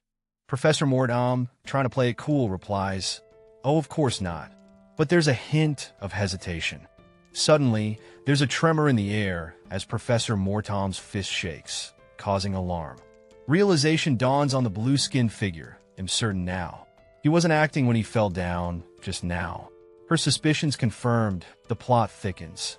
Whoa, hold up. Our silver-haired friend just got hit with a revelation bomb.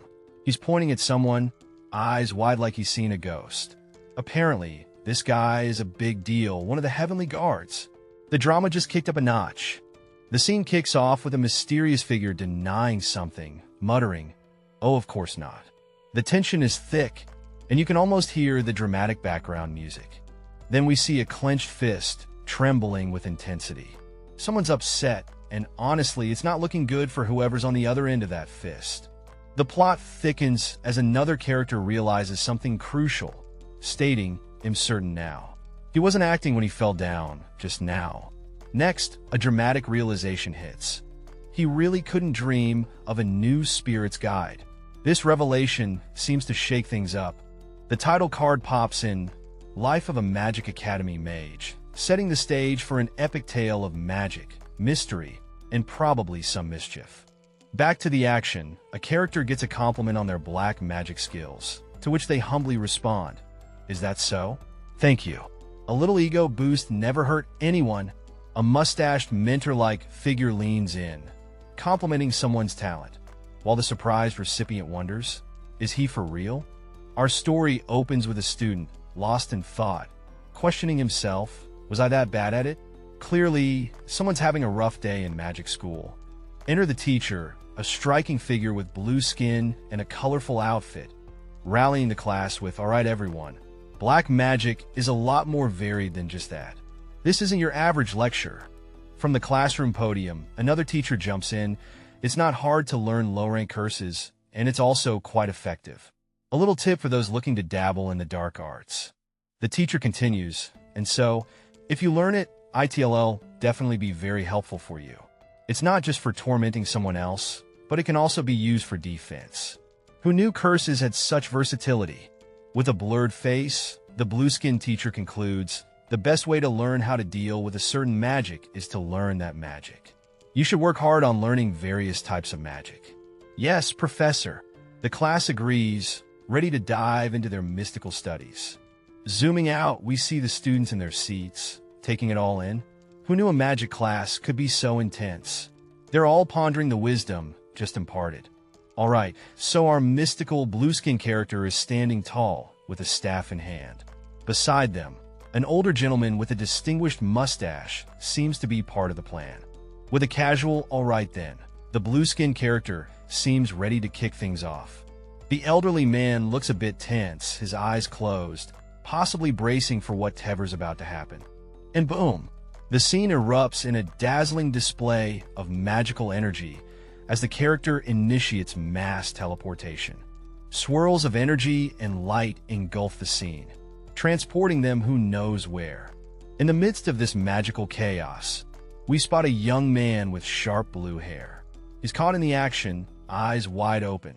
What's his deal in all this?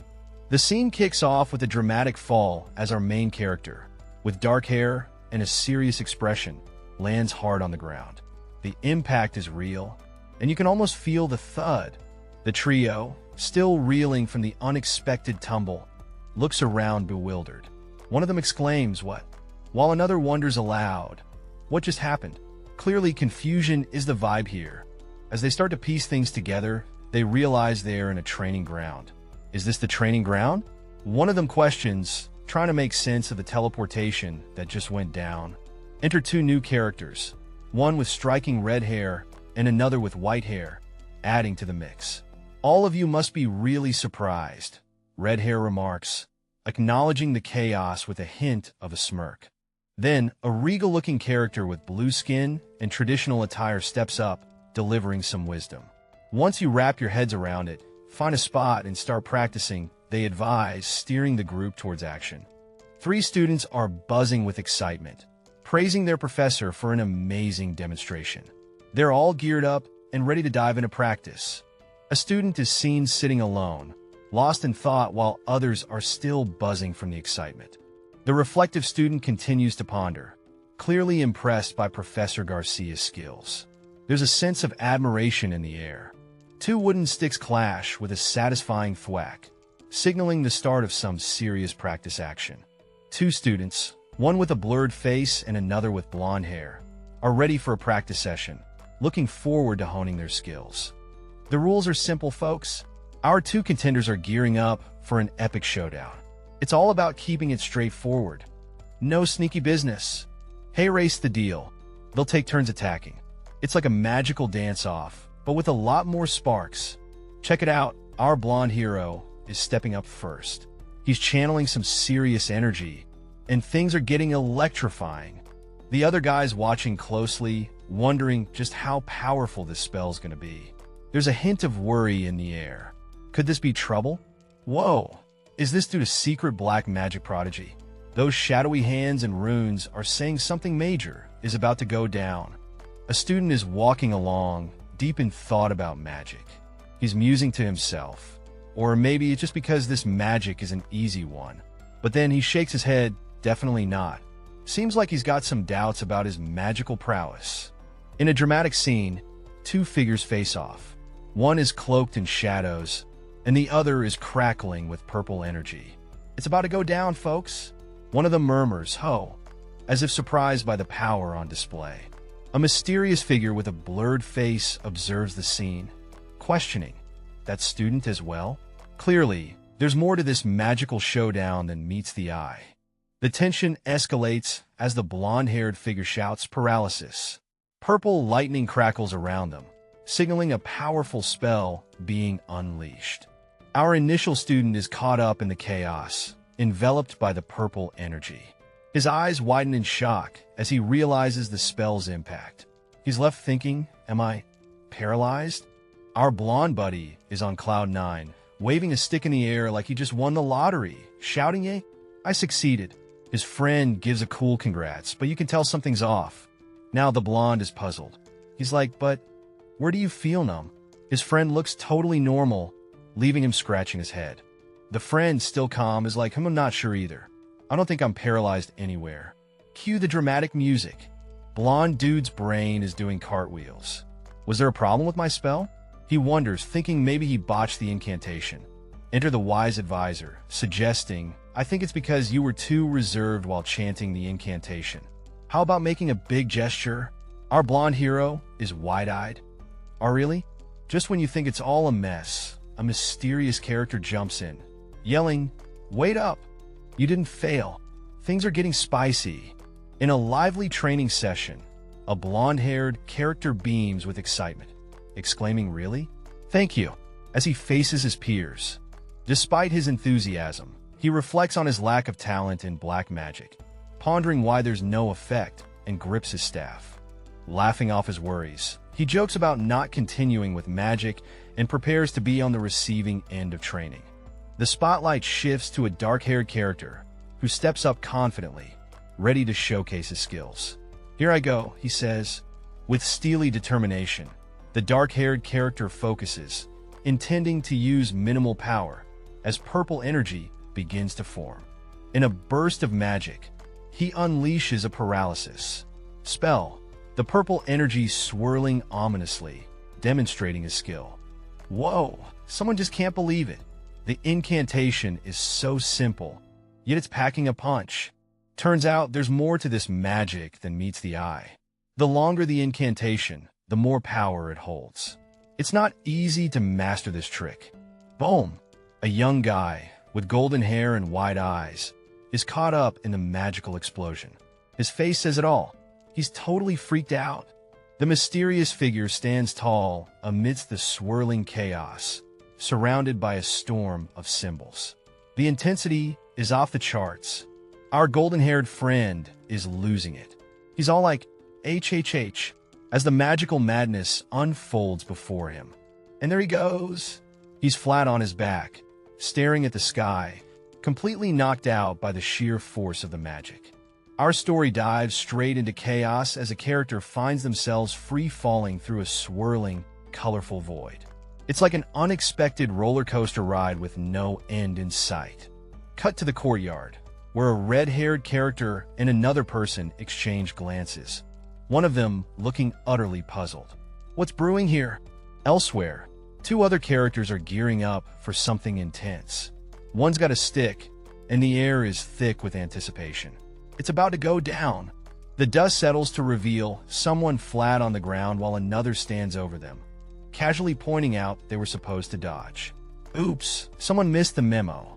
Back to our flustered friend, who's trying to justify why they didn't dodge. It's a classic I did it without thinking moment, and the stakes are high. Zoom in on a stunned face, eyes wide open, shouting about something being instinctive. The plot thickens, and we're left on the edge of our seats. In the eerie twilight, a mysterious figure stands, pondering the fate of the young man before him. Not yet at the peak of your power, he muses, as the scene shifts to a young man submerged in a surreal, mystical aura. Suddenly, the young man springs up, eyes wide with confusion and curiosity. What is his name? He stammers, clearly shaken by the recent events. As the mystery deepens, we see a hand gripping tightly, accompanied by the thought, that talent of his. The atmosphere grows darker and more intense. The scene shifts to the young man surrounded by a swirling void, holding a glowing orb, looking every bit the prodigy. He's a genius that comes once every 10 years or so, declares the mysterious observer, acknowledging the young man's extraordinary potential. The blonde student is flustered, desperately trying to recall an important name. His face is a mix of confusion and urgency. In a flash, he's surrounded by a powerful, dark magic aura. Chains and bats fly around, and he's holding what seems to be a glowing orb. This isn't your average school day. The title Magic Academy Survival Guide appears, promising an epic magical adventure. The scene changes to a peaceful courtyard.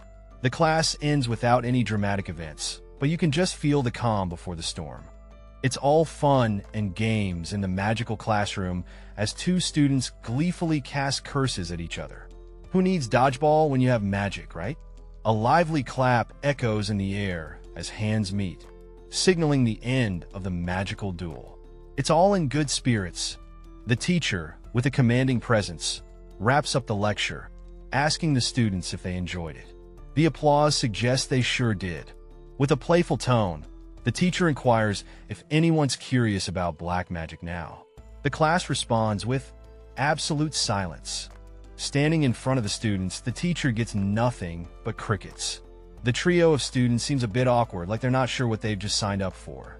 Even though the teacher's hopes seem dashed, there's a glimmer of faith that someone might eventually dive into the mysteries of black magic. Our story drops us right into the middle of a mystery with a bunch of students standing around looking puzzled. The atmosphere is thick with confusion, and it's clear something unexpected just went down. A voice breaks through the fog, questioning the odd situation. Enter the professor, the resident jokester of the school, making light of some ominous topic, black magic. He's got everyone scratching their heads, wondering who in their right mind would be into that stuff. The professor's eyes land on a particular student, singling them out with an invitation to visit his workshop. This throws a wrench into the student's day, as the spotlight burns brightly on them. Our highlighted student is caught in a whirlwind of confusion, with question marks practically floating around their head. The professor's words have left them utterly bewildered. The student, now the center of attention, stammers out a WHY as they try to figure out what they did to deserve this unwanted invitation. Their friends look on, equally confused but amused. As the scene wraps up, the student and their friends make a hasty retreat, led by the professor's parting words. The air is thick with mystery and the promise of more antics to come. Two students are strolling through the school grounds, their uniforms crisp and their expressions casual. It's a typical day, or so it seems. The scene shifts to one of the students pondering about taking a black magic class. Might not be a bad idea for my grades, he muses, nodding to a professor. A chaotic scene unfolds as another student is dragged along by his friends. What is it? He exclaims, clearly caught off guard by whatever shenanigans are about to ensue. The scene kicks off with footsteps echoing ominously. Someone's about to enter a place shrouded in mystery. What's going down here? We zoom into a workshop, a place whispered about as a dangerous lab of sorts. A dude in a witchy hat is deep in thought, with papers and books scattered around. Liam's memory flashes back to when he heard about these workshops at the Wadnaz Manor. He can't help but think, that's a freaking graduate school. Liam chuckles nervously. I guess hell exists in all worlds. The anxiety's real, folks. He and his buddy are standing outside, contemplating their next move. Liam reassures himself that it's just a harmless consultation, but you can feel the tension in the air. At the mysterious Black Shadow building, two students stand in its eerie presence. This place is known for some shady research vibes. Even as a glance, they can tell this place is up to some secretive stuff. Those two are definitely curious, or maybe just nosy. The blonde dude's freaking out, wondering what he did wrong to get called out like this. His buddy hints maybe it's not him messing up this time. Blonde guy's not buying it. He thinks the professor's just got a twisted personality. But hey, he's ready to face it head on. With a knock on the door, they make their entrance. Excuse me? Echoes in the air. The door creaks open, and our dynamic duo steps into the unknown, ready for whatever the Black Shadow building throws at them. In a shadowy corridor, two students are on edge. The door creaks open by itself, sending shivers down their spines. Calm down, one says, trying to be the brave one here. The blonde student is freaking out, while his friend tries to keep things cool. It open on its own, he stammers. Calm down, the other insists, though he's sweating bullets too. But even the calm guy is a bit shaky, thinking still as he glances around. The tension is real, folks. Fog is everywhere, thick and relentless. I can't see anything through this fog. One of them mutters, straining to glimpse what's ahead. They're on a mission, looking for their professor. But with all this fog, it's like searching for a needle in a haystack. Where's the professor? The question lingers in the air. Meanwhile, Lurking in the shadows, an enigmatic figure notes their arrival. So they've arrived, he muses, cloaked in mystery. In the eerie glow of dim lights, a mysterious figure asks another to guide a freshman. But hold up, the response is a no-go. The headmaster's orders are clear: no contact with the newbie. The conversation gets a bit heated.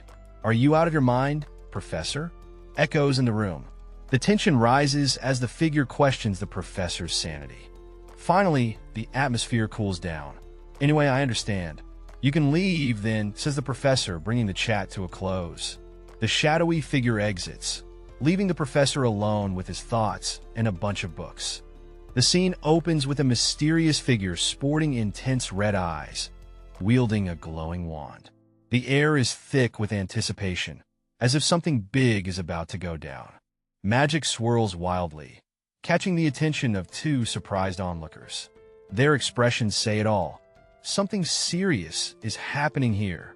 A young guy with dark hair and a determined gaze steps up, ready to face whatever mystical madness is unfolding. The tension is real, folks. The character walks into a room, thinking to himself that the interior is more normal than expected. Then, he takes a closer look and realizes the furniture is made entirely out of bones. Spooky vibes much? Turns out, for black magicians, bone furniture is the latest trend. Who knew bones could be so fashionable? Our two main characters stand in shock, with one of them clearly having a "what have we gotten ourselves into" moment. A mysterious professor welcomes them to this bone-chic abode. Seems like they're in for an interesting chat. The duo greets the professor, trying to play it cool. The professor invites them to take a seat, as if the chairs weren't made of, As they sit, the blonde character whispers, wondering if his friend has realized that their seats are basically skeletal remains. Awkward. I'm sure you already know why I called you after class, right? In a room lined with books, our silver-haired teacher leans forward, speaking with an air of knowing authority. Yes, our blonde student, looking a bit like he's just been caught doodling in his notebook, blurts out his answer with a mix of fear and anticipation. The teacher drops the bomb. "It's because the two of you both have a talent in black magic." Both students sit there, jaws practically on the floor. The blonde student is utterly gobsmacked, eyes wide, mouth open, like he's just seen a ghost. The teacher looks on amused. The teacher leans in, eyebrows raised, asking, "Wait, what did you just say?" The dark-haired student quickly brushes it off. "It's nothing, trying to keep things cool." The atmosphere is buzzing as students chat away. One of them, with bright yellow hair and vibrant green eyes, suddenly exclaims, "I might have magic." His excitement is contagious, and he's clearly hyped about this revelation. The scene continues with this yellow-haired student, now lost in thought, pondering his newfound ability. His expression is a mix of excitement and confusion as he thinks about the possibilities. With a dramatic flair, he poses the question, "Whatever shall I do?" His arms are crossed, and his expression screams theatrical, adding a layer of comedy to the situation. Another student, with dark hair and a school uniform, enters the scene, eyes wide in shock. The surprise is written all over his face, making the moment even more amusing. The final twist comes with a burst of realization. He fell for it. The humorous undertone suggests someone just got pranked or caught off guard, wrapping up the scene with a laugh. But doesn't that also mean we have nowhere left to go but up? Our optimistic guy is trying to lift the spirits of the woman beside him. She's not entirely convinced, though. This situation reminds me exactly of that. Our lady is deep in thought, sensing the aura of a professor who's got a tough gig. Two figures find themselves engulfed in a mysterious purple mist, standing at the top of some ancient-looking stairs. Something's brewing. Our cheerful blonde dude is singing away, oblivious to the bigger problem looming over them. His buddy, though, seems a bit more concerned. A scroll tied with a neat yellow ribbon is presented. What's the deal with this mysterious item? Two students stand before their professor, puzzled and asking, "Professor, what is this?" The professor suggests they store the item in their rooms. The professor, in his mysterious fashion, says, "They are my present to you." "What's this gift about?" And why does it feel so eerie? The blonde character, rocking a school uniform and carefree vibes, is caught in a moment of contemplation. He's not saying much, but the wheels are definitely turning in his head. Suddenly, he's all serious, telling someone not to let Yoner Make know about whatever mischief they're up to. Looks like secrets are being kept. Enter the dark-haired friend, looking surprised. He's got that classic "oh, what did I just hear?" face going on. In the classroom, the dark-haired guy is recalling some alchemy class details. Meanwhile, the blonde seems amused, maybe at the thought of someone else getting into trouble. The bromance is real. The blonde reassures his friend, saying that covering for each other is just what buddies do. Heartwarming, right? Outside, with the sun shining on the castle-like school, the dark-haired guy decides he needs to tell someone right away. The plot thickens. Things take a hilarious turn as our dark-haired friend gets a face full of green snot bubble from an ogre-like creature. Just another day in this wild world. Two students, one with dark hair and the other with a ponytail, are gasping for air, clearly in the middle of an exhausting workout. They're pushing themselves hard, sweat trickling down their faces. A bustling scene unfolds as the instructor shouts, "Don't stop. Keep running." The students, a mix of determination and fatigue, sprint across the training ground. Another instructor, with long hair and a confident demeanor, reminds the students, "Remember to feel the mana as you breathe." This piece of advice seems crucial to their training. A larger figure, green-skinned, explains the goal. The objective is to raise your physical ability by continuously circulating mana throughout your body. His words drive home the purpose of their grueling exercise. A visualization of a person enveloped in mana energy illustrates the power they aim to harness. It's a glimpse into the potential strength they could achieve. Despite the ambitions and efforts, the reality sets in. But for these students, it's still much too early. A reminder of the long journey ahead. Leon calls out to the professor, catching his attention. Running up, Leon says he's got a question. The professor, looking curious, asks what it is. Leon reveals he needs to head into the mountains soon and asks for any advice. The professor pauses, clearly pondering the situation. With a serious expression, the professor advises Leon not to go. Seriously. Leon's determination is evident, but the professor warns that even they don't have all the answers about the mountains. Entering the mountains isn't a wise decision, or so one character insists, thinking those who venture in are fools. Another character shrugs it off, explaining that it's not a choice, but an assignment requiring an ingredient from there. A sudden realization hits as someone asks if it was another professor's assignment, causing a bit of a stir. There's a shift in tone as the group wonders if things might change, leaving everyone a bit puzzled. The conversation turns to mana circulation, with one character curiously noting someone doesn't look tired. The response is uncertain, revealing it's more about constantly exerting mana. Alright, here's the deal. Our guy is in deep concentration, squeezing mana from the center of his body, trying to circulate it everywhere. The trick? Total control, folks. Then we've got Lucian, who's like, "Nah, I'm doing it my way." Instead of circulating, he just lets that mana loose. Boom, a whole new vibe. Apparently, Lucian's got a rep for this. He pulled the same move against Team Twilight Dawn. Classic Lucian, always keeping it fresh. The catch? Someone's worried. If Lucian keeps this up, he might just burn out. Letting all that energy fly isn't exactly risk-free.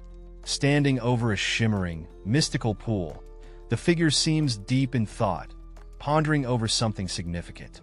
However, they say, leaving us hanging on the edge. Our elf instructor drops some wisdom, mentioning how tough it gets to manage mana circulation when you've got loads of it. Sounds like a setup, right? Lehan, our blue-haired student, seems to catch on. He's thinking, oh, this usually means something intense is coming. As Lehan and his fellow students brace themselves, the instructor isn't done yet. They're told to hold up as the tension builds. And there it is, the challenge escalates. The instructor suggests raising the difficulty.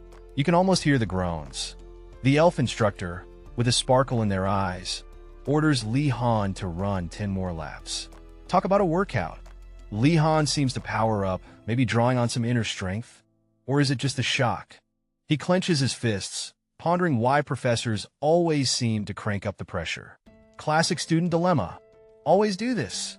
The frustration is real as our character clenches his fists, wondering why things keep going down the same road. Under the bright sky, a grateful student bows to a professor, thanking him earnestly for his help. In a burst of emotion, our main guy stands there with electrifying energy crackling around him. He's got this serious look, and you know something's about to go down. His fists are clenched tight, and he's trembling with frustration. He's questioning why professors act the way they do, clearly fed up with something. Still in a state of disbelief, he shouts out, demanding to know why professors always pull these stunts. His frustration is palpable, and he's not holding back. The scene shifts, and there's a sudden change of heart. He looks up, and with a sigh of relief, he thanks the professor. The mood has flipped, and there's a hint of gratitude in the air. The scene kicks off with our cheerful elf-looking character, rocking those pointed ears and a snazzy vest, bursting into laughter. Meanwhile, his companion is bowing, looking utterly puzzled. What's got this guy so amused? Suddenly, the companion raises his head, curiosity piqued, asking, "By the way, what's on his mind?" The suspense is real. The elf dude casually drops a bombshell. "It'll go with you when you enter the mountains for your ingredients." The confused guy is like, "Wait, didn't you say it's just an assignment?" With a sly smile, the elf replies, "Of course. It's just that I enjoy walks." Seems like this elf has his own agenda. A young dude is standing there looking pretty confused. He's clearly caught off guard by something. Next up, we've got this cool-looking silver-haired guy, giving off Minor vibes, telling the confused guy not to sweat it. It's just an assignment, right? But there's a hint of concern in his voice. Our confused guy just nods, going along with it. And then boom, we get a shot of this epic, towering castle. It's got that danger zone written all over it. Looks like things might get a bit dicey after all. The night wraps around a charming little house, its windows spilling warm light into the darkness. It's the kind of place you'd expect to find tucked away in a storybook. A note lies on a table, the handwriting casual yet firm. "I will be temporarily off to handle some business. Don't steal too much." It's signed off with a flourish by Yurgam. This person seems to have a sense of humor. A character with striking red hair holds the note, their expression a mix of surprise and amusement, captured perfectly in a single O. A character is seen questioning the motive behind being summoned to a particular location, hinting at a deeper purpose. The two characters engage in a dialogue about the abundance of alchemy tools present, confirming their shared interest. The focus shifts to a collection of potions, with one character expressing a desire to examine their effects. The conversation turns lighthearted as one character admits their limited alchemy knowledge, while Yoner, the red-haired individual, shares a mutual curiosity. Red-haired character seems surprised, turning their head with an exclamation. Something's caught their attention. Peering out of a window, they spot a field. "Hold on, what's that?" "A field?" they ask, curiosity piqued. The other character, holding a book, responds, "So you noticed it. Don't tell me you're growing those too?" The red-haired character confirms, "I am, but they're still a long way away. I heard they're going to take a few months." The girl with vibrant red hair and striking blue eyes is in disbelief, saying, "But they all look fully grown to me." She's clearly puzzled and is asking, "What are you?" A close-up of a guy with dark hair and focused eyes, reacting with a surprised expression. A quick shift to a photo frame on the wall, showing a moment frozen in time with a girl and another person, as the thought they are lingers in the air. Alright, so we've got this dude who's totally baffled by how fast these plants are shooting up. He's like, when did they grow so much? And standing next to him is a curious girl, both looking at the greenery in shock.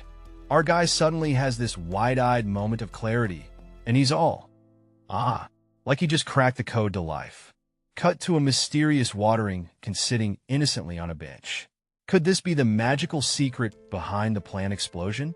The plot thickens. It looks like there's some serious confusion brewing as our red-haired character and a fellow with dark hair chat about a supposed growth serum. Turns out, it was just an ordinary watering can. Talk about a mix-up. The plants went wild all because of this simple can. Our hero here, who's grinning ear to ear, is all about that farming life. But oh boy, it led to some unfair blame. Our dark-haired friend suggests harvesting the overgrown plants before things spiral. Red-haired buddy confidently steps up, ready to handle the situation. Crisis averted, maybe. Our red-haired hero is in for a shocker as they discover their food stash has been totally cleaned out. With a look of disbelief, they're left wondering where all the noodles have gone. Who could be behind this noodle heist? As night falls, our red-haired protagonist and their dark-haired companion step out into the cool night air. With scrolls in hand and determination in their eyes, they're ready to tackle whatever comes their way. Is it a new quest or just a late-night stroll? The next day dawns at this enigmatic tower, shrouded in mystery and leafy green. And you know what's brewing? Something magical, I bet.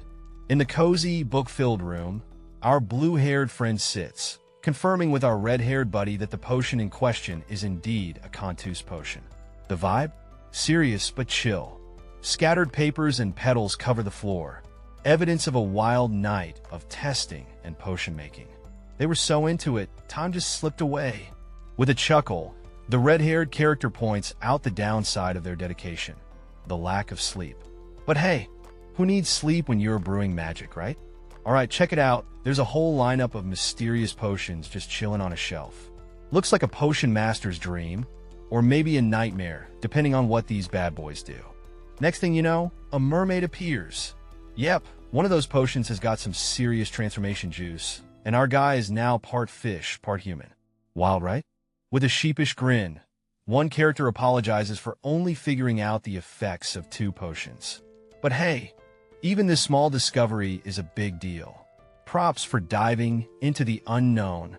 Morning vibes are in full swing as a student with glasses greets their friends, ready to kick off the day with a cheerful good morning. With a backdrop of majestic mountains, a student, face blurred, asks if everyone's geared up to hunt for some ingredients. Adventure awaits. Our next student, cloaked in a stylish uniform, seems to be only somewhat prepared for the upcoming mission. Hey, it's a start, right? As plans unfold, one student's already got the weekend mapped out, planning a return trip from the forest with their buddies. Sounds like a solid plan. The scene kicks off with a mysterious character holding an exit pass, determined to make a sneaky escape from the academy. The tension is real, folks. In the next panel, we got a trio of students huddled together, chatting about the possible dangers they might face. One of them recalls a name, wooden as like it's a magic word. Finally, one of the students throws out a wild idea, hitting up the black market before venturing into the forest. Wait, what? Things just got a lot more interesting. Amidst the cityscape, a group of students stumbles upon a surprising scene. A market, but not just any market. The mystery deepens. The red-haired girl and her companion are taken aback. Whoa, she says, questioning what kind of academy harbors a black market. The sharp-eyed guy is deep in thought, his eyes narrowing as he processes this bewildering revelation. Well, things are getting interesting as our character tries to wrap their head around the situation. As they look around, it's clear this market is bustling with life, more farmers market vibes than black market dealings. The scene opens up to a beautiful day, with the market stretching under the clear blue sky, people busy with their trades. Someone quips about the simplicity of trading bread for bread, and then drops the mic with a cryptic "Find the Emperor." What's that about? In the middle of what seems like a tense showdown, our mysterious figure with mouse ears is sitting cross-legged, laying out 3 cards on a mat. The air is buzzing with anticipation as onlookers gather around. Our host, with a sly grin, lays down the rules. All you have to do is find the Emperor among these 3 cards. The stakes are high, as a win means going home with 2 loaves instead of 1. The crowd is intrigued. The scene shifts to a group of students, all dressed in sharp attire, and they seem caught off guard. Their expressions say it all. Surprise, and maybe a hint of skepticism as they watch the game unfold. Just when things couldn't get more interesting, someone calls out, Sir Woodenaz. All eyes turn to this new arrival, adding another layer of excitement to the already charged atmosphere. The cafeteria is buzzing with excitement as a student grabs everyone's attention. People are wondering what's about to unfold. A character, clearly confused, asks bread, as if something unexpectedly surprising just came up in the conversation. In this world of bartering, bread and feather pens are the currency. The stakes are high as people trade loaves for pens and pens for sugar or milk. It's a delicate balance of survival and resources. The students from the Blue Dragon Tower face rough seas. Unlike their peers, they're not as fortunate, battling the waves in a desperate bid to stay afloat and survive. In a bustling market filled with curious goods, a red-haired woman with striking eyes and a mischievous smirk sits at a table filled with books and scales. Beside her, a tall figure with a blurred face stands, while a green-haired young man inquires, woodware?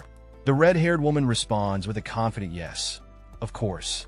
The scene shifts to the blurred figure pondering. Then should I also take a look? Nearby, various tools and food items are displayed, with someone noting the scarcity of food. Why is there so little food? Finally, the blurred figure, now holding a thoughtful pose, observes there's quite a considerable amount of daily necessities. The scene kicks off with a mysterious hand touching a glowing surface, setting off some serious magical vibes. Lights flicker, and it's like the start of something epic. As the energy pulses, we see a figure stepping into a corridor. It's like walking into a treasure trove, with artifacts lined up as far as the eye can see. Our curious character stands amidst the artifacts, eyes wide with wonder. But just as things get intense, it leaves us hanging with a to be continued.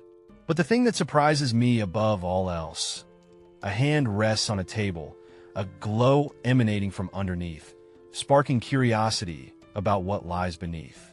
Is that there's zero lag or network. Our character steps into a digital wonderland, surrounded by a blue, shimmering light, and it seems like the digital world is merging with reality. A student stands bewildered, possibly at a desk or counter, with the mystical blue glow still enveloping him. What's happening here? The magical journey kicks off with the Magic Academy survival guide title sparkling in enchanting light. It's like stepping into a world where magic isn't just a fantasy, but a way of life. A shiny green artifact floats in midair, surrounded by eager hands reaching out. This is what everyone's after, an artifact, and you could bet it's got some crazy magical power. In the bustling academy grounds, students are buzzing with excitement, showing off their latest magical inventions. Our main guy here seems pretty impressed, and maybe a little overwhelmed, by all the crude yet functional magical items around him. It's a bustling day in the city, and our main dude is lost in thought, dreaming about the comfort of casual threads. Around him, students from the Black Turtle Tower are hustling and bustling, adding to the vibe. Next stop, the shop. Our hero and his mouse-eared buddy are on a mission, scanning the shelves. The shopkeeper chimes in, asking if anything catches their eye, but our buddy's already done his homework and found them all pretty much meh. Then, out of the corner of his eye, our guy spots something intriguing, a cape. Could this be the game changer they're looking for? In the heat of the moment, someone's testing out a nifty tool that blocks sharp attacks, well, only 50% of the time. Ouch! That's a risky gamble. As the dust settles, another character casually mentions that a 50% chance is still kind of useful, right? Always looking on the bright side. Then, the conversation takes a turn for the noble. Someone's getting praise for seeing the silver lining in everything, hinting they've got the heart of a true noble. Calm down indeed. Even though he's deep in thought, our man here is realizing why his mentor called these items useless. In the bustling market, he's noticing that most items have little effect, and those emotions they emit, not really helpful. Then, excitement strikes. Someone's impressed by a cape and is ready to drop some cash. The vibe? Totally hyped. But wait, there's a moment of hesitation. Could he really commit? Just as he's about to make a move, his buddy jumps in, pleading with Sir Woodenaz not to go for the credit option. Awkward.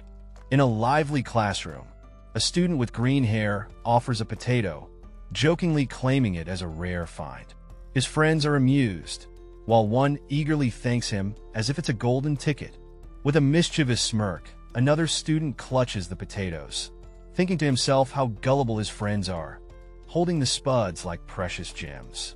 The purple-haired student chimes in, boasting about his keen eyes, while another voice snaps back, accusing him of merely lucking out. The group's dynamic is hilarious, and as the conversation continues, someone tries to trade a bite of the potato for some bread. The deal falls flat when the potato holder refuses, telling him to enjoy his own bland bread. Classic schoolyard banter.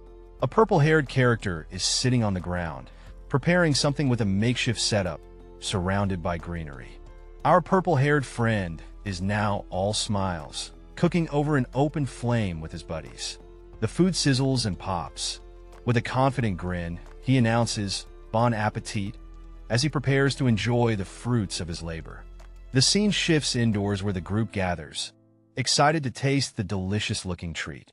The purple-haired character takes a bite, savoring the taste of their freshly cooked meal. Our main guy is standing there, baffled, as he watches students go wild over a couple of potatoes. He's seriously wondering just how starved these folks are to act so crazy. As he keeps observing, we see a group of students with different hair colors losing their minds. It's like a potato frenzy. The intensity is real, and our guy can't help but think how they all seem so desperate. The scene opens with a group of friends in shock. "Why are gonna cook?" One exclaims, eyes wide. "You mean we're gonna eat real food?" Another chimes in, incredulous. It's like they've just discovered a hidden treasure, real food. Enter the mysterious redhead. With a simple yoner, they set the stage for something intriguing. Who knew cooking could be so dramatic? The redhead and their friend exchange knowing nods. "I think they've starred too much," one muses. "Yeah, this is all for attracting customers," the other agrees. Looks like there's a master plan behind all this culinary excitement. A close-up of the kitchen counter reveals a carrot and an onion, ready for action. The plot thickens as the cooking begins. Stay tuned for some vegetable chopping action. The scene heats up as our chef, looking sharp in a vest and tie, pours a mysterious sauce into a sizzling pan. Flames burst up, adding some fiery flair to the cooking action. Meanwhile, a green-haired spectator keeps an eye on the spectacle, clearly impressed by the chef's skills. As the chef continues his culinary magic, the soup bubbles intensely. The onlookers, including a red-haired individual, are drawn in by the tantalizing aroma and the vibrant colors of the soup that promise a delicious feast. And there it is, folks. The tomato soup is finally complete, and it's looking absolutely mouth-watering. The chef proudly presents his creation, exclaiming its completion with gusto. Who knew cooking could be this exciting? White-haired dude and his green-haired buddy are holding bowls, looking like they've just been challenged to eat the spiciest noodles on the planet. Their faces are priceless. White-haired guy takes the plunge, slurping down whatever's in that bowl with determination, like he's in a noodle-eating contest. The scene shifts to a room full of people, all chowing down with excitement. Our white-haired hero is still in the mix, clearly not backing down. Nearby, a redhead and a blurred-faced guy are observing the chaos, commenting on how everyone's eating like they've never seen food before. It's a buffet of madness. You did a good thing, but it's a shame to use them like this.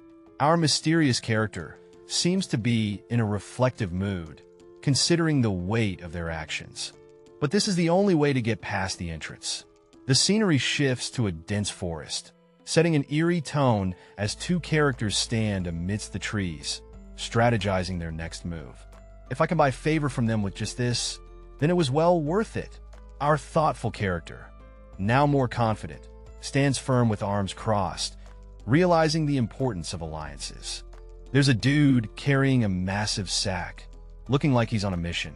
The sound effects are all thud-thud, adding to the drama. Then he wonders if he's gotten too much favor from the turtles, while some onlookers are super impressed by all the stuff he's got. He admits he's received quite a few things that blew his mind, totally exceeding what he thought would happen. The scene opens with a pair of sturdy boots being fastened tightly, hinting at an impending journey or battle. The atmosphere is tense, filled with anticipation. The figure pulls on a pair of gloves, each movement deliberate and precise. Whatever's about to happen, they're ready for it. The focus is real, and it's clear they mean business. The gang's gathered, and the mystery's thick in the air. One of them's pondering hard, wondering why those higher-grade folks are whipping up these strange artifacts. Their minds are racing, trying to piece it all together. Our main dude's deep in thought, questioning the motive behind these mysterious creations. What's the deal with these artifacts, huh? The plot thickens as he considers the artifacts' stealthy powers. If they're being made when they're allowed out of the academy, then what's the real game here? He gets interrupted, snapped out of his thoughts by his pals asking what's up. They're all curious, eyes wide open, ready to dive deeper into this mystery. Someone is demanding answers with a strong sense of urgency, as we see a mysterious foot stepping forward. Leon is caught off guard with a ha, while another character calls for Sir Woodenaz, signaling some serious business. A hand reaches out, adding to the tension. There's a struggle as a character wriggles, trying to break free from a tight grip. The atmosphere is tense. Mechanical sounds click and clack, indicating a device or weapon being readied. Things are about to get real. Close up on a character's chest, showing a neat tie and blazer. The calm before the storm, perhaps? The scene opens with a skeletal hand mysteriously floating in the air.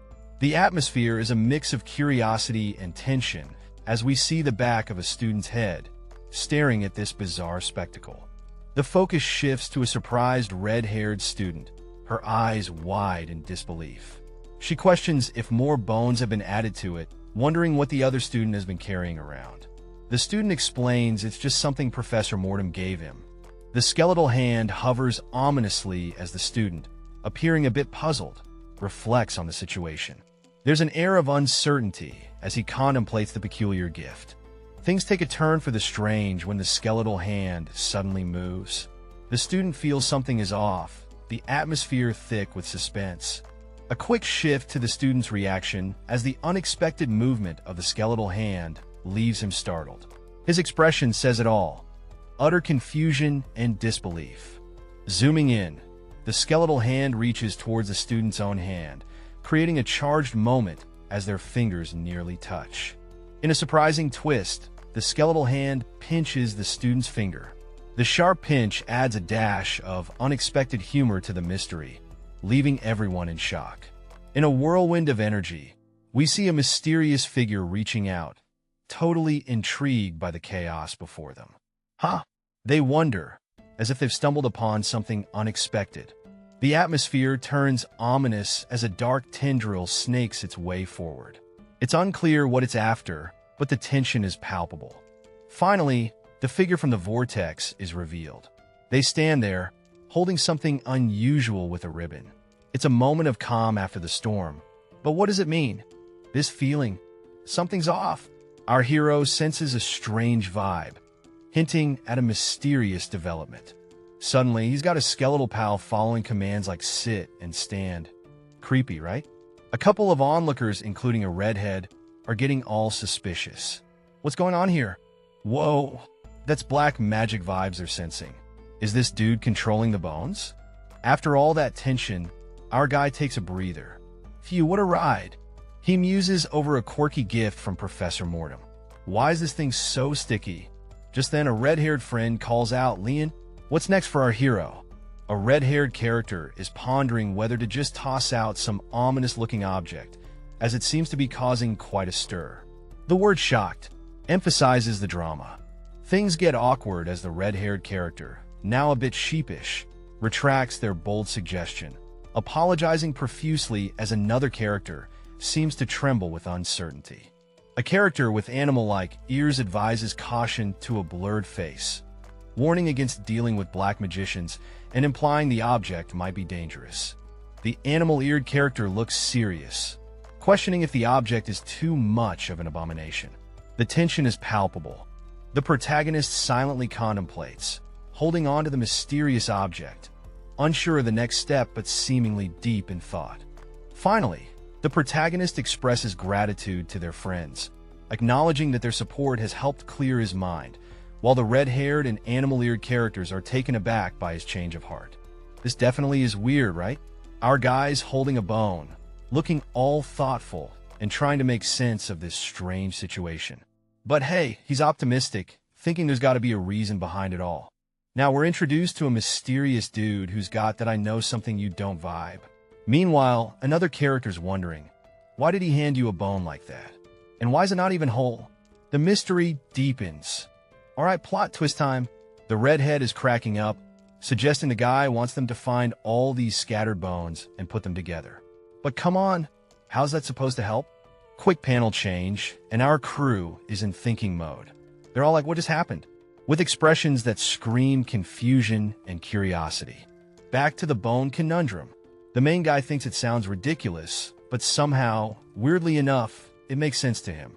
He's got that aha moment going on. Enter the professor. With a smirk, he's saying collecting bones? Who would even do something like that? But he adds a twist, reminding us that professors don't think like normal people. And if that's how ordinary folks think, then our scene opens with an elderly professor, deep in thought with a hint of sparkles in the air, musing over how his students would surely imagine him rummaging through books. Classic professor move, right? It's like he's living the dream of every academic stereotype. Cut to a student who's feeling some serious goosebumps, not from the books, but from the wild ride that is the professor's mind. And then there's his friend, probably thinking, bro, chill, it's just books. Despite the eerie vibes, the student has this internal debate. Should he hold on to this mysterious thing? It seems harmless enough, or so he convinces himself. But we all know how that usually ends. Switching gears, we see a group of students trekking through the woods, looking like they're about to embark on some epic quest. The leader, or maybe just the tallest, is ready to guide them through what seems like an adventure straight out of a fantasy novel. Among the group, we spot some serious faces, each one ready to dive into whatever challenge awaits. It's like a scene from a coming-of-age story, where everyone's got their game face on, ready to take on the world. All four towers are here, and our squad is looking sharp in their uniforms, ready for action. The instructor, with a serious vibe, tells them teaming up with a partner is a golden opportunity. He's all about making the most of it. Our duo, feeling the pressure, freaks out a bit. Is it that dangerous? They wonder with wide eyes and a bit of comic panic. Another reminder to stick close. Safety in numbers, right? The group nods in agreement, ready to stay tight. The instructor checks the situation, gives the all clear, and it's go time. We should start moving soon, he declares. Striding through the dense forest, our armored leader turns back, issuing a challenge to keep up. His presence demands respect, and the crew trails behind, eager yet cautious. A mysterious energy crackles through the air, signaling something otherworldly. The group senses the shift, their eyes wide with anticipation as an ethereal figure emerges. The sky opens up, offering a breathtaking view of towering mountains. The serene beauty contrasts the adventure's brewing excitement. A foot steps down confidently, marking the perfect spot. The leader declares it ideal for their task, his voice steady and assured. With a firm stance, he instructs the crew to hunt for materials. The students scatter, ready to dive into their assignment. Amidst the green, two students crouch behind bushes, eyes locked on a patch of curious mushrooms. In the forest, our crew is navigating through the dense greenery. The sharp-eared character looks cautious, scanning the environment with keen eyes. Their companion, a green-skinned individual, seems engaged in a quiet conversation. It's like they're on a mission, and they're not taking any chances. Sharp Ears here is feeling pretty confident. They're thinking no problem so far, but you can feel the tension in the air. They're hoping to keep it that way as they continue their journey deeper into the woods. Suddenly, something rustles the leaves, catching Sharp Ears off guard. Their eyes widen with a mix of surprise and alertness. It's like the forest has a secret, and it's just about to spill the beans. Out of nowhere, a mystical aura begins to surround Sharp Ears. It's intense and glowing, like they're about to unleash some serious magic. The forest isn't as quiet anymore, and something big is coming up. Alright, so there's this stick just chilling in the forest, but wait, it's not just any stick. It's levitating with some mysterious energy swirling around it. Whoa, what's going on here? Our two onlookers, curious as ever, are staring at this bizarre scene from a distance. Something magical is definitely up. All right, in this lush forest, we got a stick just chilling with some mysterious energy swirling around it. What's the deal with this twig? We zoom out a bit, and there are a couple of students just hanging out, oblivious to the magic stick action happening right in front of them.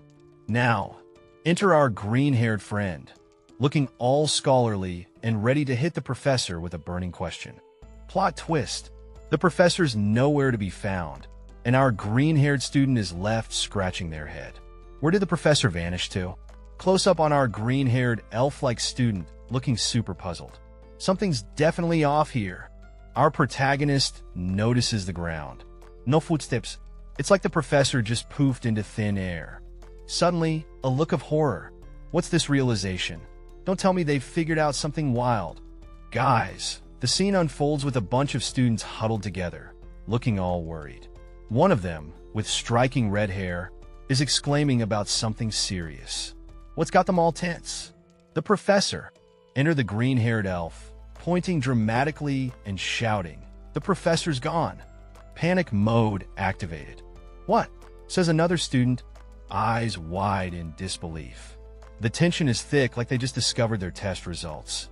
Switch to a serene mountain landscape, all calm and peaceful. The irony, right? The squad is in a circle, looking like they're plotting something. Each one has their own vibe, but they're all clearly in this together. One of the students, lost in thought, is reflecting on their worries. Dude's deep in contemplation. The red-haired one is in a frenzy, asking, "What do we do? What do we do?" Another student is echoing the same question, and you can feel the anxiety. For now, the red-haired guy with horns is all about keeping the peace. He's like, "Yo, everyone chill." The dark-haired dude jumps in, trying to keep the vibe mellow. He's all, "No need for drama. Maybe the professor's just on a quick break." Everyone seems to agree, nodding along to the calming words. Leonis is right, they say, trying to convince themselves everything's cool. It's not like a monster's popped out or anything, right? The dark-haired guy keeps insisting there's no need to freak out.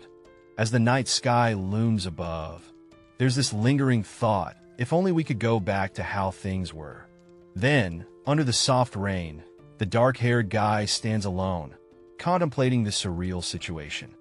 Our main character is in disbelief, staring at something with a look that screams, "Are you kidding me?" Clearly, things aren't going as planned.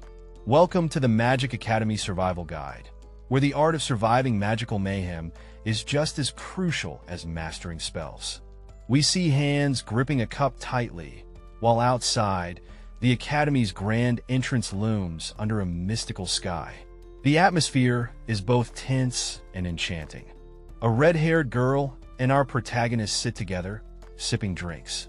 She remarks on the wisdom of bringing supplies, hinting at unexpected trials. Our hero is baffled by Professor Insane's antics. The protagonist takes a sip, lost in thought, while someone approaches stealthily. The tension is palpable as the plot thickens. A moment of gratitude unfolds as someone thanks our protagonist for their help. Humble as ever, they brush it off as nothing, hinting at camaraderie and growing bonds. In a cozy forest scene, our vest-clad protagonist is caught off guard by a friend asking about a legendary stew he supposedly made. Confused, he wonders how his simple cooking could be so hyped. Feeling the pressure, he tries to play it cool, thinking there's no way that stew was anything legendary, right? But the chatter continues around him. Nearby, a character with long black hair assures him that the rumor was indeed floating around. Meanwhile, a serene figure sits quietly, observing. The conversation takes a turn as it's revealed that someone important, Her Imperial Highness, wants to lend a hand. Our hero, still puzzled, appreciates the offer. Enter the red-haired companion, suggesting they whip up a campfire. The vibe is chill, but everyone is curious about what's next. Attention shifts to the regal figure, addressed as Your Highness, as they prepare to take action. In a quiet, determined moment, the royal figure adjusts their attire, ready to contribute to the group's endeavor. The scene unveils a mysterious woman with long, silver hair. She's got this staff and is totally in the zone, conjuring up some serious magic with glowing orbs lighting up the darkness around her. Boom! The magic hits the ground like a fiery explosion, sending shockwaves through the earth. This lattice not messing around. A calm moment now. The fire crackles gently in a makeshift camp setup. It's peaceful, but you can feel the lingering magic in the air. Back to the action, our mysterious caster stands by the campfire. With her staff in hand, she continues her spell work, making those flames dance with her magical touch. Check it out, we got someone totally blown away by this girl using spirits. Our guy's like, that method. She's using spirits. Mind blown. The crowd is buzzing, wondering how she learned to summon spirits all by herself. They're all like, Her Highness is incredible. Talk about a fan club. Our main dude can't help but compare her skills to the legendary Professor Mortem, who apparently summoned spirits before, but not with this kind of reaction. Fast forward to a peaceful night with a cozy campfire vibe. It's so nice and chill, everyone probably wants to roast some marshmallows. Then bam! A mysterious glowing light appears out of nowhere. What's going on? Who knows, but it's definitely something magical. The scene opens with a red-haired individual, casually sipping a drink, when suddenly they pause. There's a question mark hanging in the air, suggesting something's not quite right. Zooming in on the drink, ripples disturb the surface. There's ripples? Why? They wonder, clearly puzzled by this unexpected phenomenon. Another character, standing nearby, looks equally concerned. What is that sound? They both seem to ask, their eyes scanning the surroundings as a stomping noise grows louder. A close-up of the dark-haired character reveals their anxiety. Something big's moving around, they think, with a mix of confusion and fear. The tension ramps up as the sound gets closer. The dark-haired character is on edge. Wait, the sound's getting closer. They exclaim, bracing themselves for whatever's coming. Under the moonlit sky, two characters stand in a forest, tension in the air. The night is alive with mystery, as if something big is about to go down. A mysterious glowing orb appears, its light cutting through the darkness. It's almost magical, pulling the characters into its mesmerizing glow. The two characters face each other, their expressions a mix of surprise and intrigue. The orb's light dances on their faces, hinting at an unfolding secret. The scene shifts, hinting at a deeper story involving the phoenixes and tigers. What could this mean? The plot thickens, leaving us on the edge of our seats. When a golem's core breaks or gets discarded, it can randomly combine with different objects. The merging process begins with a flash of light indicating something unusual is happening. Sometimes, a rogue golem is born, one that doesn't follow orders, creating unexpected trouble. Luckily, even these rogue golems usually stick to their original programming. However, there's always a catch. It could have a rule like kill all freshmen, adding a layer of danger to the mix. Thunder rumbles through the misty mountains, setting the stage for an epic tale. The air crackles with anticipation as nature seems to hold its breath, waiting for the story to explode into action. In a vibrant academy setting, a character with a blurred face makes an appearance, hinting at the start of an intriguing tale. Suddenly, a voice questions the potential of a new student, adding a layer of mystery. The scene transitions to a breathtaking landscape, with mountains and flames setting the stage for something epic. The tidal life of a Magic Academy mage appears, promising a magical adventure. A colossal rocky hand bursts from the earth, leaving chaos in its wake, hinting at the challenges ahead. This giant stone golem, with a glowing eye, stands menacingly in the forest, like it's guarding something important. You can almost feel its heavy breathing. The group spots a line on the ground and wonders if the creature is warning them not to cross it. Curiosity and fear mix in their eyes. One of them, clearly the adventurous type, muses about what might happen if they dare to step over that mysterious line. He's got the hold my drink vibe. Despite a friend's warning about the danger, our curious adventurer insists on checking it out for himself. Classic move, right? He clarifies he's not going in alone, hinting at a clever plan. Teamwork makes the dream work, or so they say. With determination, he pulls out some sort of tool or weapon, ready to face whatever's coming. The group discusses the eerie object ahead. It's a summon monster, and one of them can't resist the urge to get their hands on it. Spooky and tempting. In a daring move, someone crosses the line, unleashing chaos as a massive figure looms over. The scene is electric, with magic swirling and stakes rising. The atmosphere is charged with suspense as the creature makes its move, its presence casting a shadow over the battlefield. The tension is palpable. Explosions light up the scene, leaving a trail of destruction. The air crackles with energy as the battle intensifies. A massive claw descends, smashing the ground with immense force. The impact is earth-shattering, leaving the characters scrambling for safety. Be quiet. You're not from our tower. A hand reaches out, silencing a character who's clearly an outsider. Things are getting heated, and it's not looking pretty. Emotions are running high as one character hangs their head, while another seems ready to explode. It's a mix of frustration and confusion all around. Wardinas, I think you need to stop their quarrel. The call for leadership is clear, urging Wardinas to step in and bring order to the chaos. Wardinas, the leader, lost in thought, is being called back to reality. What could be on his mind? Wardinas, what are you thinking so seriously about?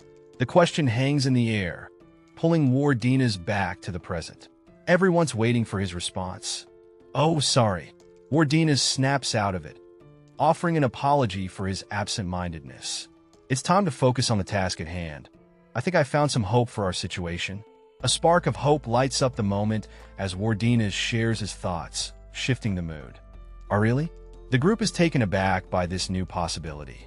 It seems like a breakthrough, and curiosity fills the air.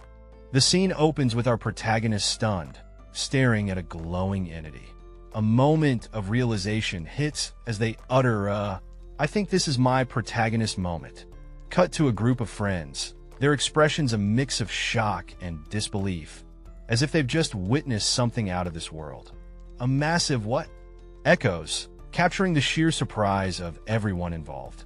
The protagonist's fists and feet are enveloped in a mysterious glowing aura, signaling some serious supernatural vibes. With energy swirling around them, the protagonist is lifted off the ground, demanding, "Let me go right away." As they struggle against the force, things are heating up as a ghostly character calls out a professor for his actions. The vibe is tense, with accusations flying about how he could do something so outrageous. But wait, there's a peacemaker in the house trying to cool things down. "Calm down, Professor," he says. Drama alert. The conversation takes a turn. The wise character steps up, asking the professor to hear them out. They promise ITLL makes sense if he just listens. The professor, looking a bit bewildered, nods along. "Carry on," he says, still unsure but willing to hear the reasoning. Now, the ghostly figure lays it out. Too much interference would stunt the student's growth. With a strong and dependable professor like you in their corner, they say the students might lose their chance to grow on their own. Seems like a tough love approach. Meanwhile, someone else with a blurred face is not buying it. Is he freaking serious? They think clearly skeptical of the whole plan.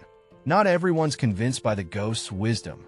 The ghost continues, trying to justify their actions. "You'll understand why I'm doing this one day," they say.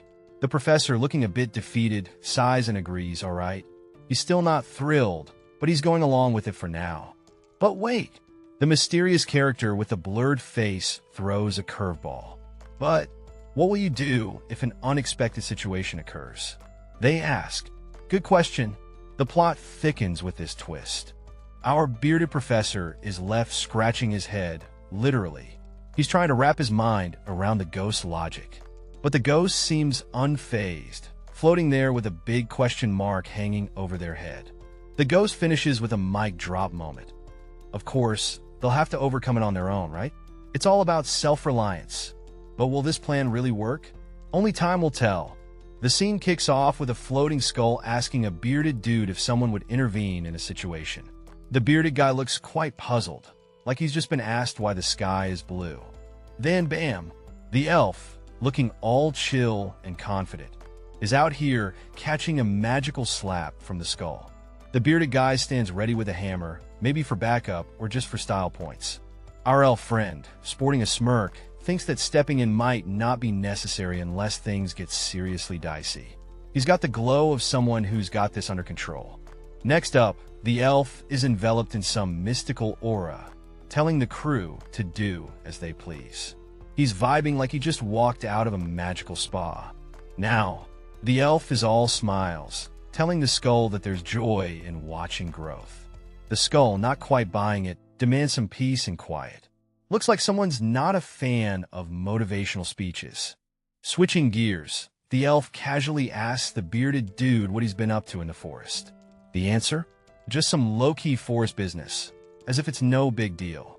Finally, the bearded fellow reveals with a chuckle that it's merely a bull, amped up with a bit of potion magic. Nothing major, right? Just your everyday Super Bowl. Alright, we've got a bearded dude talking about a magical orb that's acting a bit wild, but he's like, no biggie, folks. Outside, someone's laughing, saying bulls are nothing compared to golems. Yep, just your average magical day. And boom, we see a giant rock golem stomping around. Who invited this guy? Meanwhile, a group of students is gossiping about Professor Ingwell and another professor being up to something. The students are not happy, calling the professors mean and out of line. Drama alert! One student asks, "What do we do now?" Seems like they're in a bit of a pickle. Our smart-looking friend chimes in, saying they need to get rid of something first. Intrigue thickens. A group huddles in a circle, tension in the air. Someone's voice cuts through, asking, "Is that too much to ask for?" Clearly, they're facing a big dilemma here. The blurry-faced leader tries to lift the mood, saying, "Cheer up, you guys. There's a way to resolve it." Positive vibes all around, but is it enough? Another member chimes in, "Why, yeah, he's right. They wouldn't leave us hanging without a plan." Hope flickers in the group's eyes. A reflective moment hits as one character, slightly detached, thinks, well, something's brewing in their mind. With a determined glance, they declare internally, "I've got something I want to test out as well." Intrigue intensifies. The scene transitions to a serene yet mysterious campsite under a rocky cliff. Rain gently falls, and the group gathers by a warm fire. Seated around the campfire, they whisper about finding a weakness to divert attention. What are they planning? The mystery deepens. The scene unfolds in a dimly lit forest where a character with striking white hair and elf-like ears asks, "Wardinas, what do you think?" A massive, mysterious robot emerges from the shadows, causing the character to pause with a puzzled expression. Amidst the suspense, a startling revelation hits. Wardinas is missing, leaving everyone on edge. Our crew is chilling by the campfire, the flames flickering as they discuss whatever mischief they're up to. Everyone seems relaxed, but you know there's more brewing under the surface. Suddenly, the scene shifts as a green-haired girl and her friends are on edge, worried about someone potentially getting kidnapped. She's all fired up, ready to take on a golem to get to the bottom of this mystery. The red-haired girl spots something suspicious in the distance. She's on it like a detective, pointing out the oddity with urgency. A character with distinct blue hair spots something alarming. He's got that shocked expression like he's just seen a ghost. The plot thickens. Now things get wild. Our blue-haired hero and the redhead witness something unexpected. Whatever they're looking at, it's not reacting as it should. The suspense is real. Back to the campfire. The blue-haired guy is back, and his friends are utterly confused. They bombard him with questions, eager to understand what just went down and how he got there. Invisible magic in the air. Our hero pulls a sneaky move to test the waters with a golem. The suspense is real. Curiosity piqued. He wonders if the golem can sense him. Spoiler alert, it can't. He slides past the line like a pro. Success.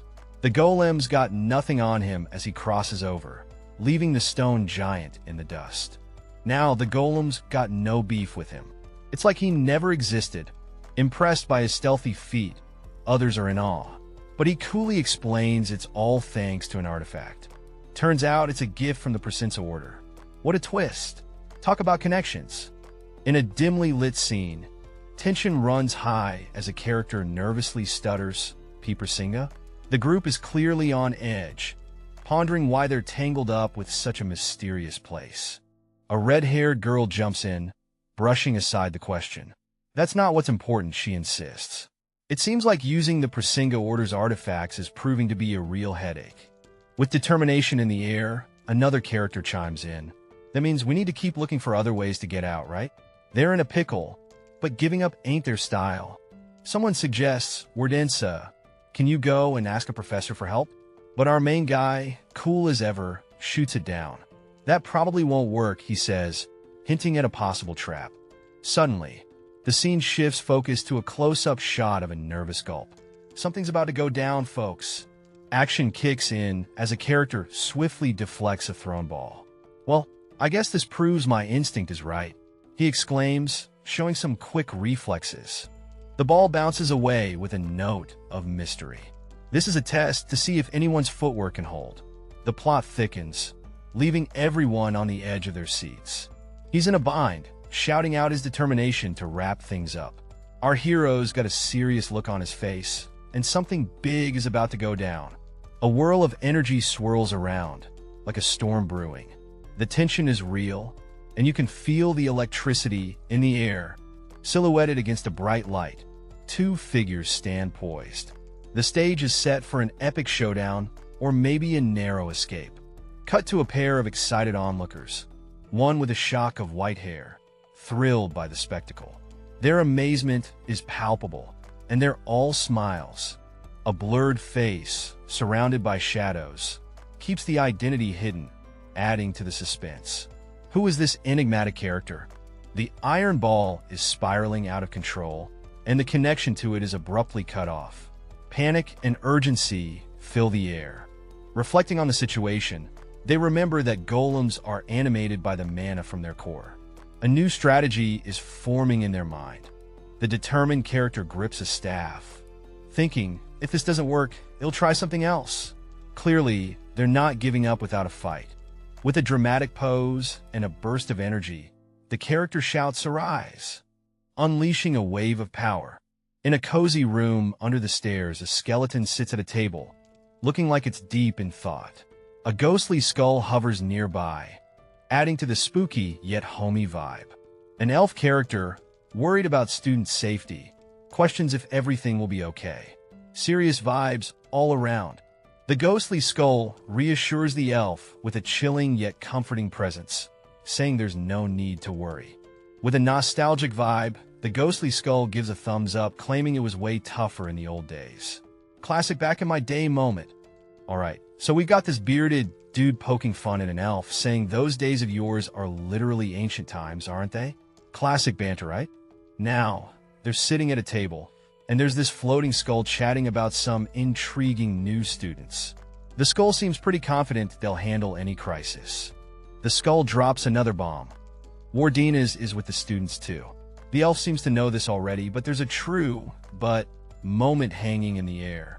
Mr. Elf is trying to calm his buddy down, offering him a drink and telling him to stop worrying. Real chill vibes here. But hold up! The elf's suddenly freaking out, yelling something about someone learning magic. Things just got serious. The elf's demanding answers, asking about magic from a grimoire. His face is all shocked and intense. Drama alert. The skull's like, hey, it's not just me. Professor Varric is in on it too, giving personal lessons. Looks like there's more to this magic story. The bearded guy looks a bit defeated, lamenting how he and Professor Vigorek are only stuck teaching first-year students. But hold up, a floating skull pops in, throwing shade like, nah, not true. Professor Vigorek's way past that level. The skull insists, leaving the bearded dude scratching his head, all confused. The skull spills the beans, revealing that Professor Vigorek is actually rocking some serious third circle magic. That's some high-level stuff right there. Now we get schooled on magic circles. The number of circles equals the magic's difficulty. Sounds like magic math, right? One circle? That's your basic elemental magic. 2 circles? Now you're maintaining some shape. Things are getting serious. 3 circles? You're controlling that magic like a pro. It's like leveling up in a video game. This 3-circle magic means handling multiple tasks at once. But man, you gotta have skills to juggle them separately. They're not far from being a 3-circle. Lee Han is deep in practice, channeling his focus into a shimmering water ball. The water ball, though mesmerizing, lacks the raw power of the iron ball. It's a struggle to keep its shape intact. Lee Han, lost in thought, is strategizing his next move. He's determined to figure this out. Even his ghostly professors are joining the scene, hovering ominously. Lee Han's world is anything but ordinary. His concentration is broken by a red-haired classmate questioning his strange technique. Lee Han looks up surprised. Lee Han's train of thought is interrupted by the sudden voice. The red-haired classmate asks, "Why are you spinning that water ball?" Clearly, Lee Han's method is raising eyebrows. "I just spun it unconsciously because I've done it so many times." Our enigmatic character is lost in thought, pondering over his instinctive actions. Wait a minute, rotation? He suddenly realizes something crucial about rotation, his eyes widening with understanding. Above, he continues his contemplation, thinking about how this realization might change things. Aha! That's right. He connects the dots, piecing together his thoughts with excitement. It'd be like a bullet. He envisions the power and speed of his new idea, drawing a parallel to a bullet's force. Leon is on cloud 9, having finally nailed a spell after countless battles. He's wielding his staff with a triumphant grin, feeling like a total boss. A red-haired girl approaches, calling out to Leon with a hint of skepticism in her voice. She's curious about his newfound magical prowess. Our red-haired friend is confused but intrigued. She doesn't recognize the magic Leon just pulled off, but it's definitely got her attention. Leon's spell is turning heads quite literally. The spell size is a jaw-dropper, and it's got everyone wondering just how big is too big.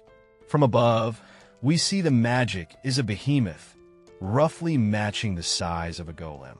This ain't your everyday spell, that's for sure. A group of students, clearly baffled, are gossiping about Leon's sudden magical growth spurt. They're questioning what on earth he's been learning. Another student steps in, trying to calm the crowd. He's got faith in Leon's skills, assuring everyone that controlling a single magic shouldn't be an issue. Backing him up, another peer chimes in, reminding everyone that their academy, Wardina's, isn't weak. It's a moment of camaraderie in the face of doubt. He can handle that much. The crowd has faith in Wardina's, believing he'll pull through. The tension is palpable, with everyone feeling the pressure. The spotlight shifts to Lee Han, whose face is obscured, but the pressure is evident as he gulps nervously. A bright bubble of thought reveals the immense pressure Lee Han is under. It's no walk in the park, folks. A silhouette of a wise mage appears, sharing ancient wisdom. This is the kind of stuff young mages have been saying for ages. Magic is no joke. It's a complex web of formulas. Mess with it, and you might just face some serious magical wrath.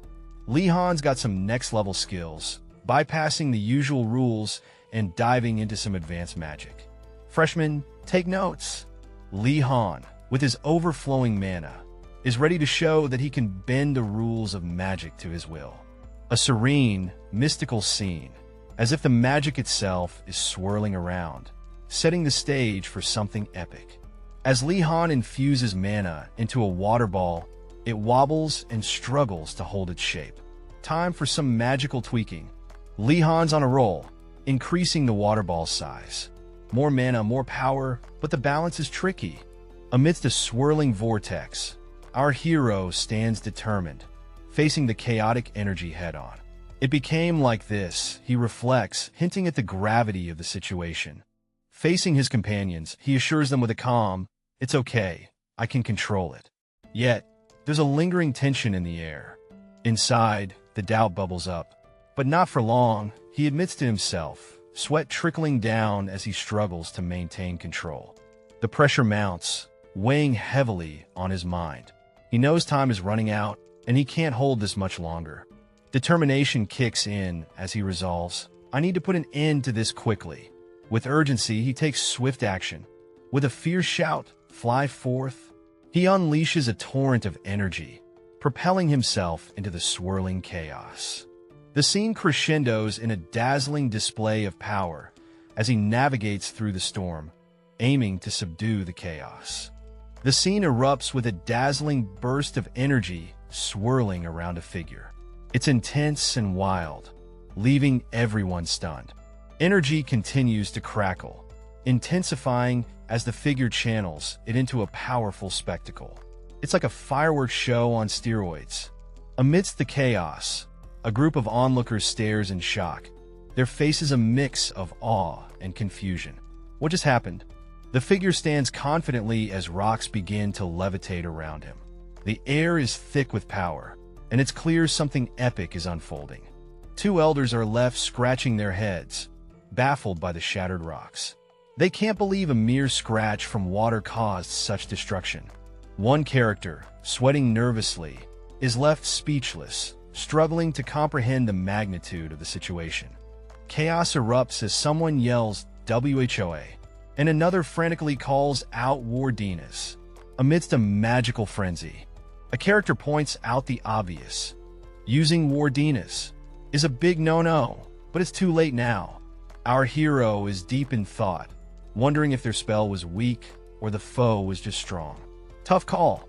With determination, they grip their staff tighter, ready to face whatever comes next. Reflecting on the unexpected help from Professor Volati's lessons, our hero is grateful, even if the professor is clueless. Trouble strikes as someone hits the ground with a painful UGH, and a friend rushes to their side. Amidst a snowy backdrop, a voice offers help, but another insists on handling it. Suddenly, an urgent stop fills the air. Amidst the confusion, the group regroups, ready to face whatever challenges lie ahead. A hand gently touches the forest floor. The tension in the air is palpable. The character notes that Professor Ingwiel hasn't returned yet, looking concerned. A skeletal hand with sharp claws suddenly emerges from his chest, shocking him. He reacts in shock as the loud sound rings out, catching him off guard. The scene shifts to others reacting to a terrifying event, their faces filled with fear. Chaos erupts as people scream and run, desperately trying to escape whatever danger looms. Amidst the panic, he laments the chaos, thinking how useless the others are in this mess. This is no time to be sighing. Our silver-haired leader, looking fierce with determination, declares they need to split up and distract the enemy. No time to waste. All right, the team is on the move, each member choosing their path. It's a scramble, but they've got a plan. Wardinas! A shout rings out, grabbing attention. Our mysterious character, with dark hair, looks back, ready for action. That magic you used just now, Yumaldis Water Ballet, can you use it again? The request is made, but what's Yumaldis? Seems like a powerful move. Amidst a swirl of magic, a silhouette emerges. Is he really going to use that move again? The tension is real. It takes too long for me to set it up. Urgency fills the air as one character warns another to get away quickly. Time is ticking. I hide in the night. A figure darts through the shadows, magic trailing behind. It's a stealthy escape. I don't really want to use it now, but a hand reaches for something hidden. What could it be? A secret weapon, perhaps? Our mysterious hero stands strong, commanding the elements with a powerful fly forth. As energy beams shoot out like fireworks, a massive golem emerges, its glowing eye cutting through the mist like a lighthouse on a stormy night. The golem stands tall, its presence as heavy as a mountain, making the ground shudder with each step. Our hero charges forward, sword in hand, his cloak swirling around him like he's straight out of an action movie. In a calculated move, he decides he'll blind it and aim for its legs, his eyes sharp with determination. With a swift strike, he clashes with the giant, sparks and energy flying everywhere, lighting up the battlefield. The hero's attack lands with a mighty crash, shaking the very air around them with its... The scene is set with our hero standing firm before a gigantic stone creature, tension crackling in the air. The icy blue glow around them hints at an epic showdown about to unfold. Our hero, with a determined look, thinks to himself about mastering a certain technique. His intense focus suggests that this could be the turning point in the battle. A blinding light slices through the darkness, marking the start of a fierce clash. The air buzzes with intensity as something powerful is about to go down. A lone warrior faces off against a massive beast, his sword ready and his stance firm. The tension is electric as they prepare to clash. Our hero, with striking blue hair and a determined look, thinks about the battles that have come before. He's ready to take this beast down, no matter the cost. The warrior leaps into action, eyes wide with surprise as the beast retaliates with unexpected speed. It's a showdown of epic proportions. Alright, so our blue-haired protagonist is coolly holding back an attack, probably from some magical beast. He's got that I've got this look going on. Meanwhile, we have a surprise character with pink hair, looking utterly confused, as if he's just been tossed into the deep end of a magical pool. The title card drops, Magic Academy Survival Guide. You know things are about to get magical and chaotic. Back to the action. Blue hair and pink hair are now face to face. Pink hair looks like he's seen a ghost, while blue hair seems calm and collected. Pink hair is freaking out, asking how long they're going to stay like this. There's a mysterious voice questioning where the sound is coming from. Drama alert! Alright, we see someone making a dramatic entrance, stepping onto the scene with purpose. The suspense is building. The red-haired guy is shocked, asking, "Don't tell me, is it you, Woodnaz?" He's got that surprised Pikachu face going on. Woodnaz, looking all mysterious, asks how he was figured out, even though he thought he was still invisible. Classic stealth fail. Our red-haired friend confidently says Woodnaz of the Blue Dragon Tower is the only one who could pull off something like this. Somebody's got a reputation. Despite the big reveal, the red-haired guy thanks Woodnaz for his help. A little gratitude in the midst of mystery. But hold up, an unexpected twist. Something's happening and it's not looking good. What's gonna go down? Boom! An intense moment as Woodnaz and the red-haired guy dodge a sudden attack. Talk about a cliffhanger. The scene opens with a colossal golem smashing its fist into the ground, creating a massive impact. The tension is real, and you can almost feel the ground shaking beneath their feet. As the dust settles, we spot two characters, eyes wide, staring up at this towering beast. The golem's presence is nothing short of overwhelming. The red-haired friend reveals their secret weapon, a mud-dissolving potion, thanks to Sister Sienna's expertise. Talk about having an ace up your sleeve. With a tight grip on his sword, the blue-haired hero muses over their luck. If Sister Sienna's potion worked, maybe they could disable the golem too. The stakes are high, but there's a glimmer of hope. The blue-haired hero's face says it all. Utterly exasperated, he mutters something about being absolutely useless. Oh boy, they're in a bit of a pickle now. Even so, why isn't it retaliating? The tension in the air is palpable as our hero stands bewildered, questioning the odd behavior of the threat looming before him. In fact, it's even going away from me. The creature's unexpected retreat adds another layer of mystery, leaving everyone in suspense. Why? Save me! A sudden cry pierces the night. Our protagonist's face is etched with worry as the plea for help echoes around. Save me! It was aiming for the injured student. Realization hits like a lightning bolt. This was the creature's target all along. Darn it, what do I do? I don't have time. I need to stop it right away. Panic rises as another character grapples with the urgency of the situation. But what can I do? Caught in a storm of indecision, our hero is desperate to find a way to avert disaster. The scene opens with a mysterious blue-skinned woman, adorned in colorful attire, standing confidently before a man. She teases him, saying, "Letting you keep this, do you know how big a deal it is?" Her expression is one of slight amusement, mixed with a hint of seriousness. As she leans in, her sharp teeth glinting, she continues, "After all, the fire element is quite destructive, you see." Her words carry a weight, suggesting the power and danger of what she's about to hand over. The man receives a fiery object from her. It glows with an intense flame, swirling in his hand as he gazes at it, mesmerized by its power and beauty. Our hero shouts burn as flames engulf the scene, his eyes blazing with intensity. The fire swirls around him, setting the stage for an epic showdown. The flames rage on, casting a fierce glow.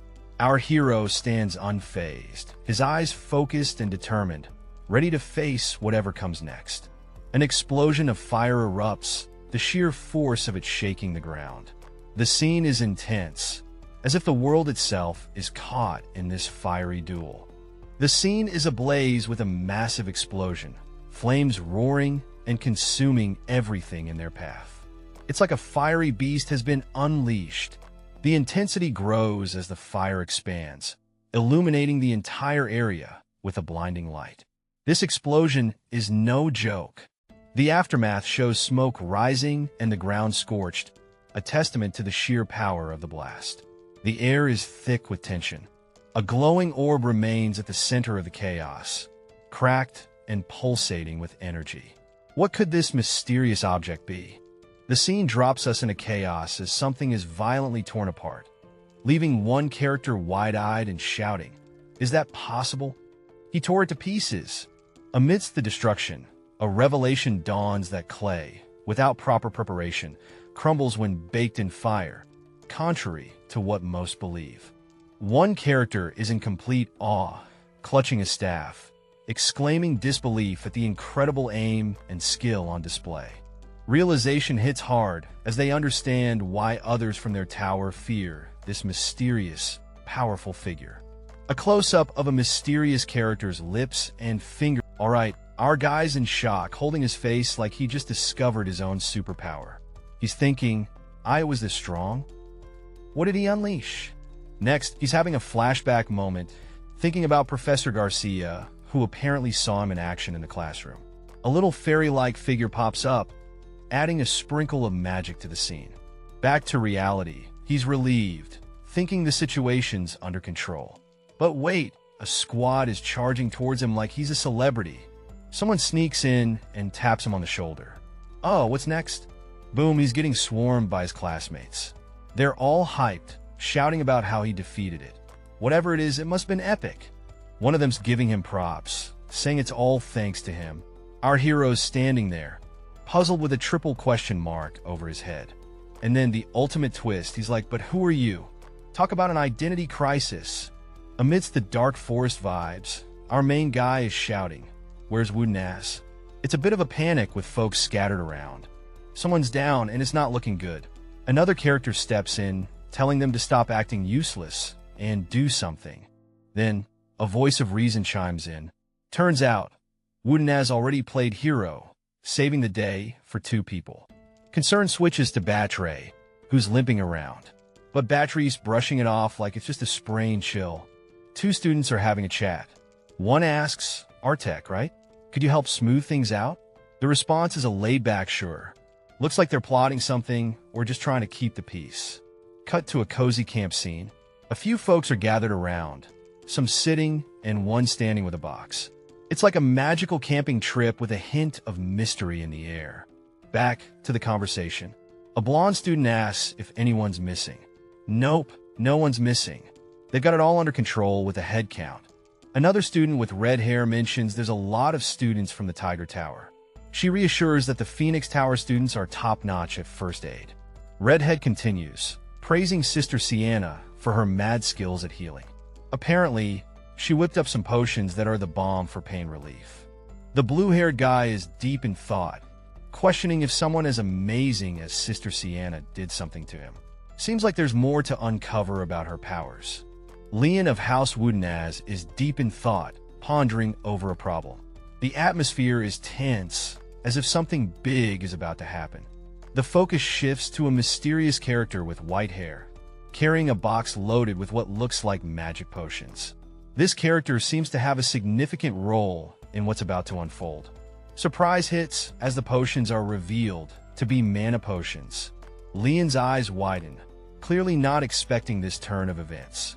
Leon is taken aback and exclaims, you're starting already, indicating a sudden and possibly overwhelming development. The scene kicks off with a mysterious person offering some homemade concoction. They're like, come on, have some, while holding a box. The group is intrigued but a bit on edge. One of them thinks, hold on, this could be an opportunity instead. Clearly, they're scheming something or maybe just overly optimistic. Then, we have this red-haired character stepping in, reassuring everyone. It's alright, Leon isn't hurt, they say, trying to calm the situation. Next, someone is seen opening a bottle. The suspense is real, folks. What's in this mysterious bottle? Our brave hero takes a swig from the bottle, downing it in one go. Whatever's in there must be something else. As the drink settles in, realization strikes. The character raises their arm dramatically, exclaiming, but what is it? The suspense is killing us. The scene kicks off with a character absolutely losing it over a potion, declaring it the best they've ever tasted. It's like they've just discovered the secret to happiness in a bottle. Meanwhile, another character is caught off guard, wondering why the first character is acting like they just won the lottery. Enter the potion master. With a smooth move, they reveal they made the potion themselves, thanks to some graduate school skills. Talk about a humble brag. Close up on the potion master, whose mysterious vibe just adds to the intrigue. What's their secret? Suddenly, the potion master is surrounded by sparkles, looking like they just stepped out of a fantasy dream. Who are they really? The potion master humbly downplays their skills, insisting they're still lacking, but generously offers more potions to the first character. Sharing is caring, right? With a confident nod, the first character decides they've got enough potions to last a while. The red-haired character looks on, amused by the whole exchange. Amidst the golden hues of the forest, a group walks along a path. There's a sense of reflection in the air as two of them seem to be mulling over recent events. A red-haired companion trails behind, and the other thinks that was rough, clearly reflecting on something impactful. Zooming in on the companion's eye, they continue pondering, even so suggesting there's more to the story. Elsewhere, a character with striking white hair talks about someone being well-mannered, clearly impressed by their refined demeanor. Back in the woods, the companion concludes it was effective, waving and nodding at their peers. Feeling a sense of accomplishment, they note, looks like I've become favorable with Asura and some of the Phoenix Tower. Suddenly, a hand lands on their shoulder, and a voice calls out, Leon. It's a casual, yet intriguing moment. With humor, the red-haired friend asks, you don't owe her money or anything, right? While Leon seems caught off guard.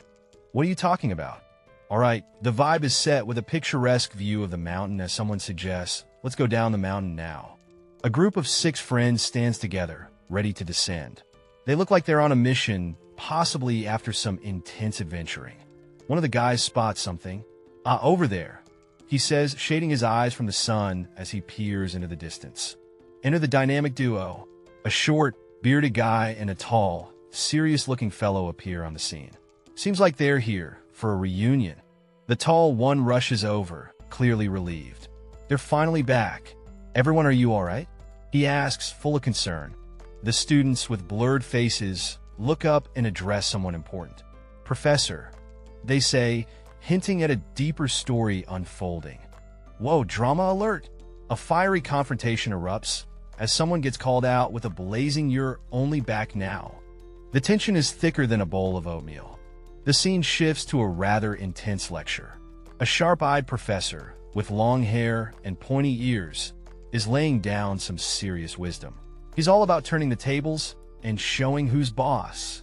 A hearty laugh echoes as another professor, with a mane of brown hair and a beard that could rival a lion's, chuckles at his colleague. He's convinced you can see the learning in their eyes. The students, standing in a line, nod in agreement, claiming they've learned well. The bearded professor proudly declares, "Yup, this is what alchemy is. It's classroom magic time." The wise professor, with a blurred face, drops a final nugget of wisdom. Keep your guard up, he warns, because disaster is lurking around every corner. Stay woke, folks. All right, things are getting heated. We've got one character, all green and intense, wondering if it's time to unleash chaos. Meanwhile, the other guy with dark hair is all about getting some payback. The scene flips, and now we're in apology mode. Our green friend, alongside the dark-haired dude, is saying sorry to everyone. What's going on? Enter the white-haired, elf-looking guy. He's talking about dealing with the headmaster. There's a vibe of seriousness and maybe a bit of mischief. Whoa, hold up. The green and dark-haired duo are shocked. The elf guy is saying he's serious. What's his deal? Now, we got a close-up of our elf guy. He's looking pretty intense. What's he planning? Our elf friend seems nostalgic, reflecting on battles fought with the other character. There's respect in the air as he kneels, deep in thought. Look at them. They're growing up. Our suave character is all about the new mistrust of the professors. He's proud of how much the students have grown. Meanwhile, our long-haired, stressed-out professor is having a moment. He's wondering if maybe, just maybe, someone was telling the truth after all. Getting kidnapped by the headmaster? Sounds wild, right? Our skeptical duo is having a laugh, but there's a what-if hanging in the air. Our mysterious energy expert is pretty sure this dark force feels familiar. It's like a bad déjà vu moment. Amidst the chaos, a touching moment. I believe you, he says, with a warm smile. Trust is blossoming even in these wild times. An elf with long white hair and pointy ears is caught in a dramatic moment, shouting Woodenaz, with all the flair of a soap opera star. Cut to the forest where someone remarks he's definitely good at buttering people up, as we see a duo in what appears to be a heartfelt embrace. So, how did you do it? One asks, curiosity piqued, as the red-haired dwarf-like character faces a group of intrigued individuals. A blurred face chimes in. It was incredible, with an air of awe, leaving everyone on the edge of their seats. The story unfolds in a flashback with our bearded hero facing off against golems, using the power of ice and fire like a fantasy action movie. But wait, there's confusion. Our red-haired hero is puzzled, questioning the tale with a look that screams, "Did that really happen?" Back to reality. Our dwarf-like friend waves his hands, urging everyone to hold on, as if to say, let's not get carried away. The scene kicks off with a wild-haired dude in a panic, yelling about a missing bowl. He's got that look like he's lost his car keys, but way more intense. Meanwhile, a couple of students are just standing there looking like they're not buying it. Cut to a green-haired student and a professor. The student's like, yo, professor, are you for real? The professor seems a bit lost, probably wondering if this is all a prank. Back to the frantic guy insisting he's not joking. The students are like, for real though? The professor's scratching his head, trying to figure out if he's on a hidden camera show. Now, there's a dramatic wall of distrust moment. The students are suspicious, and the professor's wondering what on earth happened to these students. It's a classic who's pulling whose leg scenario. Finally, the frantic guy, whose name we learn is Woodenaz, is confronted by someone questioning his story. Woodenaz is sprinting, probably to find that bowl, or maybe just to escape the awkwardness. In the midst of a colorful autumn setting, a curious character questions whether they encountered mud golems instead of a bowl. The response is affirmative, leaving the questioner perplexed. A mysterious figure makes their presence known, emphasizing their interest in the ongoing conversation. The tension rises as another character demands attention. A character with striking white hair and pointed ears overhears something intriguing and is visibly shocked, demanding clarification. A bearded character stands confidently, recalling the events with mud golems, asserting dominance and knowledge over the situation. With a fierce expression, the bearded character challenges another, asking if the mud golem seemed prepared, reinforcing their assertive demeanor.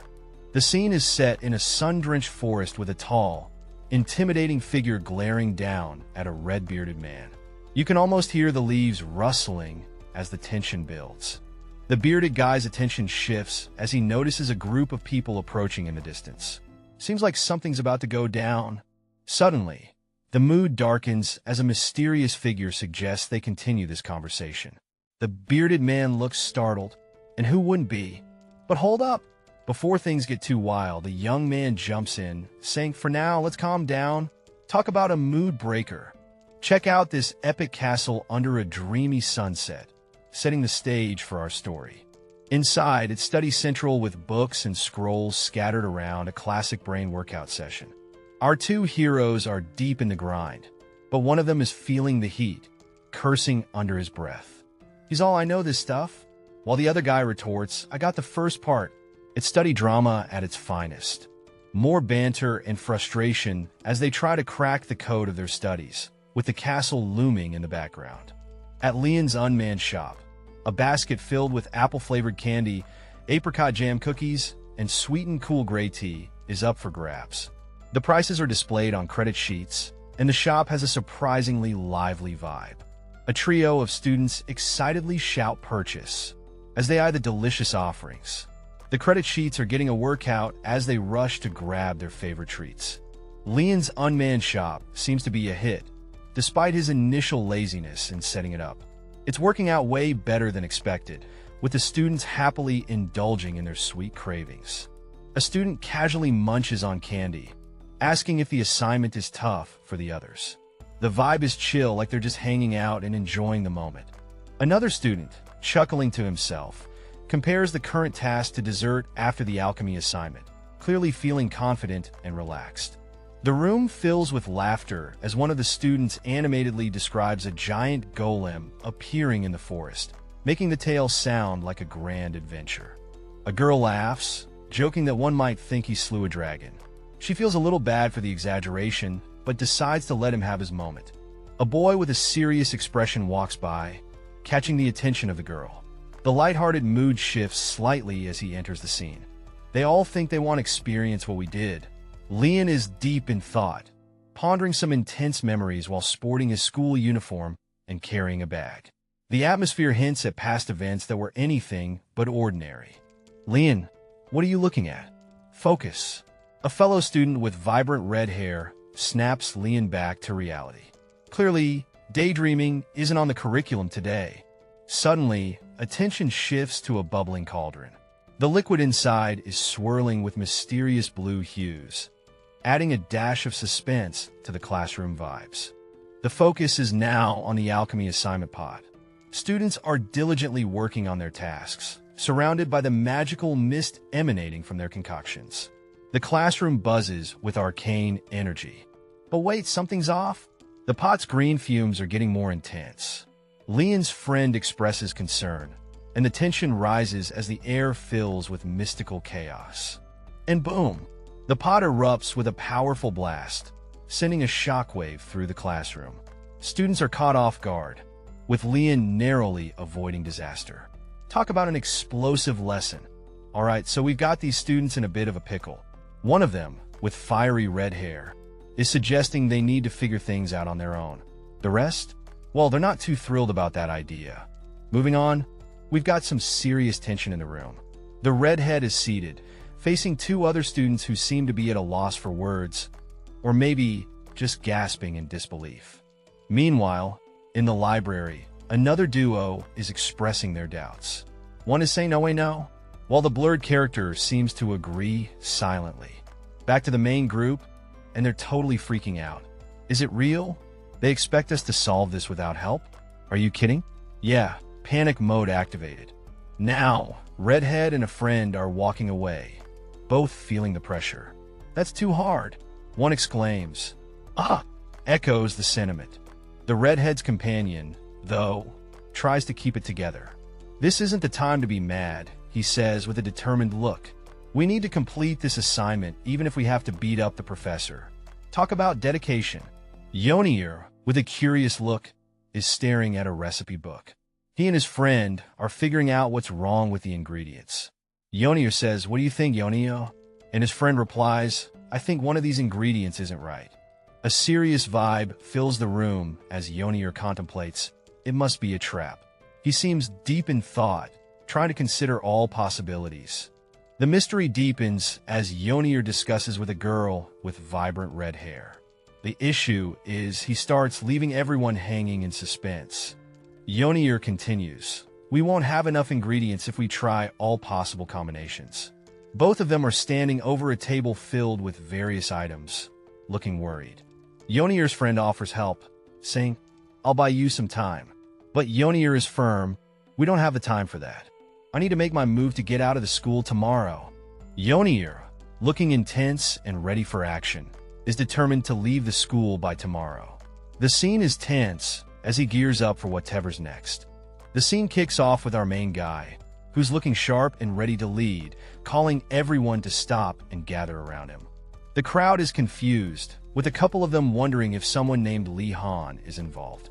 Our hero, with a determined look, reveals that they've been pranked by the professor once again and emphasizes the need for teamwork.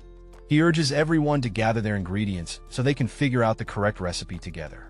With resolve, he announces he'll also go to the other towers, emphasizing the need for cooperation. Two others, caught in the moment, realize they have varying amounts of ingredients and agree that sharing will be perfect. The group is deep in discussion about getting other tower students on board. Sharing knowledge is the name of the game. The determined student steps out with a confident stride, promising to return. Clearly, something big is up. A close-up on his foot as he resolves to succeed at any cost. This dude's got his eyes on the prize. And that prize is a vacation. Nothing like a bit of R&R to motivate you, right? Back to the group. Things seem to be moving along smoothly. They're all in on this mission. With papers flying and pens scribbling, they're knee-deep in calculations. Teamwork makes the dream work. After brain-breaking work and all of the sharing, the squad is finally done with their project. They're sitting around a table, looking relieved and ready to celebrate. It's all done. Someone standing triumphantly, papers flying everywhere, signaling the end of their hard work. Cheers all around. Walking under a picturesque sunset, our team reflects on how it wasn't an easy task, but working together made it possible. They're feeling proud and accomplished. Now it's down to following the recipe they've come up with. One of them says, "Good work, everyone," with a satisfied smile. They chat about how they almost got caught in Professor Uragulim's trap, but were saved by Wardena's recipe. It's a moment of relief and gratitude. The conversation turns to Wardena's plans for tomorrow. There's curiosity in the air as someone asks, "Plans tomorrow?"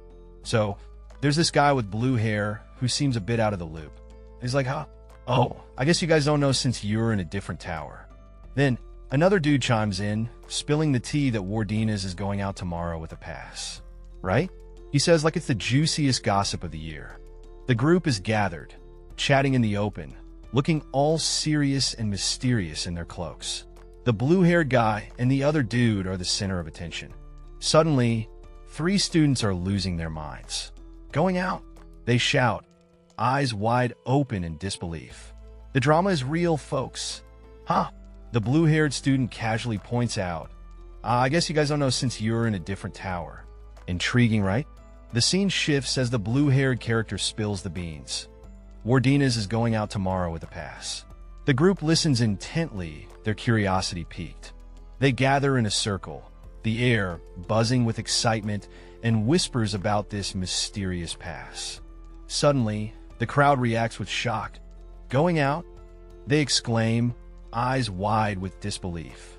Title card flashes, "Life of a Magic Academy Mage." The anticipation builds. Amidst the chatter, someone asks, as expected of Sir Wardena's, "How did you get that pass?" The mystery deepens. The scene bursts open with a group of friends surrounding the main character, who's clearly overwhelmed by their enthusiasm. They're all shouting requests for what to bring back from the outside world, and it's about to get real noisy. One friend, looking quite curious, asks about the kind of stuff they plan to bring back. The anticipation is real.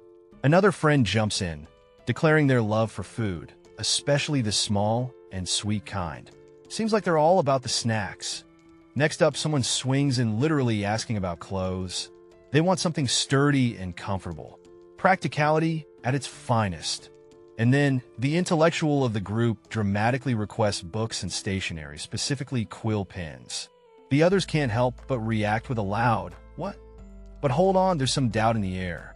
A skeptical friend questions the usefulness of books and ink, but quickly adds that they like food too. Priorities, right? Finally, the book lover makes a firm stance, emphasizing that books are a must-have. Looks like this debate is far from over. Usually, it's a place that has a ton of books that have been arranged systematically and would be perfect for reading. But Ernegard's library is nothing like that. Who the hell left all the books everywhere? I can't read any books here. At this rate, we'll waste time looking for books before we even start on our homework. We need to obtain the necessary books in advance. Things like magazines and novels are definitely necessary to kill off boredom. Cards and chessboards too. Kinando, how are those things even important? They're important to me. Why can you guys say what's important for you, but not me? Leon, what do you think of what I said? Guys, Leon has already gone to sleep. The scene unfolds in a sunlit forest, where a group of 4 cloaked figures stands in a circle. Among them is a red-haired individual, confidently facing the others as if ready to announce something big. Whatever's brewing here, it's got that something epic is about to go down vibe. As the scene shifts, we see a hand gently tapping on a bed, a sense of anticipation in the air. It's the calm before the storm, and someone's clearly deep in thought. Now, a person lies in bed, their face blurred, but you can just feel the tension. They're wide awake, clutching the blanket like it's their only shield against the world. With eyes closed, the character thinks about tomorrow being a big day. It's the kind of day that makes you nervous, yet excited. They got plans, and those plans involve stepping out into the world. The focus moves to a backpack resting by the bedside. Our character is determined to make the most out of tomorrow, wanting to be in tip-top shape for whatever's coming. Suddenly, eyes snap open. They're not just awake, they're laser-focused. Whatever thoughts are running through their mind, they're intense. But of course the nerves kick in. Sleep? Not happening. This character is too wound up, too eager for the upcoming day. Fast forward to the next day, and our protagonist is already imagining obstacles. A spooky green skull looms in their thoughts, symbolizing the traps and challenges awaiting them. They're gearing up, clutching onto their courage like a lifeline. Under the glow of the moon, our protagonist trudges down a path, wondering just how far this mysterious village could be. It's got to be less than a day away, right? As the night settles in, our hero lies awake, dreaming of mastering a magical technique that could speed up his journey. A bit of magic wouldn't hurt, would it? Suddenly, a mysterious book on the shelf lights up with a neon green aura. What's this magic all about? The book leaps off the shelf, landing on the floor with a thud. Our hero is startled, eyes wide open, questioning what just happened. He approaches the glowing book, curiosity piqued. Why is it moving? What's its deal? Before he knows it, the book bursts open, and our hero is swept into a whirlwind of green energy. Whoa, what just went down? All right, things are heating up as we see our character wrapped in this swirling energy. They're not too happy, shouting, "Not again." You can feel their frustration. What's going on here? Then boom, we switch to another intense gaze. Someone's watching, or maybe even challenging. This is getting wild. And just like that, we're in a new scene. A golden sunset paints the sky, and our character looks way more chill. They're touching the ground, thinking about some illusion from a book. What's that about? But wait, plot twist. The book just floats right up in front of them. Yep, you heard it. This isn't just any book. It's got some serious mojo, diving into the pages of a mystical book called Gonadalitis Arrogant Steps. Our protagonist is scratching his head. This ain't your typical bedtime story. He's pondering if now's the time to dive into this legendary magic that's only for the big leagues. Am I supposed to learn it now? He muses. Facing the book, he's half impressed, half daunted. It's a pretty good book, huh? He thinks with the sun setting behind him. But hold up. He's got places to be, things to do. Send me back, he demands, realizing he doesn't have time for this magical crash course. The book, however, seems to have a personality of its own, swirling with energy. It's not letting him off the hook that easily. With a sigh and a bit of sass, he questions the book's attitude. Does it have a whole personality, or what? He thinks, doubting his earlier praise. Grabbing a magical staff, our hero is all set. He's not going down without a fight, gripping it with determination. Resolved to master the magic pronto, he's ready to learn and skedaddle, promising himself he'll learn this as quickly as possible and get out of here. The scene opens with a majestic castle basking under the sunny sky, setting the stage for what's to come. Suddenly, a mysterious, glowing-eyed figure announces, "Criminal 2460, with dramatic flair." But hold up, the supposed criminal with a green skull face insists, "Master, I'm not a criminal." Things take a humorous turn as a ghostly figure apologizes, saying it's just getting old and confused. Elsewhere, a guy is yawning, still caught in the haze of a dream where he was learning magic. He muses about how vivid the dream was, filled with spells and mystical wonders. The friendly ghost pops up again, congratulating him for going out, as if it's a major achievement. The ghost insists it's a reward for his accomplishments, prompting a simple, appreciative thank you. The scene bursts open with the ominous words, "The rules are simple," echoing through a swirling void. What's about to unfold? Our mysterious friend, with an alien-like vibe, lays it out. "You must come back to this gate before the sun sets, or the sky's the limit." The stakes are high, folks. And if things go south, brace yourself, because a pursuit squad's going to be on your tail. Our young hero, though, seems cool, calm, and collected. Just another day, right? The rules are clear. No shortcuts, no bending reality. Our hero nods with a smirk. I expected this too. He's ready for whatever comes next. Suddenly, a bright light pierces the scene. Kicking off the first shot, the atmosphere crackles with anticipation. Our hero steps forward, a look of determination on his face. What's he seeing? What's his next move? Standing before the towering gate, he muses, "That's all? The rules aren't as strict as I thought." His confidence is tangible, prepared to face whatever trials lie ahead. While more importantly, our main dude is caught in his thoughts, looking all serious in his school uniform with a backpack slung over his shoulder. He glances around, lost in a moment, as a gentle breeze rustles through the scene. Boom! He's finally out of the academy, and you can feel the freedom in his steps as he walks down a sunlit path. With a determined look, he says, "Let's get going then," ready to face whatever's out there. The scene shifts to picturesque houses under a bright blue sky. Someone's saying something intriguing.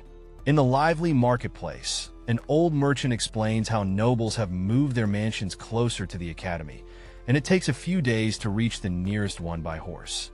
A character with blue hair and a school uniform is talking to someone whose face is blurred. They exclaim, "That's exactly so," with a hint of exasperation. The blue-haired character clenches their fist, clearly frustrated, and thinks to themselves, "No wonder the rules are so loose." An adorable floating creature appears, and the blue-haired character facepalms, realizing it's because he's pocketed all the money from the start. Alright, so we're in this fancy room with chandeliers and everything. Two folks are having a chat over tea. One of them, rocking some slick white hair, seems totally floored, like, "Whoa, aren't you from the Wardinia family?" Now we zoom in on the mystery man in question, looking all mysterious with his face blurred out. What's his deal? White-haired dude is sipping his tea, eyes wide, still trying to wrap his head around the whole Wardinia revelation. Surprise level 100. Next up, we take a stroll through Frione, a small town that's bustling like a mini metropolis. It's got that sweet marketplace vibe, lots of hustle and bustle. Turns out Frione's got a secret weapon, a magic academy nearby. This place is like the Hogwarts of the town, drawing in people from everywhere thanks to its magical allure.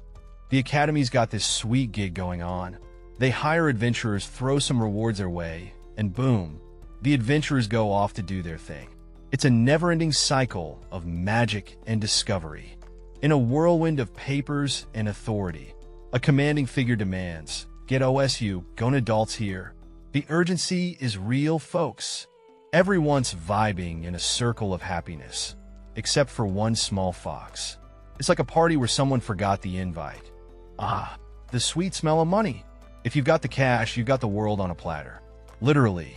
In a lavish room, a young guy shoots his shot, so please lend me some money. Smooth move or desperate? You decide. The lender's mind is racing. This could be the start of something big with the Warding family. A little cash for a lot of gain. With a cool demeanor, The lender asks, "How much do you want?" But inside, he's wondering if his wallet can handle it. The young man hesitates, as the weight of his request hangs in the air. This silence, our white-haired friend is in deep thought, realizing just how big the stakes are. But hey, why not turn this into a chance to mess things up a bit? With fiery determination in his eyes, he's ready to break the bank if it means sinking this relationship. Savings? Who needs M? Meanwhile, our negotiator is hard at work. Can we handle a large amount? They wonder. But surprise! The price is slashed to 12 silvers. Turns out, the other guy isn't too thrilled with the discount. "If you can't do that, I'll settle for 15, he bargains. 12 silvers? The other guy repeats, slightly bewildered. "Stop cutting the price already." Now, we're outside, and our friend offers a tour around town. Seems like they're up for a little shopping spree. And in walks a new character, catching the attention of our white-haired negotiator. The plot thickens. The snacks are gone, and someone is scratching their head over it, wondering how they disappeared without anyone eating them. Our white-haired friend with horns has a moment as a figure walks away, deep in thought. Something's amiss, and it seems our white-haired character is in shock or realization. The horn character is in deep thought, perhaps cooking up a plan. Arion is thinking about how to handle a young noble, pondering the possibilities. Turns out, the young noble is just a first-year student at the Magic Academy. Arion is gearing up to make an impression. Arion's got a plan. Whenever the young noble wants to buy something, he'll swoop in and act all cool. The plan is set. It's all about impressing the young noble and showing off some flair. Our hero grabs a delicious pastry from a vendor, who jokes about his appetite for these tasty treats. It's all smiles and carbs as he gets ready for his next errand. Next stop is a shop where he asks the clerk for some durable paper and inquires about illusion magic books that could baffle even the sharpest professors. Seems like he's got some big plans. The scene shifts to a stunning view of a tower against a picturesque sky, setting the stage for what's to come. Suddenly, our hero is surrounded by a pair of intimidating figures. The tension rises as they loom behind him, adding a twist to his shopping trip. The mysterious white-haired character is in a panic, realizing their plan has fallen apart. They lament, fearing they'll end up as nothing more than a decorative portrait. Despite the chaos, they can't help but be impressed by our hero's abilities. They wonder if he hails from a noble lineage, given his extraordinary skills. With his shopping almost complete, the hero asks for directions to the stables. He's ready to move on, but not before another twist in his journey.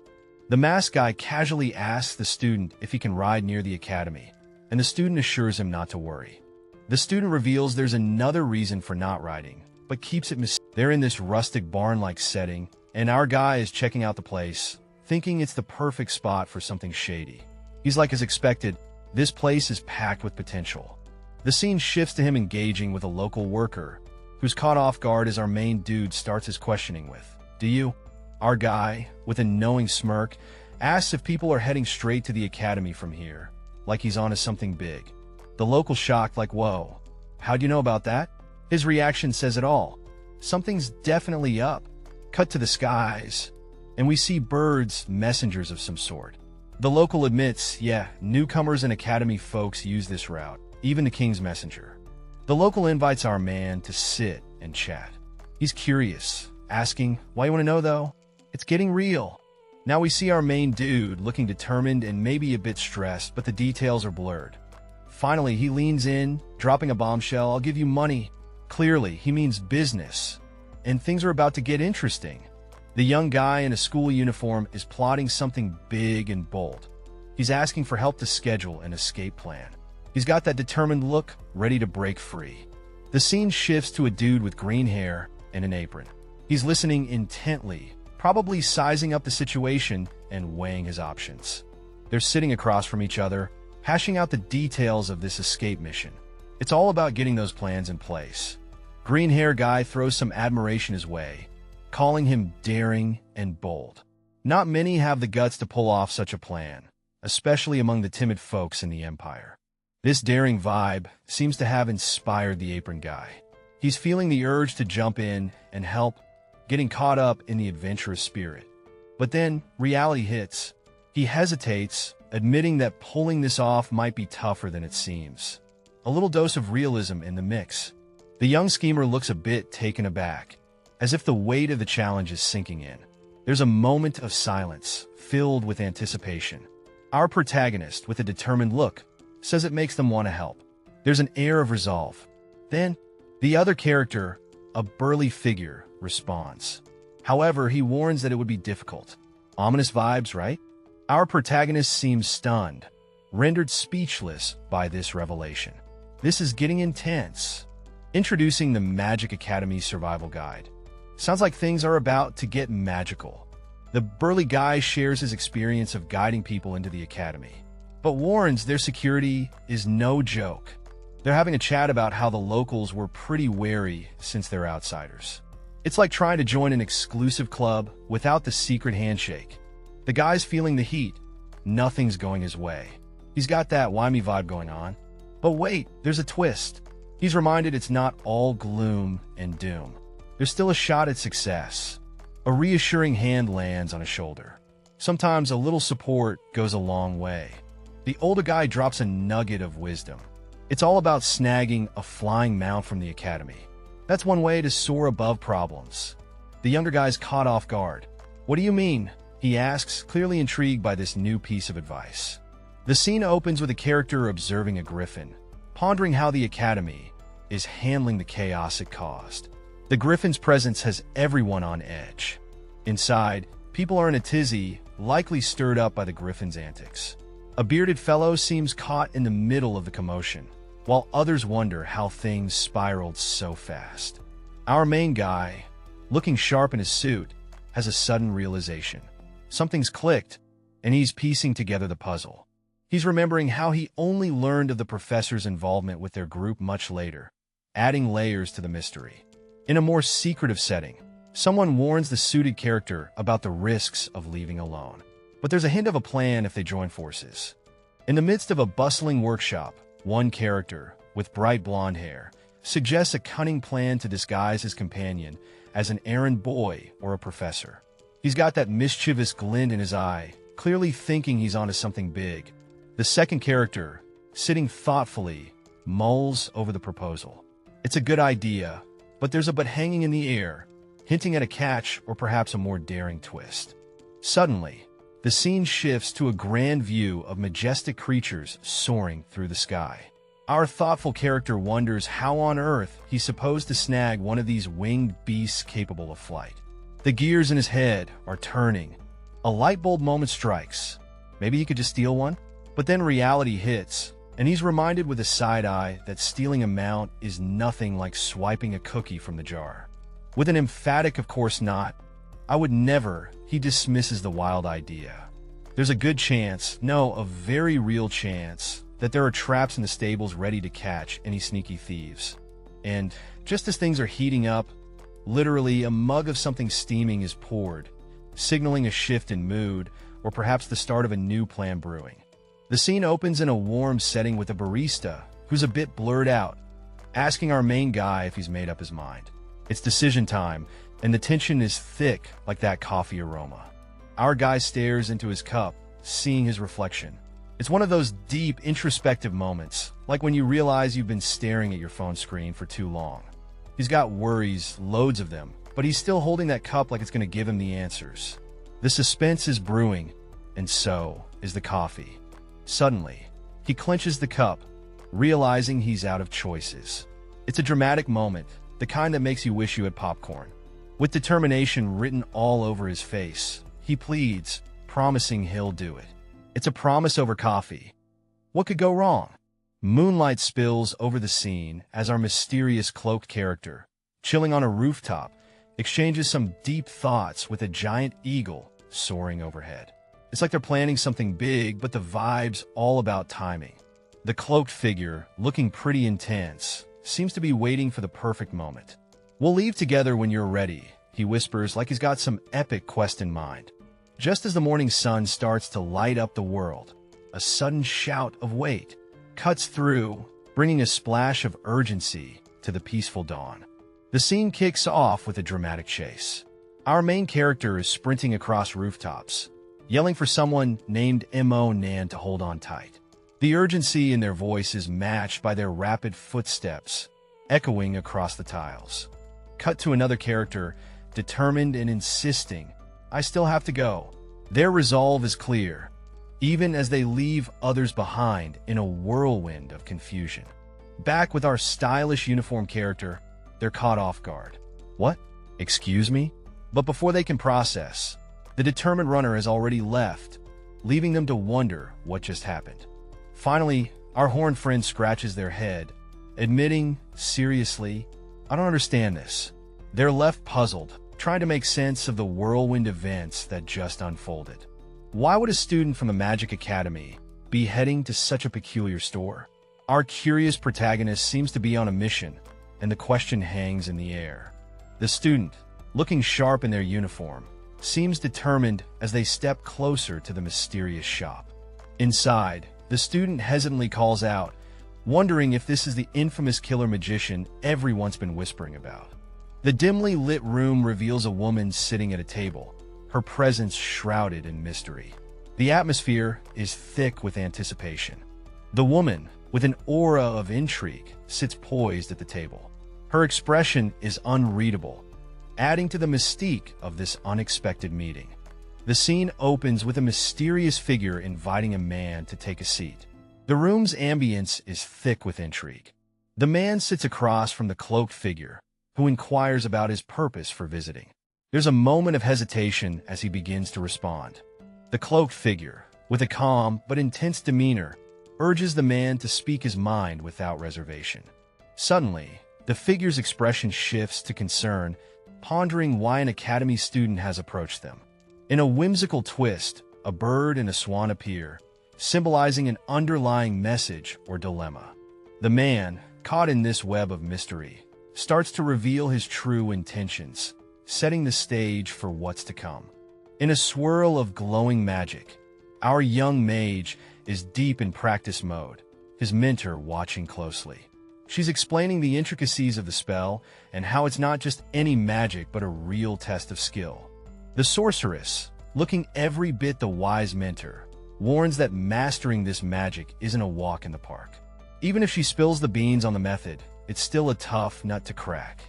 Our determined mage isn't fazed. With a thoughtful expression, he acknowledges the challenge.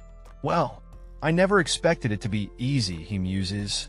Sitting across from her, his resolve is crystal clear. Then, he begins, clearly ready to dive right in. With a curious tilt of his head, he asks, "Is there a trick to it? Like, could I break the spell itself or something?" His eagerness to find a shortcut is palpable. The sorceress chuckles, her hood casting a shadow over her amused face. "Break it? Your jokes are." She trails off, clearly entertained by his naivety. A mysterious atmosphere fills the room as a cloaked figure leans closer, his curiosity piqued. "Could you tell me more?" he asks as the woman, holding a glowing orb, seems ready to spill some secrets. In a dimly lit room, a serious conversation is happening. The guy's all serious, insisting he won't back down. The lady warns him, "In the worst case, you could lose your life." Yikes! Our guy is pulling out all the stops, promising not to push it too far. He's even got his counseling fee ready. Talk about determination. The mysterious woman, after a bit of hesitation, finally gives in with a sigh. Looks like the lesson is on. She starts the magic lesson. First up, you need a boatload of mana. Magic circles and mana stones are your best buddies here. Then, the tricky part, you have to become one with the center of the magic circle. It's all about releasing that gathered mana perfectly. She drops the final bombshell. Hitting a single point all at once is the key. This just got real serious. You know when you're trying to explain something super intense, like how to release magic? Well, it's not like pouring a gentle cup of tea. It's more like unleashing a tidal wave.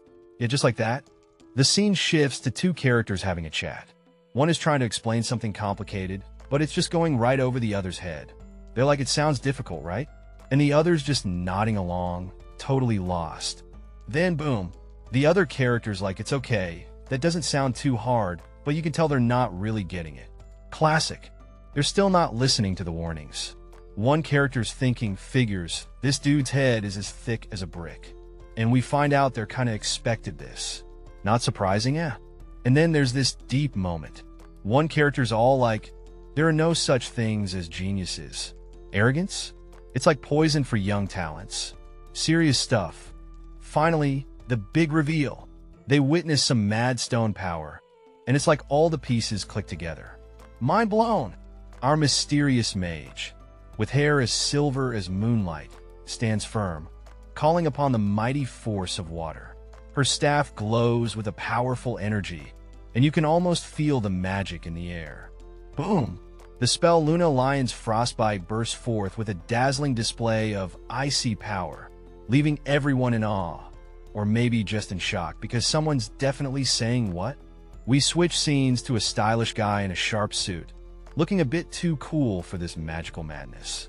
He's pondering something deep, or maybe not so deep, as he asks, am I the only one seeing this? The scene gets a bit eerie. Our suited friend feels disconnected, pondering if what he's witnessing is a spell. The air is thick with mystery and a sprinkle of confusion. And this strange sensation prickling in my feet. It feels like even taking a step would be dangerous. The sorceress, with her enigmatic aura, cautions, this might be an illusion spell. Tread carefully, for it might be your undoing. Her words hang heavy in the air. The protagonist, with a confident smirk, deduces, I fall into a maze the moment I take a step. The sorceress is taken aback by his sharp instincts. She muses, he has good instincts for a freshman. Is he trying to show that there's meaning behind his confidence? Her curiosity piqued. She warns, this may be a low-level spell, but it could be plenty as a trap. Do you still wish to continue? He replies with resolve, I see. Reflecting on the encounter, the protagonist thinks she's kinda definitely teaching me things. She's much better than the professors at the academy. His admiration grows. Our story kicks off in a classroom where a student is having an internal monologue, wondering why the teacher is giving them such an intense look. The student's heart races as they think, why is he looking at me like that? Determined to impress, the student places their hand on the desk and confidently declares, of course, I will try to do it as you have taught me. The air is tense with anticipation. The teacher, shrouded in a mysterious vibe, raises a wand. The atmosphere suddenly feels electric. What kind of magical lesson is about to unfold? A dramatic moment as the student's eyes widen, realizing the gravity of the spell about to be cast. This spell, they think, as if sensing its power. The air is crackling with energy as a character unleashes a powerful force. It's not just a wave, it's like a dam breaking. The energy swirls, creating a mesmerizing vortex, pulling everything into its chaotic dance. Amidst the whirlwind, a mysterious figure stands, seemingly unfazed, exuding an aura of control and power. The scene opens with a close-up of a dazzling eye, pulsating with energy. The caption reveals a curious thought. Even though it shouldn't make a sound, I definitely heard it. Intrigue is in the air. Suddenly, a burst of energy erupts, spiraling upwards. The sheer force of it is breathtaking, as if the very fabric of reality is being torn apart. Above, a character is caught in the whirlwind of power, seemingly overwhelmed. The text hints at a revelation. The barrier is broken. Amidst the chaos, energy crackles and pops, filling the space with a vibrant, electric blue. Something monumental has just happened. Under the moonlight, a mysterious house stands silently, casting an eerie vibe.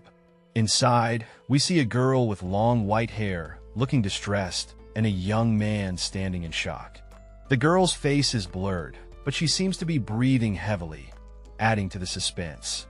The man steps back, clearly overwhelmed. Thinking no, he exclaims, no way, as if questioning the reality before him.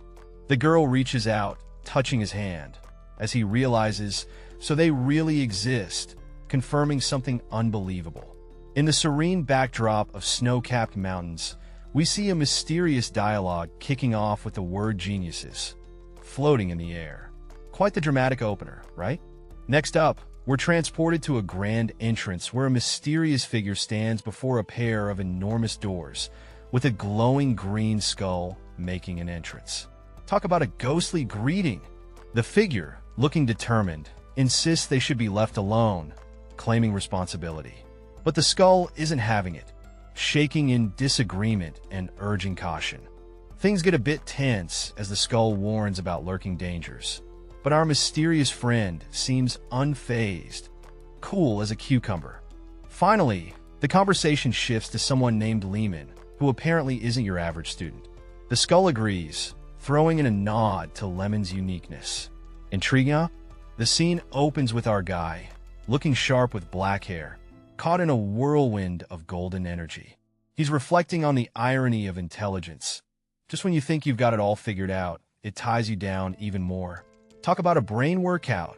Now, we switch gears to a spooky glowing skull floating beside a character with braided hair and colorful beads. The skull's all like, hope the time comes soon, and the braided dude isn't having it, telling the skull to zip it. A close-up of the braided character, looking startled. The intensity ramps up as they seem to realize something big is happening. Out in the scenic wilderness, a mysterious blocky shape looms in the distance. Our braided friend is clearly puzzled, wondering what on earth that giant silhouette could be. The mystery deepens. They're squinting, trying to make sense of this giant figure. Could it be a troll porter? Or maybe just a really big dude with a mission? Now our braided character is hit with a jolt of realization. They exclaim, "No, that's..." But we're left hanging, wondering what shocking truth they've uncovered. The final shot zooms in on a mysterious character with a wry smile, their identity hidden just enough to keep us guessing. Who are they? And what's their game? Lehman is clearly taken aback as he sees something unexpected. There's a swirl of mystical energy, and glowing cubes start appearing out of nowhere. What on earth is going on? The scene shifts to a grand hall where these cubes continue to materialize. It's like magic gone wild. The cubes buzz with energy, hinting at something big. Suddenly, a giant blue skull pops up, catching another character off guard. This skull is all about those dramatic entrances. The character starts contemplating the logistics of moving these cubes around. Just carrying one seems like a hassle, and they're wondering how to manage without some magical forklift. The air crackles with energy as a powerful spell is unleashed, sending shockwaves all around. A floating skull, glowing with an eerie light, seems to have all the secrets, claiming Professor Velati taught someone a lot. But there's more to the story. A concerned character wonders who on earth taught such a risky enhancement spell. Did someone sneak into the library? The character's mind races with worry as the magical aura intensifies. The mysterious voice warns not to be too harsh, echoing through the air like a ghostly whisper. The skull chimes in, suggesting that putting too many restrictions stifles growth, adding a cheeky twist to the drama. The character, now realizing the skull's involvement, seems ready for a showdown, thinking, so this damn skull was the one behind it. Gonadalt's Agile Steps was a spell like no other, standing out for its uniqueness. Apparently, it's undergoing a name change from Gonadalt's Deceptive Steps due to some fresh intel. This spell, despite being a first circle spell, requires enhancing 4 different areas. It's a tough nut to crack, particularly for beginners looking to boost their physical prowess.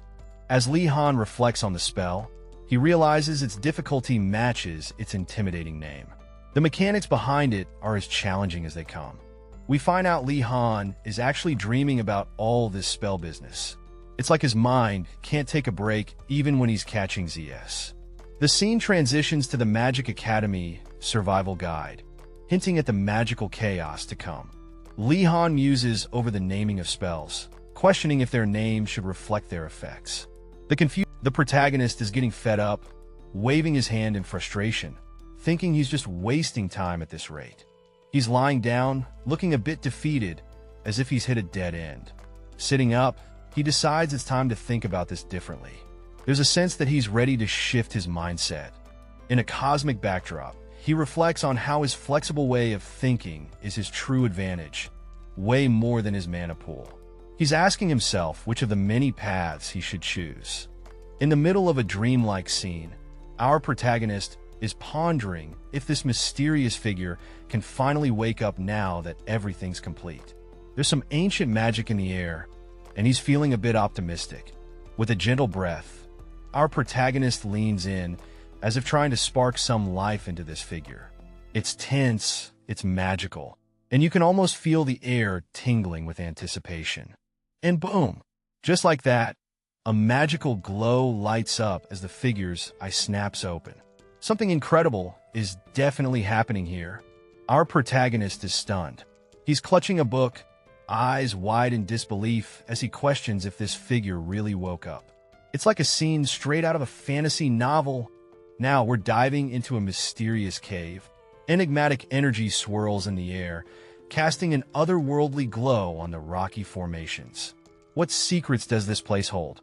The energy intensifies, wrapping around a shadowy figure that's emerging from the depths. It's all mystical and epic, as if something monumental is about to unfold. He looks strong. A mysterious figure stands in the shadows, sizing up a formidable man. But the real question is, where does this strength come from? However, now that the mysterious figure is close, a clearer picture begins to form. This power might be linked to some sort of enhancement. If it's a physical enhancement spell that someone like him made, the possibilities are endless. The gears are turning, and the stakes are rising. The scene shifts to our man of the hour. He stands, eyes blazing with determination, commanding his feet to grip the ground with purpose. This is a moment of truth. Energy begins to whirl around him, a cyclone of power and potential. He's in the eye of the storm, unfazed and ready. With a deep breath, he steps forward. The power surges through him, wrapping him in a cloak of energy. He's about to unleash something big. The focus is intense. His fist clenches, glowing with power. It's like watching a legend in the making. His eyes close, centering himself. The calm before the storm, the moment before the leap. He's ready to make his move. All right, so our guy here is having a serious glow-up moment. His eyes lit up like a neon sign, and something magical is definitely going down. He's feeling the power, literally. Our dude is pumped, saying everything about his body feels different. Talk about a new lease on life. Now there's a floating book in the mix. He's all like, "Are you congratulating me?" Seems like he's got a magical cheerleader. The book opens, and it's like a whirlwind of magical text. This is some next-level spellic action. He's standing there, soaking in the magic vibes, but there's a sense that something big is coming. Oh, he's having second thoughts. He's suddenly worried about side effects from these physical enhancements. Magic isn't all sparkles and rainbows, apparently.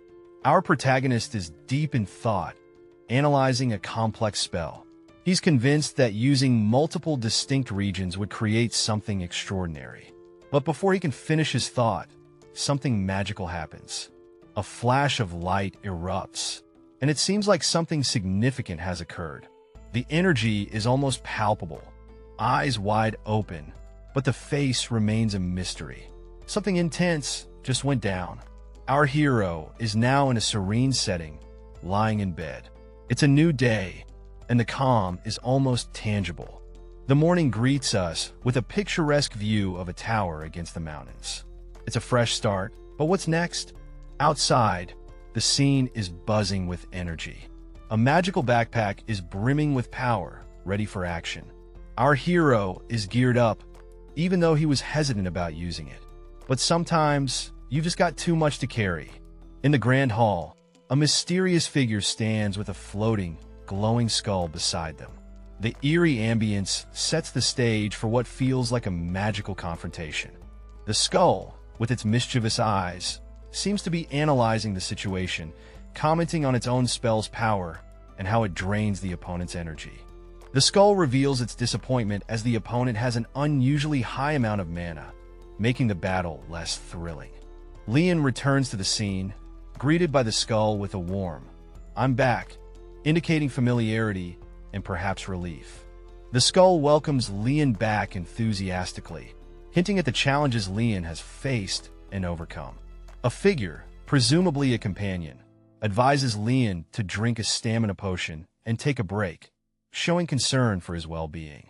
The companion emphasizes the need for sleep, highlighting the exhaustion from whatever ordeal Leon has been through. Leon, despite preparing for side effects, is slightly unnerved by the companion's insistence, acknowledging the advice with a nod. A mysterious scene unfolds as a cloaked figure stands before a grand door, faced with a floating green skull. The skull's ominous presence echoes in the air, setting a chilling tone. The skull's eyes narrow in focus, and in a commanding voice, it demands wait. The tension is palpable as its words linger ominously. Flashback time. Someone is pondering over where the money came from, while a character, looking quite mystical with horns, seems lost in thought, urging to keep the secret. Cut to the afternoon, where two cloaked figures are busy with something important. The mood is tense as they seem focused on their task. Suddenly, a voice breaks the tension. Gasp. Over there! The unexpected interruption raises the stakes as attention shifts dramatically. Action stations. As a character shouts Wadneza, another one is prompted, You're up. The situation is escalating quickly. Amidst the chaos, a moment of care emerges. I was worried about you, one character says, checking for injuries. Reassuringly, I'm fine, so don't worry, is the response. Finally, a reflective moment as a character thinks, the problem is that I'm too fine. A sense of introspection closes the scene. Alright, so our guy here is chilling, legs up, pondering about his exam results. He's got that worried vibe going on because, let's be real, exams are no joke. Out of nowhere, a hot chocolate appears. A hand offers it, and he's like, whoa, thanks. Because who doesn't love a good surprise hot chocolate? Enter the redhead with a big smile, telling him, hey, no strings attached, just take it. Seems like her name is Yoner, and she's all about spreading the good vibes. So, they're sipping on their drinks, and Yoner casually drops the bomb. I took care of your horse while you were asleep. He's grateful, but also a bit taken aback. Our dude is like, wait, that horse? The one with the attitude? He's curious about how she handled it. Meanwhile, Yoner is being cheered on by a group for her horse taming skills. Our guy's just sitting there, mind blown, thinking, that horse did what? Red-haired buddies, sipping tea, casually chatting about taking care of a horse while the other one was catching some ZS. The response? A simple thank you. But wait, there's more. The horse apparently has a nasty personality. Is it alright though? The redheads, all puzzled like, huh? Flashback alert. The redhead's recalling some horse drama. The other dude? He's having a moment. That bastard did what? Back to the present. Redhead stretching like a lazy cat, and the other one's plotting. They'll deal with him soon. But hey, it's the start of a new week. Alright, back to school business. Redhead's like, what schoolwork do we have left? They already crushed Professor Erskim's homework, so what's next? And just like that, we're zooming in on a fancy school emblem. Dramatic pause. Anyone? The scene opens with a dramatic moment as a mysterious figure boldly claims the White Tiger Tower's flag. The air is thick with anticipation, and you can almost hear the whispers of what's to come. The title card drops, introducing us to the Magic Academy Survival Guide. It's clear this journey is going to be packed with magic, mystery, and maybe a sprinkle of chaos. A fierce white tiger, majestic and powerful, prowls into view. This creature's presence is a symbol of might and perhaps a looming challenge for our heroes. Inside the academy, tensions rise as a character with sharp eyes confronts another about their mischief. What are you plotting? They ask, only to hear about a failed card trick attempt. Looks like not every plan goes off without a hitch. The crew is in a bit of a pickle. Sneaking in, bribing, even changing styles isn't working for them. They're brainstorming hard, and you can almost see the wheels turning in their heads. One character is relieved that they've at least tried some things. It's like when you've studied for an exam and just hope you remember something. A blonde character proposes swapping flags with each other. Sounds simple enough, right? But you know in these stories, nothing is ever that easy. Whoa, hold up! A couple of characters lose it over the flag swapping idea. They're shouting, reminding everyone about past mistreatments. It's getting heated. But then, our calm hero steps in. Everyone needs to chill because there's a plan, a sneaky, clever plan that's going to amuse the crowd. The squad rallies behind Wooden Ass, putting their faith in him.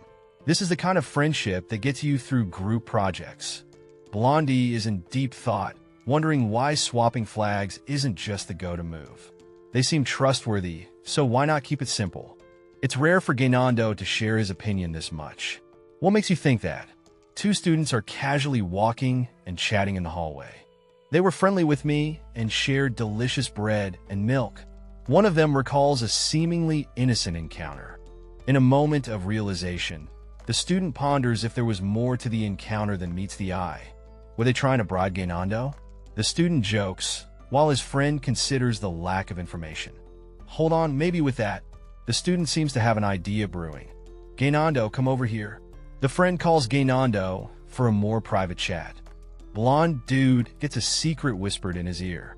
His eyes widen with surprise. What could it be? The plot thickens. Our blonde friend excitedly dashes off, shouting back his appreciation for someone's understanding. He's all like, I'll be back. A mysterious figure watches the blonde guy leave. Who's this shadowy character? The mystery deepens. Mystery guy stands there, face blurred and unreadable, adding to the suspense. What's his deal? The scene changes to a peaceful tower under a sunny sky. Someone declares, all done. What's been completed? Two characters examine a cloth laid out on the ground. They're planning to exchange it with someone from an imperial family. Intriguing, right? Blonde guy checks out the item, satisfied with its quality. He thinks trading with the tower guys was worth it. Moradi rushes in, excitedly announcing that the imperial prince has taken the bait. His enthusiasm is infectious, and it looks like things are about to get spicy. Moradi, with his horn head, spills the beans about the meetup at the main gate tomorrow. This plan is in motion, folks, and it's not stopping. Our crew is pumped. They knew Moradi could pull it off. After feeding the prince some fancy grub, they're feeling pretty justified in their little scheme. But wait, there's a pause. A moment of silence as one of the squad members is lost in thought. What's brewing in that head? Moradi seems troubled. He's not entirely sure if their little plan with the prince is going to work. Doubts are creeping in. A mysterious figure, shrouded in shadows, questions the ease of their plan. Did the prince really fall for it? Suspicion lingers. The group discusses the plan further, but a sharp-eyed observer seems to have a different agenda. This plot might have more layers than they realized. The squad's chilling in the forest, plotting some sneaky action. One dude's all like, don't sweat it, guys, this fake flag is going to make us look like heroes. Everyone's hyped, but you can tell there's a playful vibe. The blonde guy stands solo against a backdrop of lush trees, pondering, well, after all, it's like he's the mastermind of this whole gig. Under the starry night, someone reveals, we're using a fake flag, so even if the plan fails, we wouldn't be losing anything. Talk about playing it safe. A foot steps forward with determination. That's the Tiger Tower, they say. Looks like things are about to get real. A red-haired girl and two others are crouched in the bushes, looking intense and ready for action. It's like they're on a secret mission or something. The mysterious guy with ears is having a chat with another dude, saying, I couldn't believe you called upon me for something like this.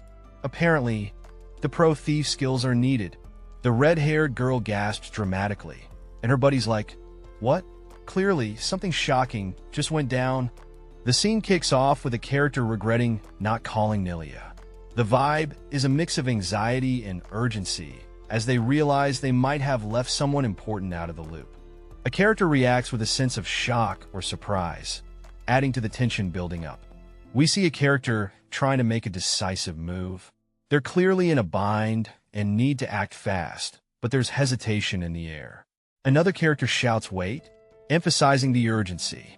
The duo expresses how exhausting it is just thinking about explaining everything later. They decide to postpone the explanation, acknowledging it's a hassle they'd rather deal with later. The focus shifts as they decide it's best to concentrate on what's right in front of them. The tension is palpable as they brace themselves for the immediate challenges. A character is thinking out loud about the next steps. With a plan in mind, they rally the others to stick to it, hoping to keep things on track as they face whatever's coming. So, the plan? Well, it's barely a plan. Leon and Rayford are set to sneak into the tower first. Sounds simple, right? Meanwhile, the rest of the crew chills outside. waiting for the magic signal from Lian before making any moves. The newbies are feeling the jitters, and who can blame them? It's their debut in this kind of action-packed scene. Lian, all confident, gives the nod. Rayford is right behind him with a "Yes, sir. Let's roll." The duo stands before the towering structure, shadows looming as they prepare to head inside. Inside the tower, the air is tense. Lian, focused, whispers the final command before unleashing some serious magic vibes. An intense burst of golden energy fills the scene, with runes spinning wildly. A shadowy figure stands at the center, looking all kinds of epic. The silhouette is still there, surrounded by the swirling energy, creating an almost mythical vibe. A blue-haired dude is caught off guard. His mouse-eared friend is immediately at his side, checking if he's okay. Talk about a dynamic duo. Blue-haired guy assures everyone he's fine, just a bit shaken. His squad of friends is right behind, ready for whatever's next. There's a moment of doubt, hands reaching out, but determination wins. "Let's do it," he declares, ready to tackle the challenge. Reflecting on his motivation, the blue-haired guy knows he's driven by the urge to protect. Gotta do what you gotta do, right? A figure appears, surrounded by swirling blue energy, looking ready for action. The atmosphere is charged, hinting at an epic adventure about to unfold. The greenhouse, a lush paradise where students are diligently tending to plants. Our sleepy protagonist is just trying to stay awake while scribbling on his clipboard. This sleepyhead is about to nod off, but his cat-eared buddy shakes him awake. They're in deep conversation about the perils of plant handling. The cat-eared friend is like, "Hey, what if one of these crazy plants escapes?" Sleepyhead's like, yeah, they'll be careful." Our sleepy student sighs, clearly overwhelmed by the responsibilities, while his friend seems to be keeping a watchful eye on those mysterious plants. One particular plant, encased in glass, seems to be the center of attention. It's twisting and turning, almost like it's got a mind of its own. And suddenly, a crack appears in the glass. Oh, looks like something's about to go down. Welcome to the Magic Academy Survival Guide, where everyday school life includes handling magical and possibly swirling underwater. We've got our blue-haired hero and his animal-eared companion, caught in a watery vortex. The mood is tense, as they seem to be in some serious deep-sea drama. Our hero, with a focused look, says he's amazed by the power of this experience, while his companion, equally awestruck, seems to agree. Whatever's happening, it's blowing their minds. Just when you think it can't get more intense, the scene zooms in on his eye, filled with awe and wonder. This underwater world is seriously incredible. Boom! A massive energy burst lights up the water, shooting upwards like a geyser. Things are getting wild. Now, we're inside a cozy room with a mysterious glow. A scroll floats in the air, surrounded by a greenish mist. Looks like magic's afoot. A cute little creature, with big eyes and a curious expression, is checking out the glowing scroll. What's this little guy up to?